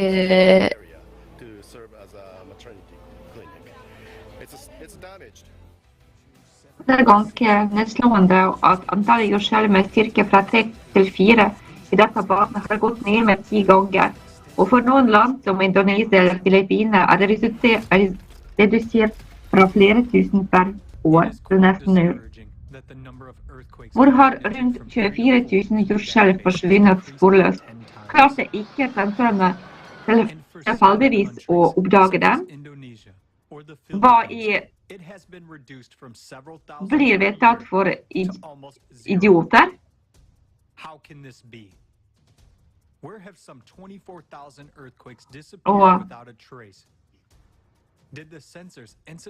Og hvorfor ville noen falske seismiske data?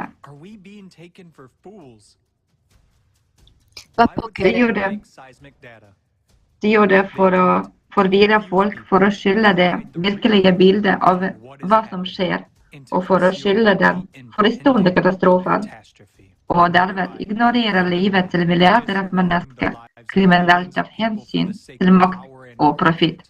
Det mest frustrerende er at disse seismiske dataene brukes av forskerne til å utføre seriøs forskning. Ingen kommer over ideen om å tvile på deres pålitelighet fordi de er fra offisielle kilder.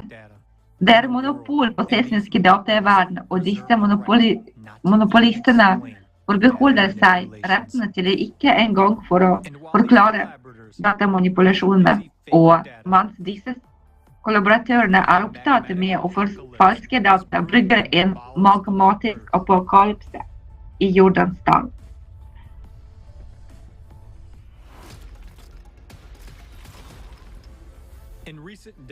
I de siste årene har jorden akselert sin rotasjon med store sprang, noe som betyr at sentrifugalkraften øker.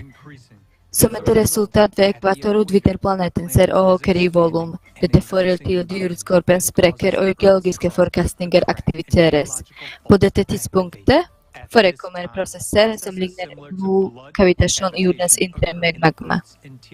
Blodkavitasjon under er et livstruende fenomen, skjedd for dykere under rask oppstigning til overflaten. På grunn av det plutselige trykkfallet frigjøres de oppløste gassene i blodet øyeblikket, noe som får blodet til å koke. I jordens indre er plutselig trykkfelt assosiert med en øyeblikkelig økning i sentrifugalkraftene under en plutselig akselerasjon av planetens rotasjon. Dette får magma til å skyne seg brått mot jordoverflaten. Litosfæriske plater blir ødelagt av gravitasjonsutbrudd av aktiv gassmeltet magma, akkurat som karveggene smelter sammen av den boblende blodet til en dykker. Denne prosessen akselererer seg selv og påvirker dypere og dypere lag av mantelen. Det er derfor vi ser stadig kraftigere og dypere rotskjell og seismiske svermer. Bevisst på at dette prosessen øker og akselererer kan ses i det massive dobbelt dype jordskjell i Peru.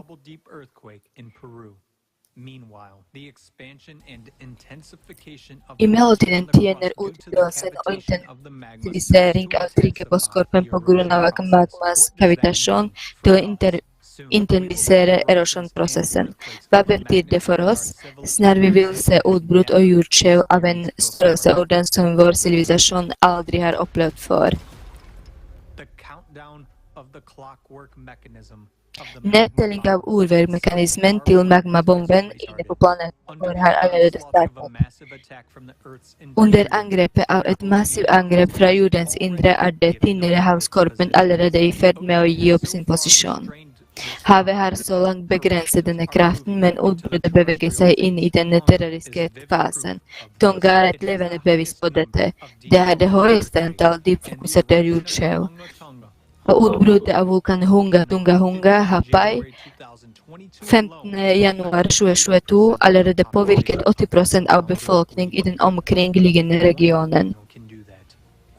Hvis en vulkan kan gjøre det, hva kan vi forvente at et massivt utbrudd av landvulkaner? Tross alt allerede nå observerer vi synkronisering deres. Den tykkere kontinentalskorpen holder linjen for nå, men det kan ikke være lenge. Den truer med å bringe en vulkanisk vinter og en magmas voldsomme kraft har allerede vekket vulkaner som har vært i dvale i hundrevis og tusenvis av år. Planeten vår ser mer og mer ut som et minefelt som skjer beiner og detonerer en kjedereaksjon.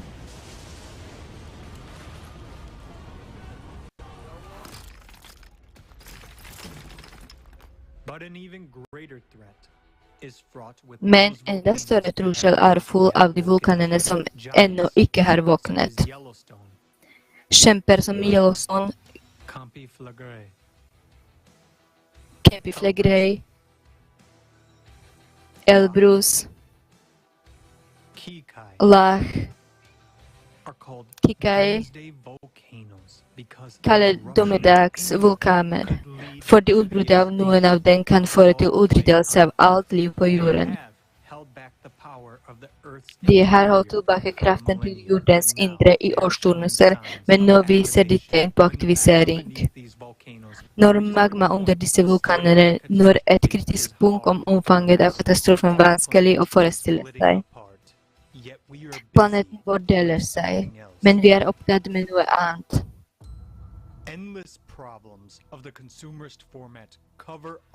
Uendelige problemer med forbrukerformatet gjør oss blinde og lar oss ikke se det viktigste. Vi blir lurt av datamanipulasjon. Jordskjelv statisk manipuleres på samme måte som temperaturdata.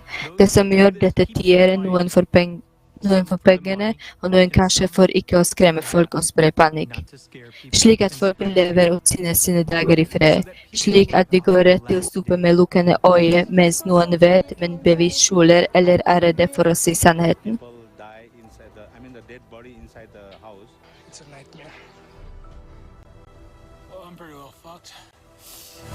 I fell through that hole. So that we go straight to the precipice with our eyes closed. Men vi har fortsatt en sjanse, og derfor må vi bare fortelle sannheten. Vi vil være i stand til å motstå katastrofene hvis vi forener vitenskapelig potensial. Men for at klimakontroll skal bli vår realitet, er det viktig å forskere og forene seg i det felles målet om å holde hele menneskeheten i live. Dette er kun mulig det kreative samfunnet. Bestem deg, valget er ditt. Livet ditt står på spill. humanity alive. This is only possible in the creative society. Decide. The choice is yours. Your life is at stake.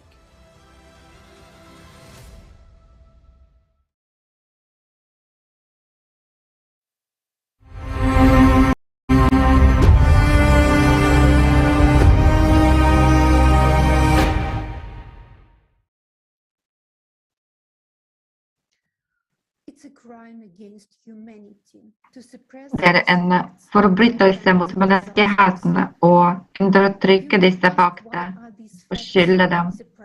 Du kan spørre hvorfor disse fakta blir skyldt for oss. Hvorfor blir det gjemt og forlenge en forferdelig tilværelse mens forbrukersamfunnet fortsetter å konsumere hverandre og planeten vår? Og hvorfor er vi stille? Tror vi at vi vil leve mer fredelig? Vi vil, men ikke så lenge. Ved denne holdningen, ved å lyve, ved å tie sannheten, fratar vi oss selv en sjanse for en fremtid. Når folk ser sannheten, mobiliserer den dem til å kontrollere den. Ingen seier er mulig uten samlet og velorganisert motstand. Nå, menneskene og forskerne som gjør dette selv, om de forstår hvor farlig det er for oss, de vet ikke hvordan de skal løse det. Og her er svaret på spørsmålet. Hvorfor trenger vi et kreativt samfunn? For å finne en måte for å kontrollere klimaet på. Vi må samle innsatsen og finansieringen fra forskere over hele verden. De skulle ha begynt å jobbe sammen allerede i går for å kunne redde menneskeheten og planeten. Men dette vil ikke skje i forbrukersamfunnet. I forbrukerformatet var pengene som tildeles i ferd med å forsvinne. Og vi vil fortsette å forsvinne, i ukjent retning. Eller kanskje rettere sagt det kjente i noens lomme.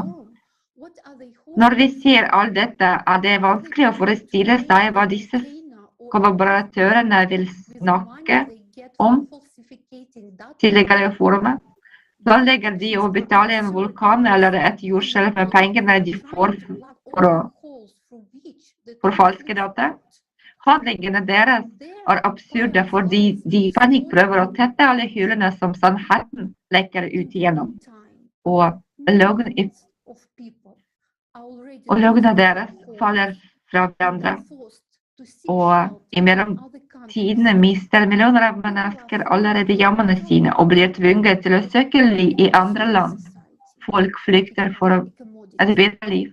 Man blir i et forbrukersamfunn en vare. Du vil lære noe litt mer om vanskelighetene ved flyktningslivet i neste video.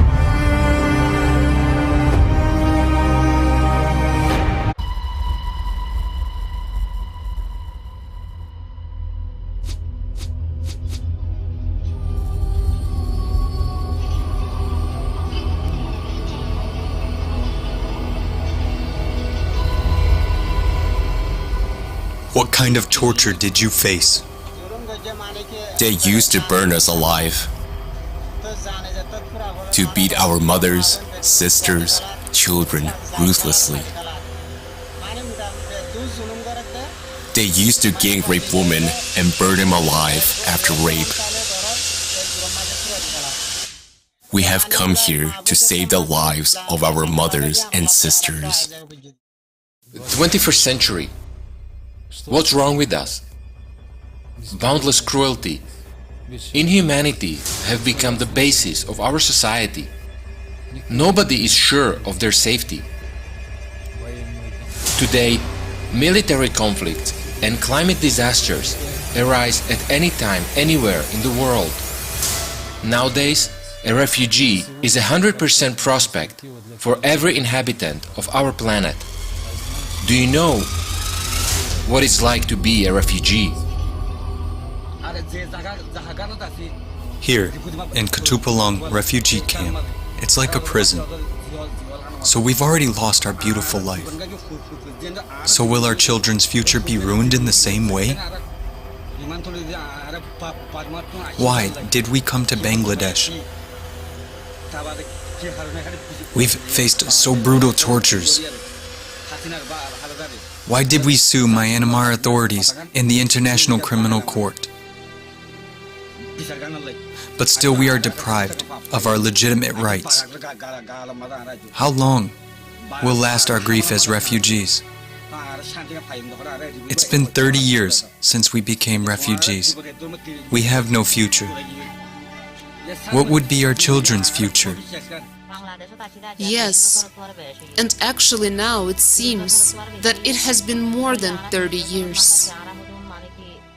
For 30 years we weren't able to live like human beings. There is no place in this world where we are able to live safely. Our lives in this refugee camp have become more miserable than that of prisoners. When people become prisoners, they are appointed a lawyer to escape from that. But we've been living here like prisoners for more than 30 years. And in the whole world, there is not a single lawyer for us. We want to escape from this awful prison. If the Bangladesh government wants, they can free us from this prison. We want to inform the whole world, all lawyers of the world. We don't want to lead a life of refugees anymore. We don't want to see our future generation as refugees. We would have committed suicide if we had known beforehand the misery of a refugee life. Today, refugee camps are death camps and concentration camps. And this is the result of the work of the UN and other organizations meant to help refugees. These are the realities of the consumerist format of society in which we all live. It is the format of inhumanity, indifference to one another, extreme cruelty and irresponsibility for what is happening. No change of these or those representatives of power will improve the situation unless the conditions are changed. In order to change this situation, it is necessary to change the format of relations between people and society as a whole. We need the format in which the value of human life, its security and safety will be guaranteed for everyone. And humanity, mutual help and support will be the basis of interrelations between people. The only solution is to build a creative society. If nothing is changed now, tomorrow, each of us will find ourselves in this concentration camp. And that's the best prospect for you as a refugee.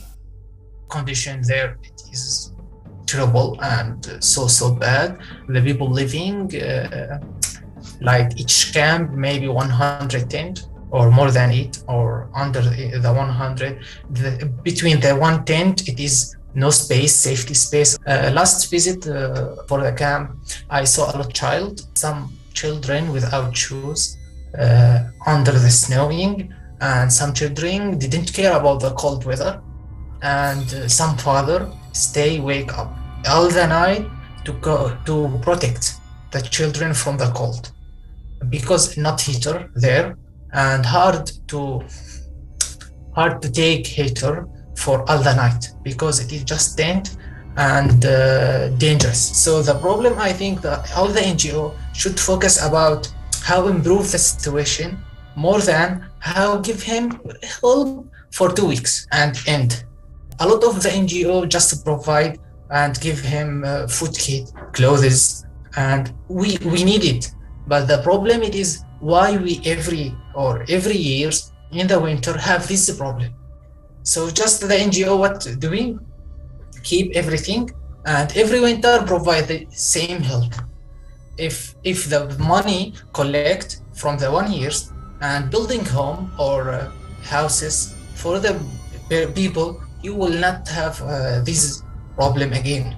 You can focus about another thing and building the economic there. So why is the existence of these camps around the world beneficial? What prevents this issue from being solved once and for all? The answer is obvious. Refugees are a business, shady business, where the goods are people. You are a commodity.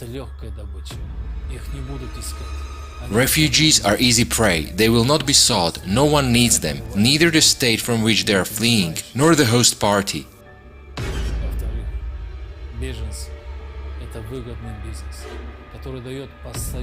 Refugees are a profitable business that makes a steady profit. They can be sold several times with minimal investment, earning a maximum income. A refugee is a commodity that is in constant demand for sex trade, cheap labor, and organ trade.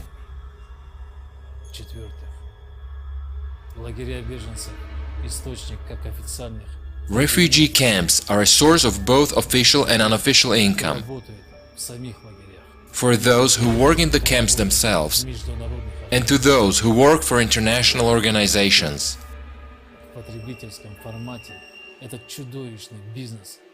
It is impossible to stop this monstrous business in the consumerist format because there is an endless demand. State authorities are involved and there will always be reasons why people are forced to flee.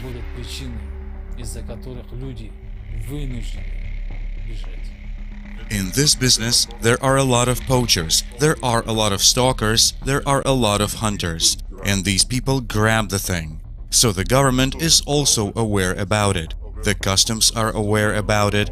The coastal guards are aware about it, like which boat is moving from where and to where. So from point A to point B, yes, it is a business. And everyone is involved again. Because of war thing, in most of the countries where people need some place to move around, there are many scammers who are in the market, who say that, okay, you pay me so much amount, I take your family safe and sound and well. If the scammer is a butcher, then you know the family is devastated. And you never know if the family is all together, because their intention is just to take the subject. So either the family is dead or something like that. Human trafficking is an epidemic that is global, and it's not just a certain nationality or you come from a different region. We have heard of young girls as young as 8 years old being pregnant from these refugee camps. We have adults that have been missing a part of these refugee camps, where people are picking them up by the van load and transferring them to somewhere else. And this is not going to stop anytime soon. As you look at these refugee camps and how people are coming in. Refugee camp, it sounds very absurd, but understand this is how it works. The refugee camp doesn't have all the good-looking girls or all the good-looking boys. I'm emphasizing on boys and girls because the young boys are also in good demand. Understand this. So even the boys are not safe. The more white, the more better. The white skin is in demand in the flesh trade. I'm serious. The refugee camp kids, they are just like peanuts. The reason I compared them to peanuts is they are on the top filling. So it is just filled. If the batch is incomplete, okay, we fill some more. Take them from this refugee camp. Hundreds of thousands of people die in military conflicts and millions become refugees. As long as society is based on the principle of divide and rule, As long as there is a constant struggle for resources, confrontation, and division of spheres of influence, no human will be safe. Most of the organizations are suffering from the shrinkage of funds to support the refugees. Why? Also, the political issues play a role here. The duplicity. Deal with your political issue with each other, but there are refugees and IDPs here. They need shelter, they need food, they need the health care, they need a lot. And no, we are not interested there. The humanitarian work is being politicized now. Literally. Our country is involved in war for the 40 years, maybe 45 years, but no solving, it is not solved in a result. We are also human.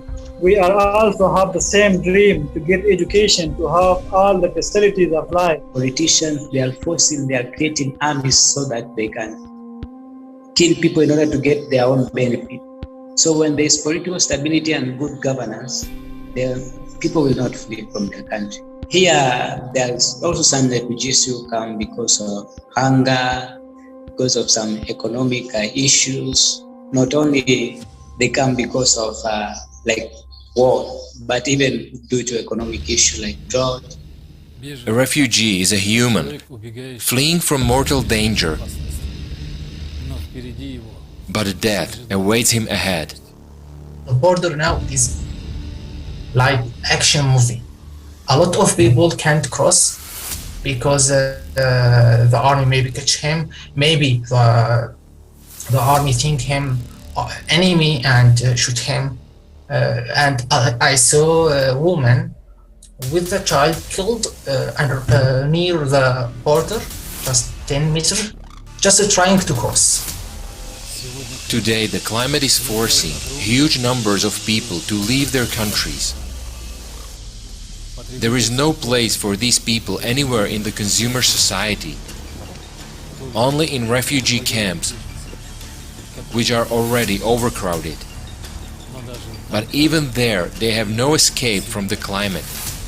Due to climate change, we have to expect that in the next years and decades, really serious catastrophes with large movements of refugees can actually occur. You know, we see people put in desperate positions in terms of, you know, through conflicts, through climate change, people that are displaced can no longer carry on their lives as they had been, and they find themselves in desperate situations, and as a result of that, there are people ready and willing to prey on those people in desperate situations, you know, and whether we are talking about migrant camps and people being targeted with promises of significant amounts of money for parting with organs, you know, body organs, or whether actually they're taken from a position where they're put into, offered a job, only to find out, you know, effectively it's almost like a labour camp. These things are absolutely happening. It's going to have this vicious cycle, and we've been seeing it, and I think advocates in the human trafficking, the anti-trafficking field have started to talk a lot more about the really close intersections of human trafficking and climate change, because you can't, one is going to exacerbate the other. We're doing a story for some project we're having of people that were affected by floods, and they lost their homes. And this mother is a single mother of 12 kids. So she was telling us how she had struggled to make a living with her status of being a single mother. And then after, out of nowhere, these floods came and took all her property, destroyed her house, and now she's homeless again. So she was telling us how she has always had suicidal ideations. This tells you how real climate change is impacting, negatively impacting not only the well-being, but also the physical and mental well-being of the person, of the people that are affected. And then the second, of course, which is more obvious, is loss and damage. These people had their property, their homes, and then now floods come, landslides come. They're taking away all this property.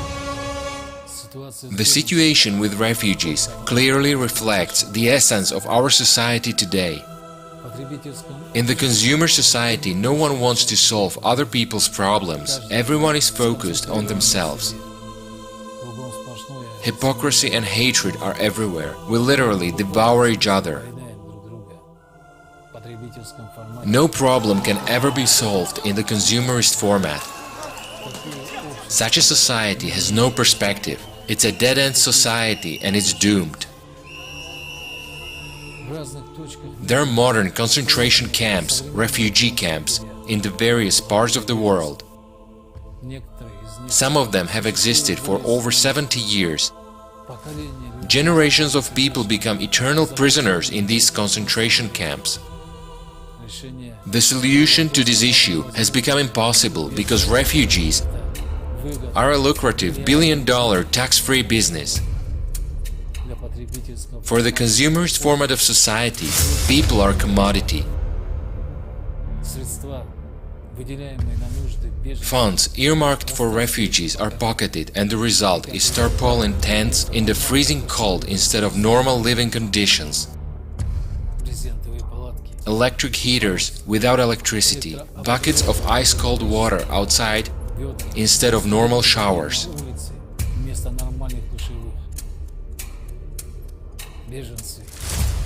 Refugees are people trapped between states without rights or protection. They become easy prey for traffickers. Children are in demand at organ market and as sex slaves. This is why no one will do anything to help people. Because a refugee camp is as lucrative as an oil rig, only it's not black gold that it's being pumped, it's human life. The situation with climate and constant military conflicts will lead to the fact that all of us will become refugees. And what will happen? We will end up in concentration camps, where we'll gobble each other up for a sip of water and a piece of bread. If we don't change the consumerist format, that will happen. And it won't happen in decades, it will happen in the coming years. Everyone who remains alive will be caught in this meat grinder.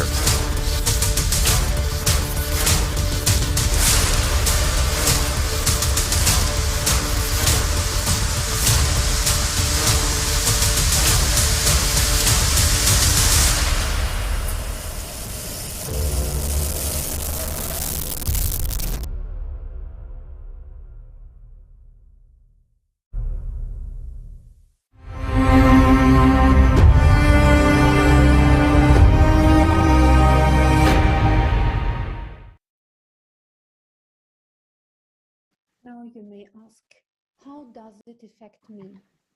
Why should I search for Dere do I need this kan spørre, hvordan påvirker dette meg?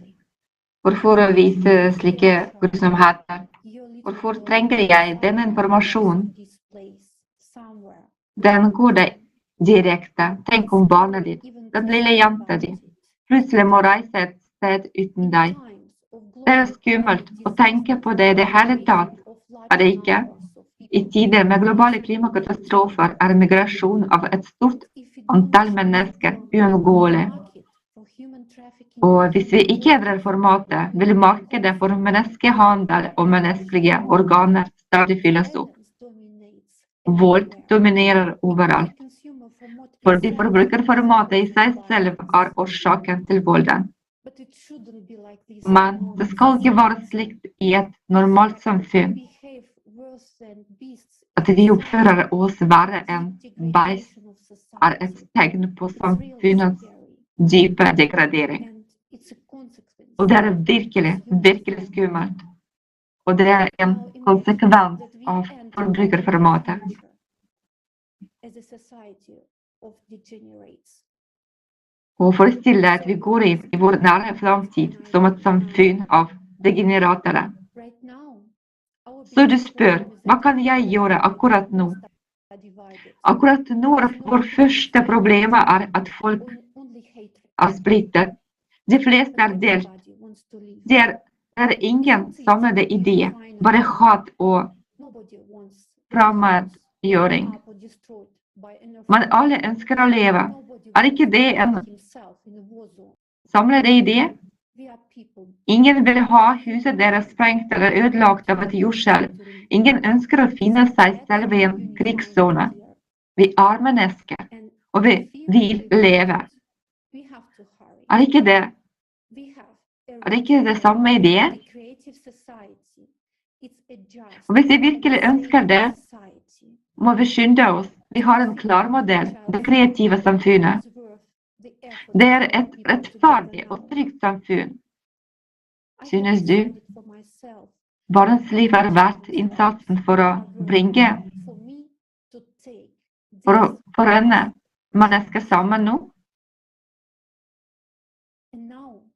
Jeg har bestemt meg for at mine barns liv verdt det for å ta denne siste sjansen. Og nå vil jeg gi ordet til Vesa Solange. Jeg fra Angola, men bor for tiden I Sør-Afrika. Et av de mest alvorlige problemene I Sør-Afrika at barn, kvinner og menn forsvinner hver dag under mystiske omstendigheter. Menneskehandel-krisen blir verre for hver dag. Regjeringen ser ikke ut til å gjøre noe med det.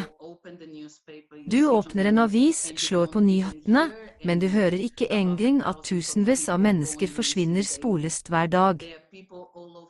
Akkurat nå, over hele verden, blir mennesker bortført selv fra hjemmene sine, eller på vei til skole eller jobb. Og det ser ut til at ingen tar hensyn til disse menneskene. Menneskehandel ødelegger familier. Menneskehandel en annen grusom måte å devaluere menneskeliv på. Det påvirker samfunnet på en slik måte at folk, som føler seg fullstendig hjelpeløse, later som om ingenting av dette skjer. Men I virkeligheten må vi slutte å late som slutte å være likegyldige og åpne øynene for sannheten. Hvis vi føler at menneskene som skal beskytte oss ikke lenger beskytter oss, betyr det at vi selv forpliktet til å beskytte hverandre, passe på hverandre. Mange ganger den eneste grunnen til at ondskepen så dristig fordi den vet at ingen fra den gode siden kommer til å prøve å gjøre noe. Derfor det så viktig å passe på hverandre. Det veldig vanskelig å leve I konstant frykt når du ser at din kjære forlater huset, og du ikke vet om han kommer tilbake I god behold eller ikke. Og hvis ikke, hvem kan egentlig hjelpe deg? Hvis vi ikke ønsker å leve I et samfunn fylt med frykt, det vi som trenger å forene oss sammen og begynne å implementere disse endringene. Vi må rapportere, vi må forene, og vi må sørge for at flere liv ikke blir ødelagt gjennom menneskehandel. Det veldig lett å skylde på regjeringer.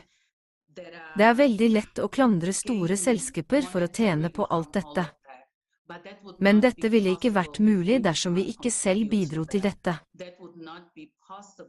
Det ville ikke vært mulig hvis vi tok en avgjørelse og alle sa, jeg vil ikke være med på dette lenger. Og her mitt budskap til alle som ser på oss akkurat nå. Endring må komme innenfra. Vi må begynne å behandle hverandre igjen som brødre og søstre, uavhengig av hudfarge, nasjonalitet, tro og religion. Vi må forstå at den eneste måten denne verden fortsatt har en sjanse til å endre på, hvis vi kommer sammen og begynner å gå mot hverandre. Jeg tror oppriktig at et samfunn som verdsetter menneskeliv mulig. Menneskelivet faller mer og mer hver dag. I dag blir et menneskes liv verdsatt etter hva en person kan gjøre for en annen, hvor mye han tjener og hvordan han kan brukes. Jeg vil også oppfordre alle til å minne hverandre på at det er vårt ansvar å finne sannheten.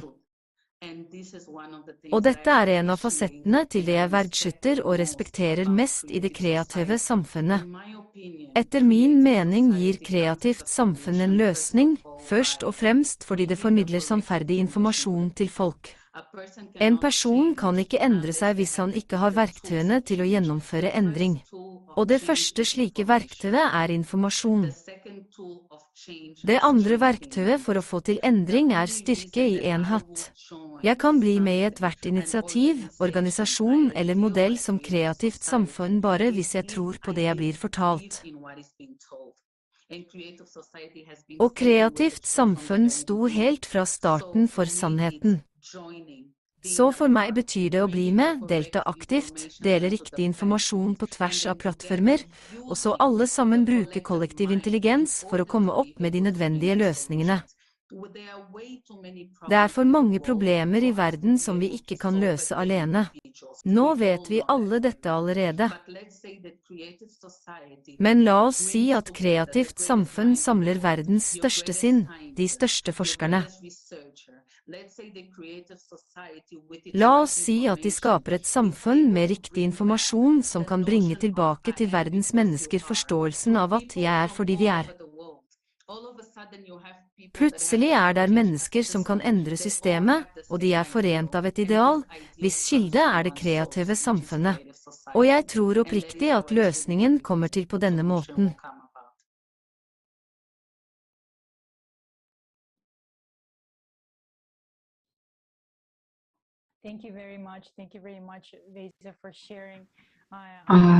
Tusen hjertelig takk for at Therese, at du har delt det. Og det er sant at Kreative Samfunnet det er vår eneste utvei. Jeg har et spørsmål til alle som ser på nå. Hvis vi fortsetter å eksistere i det nåværende forbrukersamfunnet, tror du vi har en fremtid? Jeg er sikker på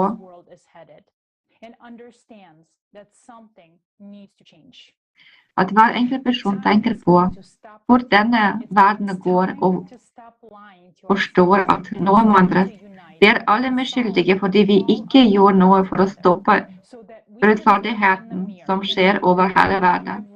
Det er på tide å slutte å late som. Det er på tide at vi slutter å leve for oss selv. Og det er på tide å forene og overvinne alle problemene sammen, slik at vi kan se oss i speilet og vite at vi gjorde alt for å endre formatet på samfunnet vårt til et kreativt samfunn og vinne den siste krigen.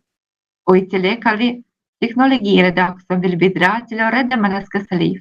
La oss se neste video, og du kan forstå selv.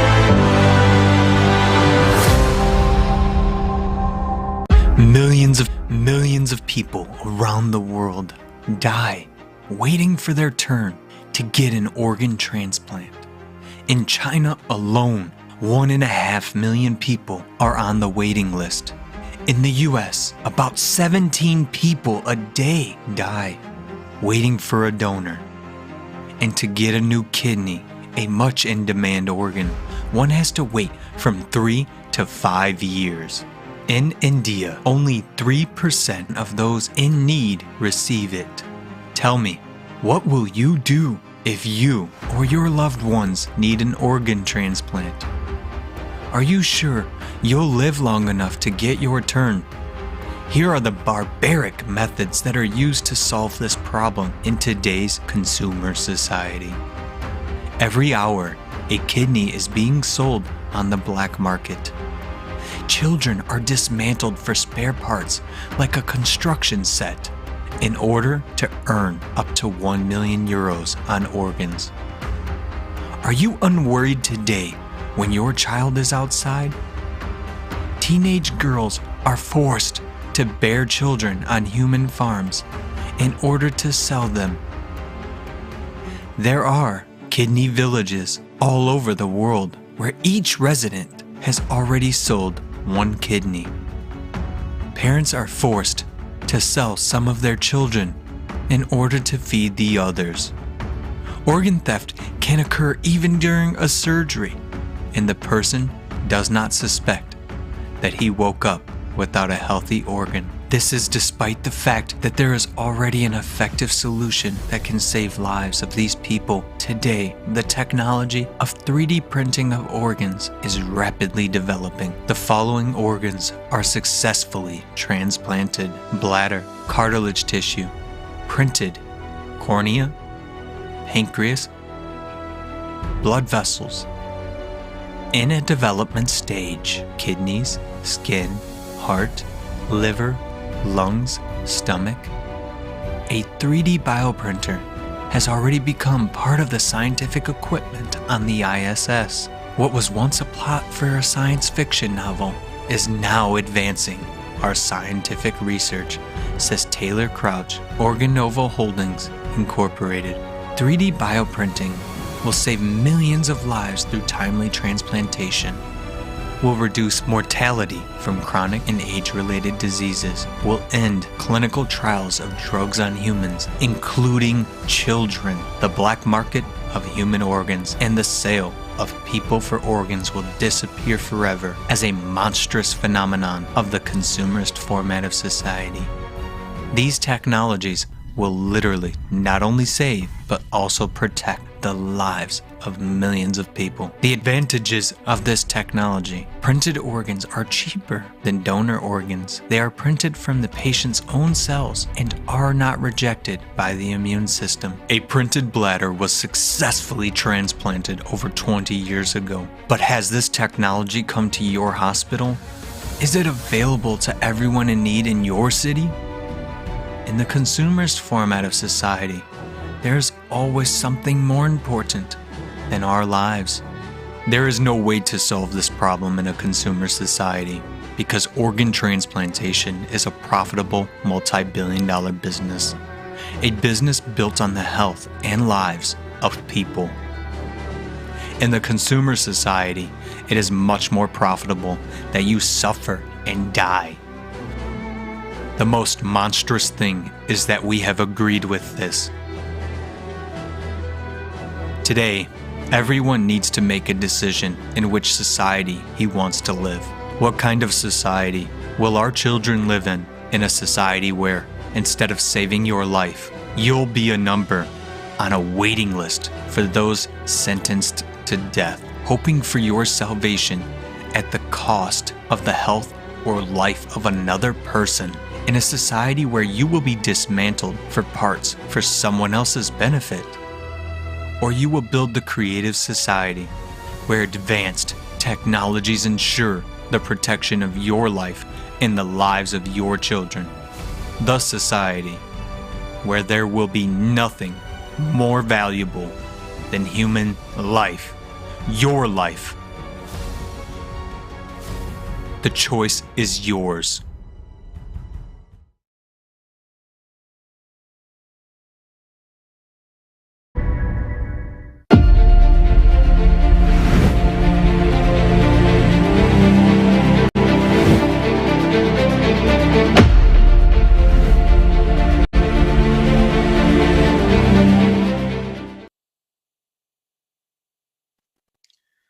Prostě mi to nejde do hlavy. It just doesn't make sense.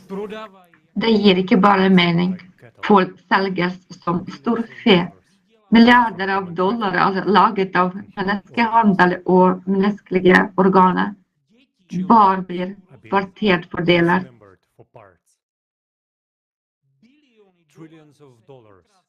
Trillioner av dollar brukes på å drepe mennesker i stedet for å finansiere barnebrytende teknologier for å redde liv.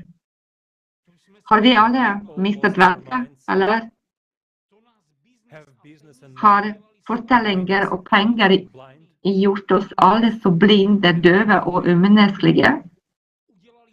Gjør det oss hjelpeløse, invalide, i forbrukerformatet som tolererer enhver?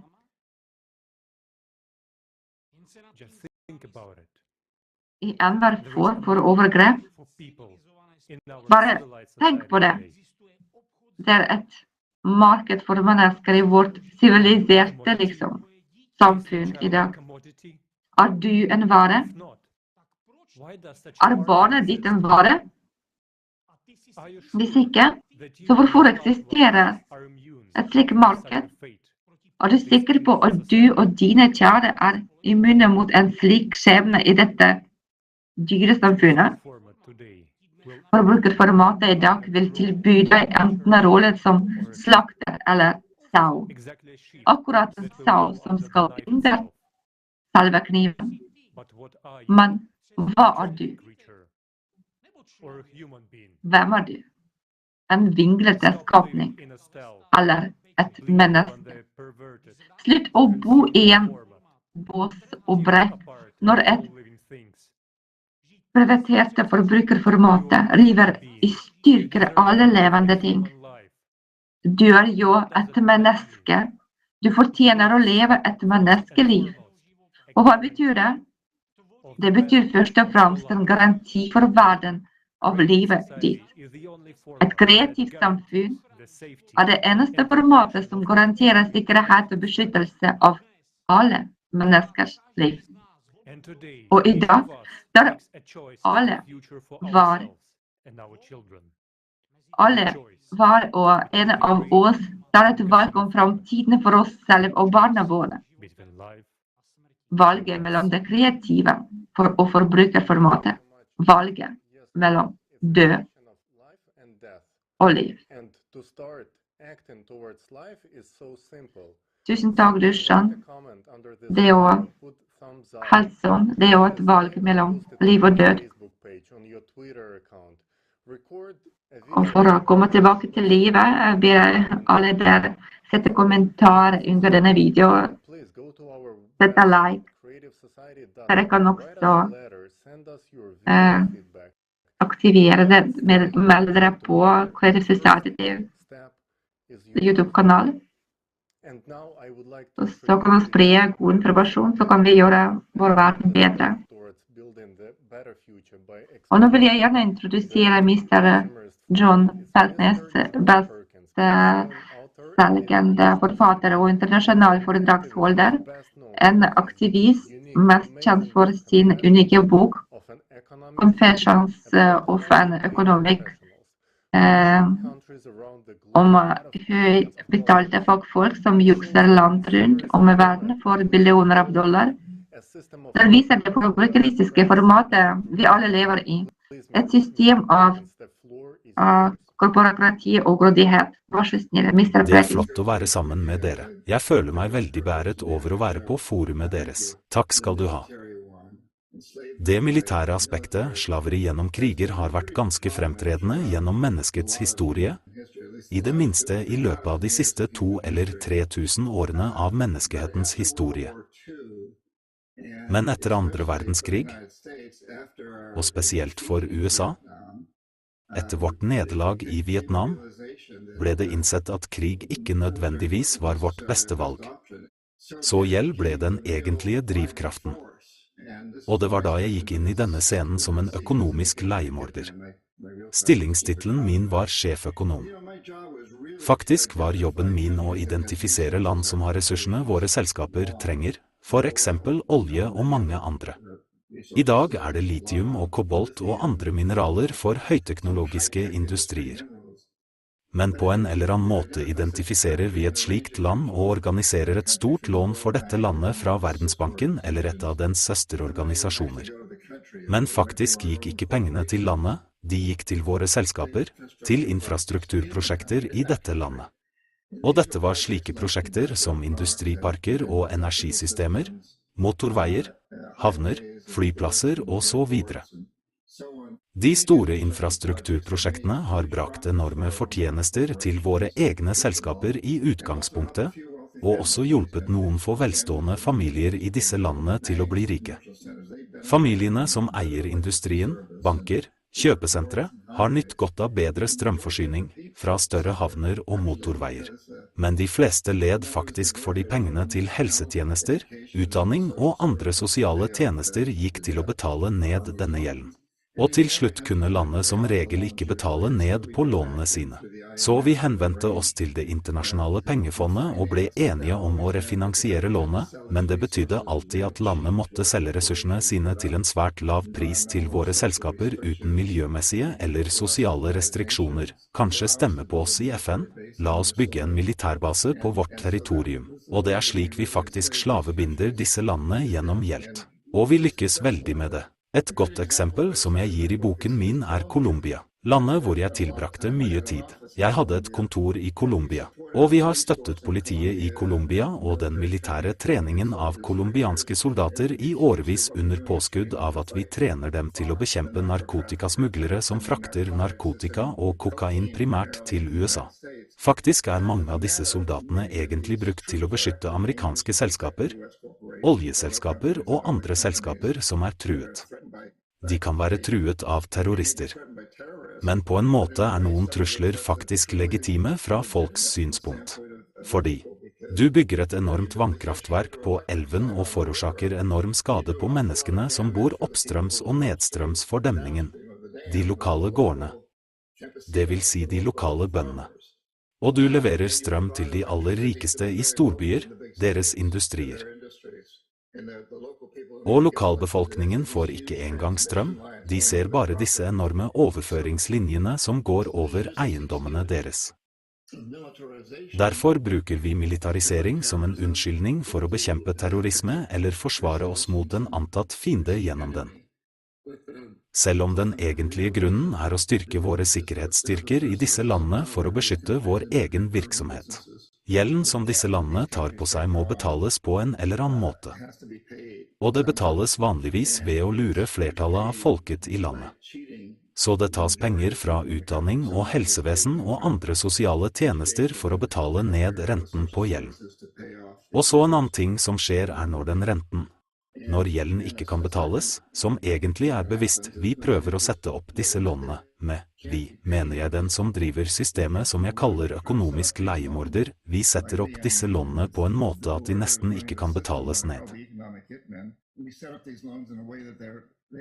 Og sikkerheten på lånene er ressursen som fortsatt er i bakken.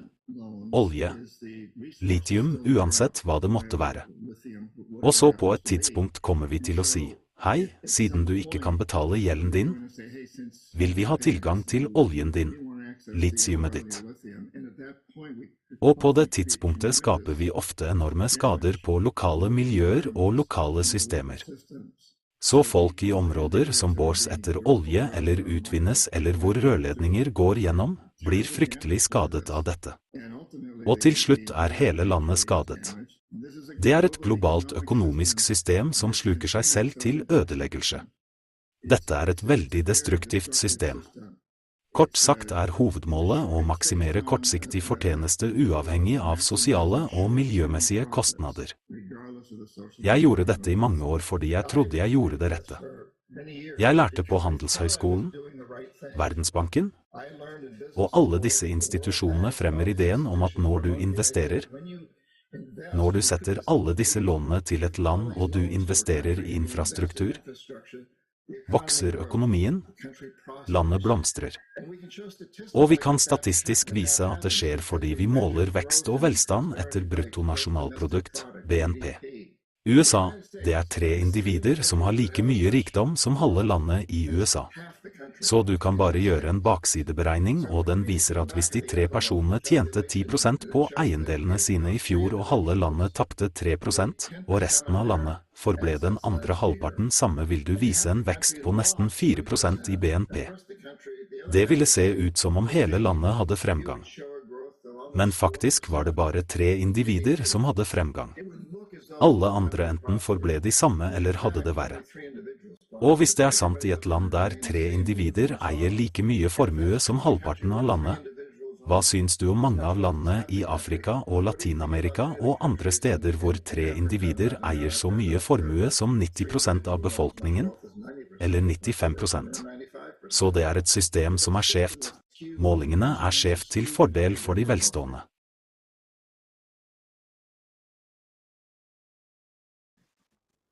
Thank you so much, Mr. Perkins, for an honest look. Tusen takk, Mr. Bergnes, for et ærlig blikk og detaljene om hvordan forbrukerformatet ødelegger vår velvære og fører til berikkelse av noen få på bekostning av fattigdom på millioner. Dette veien for slaveri og selvdestruksjon som vi på I dag. Den eneste utveien å endre formatet vårt fra forbrukeristisk, hvor penger den høyeste verdien til en kreativ format, hvor menneskeliv den høyeste verdien. La oss høre flere detaljer om det fra vår neste foredrag. Vel, jeg vil selvfølgelig takke arrangørene for invitasjonen til å snakke. Det en stor ære og et privilegium å være med I en så anerkjent gruppe. Det jeg vil snakke om I dag noe jeg tror de fleste av dere veldig godt kjent med. Det vil si problemer som vi møter når vi lever I disse svært vanskelige og traumatiske tidene. Vi møter utfordringer som vokser hver dag. Utfordringer som ikke bare truer vårt velvære, men kanskje vår eksistens på denne planeten. Dessverre vil jeg si at så langt har våre svar på mange av disse utfordringene vært preget av fornektelse. Forvirring, uenighet og forsinkelser, ofte drevet ikke bare av uvitenhet, men av grådighet eller nasjonale agendaer I strid med de bredere behovene til våre innbyggere og til det hele internasjonale samfunnet. I løpet av den korte tiden jeg har tale, la meg nevne 2 problemer som jeg tror også må tas opp. Sammen med mange andre som du vil eller allerede har tatt opp I dette forumet. Først vil jeg nevne den fortsatte spredningen av masseødeleggelsesvåpen. Selv om vi har avtaler som ikke-spredningsavtale av atomvåpen og de kjemiske og biologiske våpenkonvensjonene som gjelder nesten alle land, står flere land I dag utenfor disse avtalene og kjent for å ha eller I ferd med å utvikle seg atomvåpen eller andre masseødeleggelsesvåpen. Og vi vet at terrorgrupper søker etter noen materialer og andre komponenter som trengs I produksjonen av slike våpen. Videre har en av hovedpartene I ikke-spredningsavtale nylig truet med å bruke atomvåpen, og mistenkt for å bruke eller forberede seg på å bruke kjemiske våpen I en uprovosert invasjon av et annet land.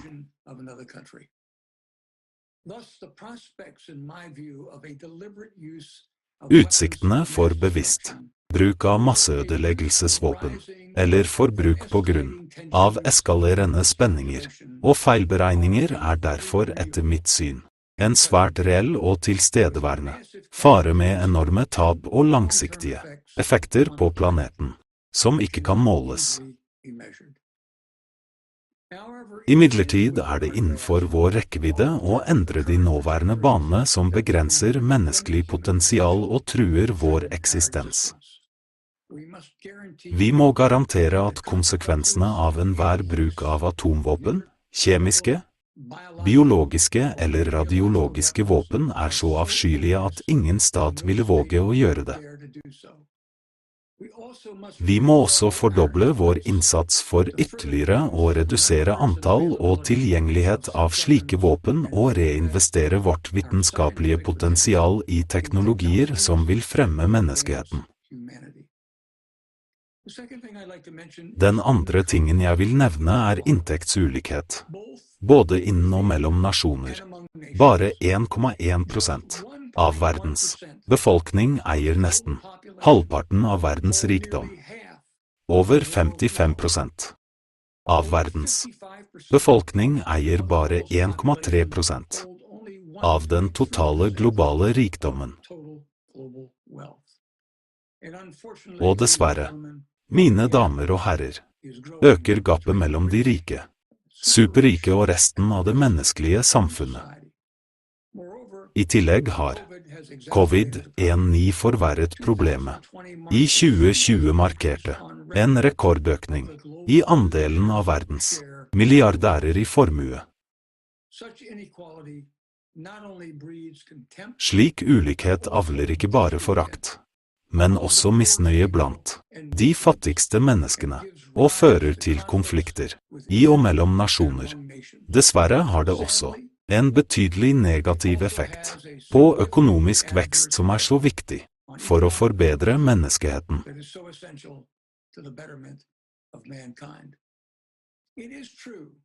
Det sant at ekstrem fattigdom i løpet av de siste 4 tiårene har blitt betydelig redusert i enkelte deler av verden. Verdensøkonomien har vokst. For mange folk og land rundt om i verden har økt produktivitet redusert fattigdom betydelig. Men mange dessverre fortsatt i fattigdom. Som Max Roser og Esteban Ortiz-Ospina bemerket i sin artikkel om global ekstrem fattigdom, siterer jeg dem. Global fattigdom et av de verste problemene verden står overfor. For mange mennesker går ofte sultne, lider av dårlig helse, mangler grunnleggende medisinsk behandling, har mindre tilgang til utdanning og livsviktige tjenester, og har regelmessig ikke lys om natten.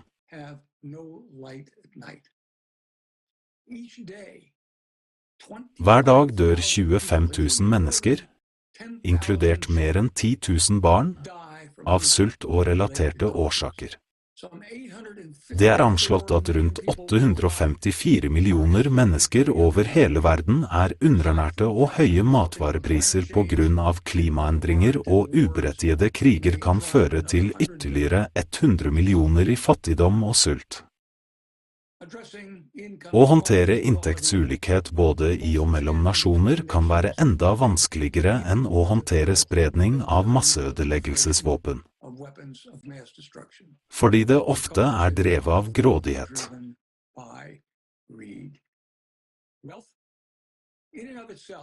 Rikdom i seg selv ikke en dårlig ting. Overskuddskapital reinvesteres ofte i økonomien og gir arbeidsplasser, samt startkapitalen for teknologiske innovasjoner som forbedrer menneskets eksistens. Imidlertid har den prangende akkumuleringen av rikdom utover behov ofte en skadelig effekt på menneskeheten. De som har mye penger, tjener mye penger på det. Penger tjener penger. Som et resultat flyter mesteparten av pengene til toppen av finanspyramiden og konsentrert i noen få, som ofte mye mindre interessert i å forbedre livene til de fattigere delene av samfunnet, som de ofte ser på med forakt enn å samle mer rikdom til seg selv. Det dette vi kaller grådighet.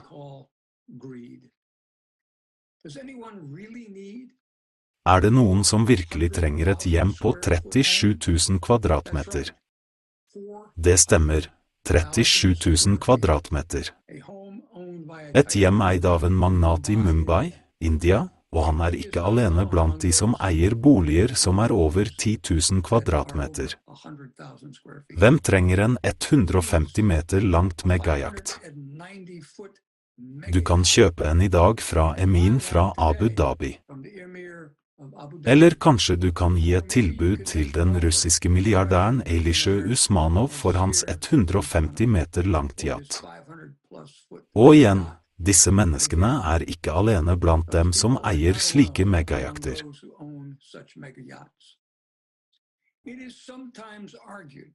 Noen ganger hevdes det at bygging av slike boliger og megajakter har en positiv økonomisk innvirkning. Men går disse pengene til de som trenger det? Svaret, hvis du ser deg rundt i verden, helt åpenbart. I dagens samfunn blir de rike rikere og de andre relativt fattigere. Gapet mellom rik og fattig øker med stormskritt. Prisen for dette livene til milliarder av mennesker som vil gi et betydelig bidrag til å forbedre menneskelivet gjennom bedre helse og utdanning. Denne ulikheten, mine damer og herrer, må ikke overleve. Kan det endres? Ikke lett. Penger bestemmer. Penger kjøper ikke bare megajakter og megaboliger, de kjøper autokrater og demokrater. Sistnevnte velges ofte til verv gjennom lovpålagte kollektive bidrag til støtte for valgkampene sine. Og, selvfølgelig, mens de personene som en gang er valgt vil på det sterkeste benekte det. Påvirker det sterkt deres beslutninger, som favoriserer deres velstående bidragsytere og ikke nødvendigvis allmennheten. På den annen side kjøpes autokrater direkte eller indirekte gjennom korrupt praksis. Hvordan skulle ellers slike som Vladimir Putin skaffe seg anslagsvis $200 milliarder? Slike penger gir autokrater midler til å betale ned de som holder dem ved makten. Oligarkene, de interne sikkerhetsstyrkene, militære, samt finansiere deres midler til undertrykkelse og eller kjøpe av offentligheten. Hva annet ville en autokrat på $200 milliarder gjort? Så hva kan gjøres? Vi må jobbe mot en stor endring i måten vi ser på folk og samfunn. Verden vil ikke forandre seg av seg selv. Blant det som må gjøres, må du holde store penger i sjakk. Vi må respektere andre folkeslag og kulturer og synspunkter som de tilbyr som er forskjellige fra våre egne. Vi trenger ikke å være enige i disse synspunktene, men vi bør respektere disse synspunktene mens vi formulerer våre egne. Vi må begrense bevæpningen og være villige til å konfrontere uberettiget, uprovosert aggresjon. Til slutt, mine damer og herrer, må vi gå utover en snever definisjon av individuelle og nasjonale interesser og tenke kreativt om hvordan vi kan løse de presserende problemene som truer vår fremtid og planetens fremtid. Vi trenger et kreativt samfunn. Og igjen, tusen takk for invitasjon til å tale.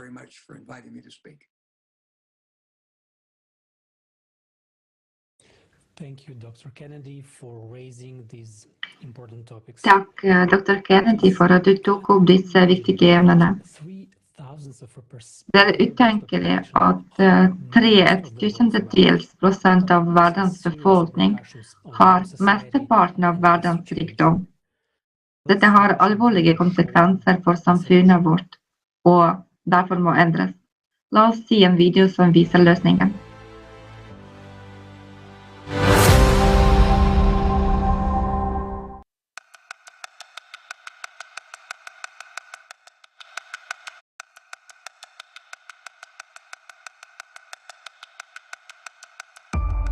Did you know that almost all of the planet's resources are concentrated in the hands of a small group of people? Today, only 1% of people own more wealth than the rest 99% of the world's population.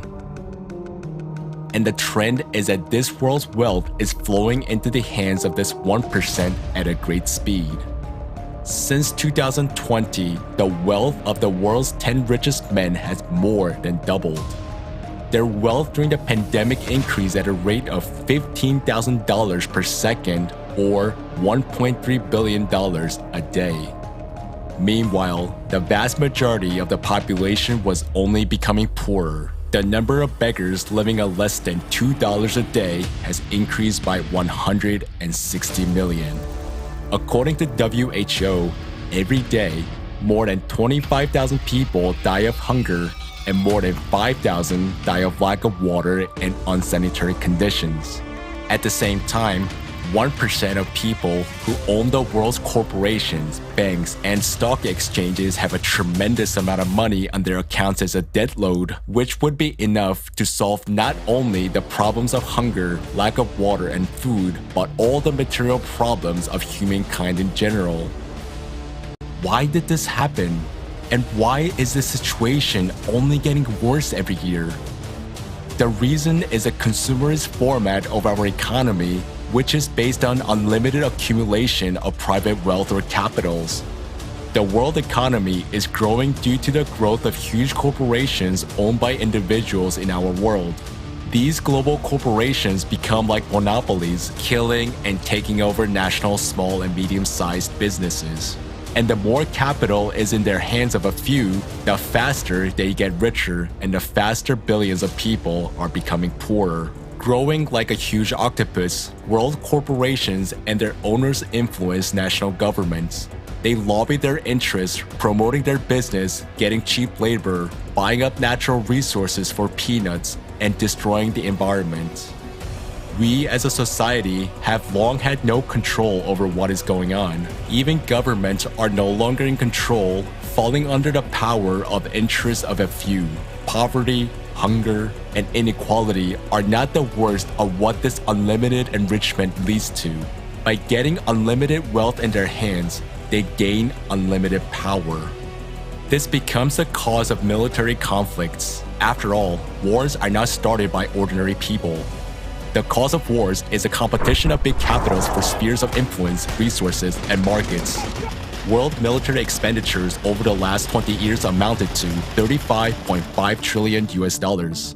While millions of us die in these wars, the few simply earn huge capital on that. In the consumerist format, wars have always been and remain a profitable business. This format is so inhumane that human lives have become just a means to make money. It's just business, nothing personal. And each of us understands that this is not normal. It is monstrous. No one wants to live in a world where their life is worthless, where there is no stability and security, where we have to survive but not live. Today, we're all hostages to the conditions of the consumerist format because we are all divided, silent, and inactive.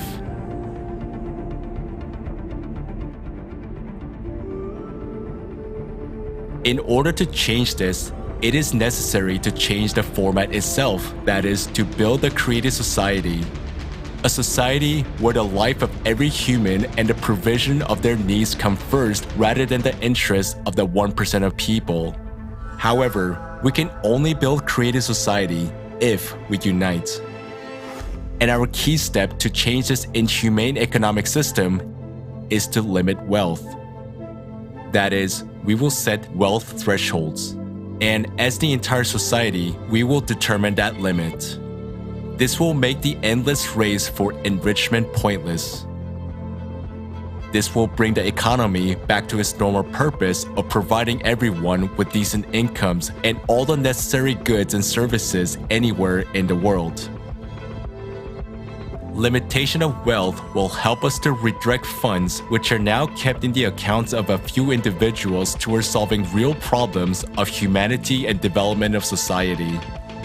This does not mean that if a person has earned a certain amount of money, he no longer has the right to work. He has. But the super profits will be allocated to the needs of society. It will be prestigious to benefit society by developing one's own business, directing super incomes into the development of urban infrastructure, education projects, healthcare, technology, and science. By limiting wealth, we protect ourselves from usurpation of power, from the influence of corporation on production, finance, mass media, new technologies, as well as other key spheres of society. And this will benefit everyone, ordinary people, entrepreneurs, and even those who now own large capitals. Businessmen will be able to live without fear that some laws might be passed that will destroy their businesses. They will no longer be afraid of their business being taken away by global corporations. And they will simply stop worrying for their lives and the lives of their families. Limitation of wealth will free up funds to help implement the Creative Society concept.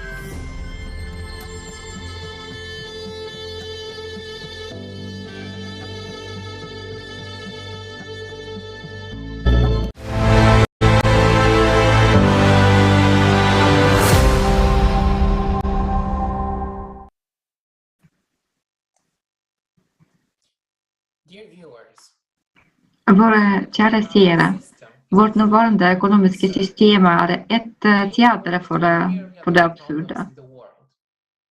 Det fødte et mylder av problemer av verden, fattigdom, sult, slaveri, vold og krig, siden ingenting kan stoppe kappløpet om maksimere profit. I dette forbrukeristiske formatet livet vårt verdiløst.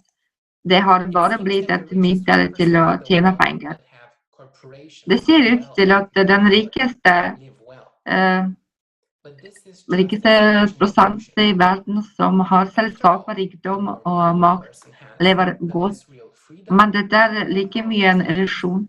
Tross alt, jo mer penger en person har, jo mindre reell frihet, og jo flere problemer han har. Hvorfor trenger du en jaktverdi milliarder av dollar eller et stort hus, hvis du ikke engang kan føle deg trygg der?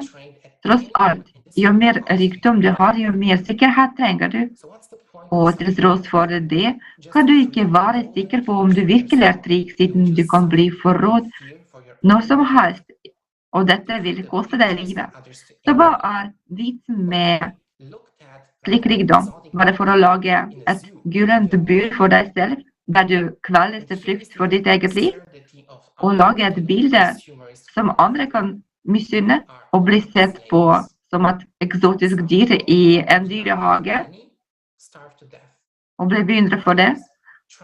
Og her absurditeten i vårt stil av det forbrukeristiske formatet. Vi alle slaver. Noen mennesker som ikke har penger, sulter i hjel. Andre som prøver å tjene dem, har knapt tid til å leve. Og andre som allerede har rikdom, som sitter i gullburene deres, redde for å komme seg ut av dem. La oss nå se på tallene. For å få slutt på sulte verden for alltid bærekraftig, trenger vi ytterligere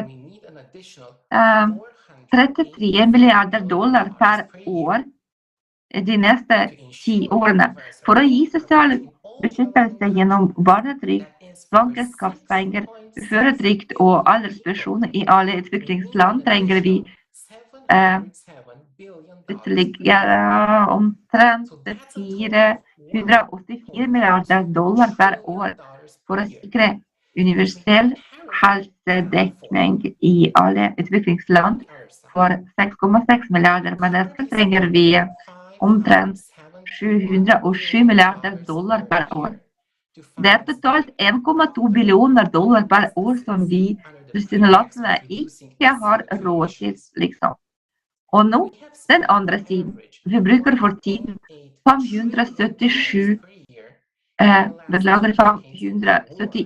milliarder dollar per år for å finansiere svært lønnsomme grønne virksomheter under påskudd av våre reduserte CO2-utslipp. Vi har brukt gjennomsnitt 1,8 billioner dollar per år de siste 2 årene på krigen. Så vi bruker 2 ganger mer penger, 2,3 billioner dollar per år, for å øke rikdommen til noen få, og også drepe hverandre, i stedet for å løse problemene våre. Hvor absurd kan dette være? Og samtidig, det rundt 300 000 mennesker i verden med en formue på over 3 millioner dollar. De kalles individer med ultrahøy nettoverdi. Deres totale formue utgjør 35 billioner dollar. Så det viser seg at vi har mer enn nok penger til å løse alle problemene på planeten. Men vi gjør det ikke.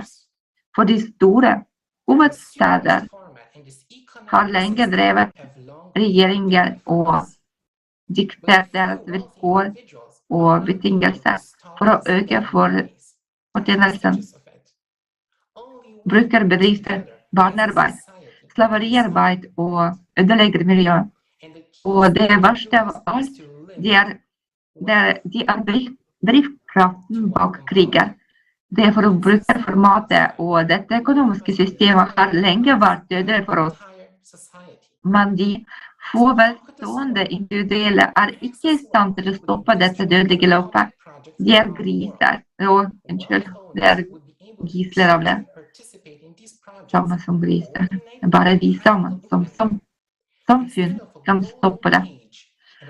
Nøkkeltrinnet for å gjøre dette begrense rikdommen til hvilket beløp. La samfunnet bestemme. Grensen må bestemme av oss, av hele samfunnet. Så hvordan kunne dette fungere? Overskuddsrikdom vil bli distribuert til offentlige prosjekter rundt om I verden. Formueeierne vil kunne velge å delta I disse prosjektene, koordinere og praktisk implementere dem, I stedet for et gyllent bur og en endeløs jakt på fantastisk rikdom. Ville de føle seg frie og komfortable overalt. Dessuten ville folk være takknemlige for dem, da de ville forbedre livet. Dette en annen verden, en human, fredelig, sunn, sikkert verden, et kreativt samfunn, der menneskeliv den høyeste verdien. Å begrense rikdommen vil bidra til å skape en sunn økonomi, og dette betyr framfor alt prisstabilitet, optimal bruk av ressurser over hele planeten, en praktisk verdensvaluta, et stabilt finanssystem som støtter realøkonomien, og imidlertid hjørnesteinene I det kreative samfunnet, fravær av makt. Alle dets institusjoner og mekanismer fullstendig transparente og kontrollert direkte av folket selv. Så det mulig å skape et slikt kreativt samfunn fra et økonomisk synspunkt, spør dere. Ja, det mulig, og penger ikke et problem. Vi har mer enn nok til dette. Vi kan tydelig si at dette ikke dyrt å bygge et slikt samfunn. Det faktisk billigere enn dette umenneskelige og ulønnsomme systemet for oss. Vi må stoppe dette tullet så fort som mulig og bygge et kreativt samfunn. Takk, Christian.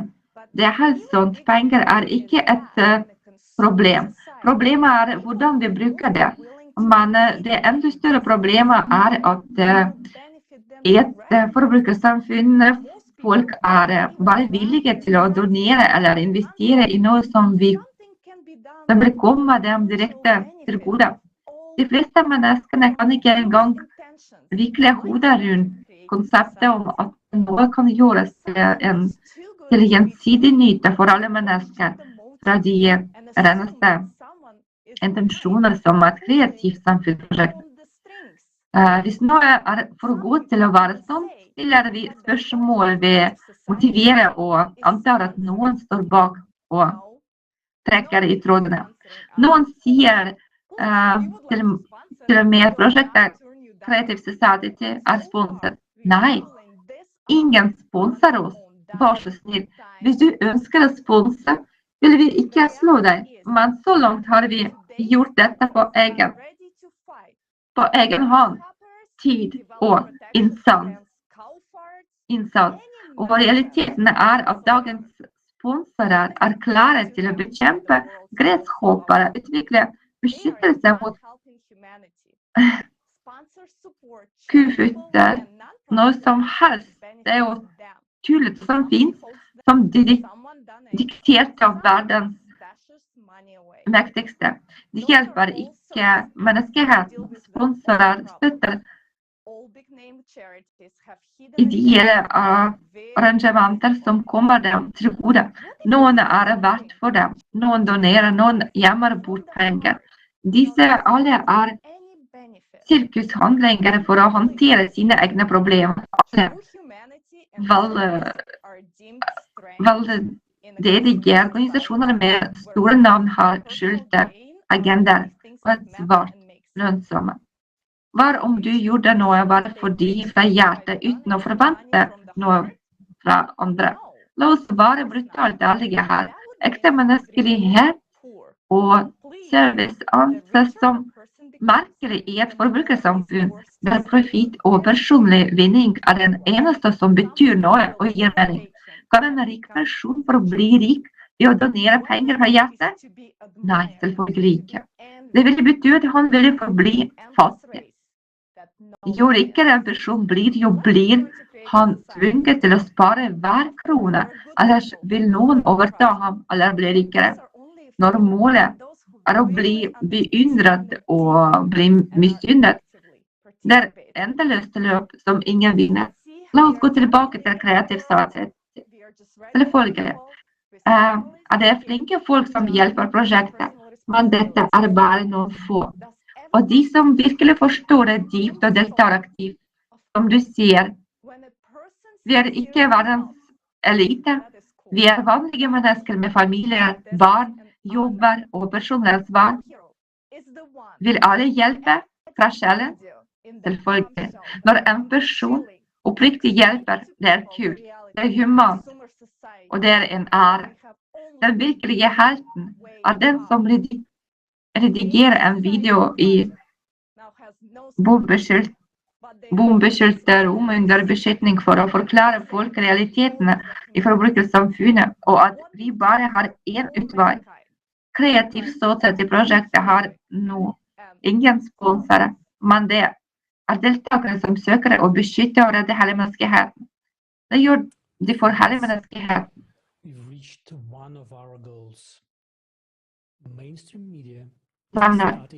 Vi har nådd et av våre målene.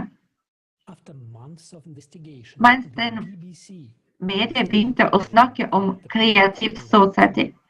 Etter måneder med etterforskning publiserte BBC en lang artikkel om prosjektet og våre 2 tidligere globale krisekonferanser. Selv om ting ikke ble akkurat som vi trodde,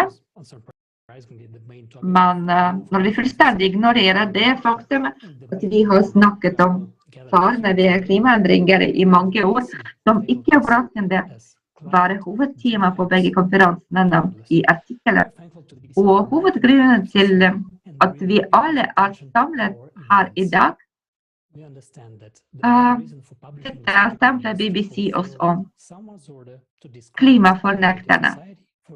Uansett vi takknemlige til BBC for å promotere Creative Society-prosjektet og bringe folks oppmerksomhet til arrangementene våre. Vi forstår at hovedgrunnen til å publisere denne artikkelen var å oppfylle noens ord om å diskreditere Creative Society for å avsløre sannheten. Vi ville ikke fått noen dekkenkallers. Og her vi reporteren som skrev i artikkelen en hyggelig og smart mann begynner å grave frem fakta over hele internett. Han en hyggelig og smart mann som forstår og vet, men som blir tvunget til å skrive stygge ting fordi han fikk beskjed om å gjøre det. Tråkker vi noen på tannet nå? Selvfølgelig. Vi vet, det CO2. Vi bryr oss ikke om CO2. Men du skjønner, det allerede et tilbakeslag hvis alt de sa var sant og pengene ikke ble underslått og brukt på korrupte journalister, men på å løse problemet, og det ville ha vært resultater. Ville ingen ha lagt marked til ordene våre, men her ble det gjort. Fordi vi begynte å fortelle sånn her.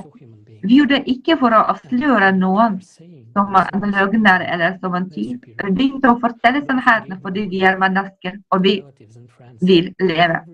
Og kalle ting ved sitt rette navn for å rette oppmerksomheten mot problemer som angår alle. Vi mennesker. Det klart at reportørene ble beordet for å skrive om oss, og de gjorde det så godt de kunne. Men de også mennesker, og de vi sier angår dem, deres overordnede. De som ga orden, deres slektninger og venner, alle. Dette forbrukerformatet i sin prakt. Vi tar opp de mest avgjørende temaene og sier at vi må stå sammen for å overvinne de forestående globale katastrofene. Og alt de bekymret for, ikke kunne stjele penger. Og vi har også møtt slike forskere til å begynne med forteller de oss, du gjør en god ting, jeg støtter deg, og deretter tilbake, redd for å miste titlene sine. Og jeg blir rurt. Jeg sa ikke det. Det er det som er problemet. Men vi er heller ikke idioter. 40 år med finansiering fra våre lommer, trillioner av dollar. Vi kunne ha bygget en hel stat. I stedet var og betaler vi dessverre for et hus som ingen skulle bygge. Vi ser ikke at CO2 ikke øker. Vi bestrider ikke dette faktumet, men det er lettere å forstå at 0,000% av menneskeskap CO2-endringer, mens det er sterkere klimagasser, sier CO2-klan, og at CO2 er den eneste parameteren vi kan påvirke, så ikke la deg distrahere av andre ubetydelige detaljer. Vi blir latterliggjort for å tro på romvesener. Vi benekter ikke deres eksistens. Hvis noen benekter dette, kan de bevise det motsatte, og at det bare er en planet med liv i alle disse galaksene. Er det ikke overmodig? Å skrive et par sammenligge avsnitt om Igor Mikhailovich Danilov hjalp dem ikke med å styrke historien deres. Det visste imidlertid alle andre om bare penger er herlige for dem. De forstår hvorfor de er så bekymret ettersom noen seriøse penger står på spill, men vi krever ikke pengene deres. Vi sier bare at vi er mennesker, og vi vil leve. Siden vi ikke er bekymret for vårt rykte eller inntekt, takker vi oppriktig BBC for den gode PR. Takket være det har mange mennesker av alle regioner og kulturer sluttet seg til det Creative Society fordi vi snakker sannheten. Heldigvis finnes det journalister som ikke er redde for å fortelle sannheten. La oss høre fra Mr. Mark Morano. Han vil fortelle sannheten.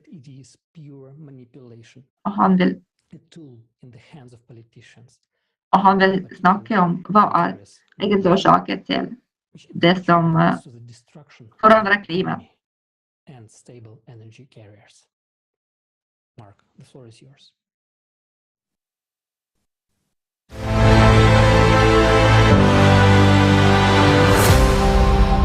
Happy to be here today. Just first of all, by way of introduction, my name is Mark Morano, and I've been working on this issue since the early 2000s. I've been made environmental issues are my passion, so I'm here to try to present a realistic realism view without the hysteria of man-made global warming. Summations for the public. Climate change is governed by hundreds of factors, variables. The idea that we can manage it by selecting at the margins one politically selected factor, carbon dioxide, is as misguided as it gets. It's scientific nonsense. This is UK scientist Philip Stott, who was in the first film Climate Hustle.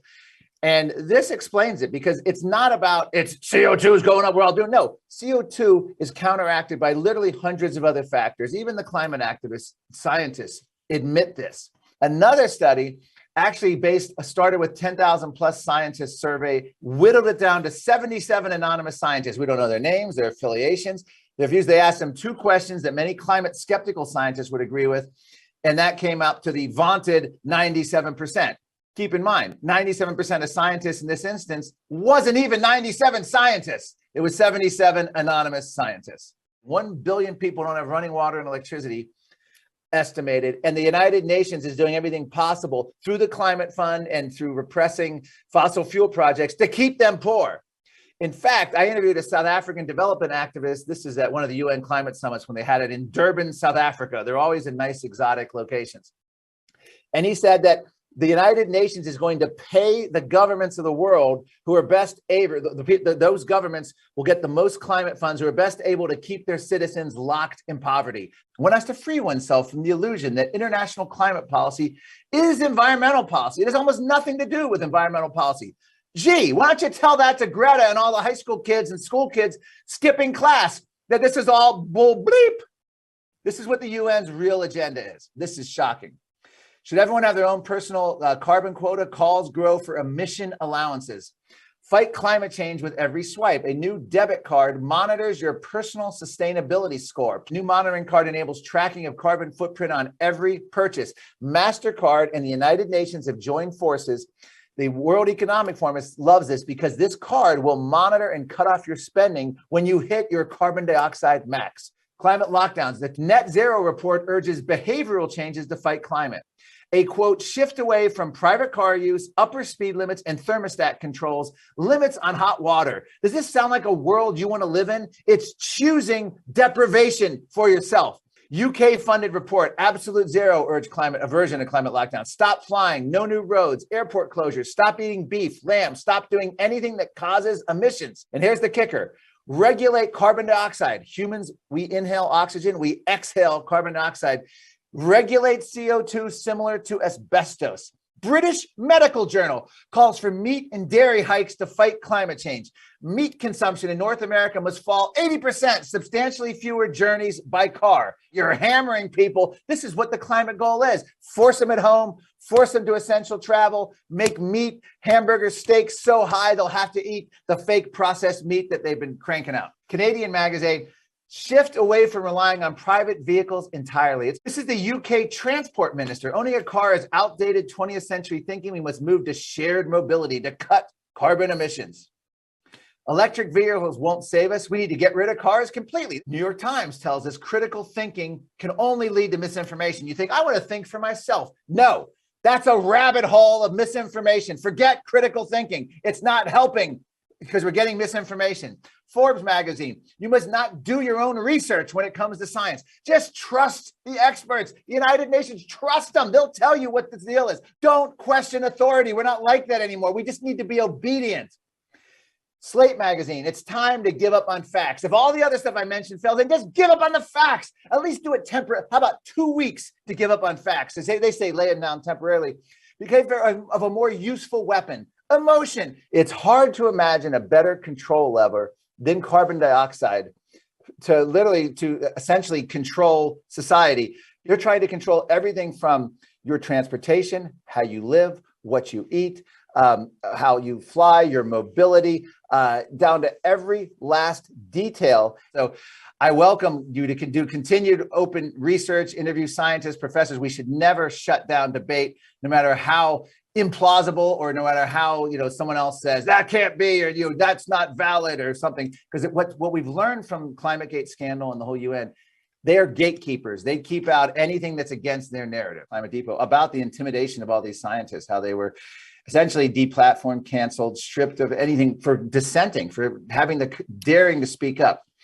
And one of the key things on that is we see that happen in real time, and you can't even read about it on Facebook or Twitter or see a video on YouTube anymore. It's not allowed unless they follows the government narrative. It's just frightening, but this is the world in which we live right now. But if you look at the amount of energy produced from fossil fuels versus green energy, it's just green energy is just a fantasy at the moment. I'm not discounting that there may be some breakthrough in solar technology or breakthrough in wind technology down the road or breakthrough in a battery technology. But I think it was Bjorn Lomborg who just today did the analysis. In Europe alone, battery backup for solar and wind power is enough, I think, to power Europe for 1 minute and 29 seconds. So like 1.5 minutes. That's all the battery. And then after that, you have to go when the wind's not blowing and the sun's not shining, you have to go to fossil fuel backup, diesel generators, gas generators. So it's just an illusion, this green energy. There's many cycles, longer term, shorter term. And this is the kind of research that gets suppressed in the climate community because you're not going to get money to study natural climate cycles. This is what's we need a lot more of, and we need a lot more voice to these studies and a lot more prominence, and we need academia to take them seriously, but there's no money in it. As I said, who decides who gets the money? Bureaucrats in Washington, politicians, academia, and they're going to get the money that's going to get them published. They're going to get the money that's going to say carbon dioxide is the problem. I used to go on ABC News and CNN and debate regularly climate, energy. It wouldn't even be an option now. It's not even on the table. They would never allow a debate. They've actually stated publicly that anyone who dissents from the man-made global warming narrative of the United Nations is essentially akin to a Holocaust denier. So their goal is just to demonize, deplatform, and get rid of us. And it has worked. We no longer exist in the mainstream media. And what I mean by we is climate skeptics. Anyone who dissents no longer exists in the mainstream media.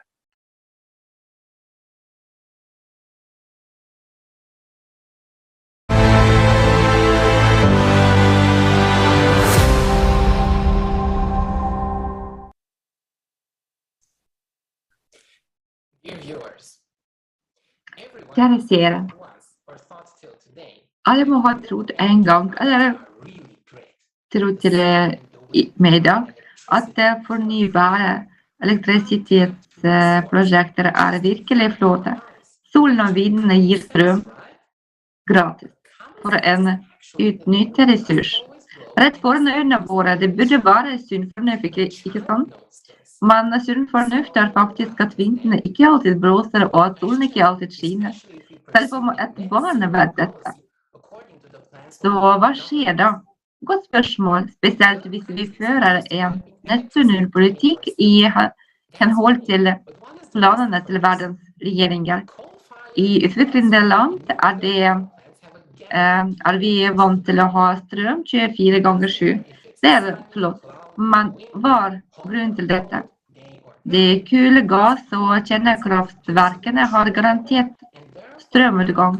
De spiller ingen rolle om det er sol, overskyet, vind, varmt eller kaldt, dag eller natt. Disse kraftverkene produserer en kontrollbar og derfor ganske konstant mengde elektrisitet som matcher etterspørselen vår. Men det som skjer i dag, som en del av den grønne revolusjonen, er at vi tar av nettkraftverkene med garantert elektrisitetseffekt, og vi bevisst erstatter dem med sol- og vindkraftverk som har en garantieffekt på 0. Ja, fornybare kraftverk har en garantert effekt på 0. Dette burde faktisk ikke være en overraskelse, ikke sant? Kan noen garantere værmeldingen? Så hva betyr dette? Hvis vi kun produserer elektrisitet fra fornybare energikilder, sol, vind, vannkraft, blir vi helt avhengige av været. Hvis solen skinner i dag, kan vi bruke kjøleskapet og vaske klærne. I morgen er det veldig overskyet, men ingen vind, ingen regn, uflaks da. Så vi kan ikke lage mat da, eller varme opp hjemmet vårt.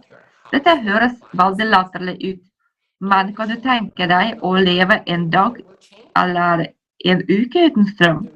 Spesielt om vinteren kan du ikke lade noen av smartenhetene dine, eller bruke noe husholdningsapparat. I tillegg, ikke vite når været endrer seg. De fornybare energikildene er akkurat som været. Uforutsigbare. De kan produsere hvor som helst mellom 0 og en veldig høy mengde elektrisitet. Strømproduksjonen deres kan svinge enormt.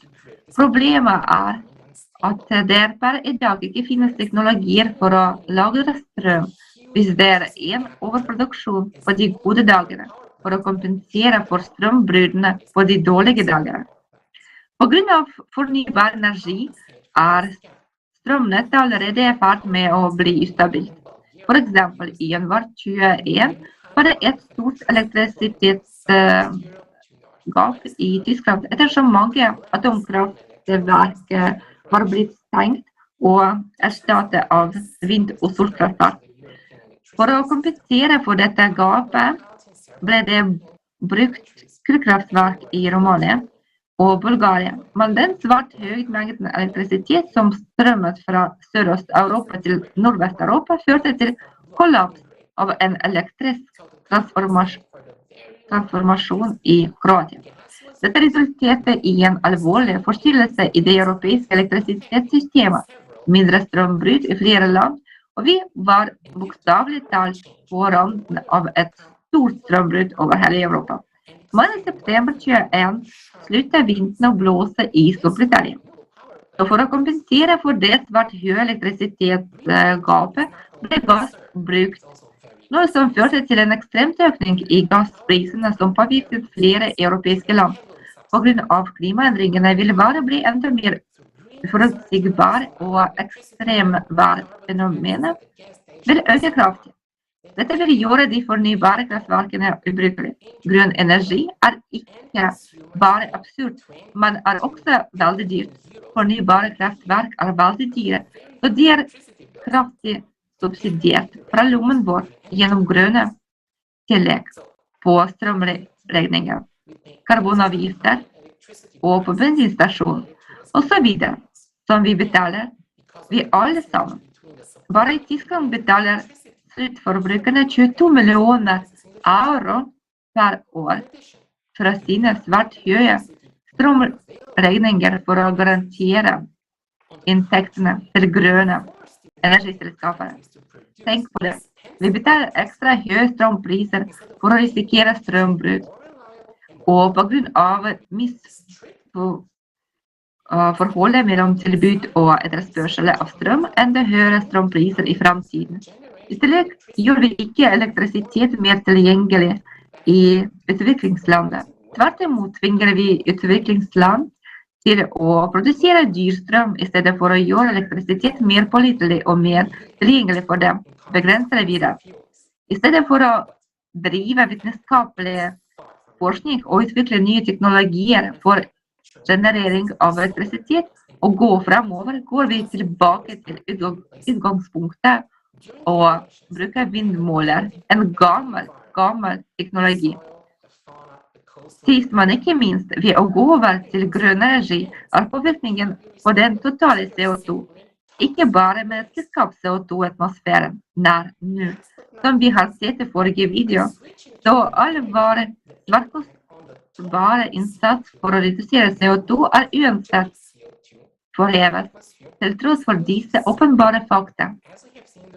Kollaboratørene presser fortsatt på for netto null og multimilliard-dollar investeringer i grønn energi i fjor. Over hele verden brukte vi 366 milliarder dollar til nye investeringer i fornybare kraftverk.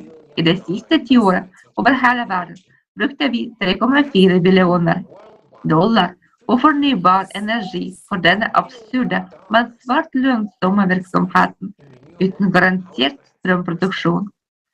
Men garantert fortjeneste. Mens du risikerer blackout i fremtiden, hvor lattere kan dette være? Hvor mye lenger kan vi akseptere å risikere vår fremtid, vårt liv, vår velstand, forfølge en slik absurditet? Hvor lenge kan dette vare igjen?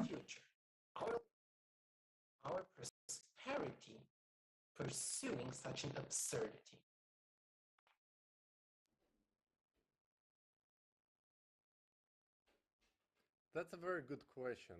Really, Christian, thank you so much for this observation. Det er et veldig gode spørsmål som alle burde svare på selv. Og takk, Christian. Så mange løgner vi mates i forbrukersamfunnet vårt. Du er den som kan stoppe dette. Del denne videoen på dine sosiale nettverk. Jo mer vi deler denne informasjonen, jo flere blir oppmerksomme, og jo færre blir uinformerte. Et kreativt samfunn kommer alle til gode, og kappløpet om forbrukerlederskap forsvinner. Det er ikke plass for usunn konkurranse om personlig fordel, så de som kun søker å promotere seg selv eller sine prosjekter bør tenke seg om før det er for sent. Da bare sammen, alle sammen, vi kan overleve det som kommer. Alle sier at vi bør forene oss, men alle etterlyser eller enhet eller annen forstand politikk personlig for fremmelse og anerkjennelse. Denne gangen handler det ikke om forbrukerisme, men om å bygge det kreative samfunnet. Noen vet fortsatt ikke om Creative Society-prosjektet og farene ved klimatiske katastrofer. Som den som allerede vet, del denne informasjonen, forklar og lag videoer, lag utklipp fra dette forumet og gjerne del det på sosiale medier.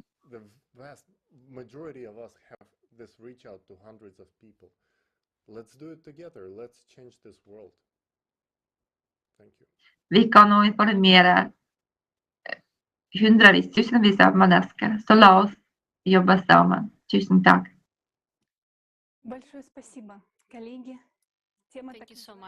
Tusen takk, Christian. Tusen takk, kollegene. Temaet såkalte grønne energikilder veldig aktuelt i lys av vårt neste tema. Deretter vil du lære litt sjokkerende informasjon fra den nyeste forskningen om havoppvarming og prosesser som foregår i planetens indre. Det verdt å nevne at tilhengere av den menneskeskapte teorien om klimaendringer insisterer på at det menneskelige utslipp av CO2 som varmer opp havet, disse 4 molekylene. Denne absurditeten kan illustreres med et eksempel der en vannkoker som står på komfyren varmer opp bålet i brenneren under den. Og dette absurd. Havet lagrer 1000 ganger mer varme enn atmosfæren og gir den varmen. Og nå blir havet oppvarmet katastrofalt, noe som akselererer sirkulasjonen av strømmer i havet, med et unntak. Den gule pressen sier at hvis hastigheten på menneskeskapt global oppvarming akselereres, kan det på Golfstrømmen få Golfstrømmen til å stoppe fullstendig. Verdens ledende okeanologer bekymret for at svekkelsen av Golfstrømmen akselererer. Etter deres godt betalte oppfatning skyldes dette smeltingen av Grønlandsbreene, som avsalter vannet og stopper strømmen. Du kan spørre hva så forferdelig med å stoppe Golfstrømmen, at det vil føre til en ny istid i Europa og Nord-Amerika. Golfstrømmen ovnen i Vest-Europa. Den nordlige delen vil bli dekket av isbreer. Den sørlige delen vil bli tundra. Gjennomsnittlig årstemperatur vil falle på 10-20 grader. Kontinentet blir uegnet for beboelse, og det vil være mulig å glemme jordbruket generelt. Og da Golfstrømmen stoppet i en geologisk historie, nådde isbreene nesten Svartehavet. Samtidig vil stoppet av Golfstrømmen påvirke ikke bare Europa og Nord-Amerika. Omfordelingen av varme vil forsterke orkaner i det sørlige USA og føre til dødelig tørke og hungersnød i Afrika. La oss si nå, hva det egentlig som stopper Golfstrømmen? Grønlands smeltevann har ingenting å gjøre med å stoppe strømmen. Ifølge fornuftige forskerens beregninger Golfstrømmen 20 ganger sterkere enn Labradorstrømmen som møter den. Det som å prøve å stoppe vann som kommer ut av en vannkanon med et spytt. Det bare umulig, men det stopper, og det det de andre strømmene i den atlantiske meridionsirkulasjon. Forklaringen på mysteriet med Golfstrømmen stopper har en fantastisk vakker og samtidig skremmende forklaring på geologiplanet. Nå vil du se det tydelig. Geologien James Krise gjorde observasjon våren og sommeren 2009 registrerte forskerne flere forekomster av jordskjelv langs Midthavsryggen i Nord-Atlanteren. Svermer en serie jordskjelv av en liten styrke siden sommeren 2009. Har det blitt registrert mer enn 200 jordskjelv i regionen Island, og våren 2010 var det mer enn 1000. Disse jordskjelvene var forløpende til det berømte vulkanutbruddet i Eyjafjallajökull, som lammet all flytrafikk i Europa. Og 2 måneder senere, i mai 2010, ble det registrert en sele med unormalt varmt vann utenfor kysten av Grønland. Denne varme selen, som svarte fullstendig med grensene for den tektoniske strukturen til Midthavsryggen, og forkastninger, og loret til banen den mektigste golfstrømmen akkurat på stedet for sin tur. Det var vannet oppvarmet av magmatisk aktivitet, som steg og blokkerte den berømte strømmen. Hvis vi ser på modellene på temperaturendringer på overflaten av Atlanterhavet, er det i den sørlige delen av Grønland at oppvarmingen over denne tektoniske sonen er mest skalalagen. Og kan man legge merke til at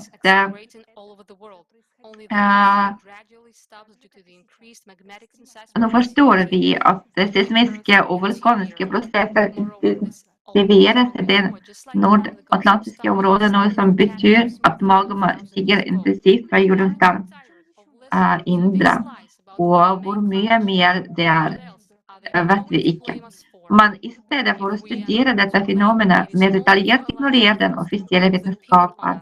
Det er flittig, proppfullt med penger som utelukkende forsker på påvirkningen av 4 molekyler CO2 per million av andre gasser i atmosfæren på Golfstrømmen.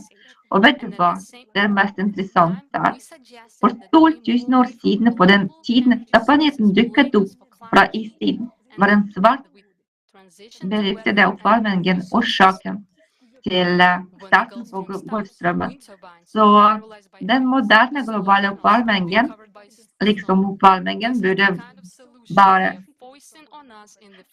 forsterkere. I henhold til fysikens lover skal sirkulasjon av strømmen akselereres ved oppvarming. Og over hele verden akselererer det. Og bare Golfstrømmen stopper på grunn av økt magmatisk og seismisk aktivitet i dypet av planeten. Og det har skjedd før, så vel som nå Golfstrømmen har stoppet på grunn av sykliske katastrofer for mer enn 12 000 år siden. Er ikke lei av å høre på disse løgnene om at mennesket har skylden for klimaendringene? Hva annet skal de klange oss for? Hvis vi har skylden, er det bare for å la tullinger få tvinge oss sine meninger. Kan vi snu på hodet og slutte å akseptere alt som kollaboratørene forlot oss som samfunn? På grunn av stoppet av Golfstrømmen vil Europa og Nord-Amerika nå bli kaldere for hvert år. Og nå er jeg glad for å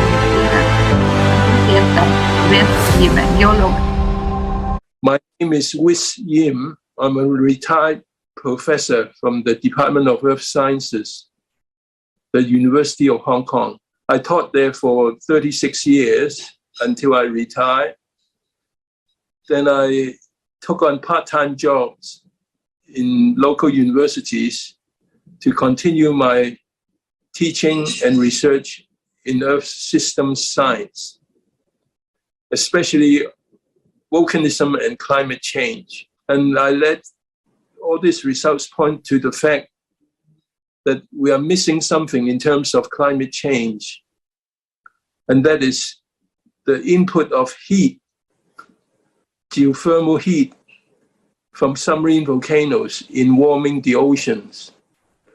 And this is one of the major interests I have, to try to change the society to start considering. So global warming is not just due to carbon dioxide. In fact, the role of carbon dioxide is much smaller than, for example, regional warming of oceans due to submarine volcanoes. And this is one aspect that I would like to drive home. Thank you very much. What is the order of importance of all these factors? I think we've often forgotten. The first order importance are the astronomical forcing, including the sun. They're responsible for glacial interglacial cycles, solar cycles, monsoons, and also seasons.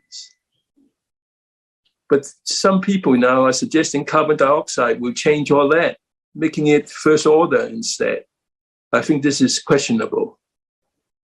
Second order importance, I think I would say, for volcanoes and volcanism. So the release of geothermal heat, and this is basically what is called plate climatology. Hot magma, basaltic magma, may be up to 1,200 degrees Celsius. And it can cause the seawater, the surface seawater, to be warmed up, forming hot seawater patches. But underneath the ocean, you can see submarine eruptions switches on hot seawater. Because of the lower density, they will come up to the surface. So sea surface temperature will rise, and they may well interfere with the normal ocean circulation, which is driven by the sun. Circulation change will be obvious, and this will cause hot seawater patches to stay put for some time at different locations. Continental warming, severe weather events, including hurricanes and cyclones or even typhoons in this part of the world, will become more frequent. Some statistics on submarine volcanoes, total number must approach almost 1 million. The number rising in size to 1 kilometer above seabed is 75,000. The magma output were approximately 3/4 or 75%. And the number of active volcanoes, about 5,000. So they all release heat, geothermal heat, changing the normal ocean circulation. My conclusions. Volcanism is an underestimated natural cause of ocean heat waves. So it's a regional cause, not a global cause. All 4 cases of regional ocean heat waves were caused mainly by the release of geothermal heat. Man-made carbon dioxide from fossils are not responsible, as far as we can tell, for these ocean heat waves. The occurrence of heat waves may influence sea ice extent in both the Arctic and the Antarctic. The biodiversity changes observed were of a temporary nature, which is inconsistent with global warming. Because sulfur dioxide released into seawater through volcanism is much more acidic than carbon dioxide, it is more likely to be the cause of coral bleaching, something also blamed on global warming by some people. Okay, thank you very much for listening. But I think we should all be interested in the truth. I think so. Have to get things right.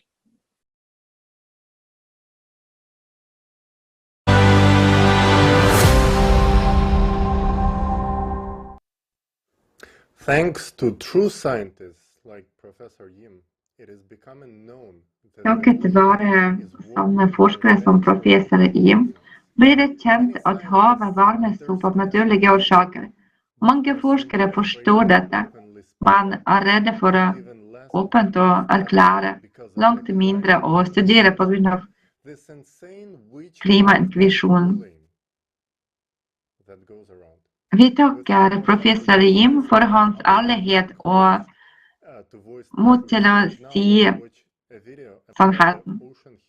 Og la oss nå se en video om havoppvarming som viser mer detaljert hvordan det skjer og hva det fører til.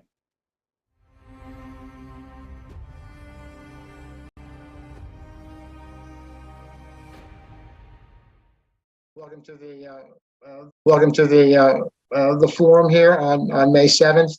I'm happy to present the results of my research as it relates to global climate change. My name is Art Fiorito, and I'd like to introduce you to some of the research that I've been doing on climate change.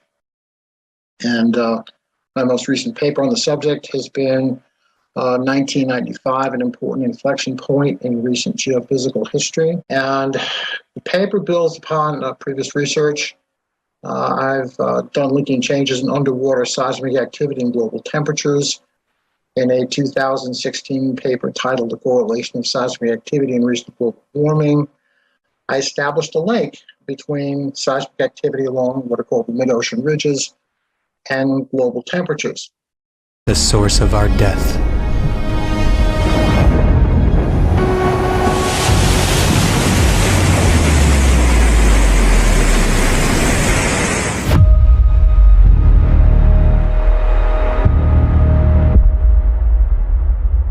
Just think about it. Ocean warming has increased by 450% in just 30 years. According to scientific estimations, for the ocean to heat up at today's rate, it would take as much energy as would be released if 7 atomic bombs dropped on Hiroshima would explode every second for a year. Let's see where this energy comes from if humanity doesn't detonate those bombs in the ocean. The direst fact is that the ocean is heating not only on the surface, but also at depth.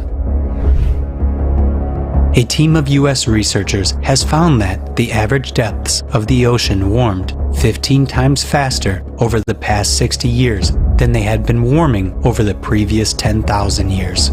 And this progression is accelerating every year. At the moment, science has no explanation where this amount of heat comes from. The only theories being considered are that the oceans are warming from the sun and from human emissions of the greenhouse gas CO2. But they can only explain heating of the upper layers of the ocean to a depth of up to 200 meters, because sun rays do not penetrate deeper. The water can be maximally heated by the sun up to 700 meters as a result of agitation. How can we explain the numerous facts of warming of the deep ocean layers? After all, at a depth of more than 4 kilometers, the water temperature was always the same and close to 0 degrees Celsius. But now, everything has changed. One of the facts indicating the enormous heating of the ocean at great depths was recorded by an international team of scientists off the coast of Uruguay. At a depth of 4.5 kilometers, the waters were found to be warming from 0.02 to 0.04 of a degree Celsius. Only to a layman, this heating may seem insignificant, but for experts, it's a terrifying fact. Christopher Manon, oceanographer, commented as follows: If you think about how large the deep ocean is, it's an enormous amount of heat. Think about it. How much energy does it take to heat such a volume of water as the world's oceans? That would require a colossal heat source. The energy required to heat it equals the energy of all the nuclear reserves on Earth multiplied by 3. What could heat the ocean from below like a pot on a burner so significantly? Let's dive to the ocean floor and see what sources of powerful heat are out there.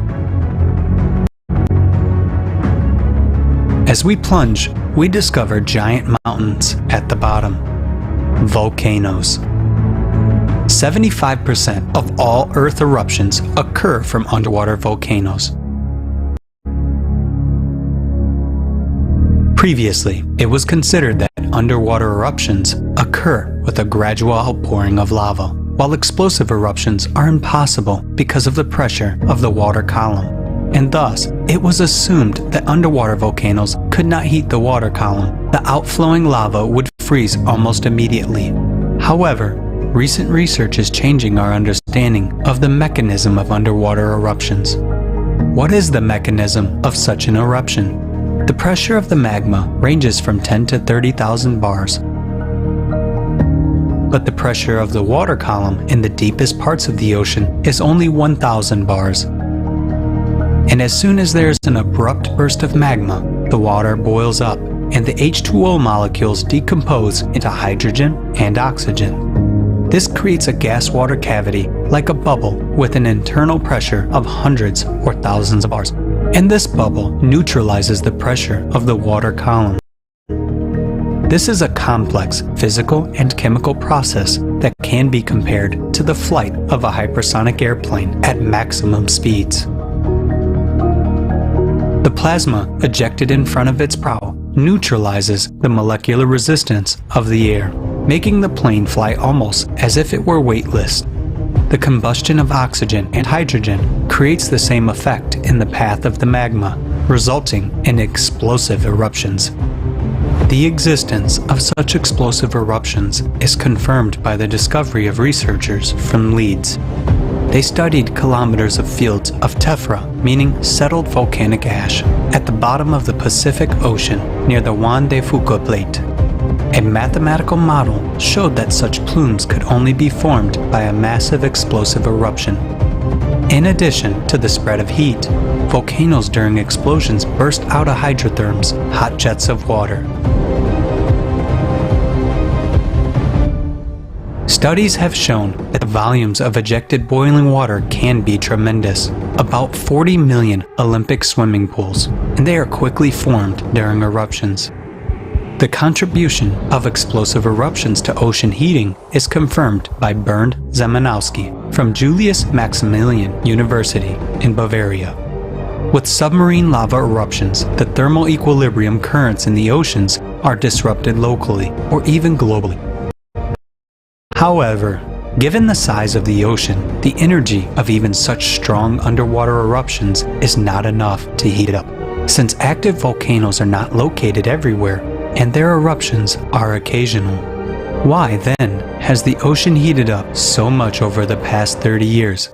What has happened in recent decades? There are even more powerful energy sources that have activated only recently. To understand what these energy sources are, we need to look at the planet as a whole.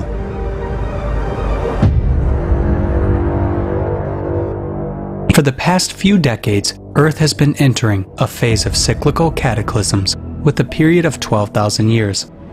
In 1998, a jump in the Earth's core was registered.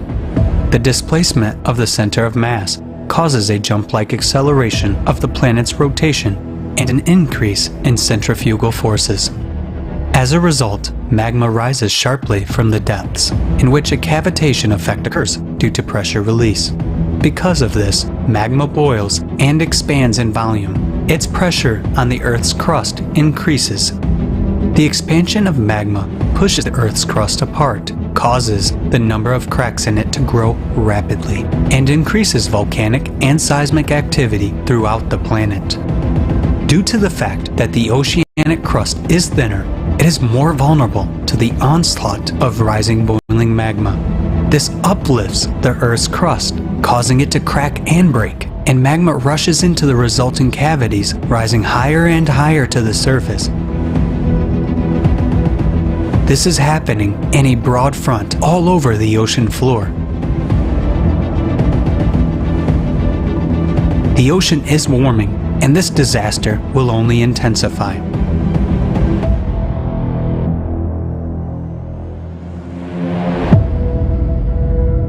We already see examples of such anomalous heating everywhere, not only on the bottom, but also on the surface. At the end of 2013, a huge area of unusually warm ocean water, about 1/3 the size of the United States, formed in the Gulf of Alaska and began to spread. The water temperature in many places exceeded the norm by 5 to 6 degrees Celsius. Nick Bond, state climatologist for Washington, named this phenomenon the blob, similar to the sci-fi horror movie of the same name. In 2 years, the blob more than doubled its size and stretched by more than 4 million square kilometers of ocean from Mexico to Alaska. Near the coast of Newport, NOAA experts recorded this blob in September 2014 with a 7 degrees Celsius temperature rise in just 1 hour. Oceanographer Shell Gentleman commented on this event. I know that area really well, and 7 degrees is a huge jump. It wasn't due to normal daily heating, and that warm water was from the blob. Nothing like this has been recorded by climatologists in the entire history of observations. This abnormally warm mass of water, unprecedented in its scale and duration, has existed for several years and led to the death and migration of a huge number of marine life. National Geographic dubbed it the blob that cooked the Pacific. The consequences of this abnormal blob caused a large-scale environmental disaster, which by tradition was attributed to the influence of anthropogenic CO2 emissions, without even figuring out the true causes. In 2019, another blob was detected in a huge area of the Pacific Ocean, east of New Zealand, covering an area of at least 1 million square kilometers. The appearance of such anomalies began to suddenly become more frequent. Thus, the next warm spots appeared off the coast of southwest Africa and in the southern part of the Indian Ocean. There is something common that unites the places of formation of all these blobs. These are geologically active regions with a young, thin crust, with active underwater volcanoes, cracks, and deep crustal fractures. These are places of the most active output of hot and fluid magma. But the factors of magma uplift are not taken into account in the explanation of the causes of ocean heating by the worshippers of carbon dioxide fighting. Those collaborationists show their utmost incompetence. They don't care about the fact that very soon we are all going to die, including themselves. They ignore and do not even look at the factors of underwater volcanism, and they do not want to include them in the models, not to mention the study of ubiquitous magma uplift. After all, the impact of ocean heating on the climate is enormous. The ocean contains 1,000 times more heat than the overlying atmosphere. The ocean is called the kitchen of weather. The warming of its waters already enhances catastrophic typhoons and hurricanes, which annually claim thousands of human lives. According to Professor Alexandra Zhigalin, atmospheric vortices receive additional heat from underwater thermal emissions in the area of the Japanese tectonic zone, as far as Kamchatka. Now, we see the typhoons moving further north, and their ever-increasing destructive power. Let's recall Typhoon Rai in the Philippines in December 2021. It was the most devastating typhoon in the region in the last year. And beyond that, their power will only increase, and their destructive capacity will become more and more significant. The unprecedented heating of the ocean suggests that the ocean is already exhausting its ability to contain the energy trying to escape from the bowels of the earth.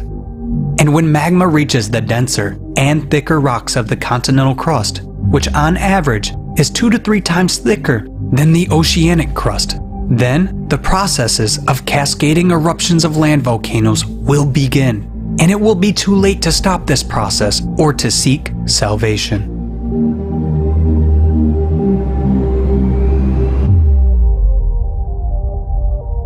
Now, the last war of humanity is underway.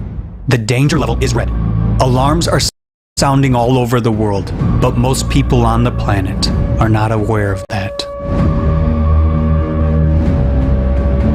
Are we going to continue to waste time and wait for the magma to rise and wipe us off the face of the earth? Or will we act right now? The catastrophe is rapidly unfolding. While the world science does nothing at all to deal with the problem. Instead, hundreds of billions of dollars are being spent to combat minuscule concentrations of CO2. This does not solve the problem at all, but only enriches the pockets of swindlers. And even more money is spent on studying the surface of Mars than on exploring the ocean floor on which our survival now depends. The ocean is already beginning to boil. Only those incompetent in these matters do not see by what enormous leaps we are approaching the point when the entire world will be on the verge in one big bucha. Not a local one, which is near Kiev, but a global one that spreads across our entire planet and that will not cease. Where there will be no hope for a truce, no green corridors, no humanitarian aid, and where humanity will be buried. It is an inevitability that we fall into by our own inaction. We need to convey the truth about the true causes of climate change to people all over the planet as quickly as possible in order to have time to find a common solution for the survival of humankind. This requires the will of each and every one. We must do everything now so as not to regret later on that we didn't do enough to build the creative society, that we didn't find the right words earlier. But when the bombs fall on our heads, we will not be able to do anything. Only in the creative society, where all people are united by the common goal of saving the lives of all people, is it possible to harness the scientific potential of the entire international community. Only then it is possible to create the conditions for the development of real science, which stands for the interests and lives of all people. We can build the creative society only together. The participation of every person is important. Take action before it's too late.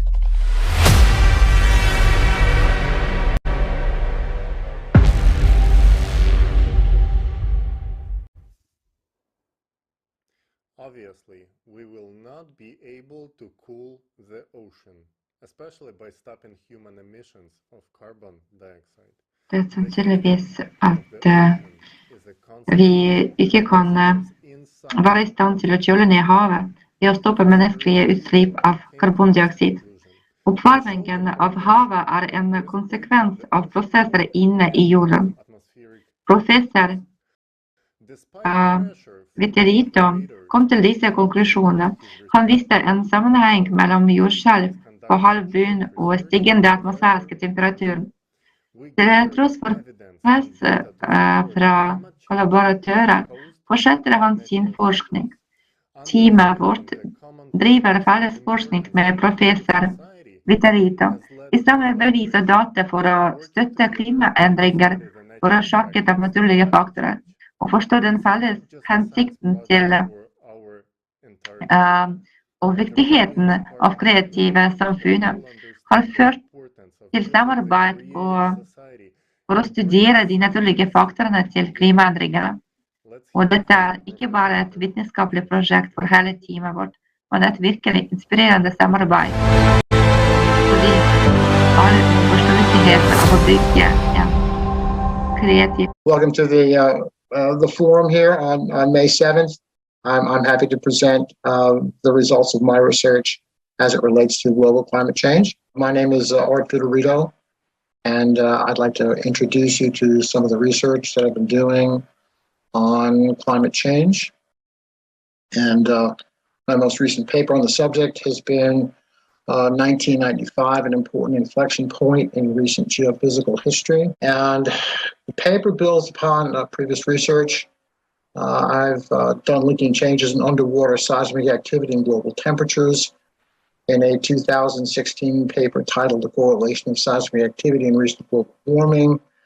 I established a link between seismic activity along what are called the mid-ocean ridges and global temperatures. The rationale is that more earthquakes equals more geothermal heat release. This is well established in the literature. And what this does is the release of geothermal heat from the ocean bottom intensifies what is referred to as the thermohaline circulation. The net effect is to transport more heat into the Arctic, and what this does is it kicks off a sequence of events that amplifies the warming in the Arctic. And we call this the Arctic amplification, and this intensification has been a hallmark feature of the global warming that we have seen recently. And the cascading effects lead us to conclude that much of the recent warming is caused by this thermohaline intensification. We saw a sudden jump in global temperatures in 1997, 2 years after there was a corresponding jump in mid-ocean seismic activity.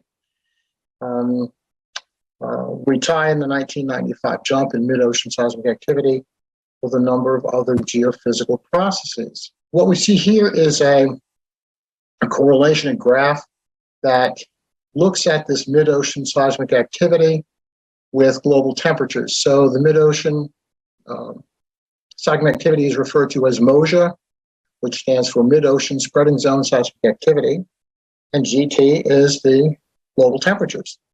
And we can see, going back to 1979, that the curves have matched up very, very nicely. They have a very, very high correlation. The correlation is 0.7, and this is statistically significant. And this tells us that there is a link between these two phenomena. In putting this together, there was a review of literature from a variety of geophysical specialties to include seismology, marine geology. We saw a rapid shift in what is called the AMO, which is called the Atlantic Multidecadal Oscillator. This tracks sea surface temperatures in the North Atlantic, and we saw that there was an almost instantaneous shift from negative to positive. That is, North Atlantic temperatures suddenly warmed up in 1995. We also saw a rapid increase in North Atlantic hurricane activity and the accumulated energy from these North Atlantic hurricanes. This is called the North Atlantic ACE. We saw a significant change in the dynamics and the variability of the El Nino Southern Oscillation and in the Northern Hemisphere summer monsoon. These also shifted very rapidly. We saw sudden changes in the spring and fall Arctic temperatures, followed by a large jump in winter temperatures. We saw sharp sea ice declines in the Arctic and the subarctic, accelerated ice loss for the Greenland ice sheet, an abrupt decline in cloud cover over Greenland during the summer months. We also saw sudden changes in the rate of movement of what is referred to as the dip pole. That's the Northern Hemisphere magnetic pole. And finally, we saw a directional shift in Earth's geographic or true North Pole. Now, if we look at this graphically, Arctic temperatures, we see here that the Arctic temperatures suddenly jumped up. This looks at the summer and winter means, and we see that the winter mean jumped up in 1995. I'm sorry, this one was a little lagged. This was 1997, but we see that the annual means jumped up, the black line. We see that in spring and fall, we see again this rapid change commencing in 1995. And we also saw a decline in Northern Hemisphere sea ice area. All of this cannot be coincidental. There appear to be very strong physical links between the mid-ocean seismic activity, and we are going to continue to verify the linkages between this mid-ocean seismic activity and global temps going forward. I monitor this on a daily basis. We need to build more data on ocean temperatures at depth. Ultimately, the goal of all of this work is to arrive at the truth as to what is happening with global change. I believe that there is a lot of misinformation and disinformation about this. The latest report from the IPCC, the Intergovernmental Panel on Climatic Change, I think has done a very, very poor job representing this and ultimately understanding the truth. For future plans, I am doing some collaborative work with the Creative Society. We're currently working on database construction. There are a number of databases that need to be constructed and assessed. We ultimately strive to get to the truth of things. That is, the truth is always the best disinfectant, as they say. And this is what we need to find out. We have to continue to, as a society, you need to continue to have these forums. You need to continue to bring together people who have alternate points of view. You have to make those points of view public. That's the best that we can do. And now we really do want the truth.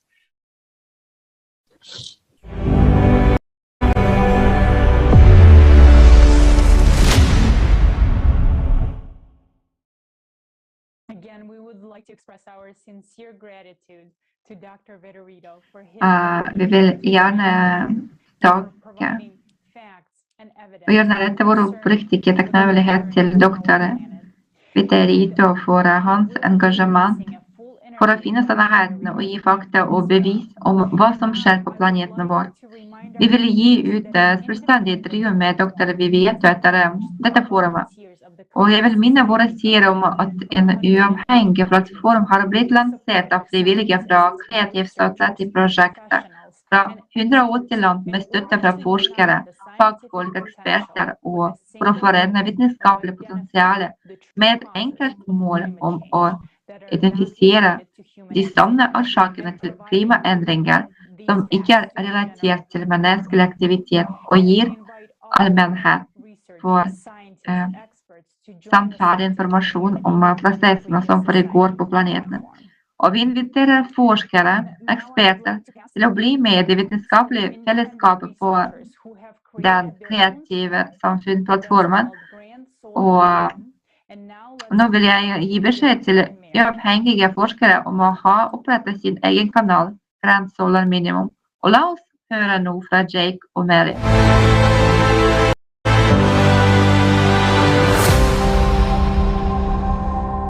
The number one thing that we want to relay with people about our topic is natural climate change. And a lot of people don't see these kinds of graphs and charts posted around anywhere, Twitter, Facebook, because the mainstream media bores us and fills us with that hockey stick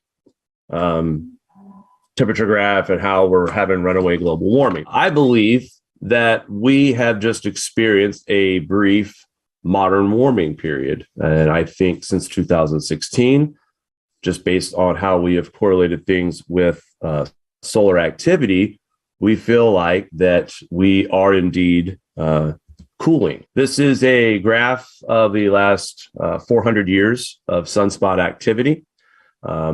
You can see on the left side, the Maunder minimum, which was a deep grand solar minimum. Now, so our thinking is that we are going to see a Maunder minimum type grand solar minimum here in the next 3 to 5 decades because of, you can see clearly here on this scale, where we are in the next solar cycles. And it's obvious that the declination. It's forecast. Right. It's a forecast. Now, what does that mean? Sunspots, low and high. It's being correlated that when we see lower solar activity, lower sunspots, usually we can correlate empirical data and show you higher cosmic radiation dosage rates that lead to cloud nucleation that combine with other particulates in the atmosphere, water vapor, and the cosmic rays, the highly charged particles are considered like steroids for the water vapor. The reason why it's such a big deal and it's such an important part to the research of solar forcing is that the cloud theory, Heinrich Finsmark, Jasper Kirksby have done lots of peer-reviewed work that involves cosmic radiation and cloud nucleation. So that's why we see these big rain events where we get 24 hours of, like a month's worth of rain in 24 hours or 22 feet of snow that Japan has seen. That is because of how much cosmic radiation is in our atmosphere. Due to the sun being weaker, that also weakens our magnetic field and allows more cosmic radiation to come into our atmosphere. So when we see all these headlines about these flooding events and the big snows and everybody's blaming man-made climate change on this, it insults me. I feel like that mainstream media is hijacking something that is absolutely happening, but it's happening because of the sun. And the sun also, we also believed in this research that the sun does have a lot of correlation with seismic activity. The lower the solar activity appears to be when we see the strongest seismic activity. Our sun is still weak. And with the weak sun also means a weak magnetic field, allowing more particles to bombard the atmosphere. And cosmic rays, as you know, penetrates to the core of Earth, which I believe therefore triggers the volcanoes and the earthquakes, which emit the most CO2 than anything on this planet. I think the magnetosphere is going to continue to get even weaker as we get into 2030 and 2040, which will definitely see more of an uptick in earthquake activity, volcanic activity, because of cosmic radiation coming in because of our weak magnetosphere. And that's my biggest concern too, is when we see the cooling in the 2030s and all these Green New Deal policies that these governments are trying to implement on trying to save the planet, by the time we get to the 2030s, we will be cooler globally. We will see more ice. We will see more snow. And the world governments are going to celebrate, we did it. We stopped global warming. Our laws and taxes and increased pricing and telling you what to do change the climate. And that's going to open the door for anything the government wants to do to its world population. Governments want to stick out their chests and say, I'm going to save you all from disaster and climate change. And it's time we wake these people up, because we're going to get resources taken away from us when we need them the most. When it comes to heating your home or getting yourself power, or even just the ability to drive a car anymore. I'm a mother. I have kids, and the messaging, like in the school systems, the indoctrination that it's CO2, it's your fault, you know, and the kids don't really conceptually grasp that. And they're not presented natural cycles, which just boggles my mind. Or natural cycles aren't a consideration of big climate change. It's all, you know, one perspective of man-made. And, you know, I would love to see these school systems sort of have a broader, you know, universal view. So we're not terrorizing our children. You know, what I've seen kids online, you know, they're terrorized. Like, it's like, what future do I have anyway? It's like a hopeless situation we're narrating to our children, and we're not inspiring them to innovate. And I feel like that our school systems are indoctrinating our children into scaring us into making us believe that we're causing this and we can do something to stop it. We can't stop it, but we sure can thrive in it. We can find ways to do that better. We have to get the message out. And the powers that be don't like putting out messages like ours with natural climates. We were actually demonetized from Google for sharing harmful and dangerous content, is what they said, because we talked about natural cycles. We talked about volcanic and earthquakes being all associated with the sun, and we were labeled as dangerous and harmful. Well, they said specifically, they sent me a letter that we've been demonetized off our website and our videos because we go against the authoritative consensus. So and we're talking about the sun and natural cycles. It just seems insane and totally disconnected from human reality. It goes to, by discussing it like we're doing right now in forums and topics, they're going to hear it. And if they keep hearing it, it's going to sink in. So you're right. The best way to get the message out is continuing to have these forums that you guys host, and just continuing to put out as much content as much as possible on platforms. I mean, you guys volunteer, we're volunteering too. And it's, again, it's not for notoriety. It's not for famous. It's not for income. It's for our children. We want to help. So our kids can carry on with life without these absurd new laws and regulations, because everyone's been brainwashed and people like us are suppressed and can't get the message out. We want to change that, or be a part of that anyway. We want to be a part of that movement.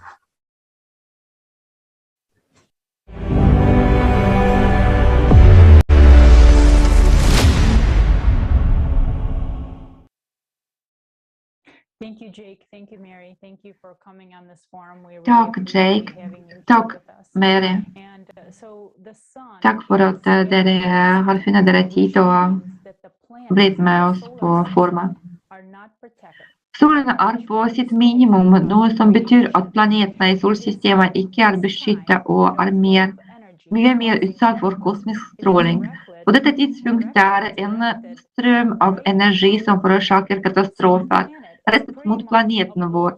Så planeten vår er ganske mye av energistrømmen. For å forstå mekanismen for syklisitet må du forstå de astronomiske aspektene og posisjonen til galaksen vår i universet. Det er en stor ære for meg å presentere et fragment fra programmet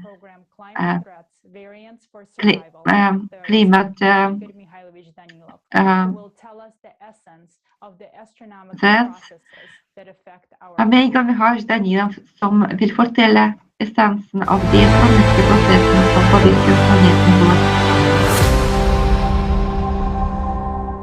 Igor Mihailovic, du har sagt at vi går inn i en 24 000 års syklus, og konsekvensene av å gå inn i denne fasen er mye mer kompliserte enn i tilfelle hvis menneskeheten ville gå inn i en 12 000 års syklus. De er absolutt verre. På hvilken måte? Hva kan man forklare dette med? Vel, vi forklarte det faktisk mer enn en gang, men la oss forklare det en gang til. La oss prøve å forklare det på en enkel og forståelig måte. På en abstrakt måte. Bare forestill deg, la oss si, en klokke, en klokkeskive. Denne urskiven er galaksen vår. Over det er det hele universet, en stor del av det. Mens under er det allerede galakser, vel, de er mot kanten av universet, for å si det sånn. Og det er klokken 12:06 på urskiven. Klokken 12 er lokalisert mot universet, mens klokken 6 er mot kanten av universet. Hva er en syklus? Og her bør det være en forståelse. En syklus det er når vår galakse er under sin rotasjon, mens den hele tiden roterer, så syklusen av dens rotasjon er nøyaktig 24 000 år. Dermed blir den utsatt for stråling 2 ganger. Med andre ord, fra verdensrommet, fra universet, fra galakser, er det, la oss si, en slik lysstråle som en laser, bare for å gjøre det klart, som ganske enkelt skinner. Det skinner ikke bare på galaksen vår, men også på andre galakser. Det er en kombinasjon, tillegg, og det er en veldig hard interaksjon. Det er ikke lyset, det er noe litt annerledes. Energi. Riktig, det er en strøm av energi som dannes ved hjelp av 2 linser. Ikke bry deg om det nå, la oss ikke fordype oss i dette. Det er ikke en astrofysikktime nå. Og denne harde strålingen, når vi kommer inn i en gravitasjonsinteraksjon, inn i en sterkt uttalt interaksjon med universet, med masseet av galakser langs en linje, la oss si at vi kommer inn på denne linjen 2 ganger i løpet av rotasjonsperioden. Når vi kommer til klokken 6, det er en 12 000 års syklus, da er hele galaksen vår over oss, og mange planeter tar dette slaget på seg. Men når vi kommer inn i denne strålingen, og på det tidspunktet er vi i klokka 12, viser det seg at vi er i frontlinjen. Tross alt er planeten vår i sofarearmen, vel, i armen til galaksen vår ligger planeten nesten på kanten av armen. Så det viser seg at ingenting beskytter oss. Og akkurat som mange andre solsystemer, er vi faktisk et skjold for galaksen vår, for alle planeter og systemer som befinner seg under. Derfor er påvirkningen mye sterkere enn når vi er ved 6-tiden. Det vil si når vi snur. La oss si, disse interaksjonene som finner sted, mange mennesker vil komme opp med et spørsmål. Hvordan er det? Det er tydelig at galaksen roterer. Skjer dette konstant, eller hva? Vel, galaksen roterer ikke bare av seg selv, men det er også spiralbevegelse av galaksen selv i verdensrommet. Ikke bare på sin akse, men på ei til i tillegg. Og så, når vi kommer inn i denne syklusen, når alt dette er kombinert, her blir vi utsatt for denne typen interaksjonsprosess, for å si det sånn. Hvorfor er det ikke så farlig på den andre tiden? For i andre tid i løpet av 12 000 år skjer denne påvirkningen langs en tangentlinje, altså langs en skrå linje. Det er ingen direkte stråling. Her kan jeg forklare ved å bruke solen som eksempel. Dette vil være veldig tydelig og illustrerende. Hvorfor midt på sommeren, når det er varmt og solen står på topp, blir dagene våre de varmeste? Hvorfor? Det er en rett stråle. Eller solen begynner å gå ned, eller høsten kommer, for eksempel, eller det er vinter. Solen, la oss si, er til side, og det viser seg at strålen går langs en tangentlinje. Det er ingen direkte påvirkning. Av denne grunnen er det litt varmt, men ikke veldig varmt. Det er den typen påvirkning. Eller her enda bedre, for en totalt forenklet forståelse. La oss forestille oss en kule som flyr ut av en pistol. Den flyr strengt horisontalt. og det er et mål som er plassert strengt vertikalt. Så kulen treffer den nøyaktig. Og her, naturligvis, hvis materialet ikke er helt solid, hastigheten er tilstrekkelig, og hardheten til kulen er tilstrekkelig, så bryter den gjennom dette materialet. Men det er nok å bare endre vinkelen på målet vårt for at kulen skal bøye seg ved kontakt. Målet er med andre ord ikke lenger plassert strengt vertikalt, men i vinkel. Så når du treffer målet, vil kulen avbøyes. Det samme er her. Ved 12 000 år er det en refleksjon av disse strålene, og det forårsaker oss ikke stor skade. Men når det er en direkte påvirkning, det er da problemet begynner. Dette er enkelt og greit.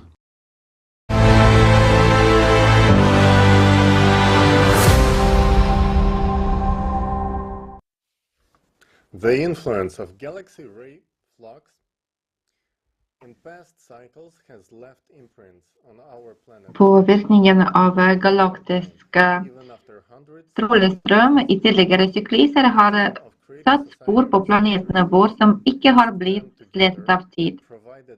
Derfor etter 100 000 av år, et team av Creative Society-forskere har satt dem sammen og gitt bevis på klimaendringer utløst av denne sykliske prosessen. Deretter, la oss se fortsettelsen av filmen om syklisitet.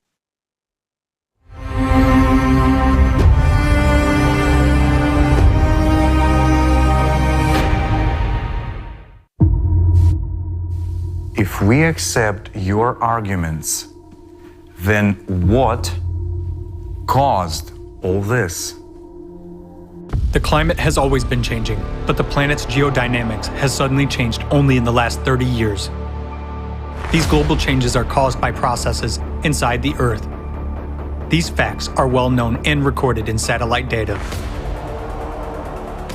In 1998, scientists detected a sharp leap-like shift in the core by observing the center of Earth's mass via satellites. As a result of the leap, the core shifted sharply northward towards the Temir Peninsula. At the same time, scientists at the Medicina station in Italy recorded a gravity leap. Simultaneously with it, there happened a sharp change in the Earth's shape, measured by means of a laser ranging system from US satellites. The planet began to abnormally expand in the area of the equator, although earlier the trend was the opposite.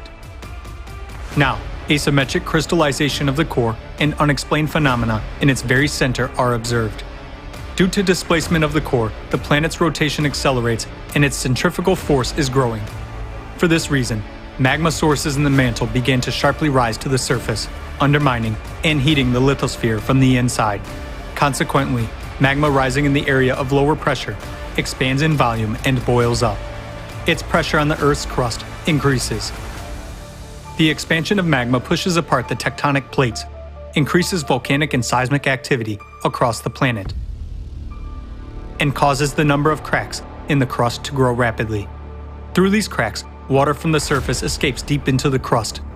The thin oceanic crust is ruptured by magma, causing the ocean to heat up at the bottom. Rising magma leads to an increase in geothermal flow from the Earth's bowels beneath the glaciers of West Antarctica and central Greenland, which melts glaciers from the bottom up. Numerous facts of increasing geothermal anomalies, cases of water boiling in wells, permafrost melting at great depths, and methane explosions have been recorded. Further prediction of the trends of rapid geodynamic and climatic changes indicates that in the coming decades, due to the rise of magma, a massive melting of glaciers will begin along with a rise in sea level, increasing the number and the power of disastrous earthquakes, typhoons, and hurricane winds. Stratovolcanoes will erupt, which will lead to a long volcanic winter and disappearance of most life forms, including humans. Based on objective forecasts, we have only 5 or 10 years, at most. There you go again, scaremongering us. Why do you say it will be catastrophe? And why in such a short time? Changes similar to what we now see occurred before the peak of the crushing disaster just about 12,000 years ago. Those events are called the Alared Oscillation and the Younger Dryas glaciation that followed. 12,800 years ago, global temperatures rose as much as 15 degrees Celsius within just a few years. Most of the ice sheets suddenly melted, and the Earth emerged from a full ice age. At that time, there were extreme floods and other natural disasters, along with an intense sea level rise. The Gulf Stream stopped at that time, just as it is happening nowadays. Scientists from the University of Kansas have proven that about 12,800 years ago, there was a giant fire on Earth that covered a tenth of the entire planet's surface. Other researchers have also found that large fires raged in Siberia 12,000 years ago. Similarly, nowadays there are more and more large-scale fires that cannot be extinguished. Based on an analysis of satellite images, scientists have discovered that 10 to 13,000 years ago, the largest known dunes formed in the Sahara Desert and other regions, indicating the enormous strength of winds during the Younger Dryas. A short-term intensification of winds during that period has also been documented from Greenland ice cores data and research in Alaska. Nowadays, the same phenomena are happening on Earth as during the Younger Dryas. We see winds, hurricanes, typhoons, and tornadoes intensifying and destroying entire cities, razing them to the ground.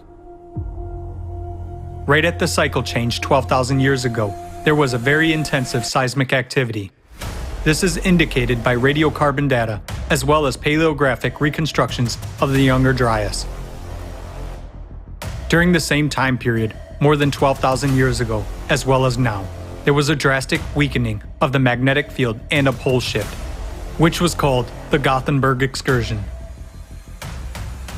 The reason for all these abrupt changes was an abnormal magmatic activity caused by changes in the core. This was expressed in large-scale volcanic eruptions that scientists recorded in the Younger Dryas by dust and traces of acid rains and glacial cores. Analysis of sediments found in Hall's Cave points to volcanic eruptions that caused a volcanic winter about 13,000 years ago, and glaciation across the globe. After the sudden warming in the Younger Dryas, an equally abrupt cooling occurred. This event caused a mass extinction of megafauna. Thousands of frozen mammoths and other mammals were found in the ice on the northern slopes of Siberia. There happened a drastic decline in the human population, including extinction of the Cro-Magnon.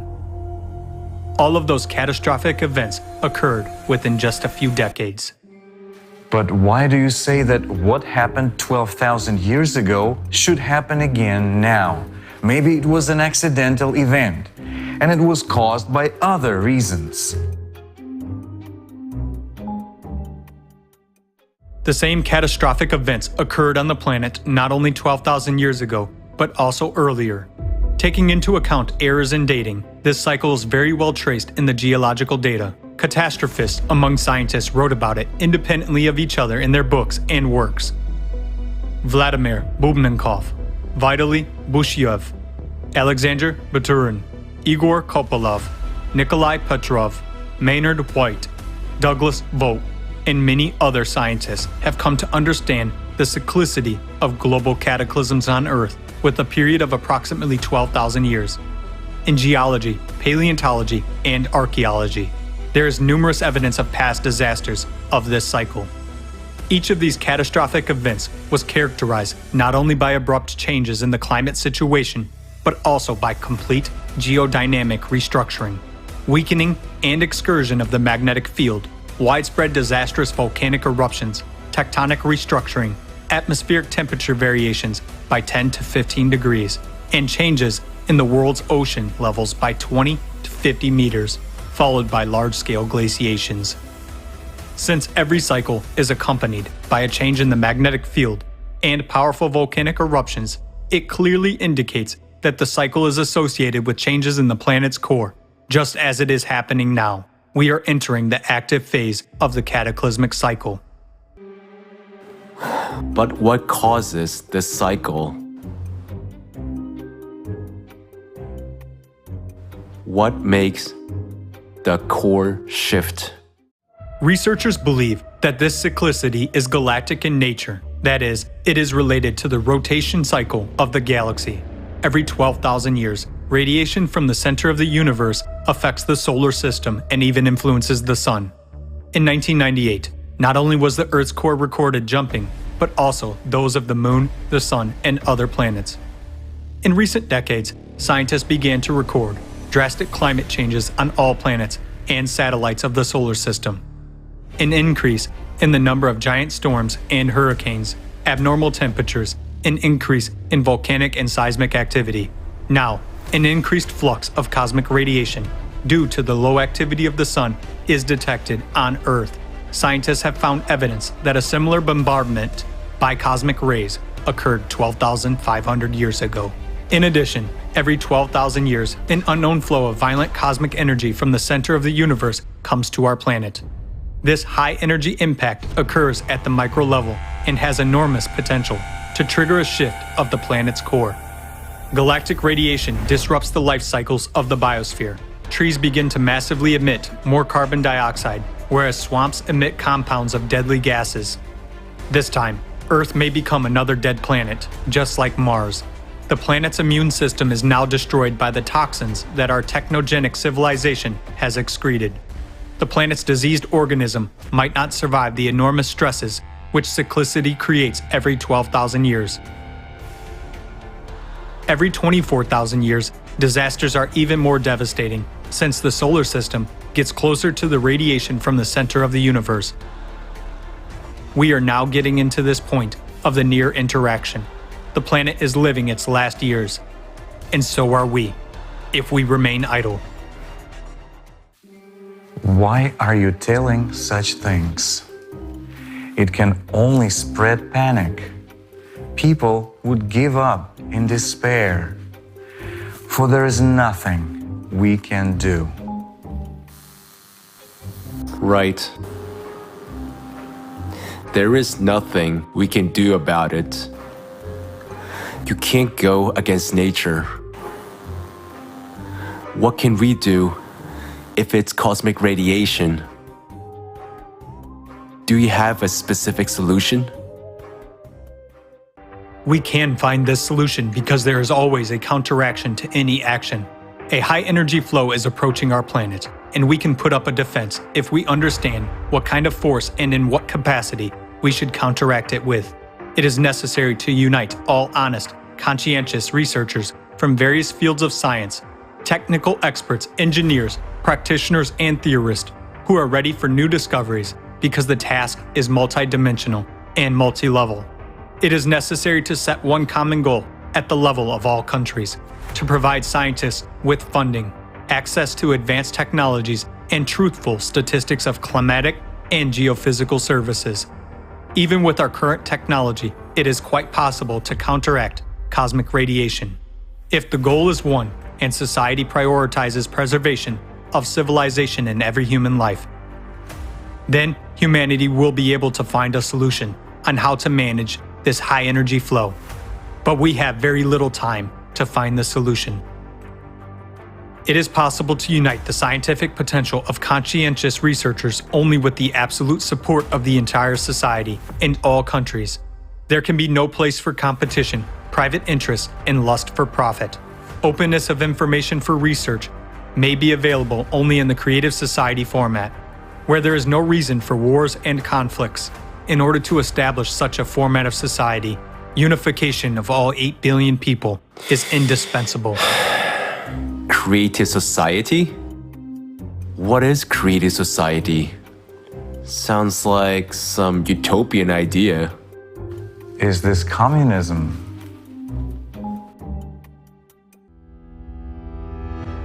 Creative Society is a format of society where, not on paper, but in practice, the highest values are every person's life, freedom, safety, and well-being.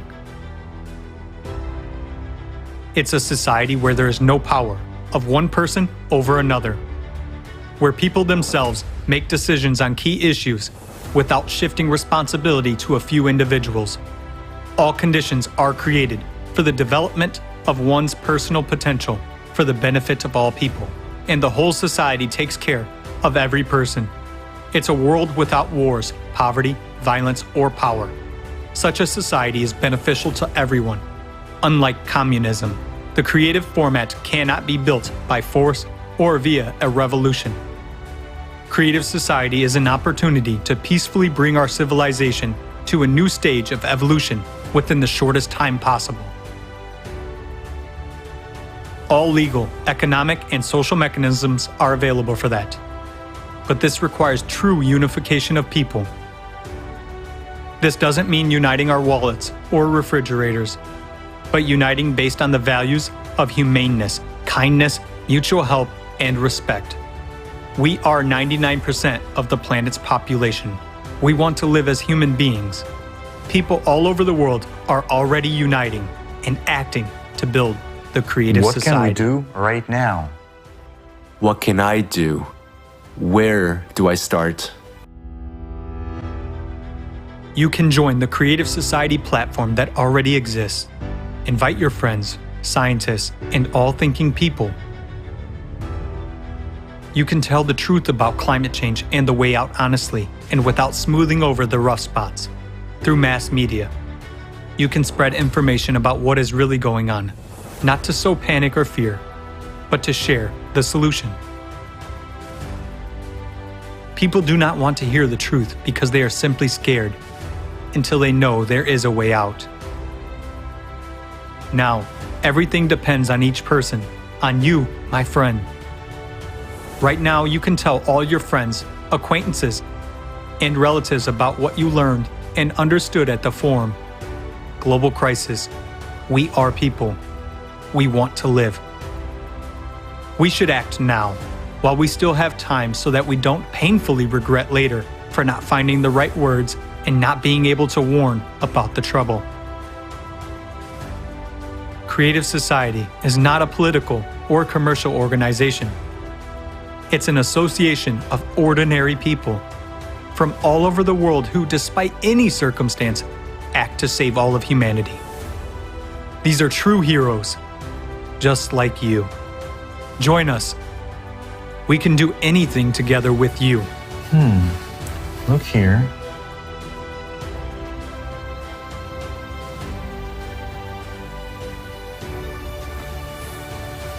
Now, look here.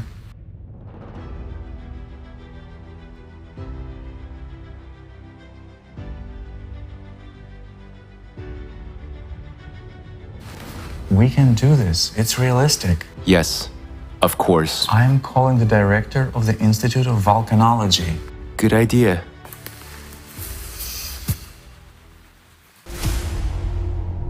If even these people have understood, why don't you understand, my friend?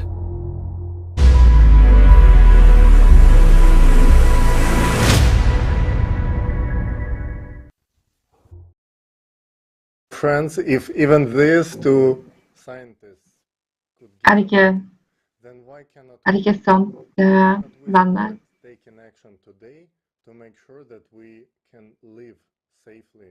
Hvis vi ikke kan gjøre noe for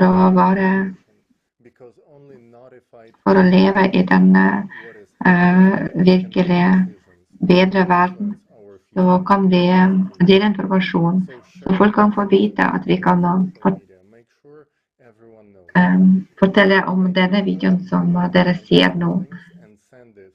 Så dere kan dele med vennene dine, og så kan dele sine forståelser og gå på site creativesociety.com og kan skrive til e-postene våre dine forståelser.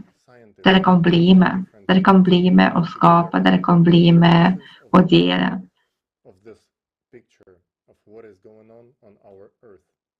And those who have been doing this already understand, and hopefully you too, that there are some very serious de menneskene som allerede skaper kreative samfunn, også den som har laget formen, de vet allerede at kataklysmene kommer, og vi må ikke vente, vi må handle. Jan Kalle vil fortelle oss om virkningene av intergalaktiske stråler på planeten vår, og hvilke grunnleggende endringer vi allerede ser i dag. Jeg vil fortelle om faren for kosmiske stråler og hvilken effekt det har på planeten vår i dag.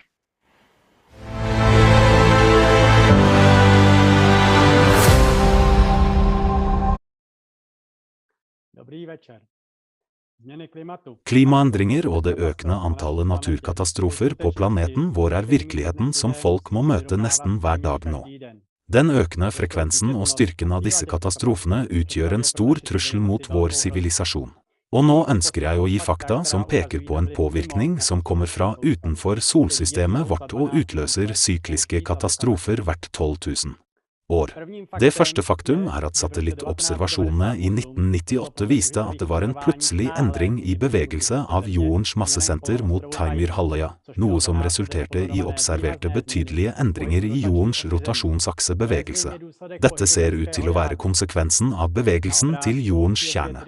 På skjermen kan du se bevegelseshastigheten til massesenteret og dens plutselige endring i 1998. Til høyre kan du se en tilsvarende endring i jordaksepresesjon. Disse betydelige endringene i jordens rotasjon fører til endringer i sentrifugalkraft, økning i vulkansk aktivitet og jordskjelv. Det er også interessant at siden 1994 har bevegelsen til jordens magnetiske pol akselerert, som også beveger seg mot halvøya. På skjermen kan du se bevegelsen til jordens magnetiske nordpol. Siden jordens magnetfelt forventes å bli generert av elektriske strømmer i jordens kjerne, er disse to fakta relatert. Det vil si at en eller annen usynlig kraft forårsaket forskyvningen av planetens kjerne og magnetfelt, noe som utløste denne prosessen. Så langt snakker vi bare om jorden, men samtidig er det observasjoner av en plutselig endring i månens posisjon. På skjermen kan du se måneavstanden etter å ha fjernet kjente påvirkninger målt med laseravstand. Du kan se at i 1997 ble det et plutselig hopp.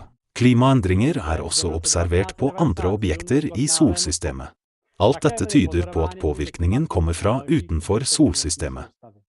Denne påvirkningen må ha enorm energi for å forårsake slike dramatiske endringer. Denne handlingen foregår på mikronivå gjennom elementærpartikler. Det har skjedd endringer også her. Proton-ladningsradius er en velkjent fysisk konstant. I 2010 ble det foretatt en ny måling av denne konstanten. Denne målingen resulterte i en verdi som er 4% lavere enn den opprinnelige verdien, langt utover målefeilen til de tidligere målingene. De fleste etterfølgende målinger bekreftet den nye verdien av konstanten, selv om det også var målinger som bekreftet den gamle verdien. Dette avviket i den målte ladningsradiusen til protonet er et mysterium for forskere, og så langt har de ingen god forklaring på det. Vi vil påpeke at den underliggende årsaken til denne endringen og endringene i jordens kjerne er de samme. Så ubetydelig som en endring på 4% i ladningsradiusen til et proton kan virke. Tenk om solen krympet med 4%. Konsekvensene for livet på jorden ville være katastrofale. Det samme gjelder proton-ladningsradius. Denne konstanten påvirker de grunnleggende egenskapene til atomer, slik som energinivåene til elektronorbitaler og, som et resultat, de kjemiske egenskapene til atomer. Dermed ville selv en liten endring i denne konstanten påvirke egenskapene til hydrogen, som er en av livets byggesteiner, og dermed forstyrre finjusterte kjemiske prosesser i organismer. I løpet av de siste 2 tiårene har forskjellige observatorier oppdaget en rekke høye nærg i partikler, hvor opprinnelse ikke er helt klar. Vi tror at dette også er et tegn på at solsystemet har kommet inn i en slags kosmisk strålingsstråle. Denne strålingen påvirker elementærpartikler og utløser dermed destruktive prosesser på makronivå, for eksempel endringer i jordens kjerne. Plantenes reaksjon på disse endrede forholdene kan være at CO2-produksjonen i de brasilianske regnskogene øker jevnt mens CO2-absorpsjonen avtar. Det er grunnen til at disse skogene siden 2013 har blitt nettoprodusenter av CO2. På skjermen i bildene C og D kan du se forbruk og produksjon av CO2 av regnskog. Bilde B viser det resulterende netto CO2-forbruket. Vi har presentert fakta som peker på en påvirkning utenfra som utløser prosessene som truer vår overlevelse på denne planeten. Men vi må fortsatt fylle ut mange hull for fullt ut å forstå arten av denne påvirkningen. Vi må samle potensialet til forskere fra mange felt for å forske på disse prosessene slik at vi kan motvirke dem.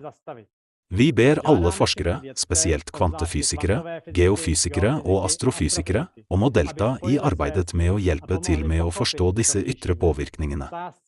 Mange liv står på spill, hele vår sivilisasjon.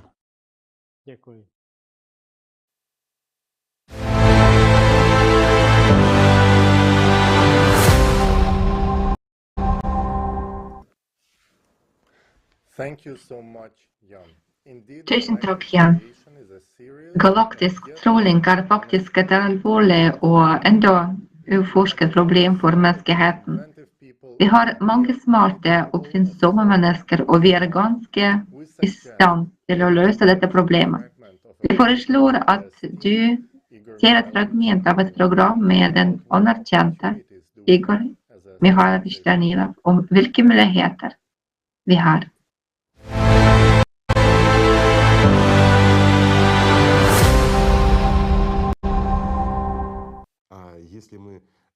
Og hvis vi samler alle smarte mennesker, nærmer oss det ordentlig og begynner å bruke ressursene i bevisstheten vår på riktig måte, det er ikke bevisstheten som vil kontrollere oss, men vi vil kontrollere den.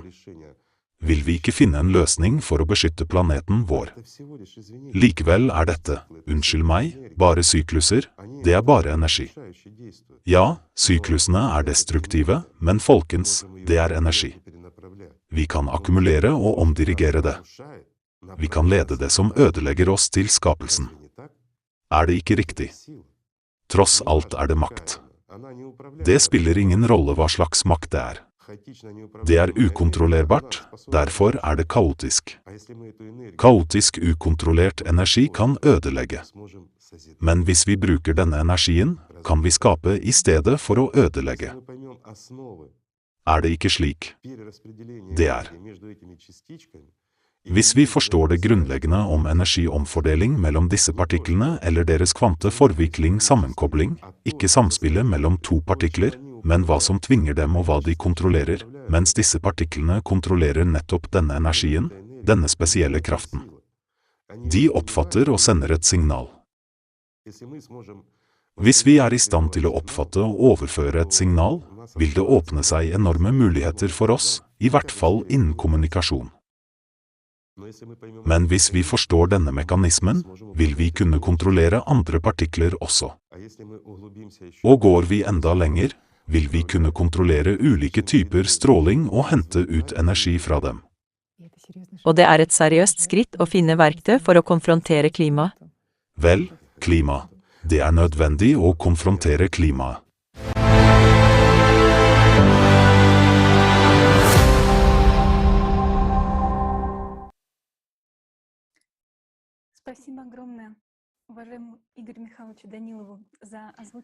Tusen takk til Igor Mikhailovich Danilov til veldig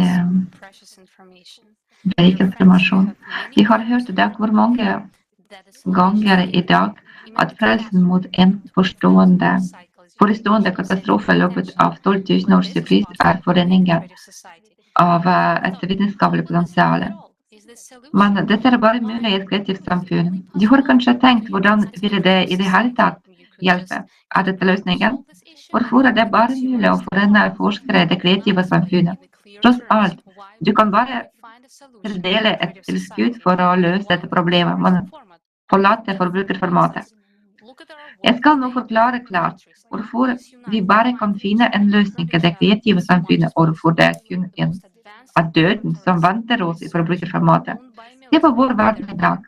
Land er splittet, kjemper og prøver å såre hverandre så mye som mulig.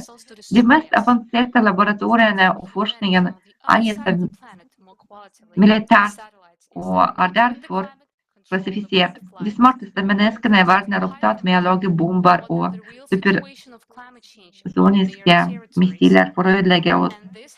Menneskeheten på den andre siden av planeten Der satellitter I stedet for å overvåke klima kontrollerer fly av bomber. Alle land skylder for hverandre hva som den virkelige tilstanden på deres territorier med klimaendringer. Og dette en tid der jorden I alle land sprekker under folks føtter og magma bryter ut. Prøv nå å avsløre informasjon om hvor det antatt stabile, trygge territorier og hvor supervulkan I ferd med å briste. For pseudo-trygge territorier vil en krig med folkemord på befolkningen umiddelbart bli utløst. Allerede nå klarer vi å drepe hverandre mange ganger bedre enn klima, og snart vil det rett og slett ikke være noen trygge territorier på jorden. Og I mellomtiden, hva gjør de? Vi pleide å kalle forskere og flyttet ansvaret til å tenke I stedet for oss. Noen mennesker lager bomber, andre skyver denne dritten om menneskeskapte faktorene til oss, mens andre henger seg til stormannsgalskapen og holder seg til sine snerveteorier. Vitenskapen nå drept av forbrukerformatet. Den maksimalt fragmentert I en mengde ikke-relaterte områder, oversvømmet av byråkrati og ordbruk, kvalt av falske dogmer. Mange av de smarteste driver med tull, skylder konfidensielle data for hverandre og konkurrerer med hverandre. Og forestill deg nå at I dette formatet må vi utføre internasjonal forskning på kortest mulig tid I global skala.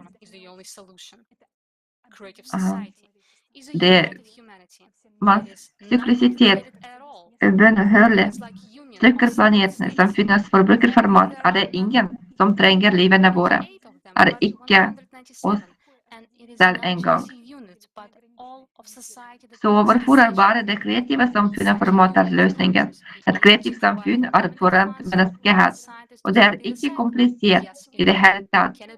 Det som en union av flere stater, bare det ikke 28, men 197. Og det ikke bare en hetende, men hele samfunnet som tar en beslutning. Vil en slik union, forening av land, være I stand til å gi ubegrenset finansiering for alle forskere til å studere syklisme? Ja, det kan.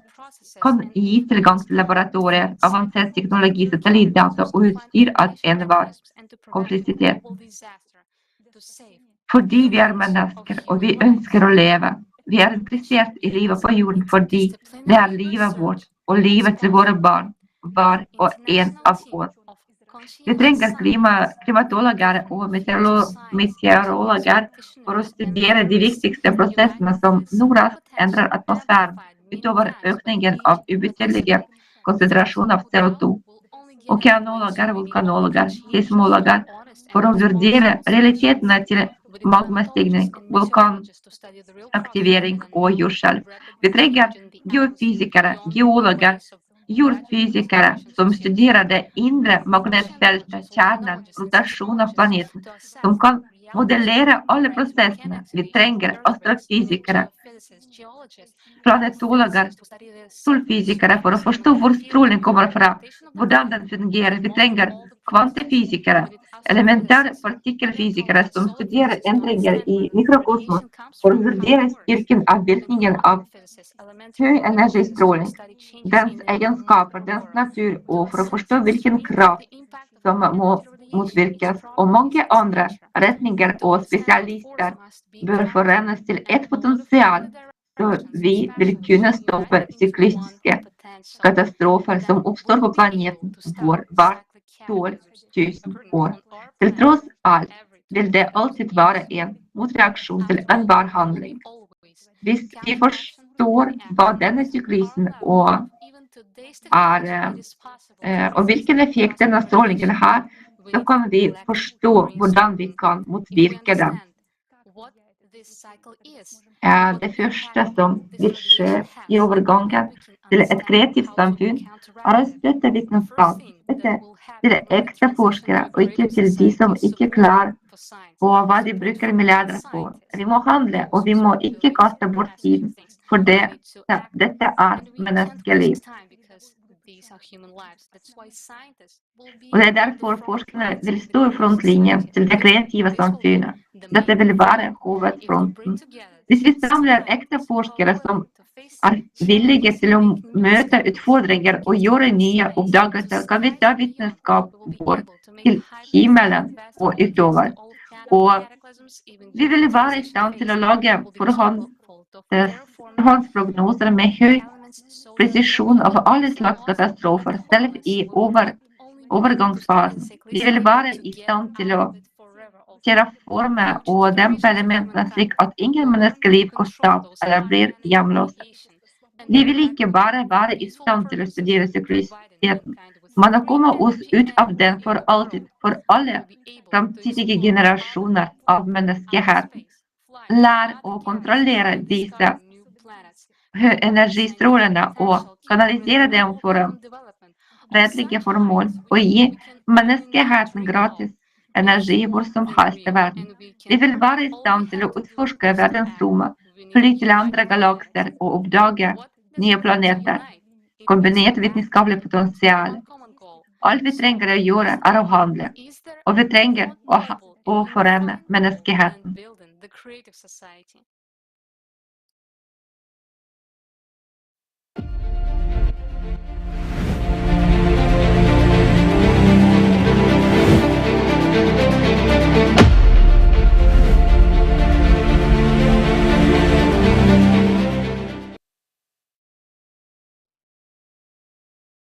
What you see now on your screens is the Creative Society in action. Alt som dere ser på våre skjermene i dag, det er allerede Kreative Samfunn i virkeligheten. Det vil ta lang tid til å liste opp alle tingene som er gjort og blir gjort av prosjektdeltakerne for gjennomføringen av prosjektet. La meg bare minne deg nok en gang om at det som betyr noe i det kreative samfunnet, er hver enkelt person og deres deltakelse i fellessaken. I dag skal vi se hva folk er i stand til når de er forent med et mål. Målet er å leve.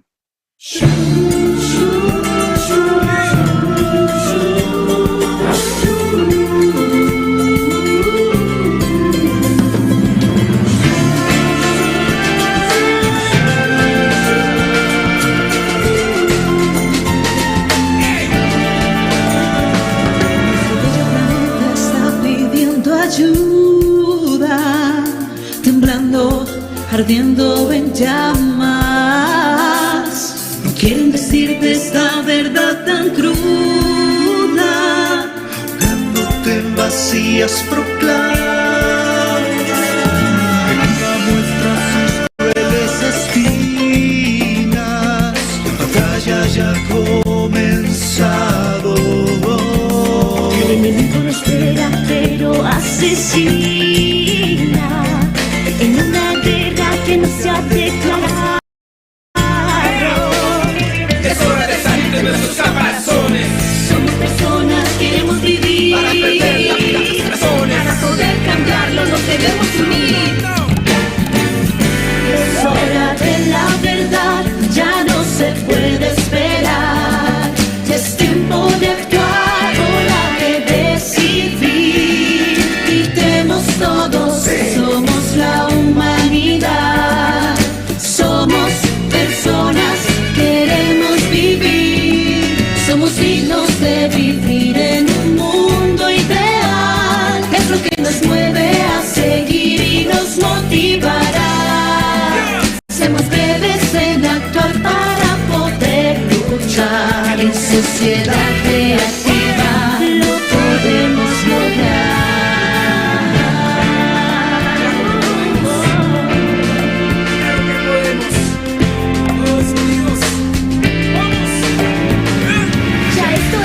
No se puede esperar, darle ventaja al que nos pueda matar. Lo que vale ¿Cuál es tu opinión? No seas carne de cañón. Nuestra fuerza es la amistad, nuestra fuerza es la unión. El clima está matando a nuestro único enemigo, Eso podemos superarlo y lo haremos contigo. Con la fuerza de tu mano, muestra al mundo tu actitud. Vamos por esa victoria. Eres tú. Y no podemos salvar esto. Al final tenemos la oportunidad de unirte a nuestro potencial. Es hora de ser parte de una nueva sociedad. Todos unidos venceremos por toda la humanidad. Si no te detengas, nunca mejorarás tus días. Traemos enemigos, nos quiere destruir. Y yo unido por lo mismo tuyo, sabe lo que te digo. Que formamos el destino tuyo del mismo camino. Es hora de la verdad, ya no se puede esperar. Es tiempo de actuar, hora de decidir. Gritemos todos, somos la humanidad. Somos personas, queremos vivir. Somos dignos de vivir en un mundo ideal. Es lo que nos mueve a seguir y nos motivará. Somos breves en actuar para poder luchar en sociedad creativa.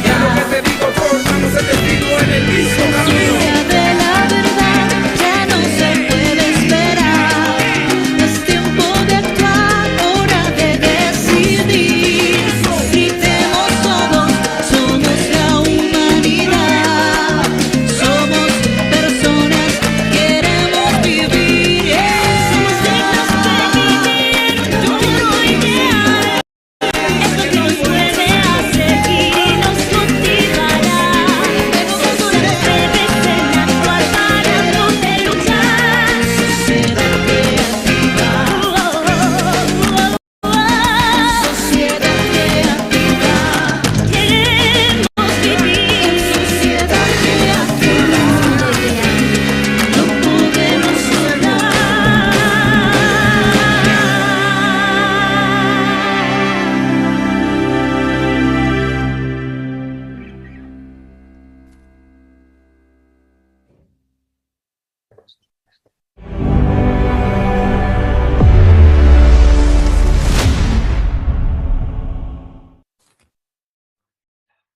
We express our gratitude to our partners around the world for their invaluable contribution to the future of humanity, for building the Creative Society. And let me remind you once again that all participants of the Creative Society projects are volunteers, people of goodwill, irrespective of their status, profession, personal and professional interests.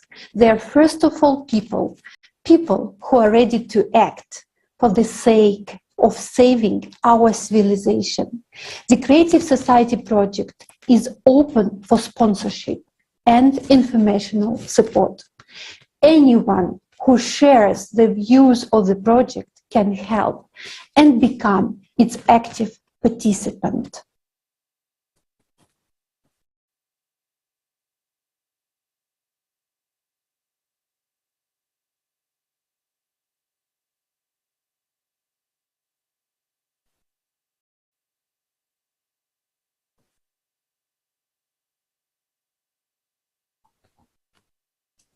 Do you see now how much people all around the world want to live? They know that 99% of people want to live in the Creative Society.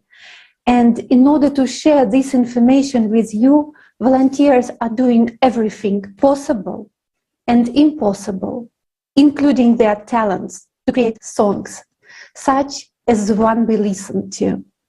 The basis of the Creative Society are the 8 foundations, 8 pillars. They should be implemented in every state. Our next speaker, Almira Nailova, an attorney from Kazakhstan, will go deeper into this topic.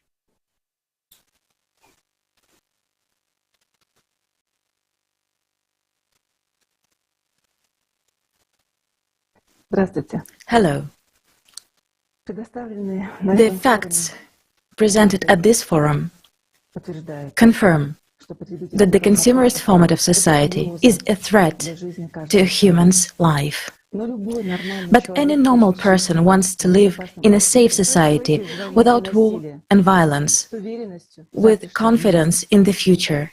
The way people live in society depends on who makes the decisions. There are two variants. The first one is when only a few make decisions. And this is the existing consumerist format. But this is the format of inhumanity. This is the way to everybody's death. We have already seen this. The second option is when the decision about how people should live is made by all people. This is creative society. The creative society is a society which protects everyone's life, where power really belongs to the people. According to legal science, an integral part of any state is people. Without people, respectively, there is no state. So, the state is we, people. Society is we, people. If we look at the laws of any country, we see that in one form or another, power belongs to the people. We just need to start exercising our right to decide for ourselves what kind of society do we want to live in, a consumer society or a creative one. We, as people, now exercise our power through public opinion. What does public opinion mean? It is when all or most of us declare what we want or don't want.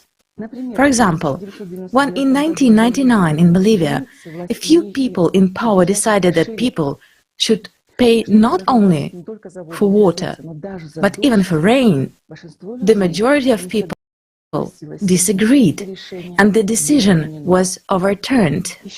Another example, in 2009, a referendum was held in Iceland under the pressure of public opinion, where the people of Iceland refused to pay the debts of bankrupt banks. As we can see, the will of the people is a huge force in determining what kind of life you and I will have, and we all want a creative society. If we want something, we need to start actively expressing our opinion, thereby shaping public opinion. We need to form an electoral demand for building the creative society. That is why it is very important that you tell each and everyone, your families, friends, colleagues, and even strangers.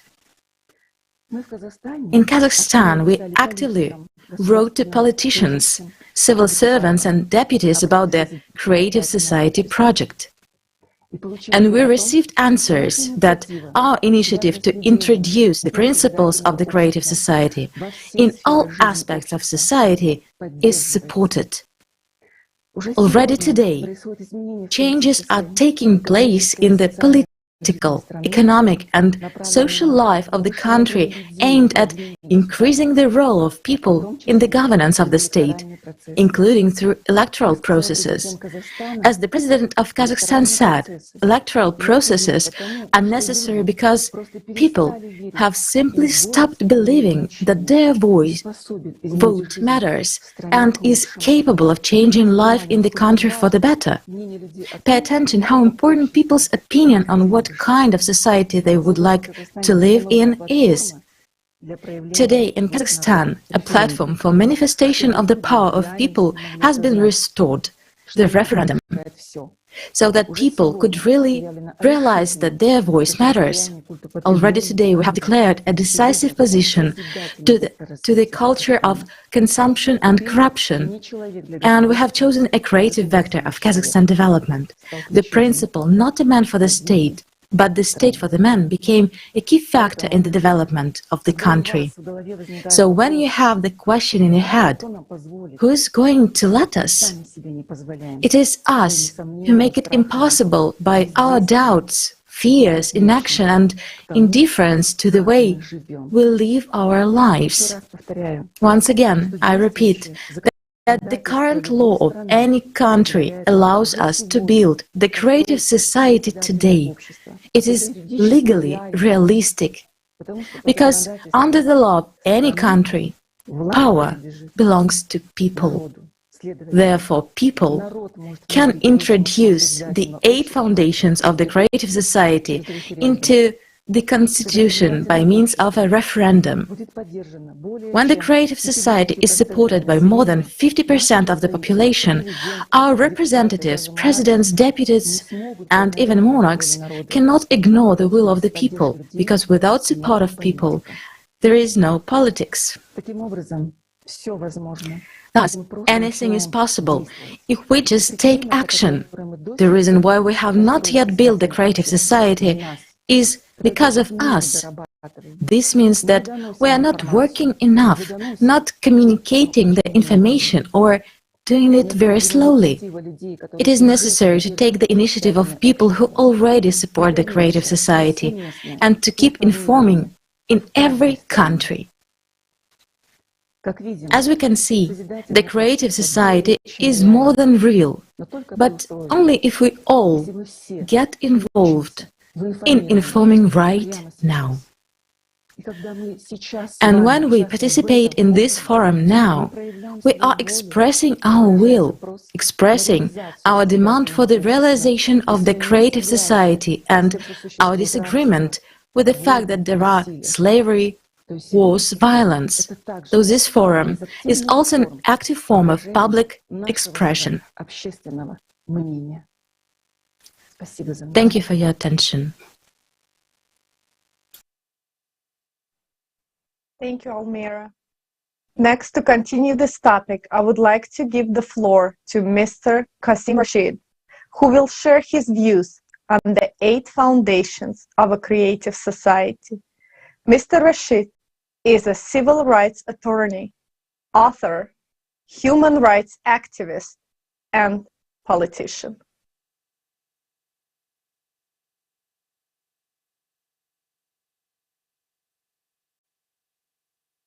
I'm a human rights lawyer. I'm practicing here in the United States, and my work focuses on civil rights, talk about human life, human freedom, human safety. Those are the core of any government's responsibility. Transparency and openness of information. The creative ideology, innovation is the lifeline of human progress, of building new technologies and new medicines. Og så, selvfølgelig, personlig utvikling, rettferdighet og likhet, og samfunnets selvstyre, som taler til disse elementene for å sikre at vi har regjeringer knyttet til folkdrevne mennesker, i motsetning til autokrater, diktatorer eller fascister, eller noe sånt. Så jeg tror disse prinsippene, disse 8 grunnlagene, er veldig godt integrert i juridisk presedens og det loven bør kreve. Nå handler det bare om å gjøre regjeringer og makthavere ansvarlige overfor folket, i motsetning til å styre folket med jernhånd. Hvis vi ønsker en regjering som virkelig gjenspeiler folks vilje, trenger folket å skape det ved å være involvert og engasjert. Fordi på slutten av dagen, hvis vi har en regjering av og for folket, forblir den tomme uttalelsen en tom uttalelse med mindre vi handler etter den. Det blir en aktiv uttalelse når vi implementerer det i hverdagen. Og hver endring vi har sett gjennom amerikansk historie, gjennom verdenshistorien, begynte med at noen sa, dette er dårlig, og vi fortjener bedre. Så tror du at det kreative samfunnet der menneskelivet er den høyeste verdien er mulig å bygge? Jeg tror ikke det bare er mulig, jeg tror det er nødvendig. Jeg mener, det er ikke bare et spørsmål om muligheter. Det er et spørsmål om dette er en nødvendighet. Hvis vi ikke prioriterer menneskeliv, står vi overfor eksistensielle kriser. Vi vet at det er et potensial for at verdenskrig bryter ut når som helst nå. Det er et potensial for en ny pandemi hvis vi ikke får denne under kontroll. Det er nesten vissheten om at klimakatastrofen kommer. Og hvis folk er bekymret for antall migrante akkurat nå, tror jeg det er 80 millioner flyktninger over hele verden. Jeg beklager. Etter hvert som klimakrisen blir enda mer alvorlig, vil den dreie seg om milliarder. Så det er ikke et spørsmål om det er mulig eller ikke. Det er nødvendig. Og det er et skifte i hvordan vi trenger å tenke på disse tingene, at det ikke er et spørsmål om ønske, det er et spørsmål om behov. Og hvis vi ikke tar grep umiddelbart, personlig og aktivt, vil dette bli enda verre. Så jeg tror det kommer til å kreve mer enn bare politikere som gjør politiske ting. Det kommer til å kreve en massebevegelse av individer for å si, Vi skal bygge et samfunn som virkelig er bygget på rettferdighet, hvor folk har tilbedelsesfrihet, folk har ytringsfrihet. Men vi gjør det på en måte som virkelig respekterer hverandre også. Og når vi kan snakke om å komme videre, må vi snakke om hvordan garanterer vi disse tingene. For når folk først er matet, og de er kledd, og de er utdannet, og de har helsetjenester, så ser du sann innovasjon skje. Da ser du virkelige økonomier blomstre. Så kan folk finne opp den neste flotte widgeten, eller de kan finne opp den neste gode ideen og lykkes med den. Og høste fruktene av deres suksess fordi de har fått dette grunnleggende grunnlaget som garanterer deres menneskelighet. Det er etter mitt syn den virkelige veien fremover der vi kan garantere menneskeheten til mennesker og la dem blomstre og være som de virkelig er. Thank you very much, Mr. Rashid. Thank you, and Creative Society is absolutely necessary. I would like to next introduce Mr. Saran Akminyan, President of Armenian Creation Council, NGO member of the Prosperous Armenia Party, who will share more about the Creative Society. Սրտանց ողջունում եմ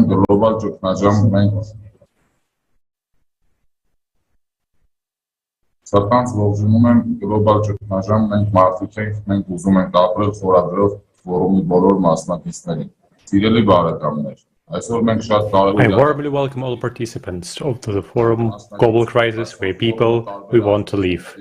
Dear friends, today we are participants in a very important event. Today's forum is the volition of people of different nationalities, religious views, and social statuses. It is expressed will of united humanity. It is an honor for me to be a participant in this forum, to witness that you and I are making a strategic step towards the salvation of our civilization. Dear friends, today, together, we have seen the terrible crimes against humanity. The most important thing for us is to understand this is, as long as we live in the consumer society, the war in Armenia, and what is now happening in Ukraine, and it's in hotspots around the world, will all continue. Some individual terrorists will be succeeded by the others. They will continue to divide us via different principles and to force us into fighting one another. People all around the world will continue to die. Things can't be in any other way in the present format of society. It's our duty to stop and forever prevent this lawlessness. We are fed up with wars, deaths, and suffering. The only way out of this darkness is to start building peace among people. The only way out is a society in which the first priority is to improve the quality of each person's life. It is a society in which there will be a peaceful labor and continuous development. It is a society in which the value of human life is the highest value for everyone in the world. All this is possible for every person only in the Creative Society. Creative Society is the salvation for the entire civilization and even for Armenia. My dear friends, it is a great honor for me to represent the Armenian people at this forum. It is a great pleasure and honor to announce to the world that the Armenian nation is now engaged exactly in the building of the Creative Society, and there are results in this matter already. I truly appreciate the tremendous work which has been done thanks to the fortitude, patience, and heroism of my compatriots. This path is full of difficulties, but it's our choice. What gives me strength is knowledge. The knowledge that the only option for the survival of all humankind is the Creative Society. This knowledge is based on the experience of the people of Armenia, who are taking specific steps to build the Creative Society. We are constantly looking for new ways to achieve this vital goal for humanity. What gives me strength is sincerity, because only sincerity gives the selflessness due to which we have made immense progress. I see this sincerity in the eyes of every participant of the Creative Society project, and I have seen it in the eyes of every speaker today. This sincerity in my heart gives me confidence in every step we take. Dear friends, the enormous responsibility for the future of all humanity rests on our shoulders. If any of you is still unaware of the importance of your choices, the moment of truth has come. Everyone has a role to play in building the creative society. We should unite and accelerate our progress as we are faced with daunting challenges. Yes, we are busy all on sites, but we are resolute in our pursuit of light and life. President of the Nevada Semipalatinsk International Anti-Nuclear Movement. Please, the floor is yours.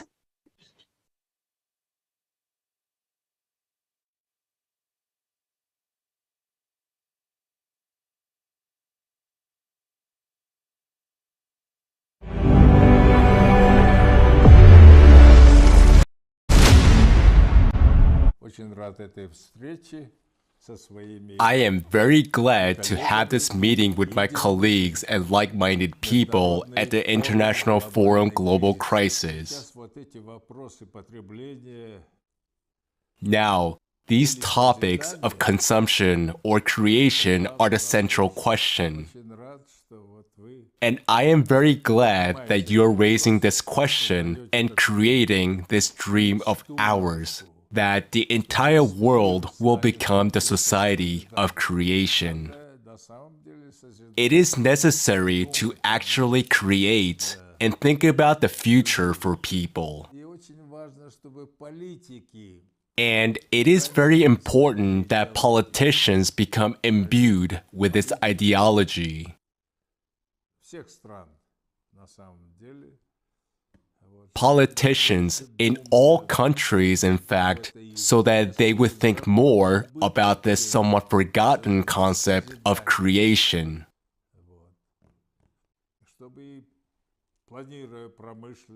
While planning industry, culture, and so on, when planning ecology, struggle for ecology, they should, in practice, pursue the very goals that you are talking about.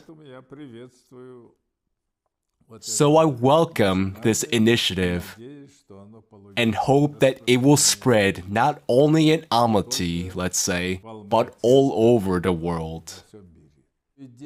The idea of equality and brotherhood is included in these very foundations, right?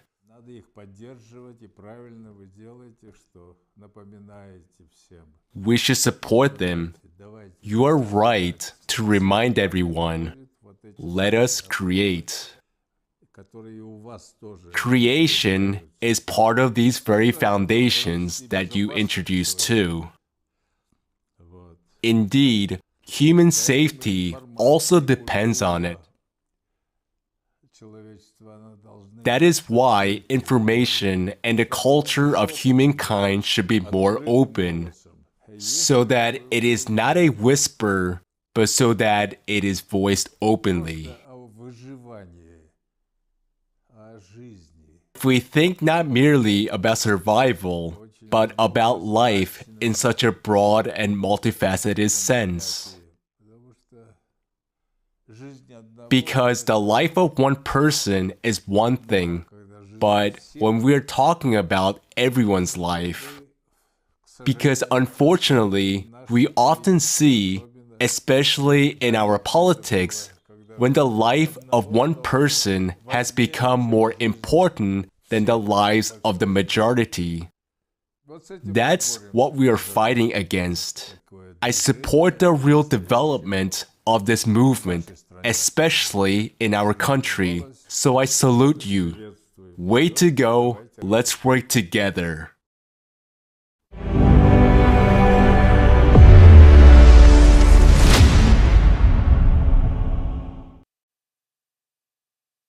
Thank you, Mr. Suleimanov. The next speaker is Bucket Jamal Aspanova, Director of the National Library of the Republic of Kazakhstan and President of the Library Association of Cultural Workers. In 2021, She was awarded a special medal, the Best Woman of Kazakhstan.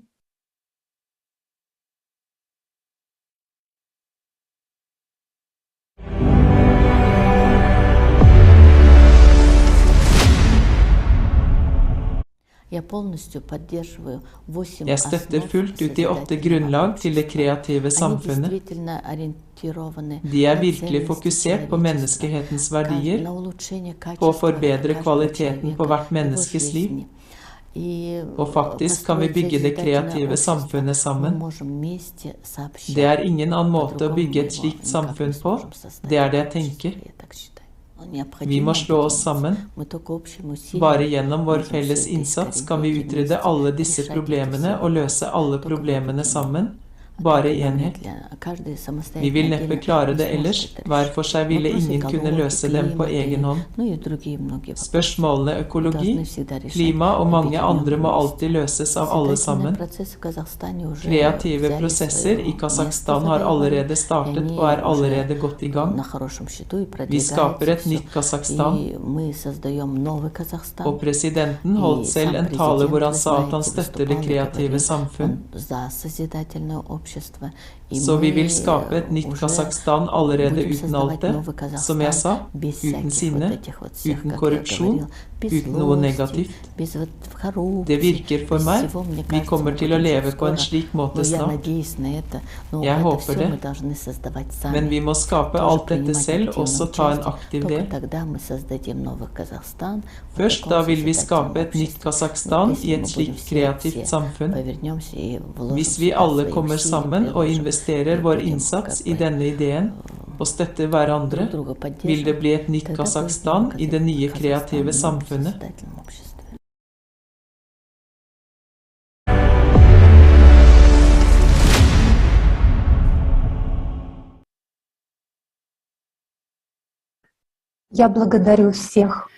I would like to thank everyone who supports the project Creative Society, everyone who understood that Creative Society is our only chance. Ask yourself the question, if there is no more of the project Creative Society, if there are no more people of goodwill who do not stop building the Creative Society, even being in extremely difficult conditions, what does the future have in store for humanity? Let's take an honest look into this future. We can do it, because our present determines our future. And we saw that today, that without the Creative Society project, we will quietly and uncomplainingly wait until we are destroyed by tyrants, maniacs, famine, disease, and whipped off the face of the earth by climate.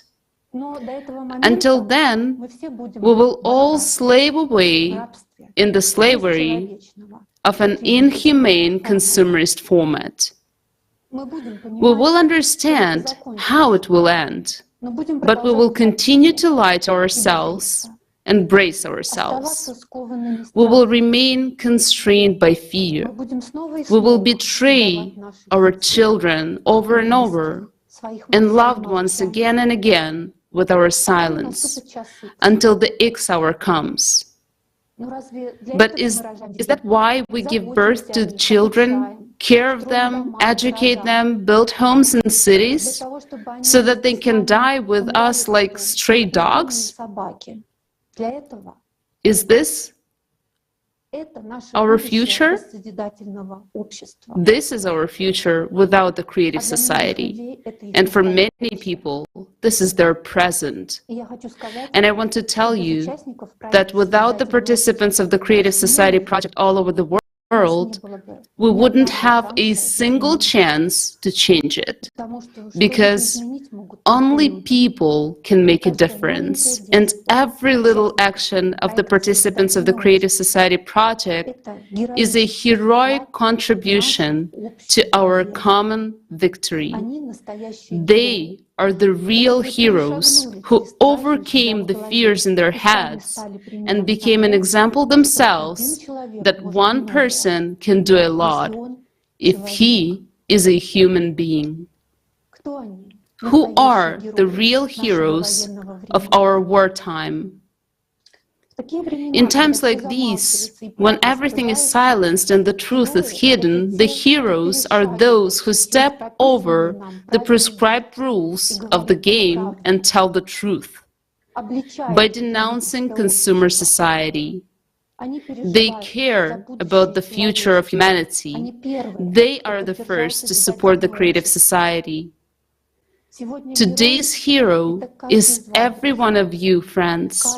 Every one of you who now supports this broadcast, who broadcasts it in their social networks in 100 languages, who has sent it out to his friends and family. Building a creative society means fighting for every life. It is not easy, because often our calls to unite are not even understood even by our own dear and beloved ones. After all, they are also people living in a consumer society, and they are too afraid to look in the truth in their eyes. That is why your example is so important. Knowing what awaits us all, for the sake of people you love and for the sake of all people, you are not silent. Every day you devote your free time to bring in the truth to people. You simply act no matter what. In the most adverse circumstances, you don't give up. You live as a creative society. Your faith in victory, your faith in unity, your faith in the creative society and people is our only chance. Without all of you, we would have no future. There would be no future for my children, our children. Thank you for everything. You know, we have no time to sit and hesitate. We only have time to act. What you are doing is priceless for humanity. The real heroes of today are not the ones we see in the movies. It is not the one who destroys, but the one who builds. A real hero does not act in the name of fame or fortune, not on someone's orders, but on the call of the heart. True patriotism is to fight not against someone, but to fight for the life of every person. Among us today are those who continue to act under the blast of bombs, those who believe in the human and in us, humanity, even seeing with their own eyes what atrocities human beings are capable of in a consumerist format. But they did not give up. They did not stop building the creative society. This film is about them, about real heroes.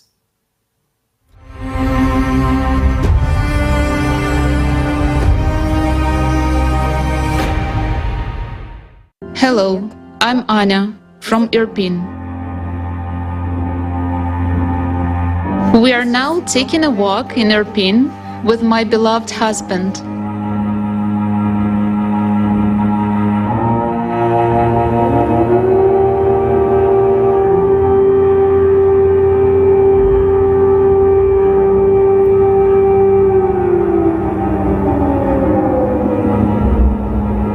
And this is the second war I'm facing in my life, from which I'm running away along with my entire family.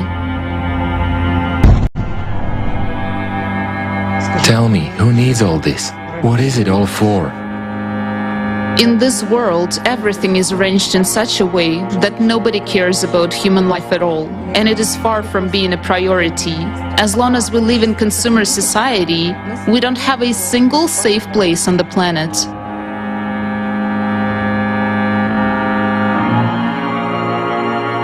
People, answer this question. Do you want to live in such a society? As for me, I don't. The only thing that kept my spirit up all this time was not to give up under any circumstances.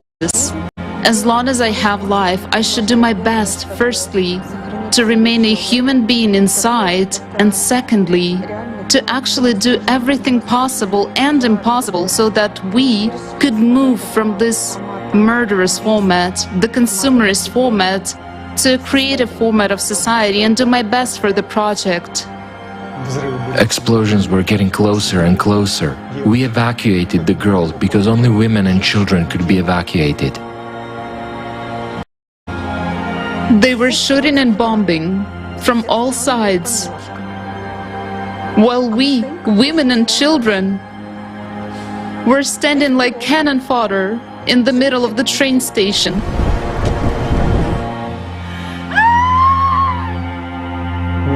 We passed through the area that was under fire at our own risk.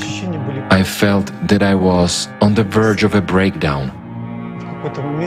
At some point, I wanted to scream.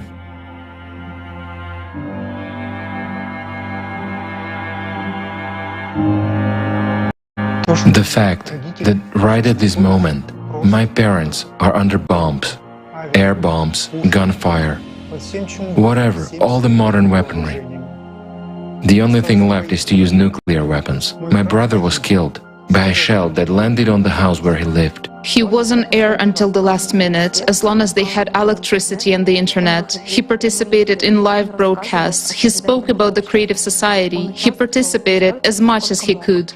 We will build the Creative Society, and we will have peace, order, wealth, and prosperity. As long as we have even the slightest, even 0.001%, even a tiny, even a small chance to change everything, we should take this chance. We simply must. Corpses can no longer do anything. Only people that are alive can change something. And we are people. We just want to live. I'm not a cannon fodder. I'm a human being. And if I'm a human being, I must do everything I can to change the current situation. People, I want to live in the Creative Society. I want to appeal to you, people from all over the world. I believe in us. As long as we have each other, as long as we are people, we can change everything.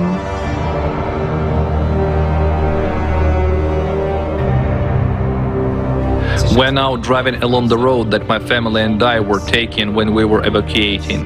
There are so many cars on both sides of the road that were shot, burned, or ran over by tanks. Those pieces of human bodies or what's left, all this is terrifying. It mustn't be like that. Please hear me, it mustn't be like this. We're a human society. We must build a society where your life, my life, the life of our friends, relatives, and any other individual should be valued as one's own. Otherwise, we are not a society, truly. Believe me. Human life is the most important. All this can be rebuilt and repaired. Human life cannot be restored. When it was announced that there was an opportunity to evacuate, the first thing we said was yes. When we were driving, everywhere around there were shelled cars. A woman and a man whose children were sitting in another car fell on their knees, folded their hands and said, "Please take us." We had 2 vacant seats left in our car. We quickly opened the doors and they jumped into the car. We were not only saving our lives, but at that moment, we clearly understood that another person's life is just as important as yours. I think if there had been the Creative Society, nothing like this would ever have happened. I mean, there wouldn't be anything like that in any corner of the world. I lived in the city of Kharkiv until recently. It was impossible to imagine anything like that, even in our worst nightmares.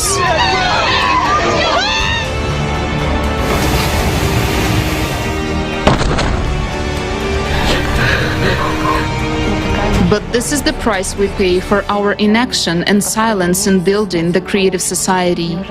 Are we really so indifferent to other people's trouble? Have we lost our empathy? Are we so bogged down in this consumerism that some pieces of paper motivate us to kill people? I'm taking part in the preparations for the International Forum on May 7, 2022, because I understand that building the creative society is the only chance for us, and it's the only chance for us to experience what it means to live in a prosperous society. Let's preserve the life of every person on the planet. I'm originally from Russia, but it's already been 10 years since I've been living in Ukraine, in the city of Irpin. I was unaware that everything I knew, my entire habitual way of life would vanish. And I don't know if I will ever be able to return to this city. I cannot go back to Russia either, because I have ties with Ukraine. Why did I, as a volunteer of the Creative Society project, continue to act despite the fact that explosions were rumbling outside my window and shells were exploding? To be honest, I had no idea whether I would survive or not, because explosions were very close by. I mean, Grad missiles were blasting in groups of 5, rocking the house violently.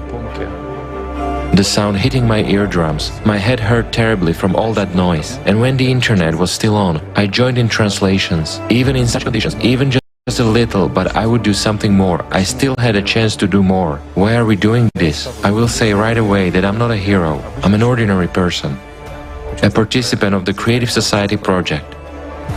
And together with all people of goodwill, we will do everything to preserve this world, even at risk of our own lives. We carry on. My workplace looks like this right now. Unfortunately, it's temporary. I think we'll have to go back to the hallway again soon, because it's really scary when you see a missile being shot down over your house, and when 2 neighboring houses on that street were hit by Grad missiles.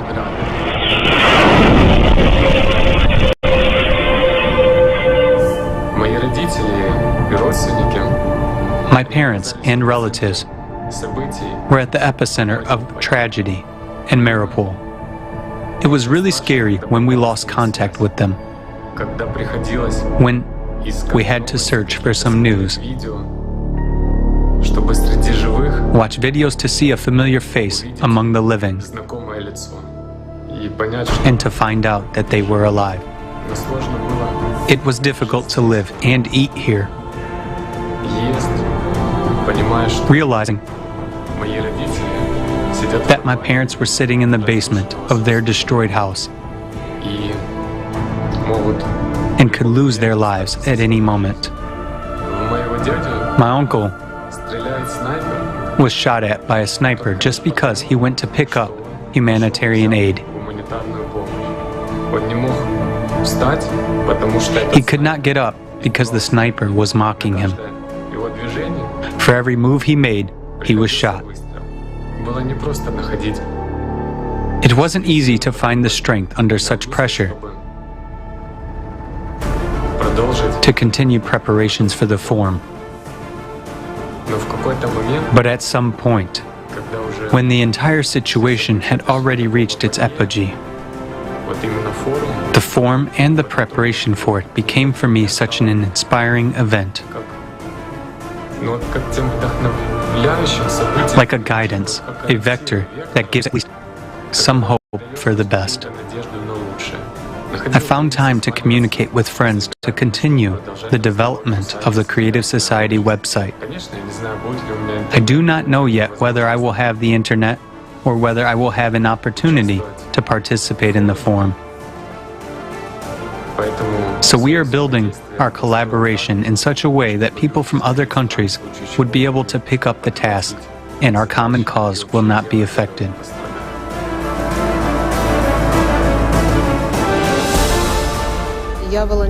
I am a volunteer of the international project Creative Society from Ukraine. Unfortunately, 2 weeks ago, I had to leave my home because of the war in my country. What helped me to to cope with this storm of emotions, with fear and panic that overwhelmed me. At those difficult moments, what helped me to overcome everything was my participation in the preparations for the forum. I realized that the actions of each of us, of every person who now participates in the Creative Society project, save not only us personally, but they help all of humanity. I woke up to the sound of a missile flying over me. My girlfriend and I stayed in the bathroom for the next 10 days. When you're sitting in the bathroom, you don't know if you're going to have enough food and water tomorrow. The Creative Society is needed so that all this does not happen, so that there is safety, so that people live with love for each other. That's why I'm actively participating together with other guys, preparing for the forum, recording interviews with eyewitnesses and scientists, and everyone is saying that we need the Creative Society. Why do I keep preparing for the forum? Because I'm not alone. I'm not the only one who wants to live. I'm not the only one who wants to bring good, creative, positive things into the world.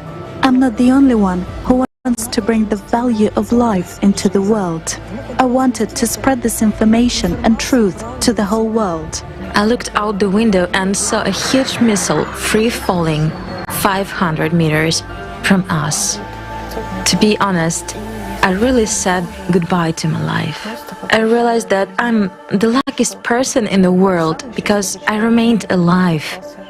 The horrible, ugly face of the consumerist format that we now see in the world is what motivates us to build a creative society. It motivates me even if there is a war outside, to sit down and edit a video for the conference, to help with whatever I can right now. To help with whatever I can. War didn't become... It was a huge shock for me. But it didn't become something that would stop me. Because war is the concentration of all the violence that exists every day on this planet.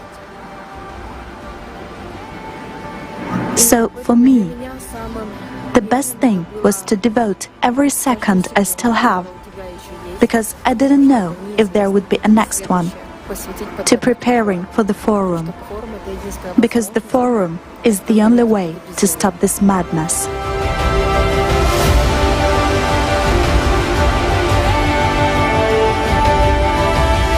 Looking at the situation that is now happening in my country, looking at how people are suffering, I understand that there is no time for inaction, and I don't want to be idle.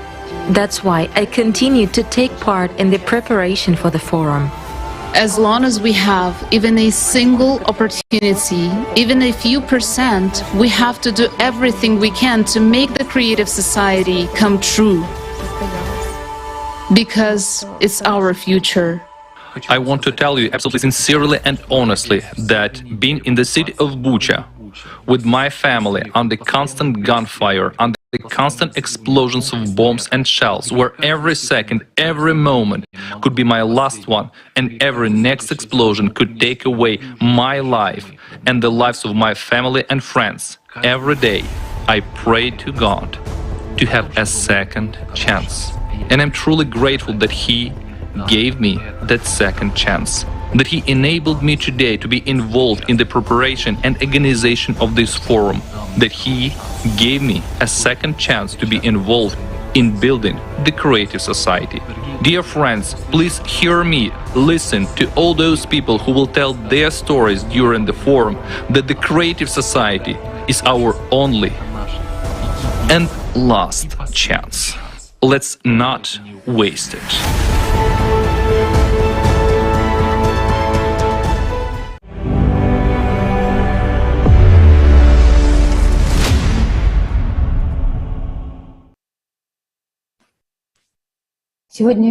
Today the whole world is afraid of a nuclear bomb, a nuclear holocaust. But the worst bomb is a callous heart that doesn't care about other people's lives. How many more human destinies are left behind? How many we have already lost on the fronts of consumer society. It is so painful and difficult to realize how many beautiful people we will never get back. It's not just wars that do this. It's all the ugliness of the consumerist format of society. For these people, our loved ones, our friends, we are too late. We have had no time to build the creative society. This feeling that we didn't have time to save them will stay with us. But for sake of those who are alive, we have an obligation to act. Our heroes all over the world, participants of the Creative Society project, today are doing the impossible to start the hearts of the heartless, to start the beating of the human heart, even in those who have it dead, morally dead, carrying out the reanimation of humanity.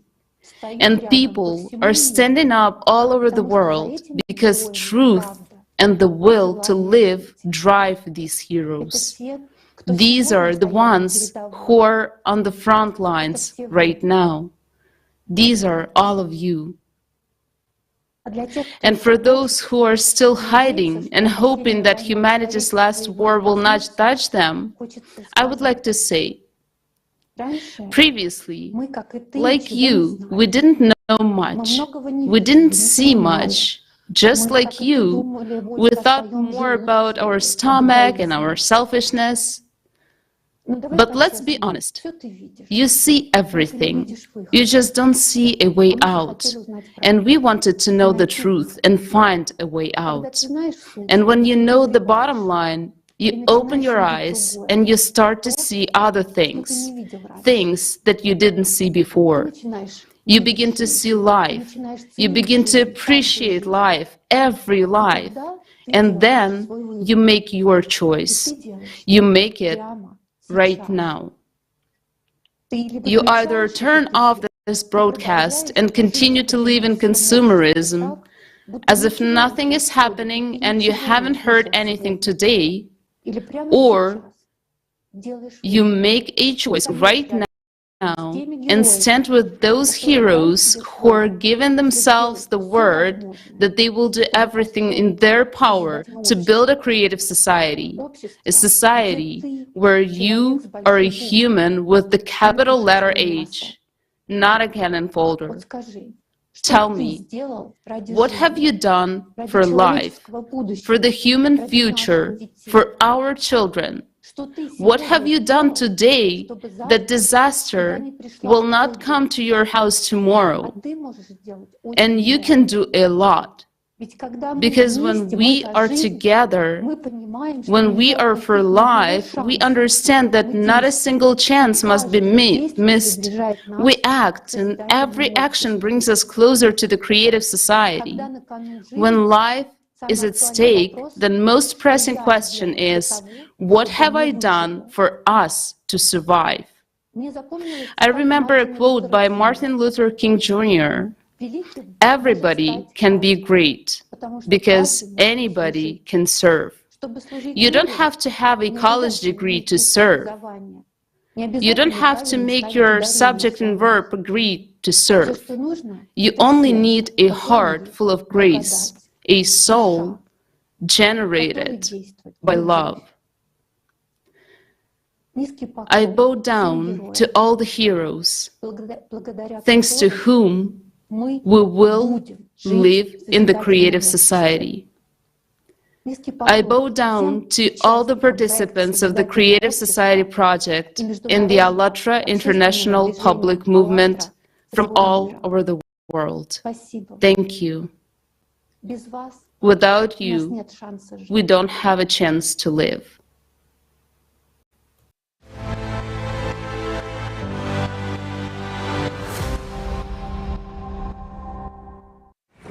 Today, we have seen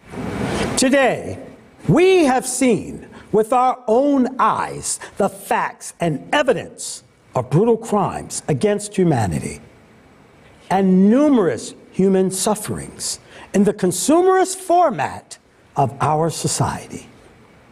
There is no justification for violence in society. There is no justification for murders.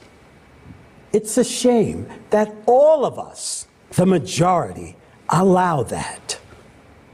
Until now, with our own hands and our own choices. We support the animal conditions of existence imposed on us by the consumerist format. We do not express our inner vital need as a clear position and ultimatum. We are people, and we want to live. We are for the Creative Society. I want to address each of you. I want to address you, my friend.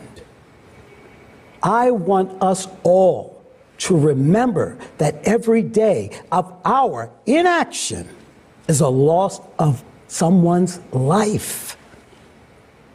Every day, when we are inactive in building the Creative Society, people die. If we all together do not take action right now, tomorrow the consumerist format will take the lives of you and me and our loved ones. Some are dying of hunger and thirst right now.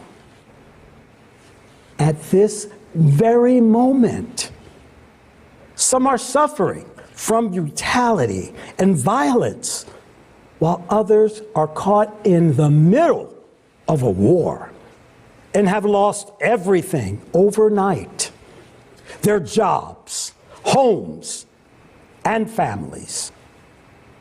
Yet, even yesterday, these people had no idea that today they would find themselves in such inhumane conditions of existence that today they would be killed.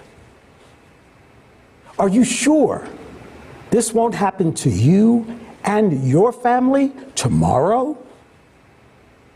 Look, this is Ukraine. This is the city of Bucha, where masses of people died back on February 23rd this year. They were making life plans and building prospects. But on February 24th, early in the morning, a war came to them. Are you sure that tomorrow a war will not come to you, to your home, and take the lives of your family and friends? Are you sure a war won't take your life too? Are you sure of that in our consumer society, where human life is not worth anything? The idiocy and absurdity is that the cause of these horrors and the ruined destinies of millions of people is the result of the ambitions of a few psychopaths who have gained power over us in the consumerist format. Let's take 1 million people. They are all wonderful people, except for just a handful of individuals. But these few individuals, because of their extreme greed and tyranny, use the rest of people for their own selfish, despicable interest. With our own hands, they force us to maintain the conditions of the consumerist format, which turns people into non-humans. And later, they claim that this is the way it should be. that it is our nature. It is natural. But this is not normal. Let's tell the truth. Yes, there are psychopaths in our society, and there will always be. But will they be able to seize power over people in the creative society? No, because power in the creative society belongs solely to the people. In the creative society, psychopaths will not be able to wage wars and destroy millions of us. They will not be able to brainwash us through their corrupt media. They will not be able to be the rightful owners of all human and resource potential. But most importantly, they will not be able to satisfy their own ambitions with our blood at the cost of our lives. Today, in the consumerist format, psychopaths are not locked in asylums. They are at the top of power over us. That is why the genocide of mankind continues every day. And our world is overflowing with the human grief and suffering. We have no right to leave such a world to our children. We need to change the conditions and build the creative society with our own hands. We are constantly divided because it is easier for them to control us. That way, the pit us against each other like dogs, forced to quarrel and hate one another. Are you familiar with a situation when people ask you, whom do you support? These people or the others? Do you support the left or the right? Who do you belong to? That party or the other? That religion or the other? Are we cattle or things that belong to someone?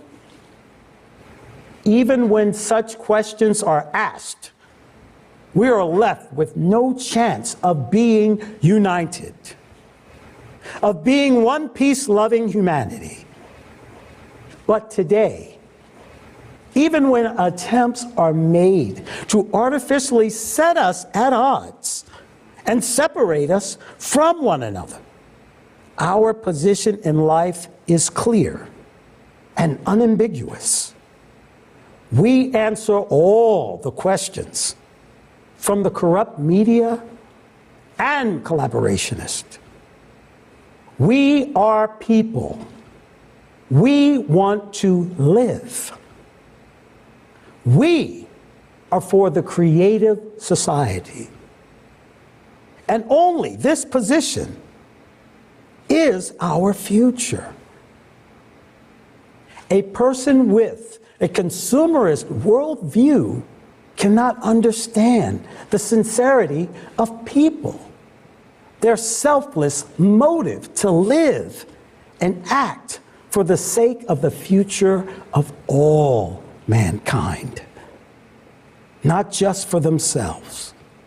All the more so in our time, when humanity is under the threat of destruction, when we are attacked by the most ruthless enemy, the climate. The consumerist format is cruel, but it is nothing compared to the global climate change that brings devastating cataclysms. There are heroes who see the global threat and the entire absurdity of the consumerist format. And they are not silent, they are active. After all, we all understand the world is a big place. And although it is difficult to inform everyone, it is possible. We understand that the world mass media are now working for the collaborationist. Everything is in private hands. The corrupt media will do nothing to alert people to the global threat of an undeclared climate war and the need to save people through unification and building the creative society. It can only be done by us, people themselves, who realize the importance of this moment and the importance of informing everyone right now, while we still have some time. You see, no one but us. These heroes are ordinary people. True heroes are those who, despite the fact that their own lives are in real danger of death, despite all fears and risks, they continue to act, to take care of others, to knock on other people's doors, even to those who are heartless, because they are also people. The heroes act for the sake of all humanity, knowing that every second may be their last. Participants of the Creative Society project, the people of Alatra, are the true heroes.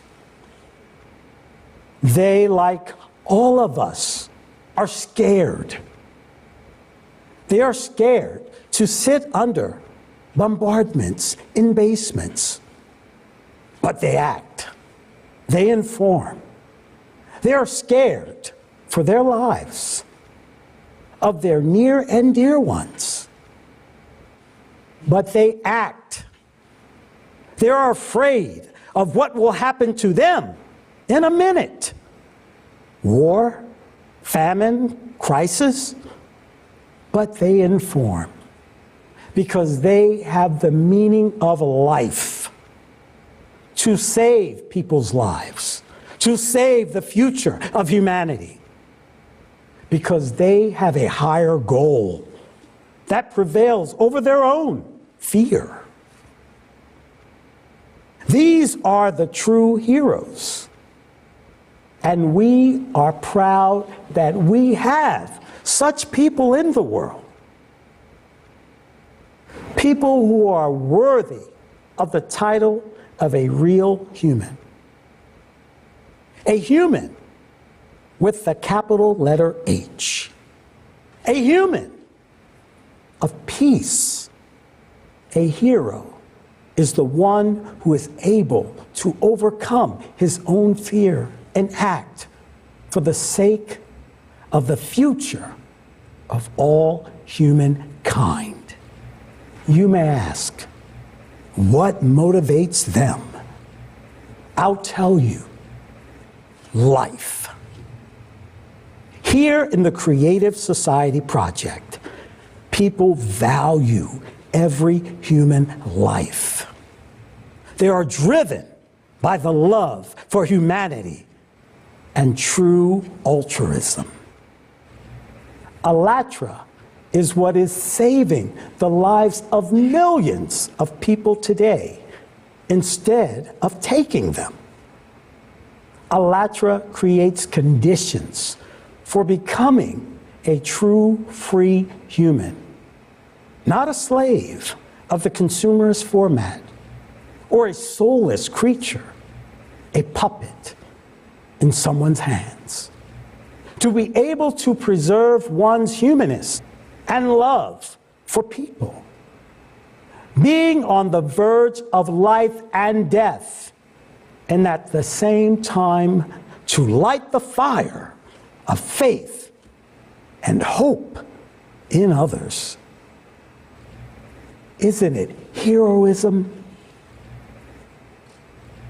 Many of our participants, having escaped the horrors of war, came out grateful for everything they had endured because they didn't give up. They helped everyone around them and continued participating in the Creative Society project as best as they could. While others were falling into despair and panic, participants of the Creative Society project clearly understood and realized the purpose and meaning of life, the value of time and attention.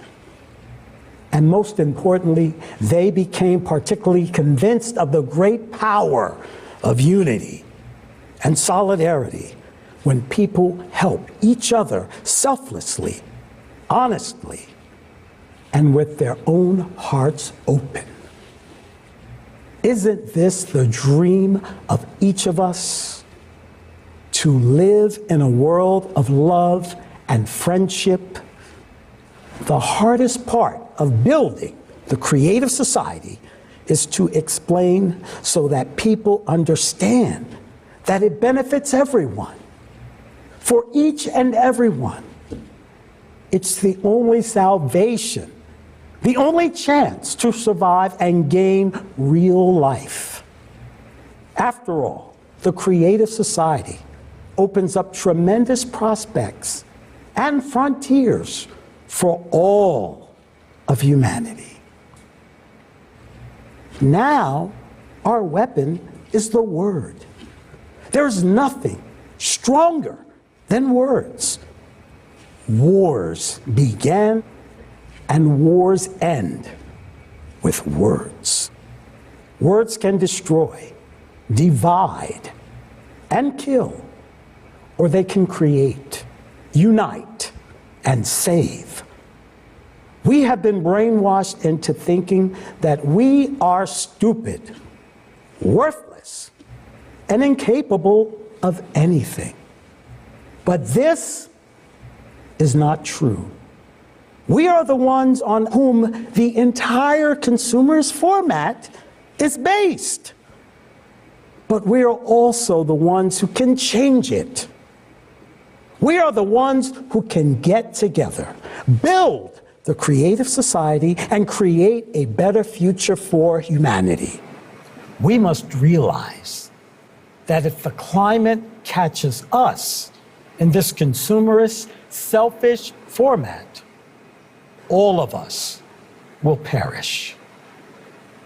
Those who have already faced the hits of climate, to them, this understanding is absolute truth. But soon everyone will be personally convinced of that. We are already suffering casualties in the global climate war because we are divided, because we now listen to the corrupt media and collaborationists and do everything we can to lose this war. Think about it. Is there any idea in this consumerist format worth your life? Is there anything more valuable than human life? If we continue existing in the darkness of hatred and hostility, we will not survive. If we do not meet each other halfway and do not unite, we will not survive. If we do not build the Creative Society, we will not survive. We must make sure that we will never be in another war again. We must keep our children safe and build a different world, a world of justice, equality, and freedom. The most valuable thing every person has in this world is life. Your life and the life of others. We can only survive together. And it is life that we must learn to value and cherish above all. Do you want to live? I'm sure you do. Then it is time to do whatever it takes to survive. We have a choice.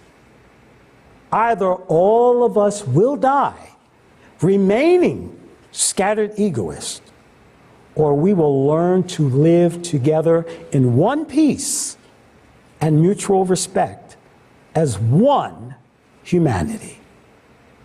We can only survive if we unite and win. I wish all of us to live under peaceful skies, in freedom and prosperity, in accordance with the true values of a healthy human society. I believe we can do that. I look forward to the day when we walk together out of the darkness into the sun and become one true civilization. I dream of looking into the eyes of my children and grandchildren with pride and no longer being afraid for their future. I know we can only do this together because we are people and we want to live.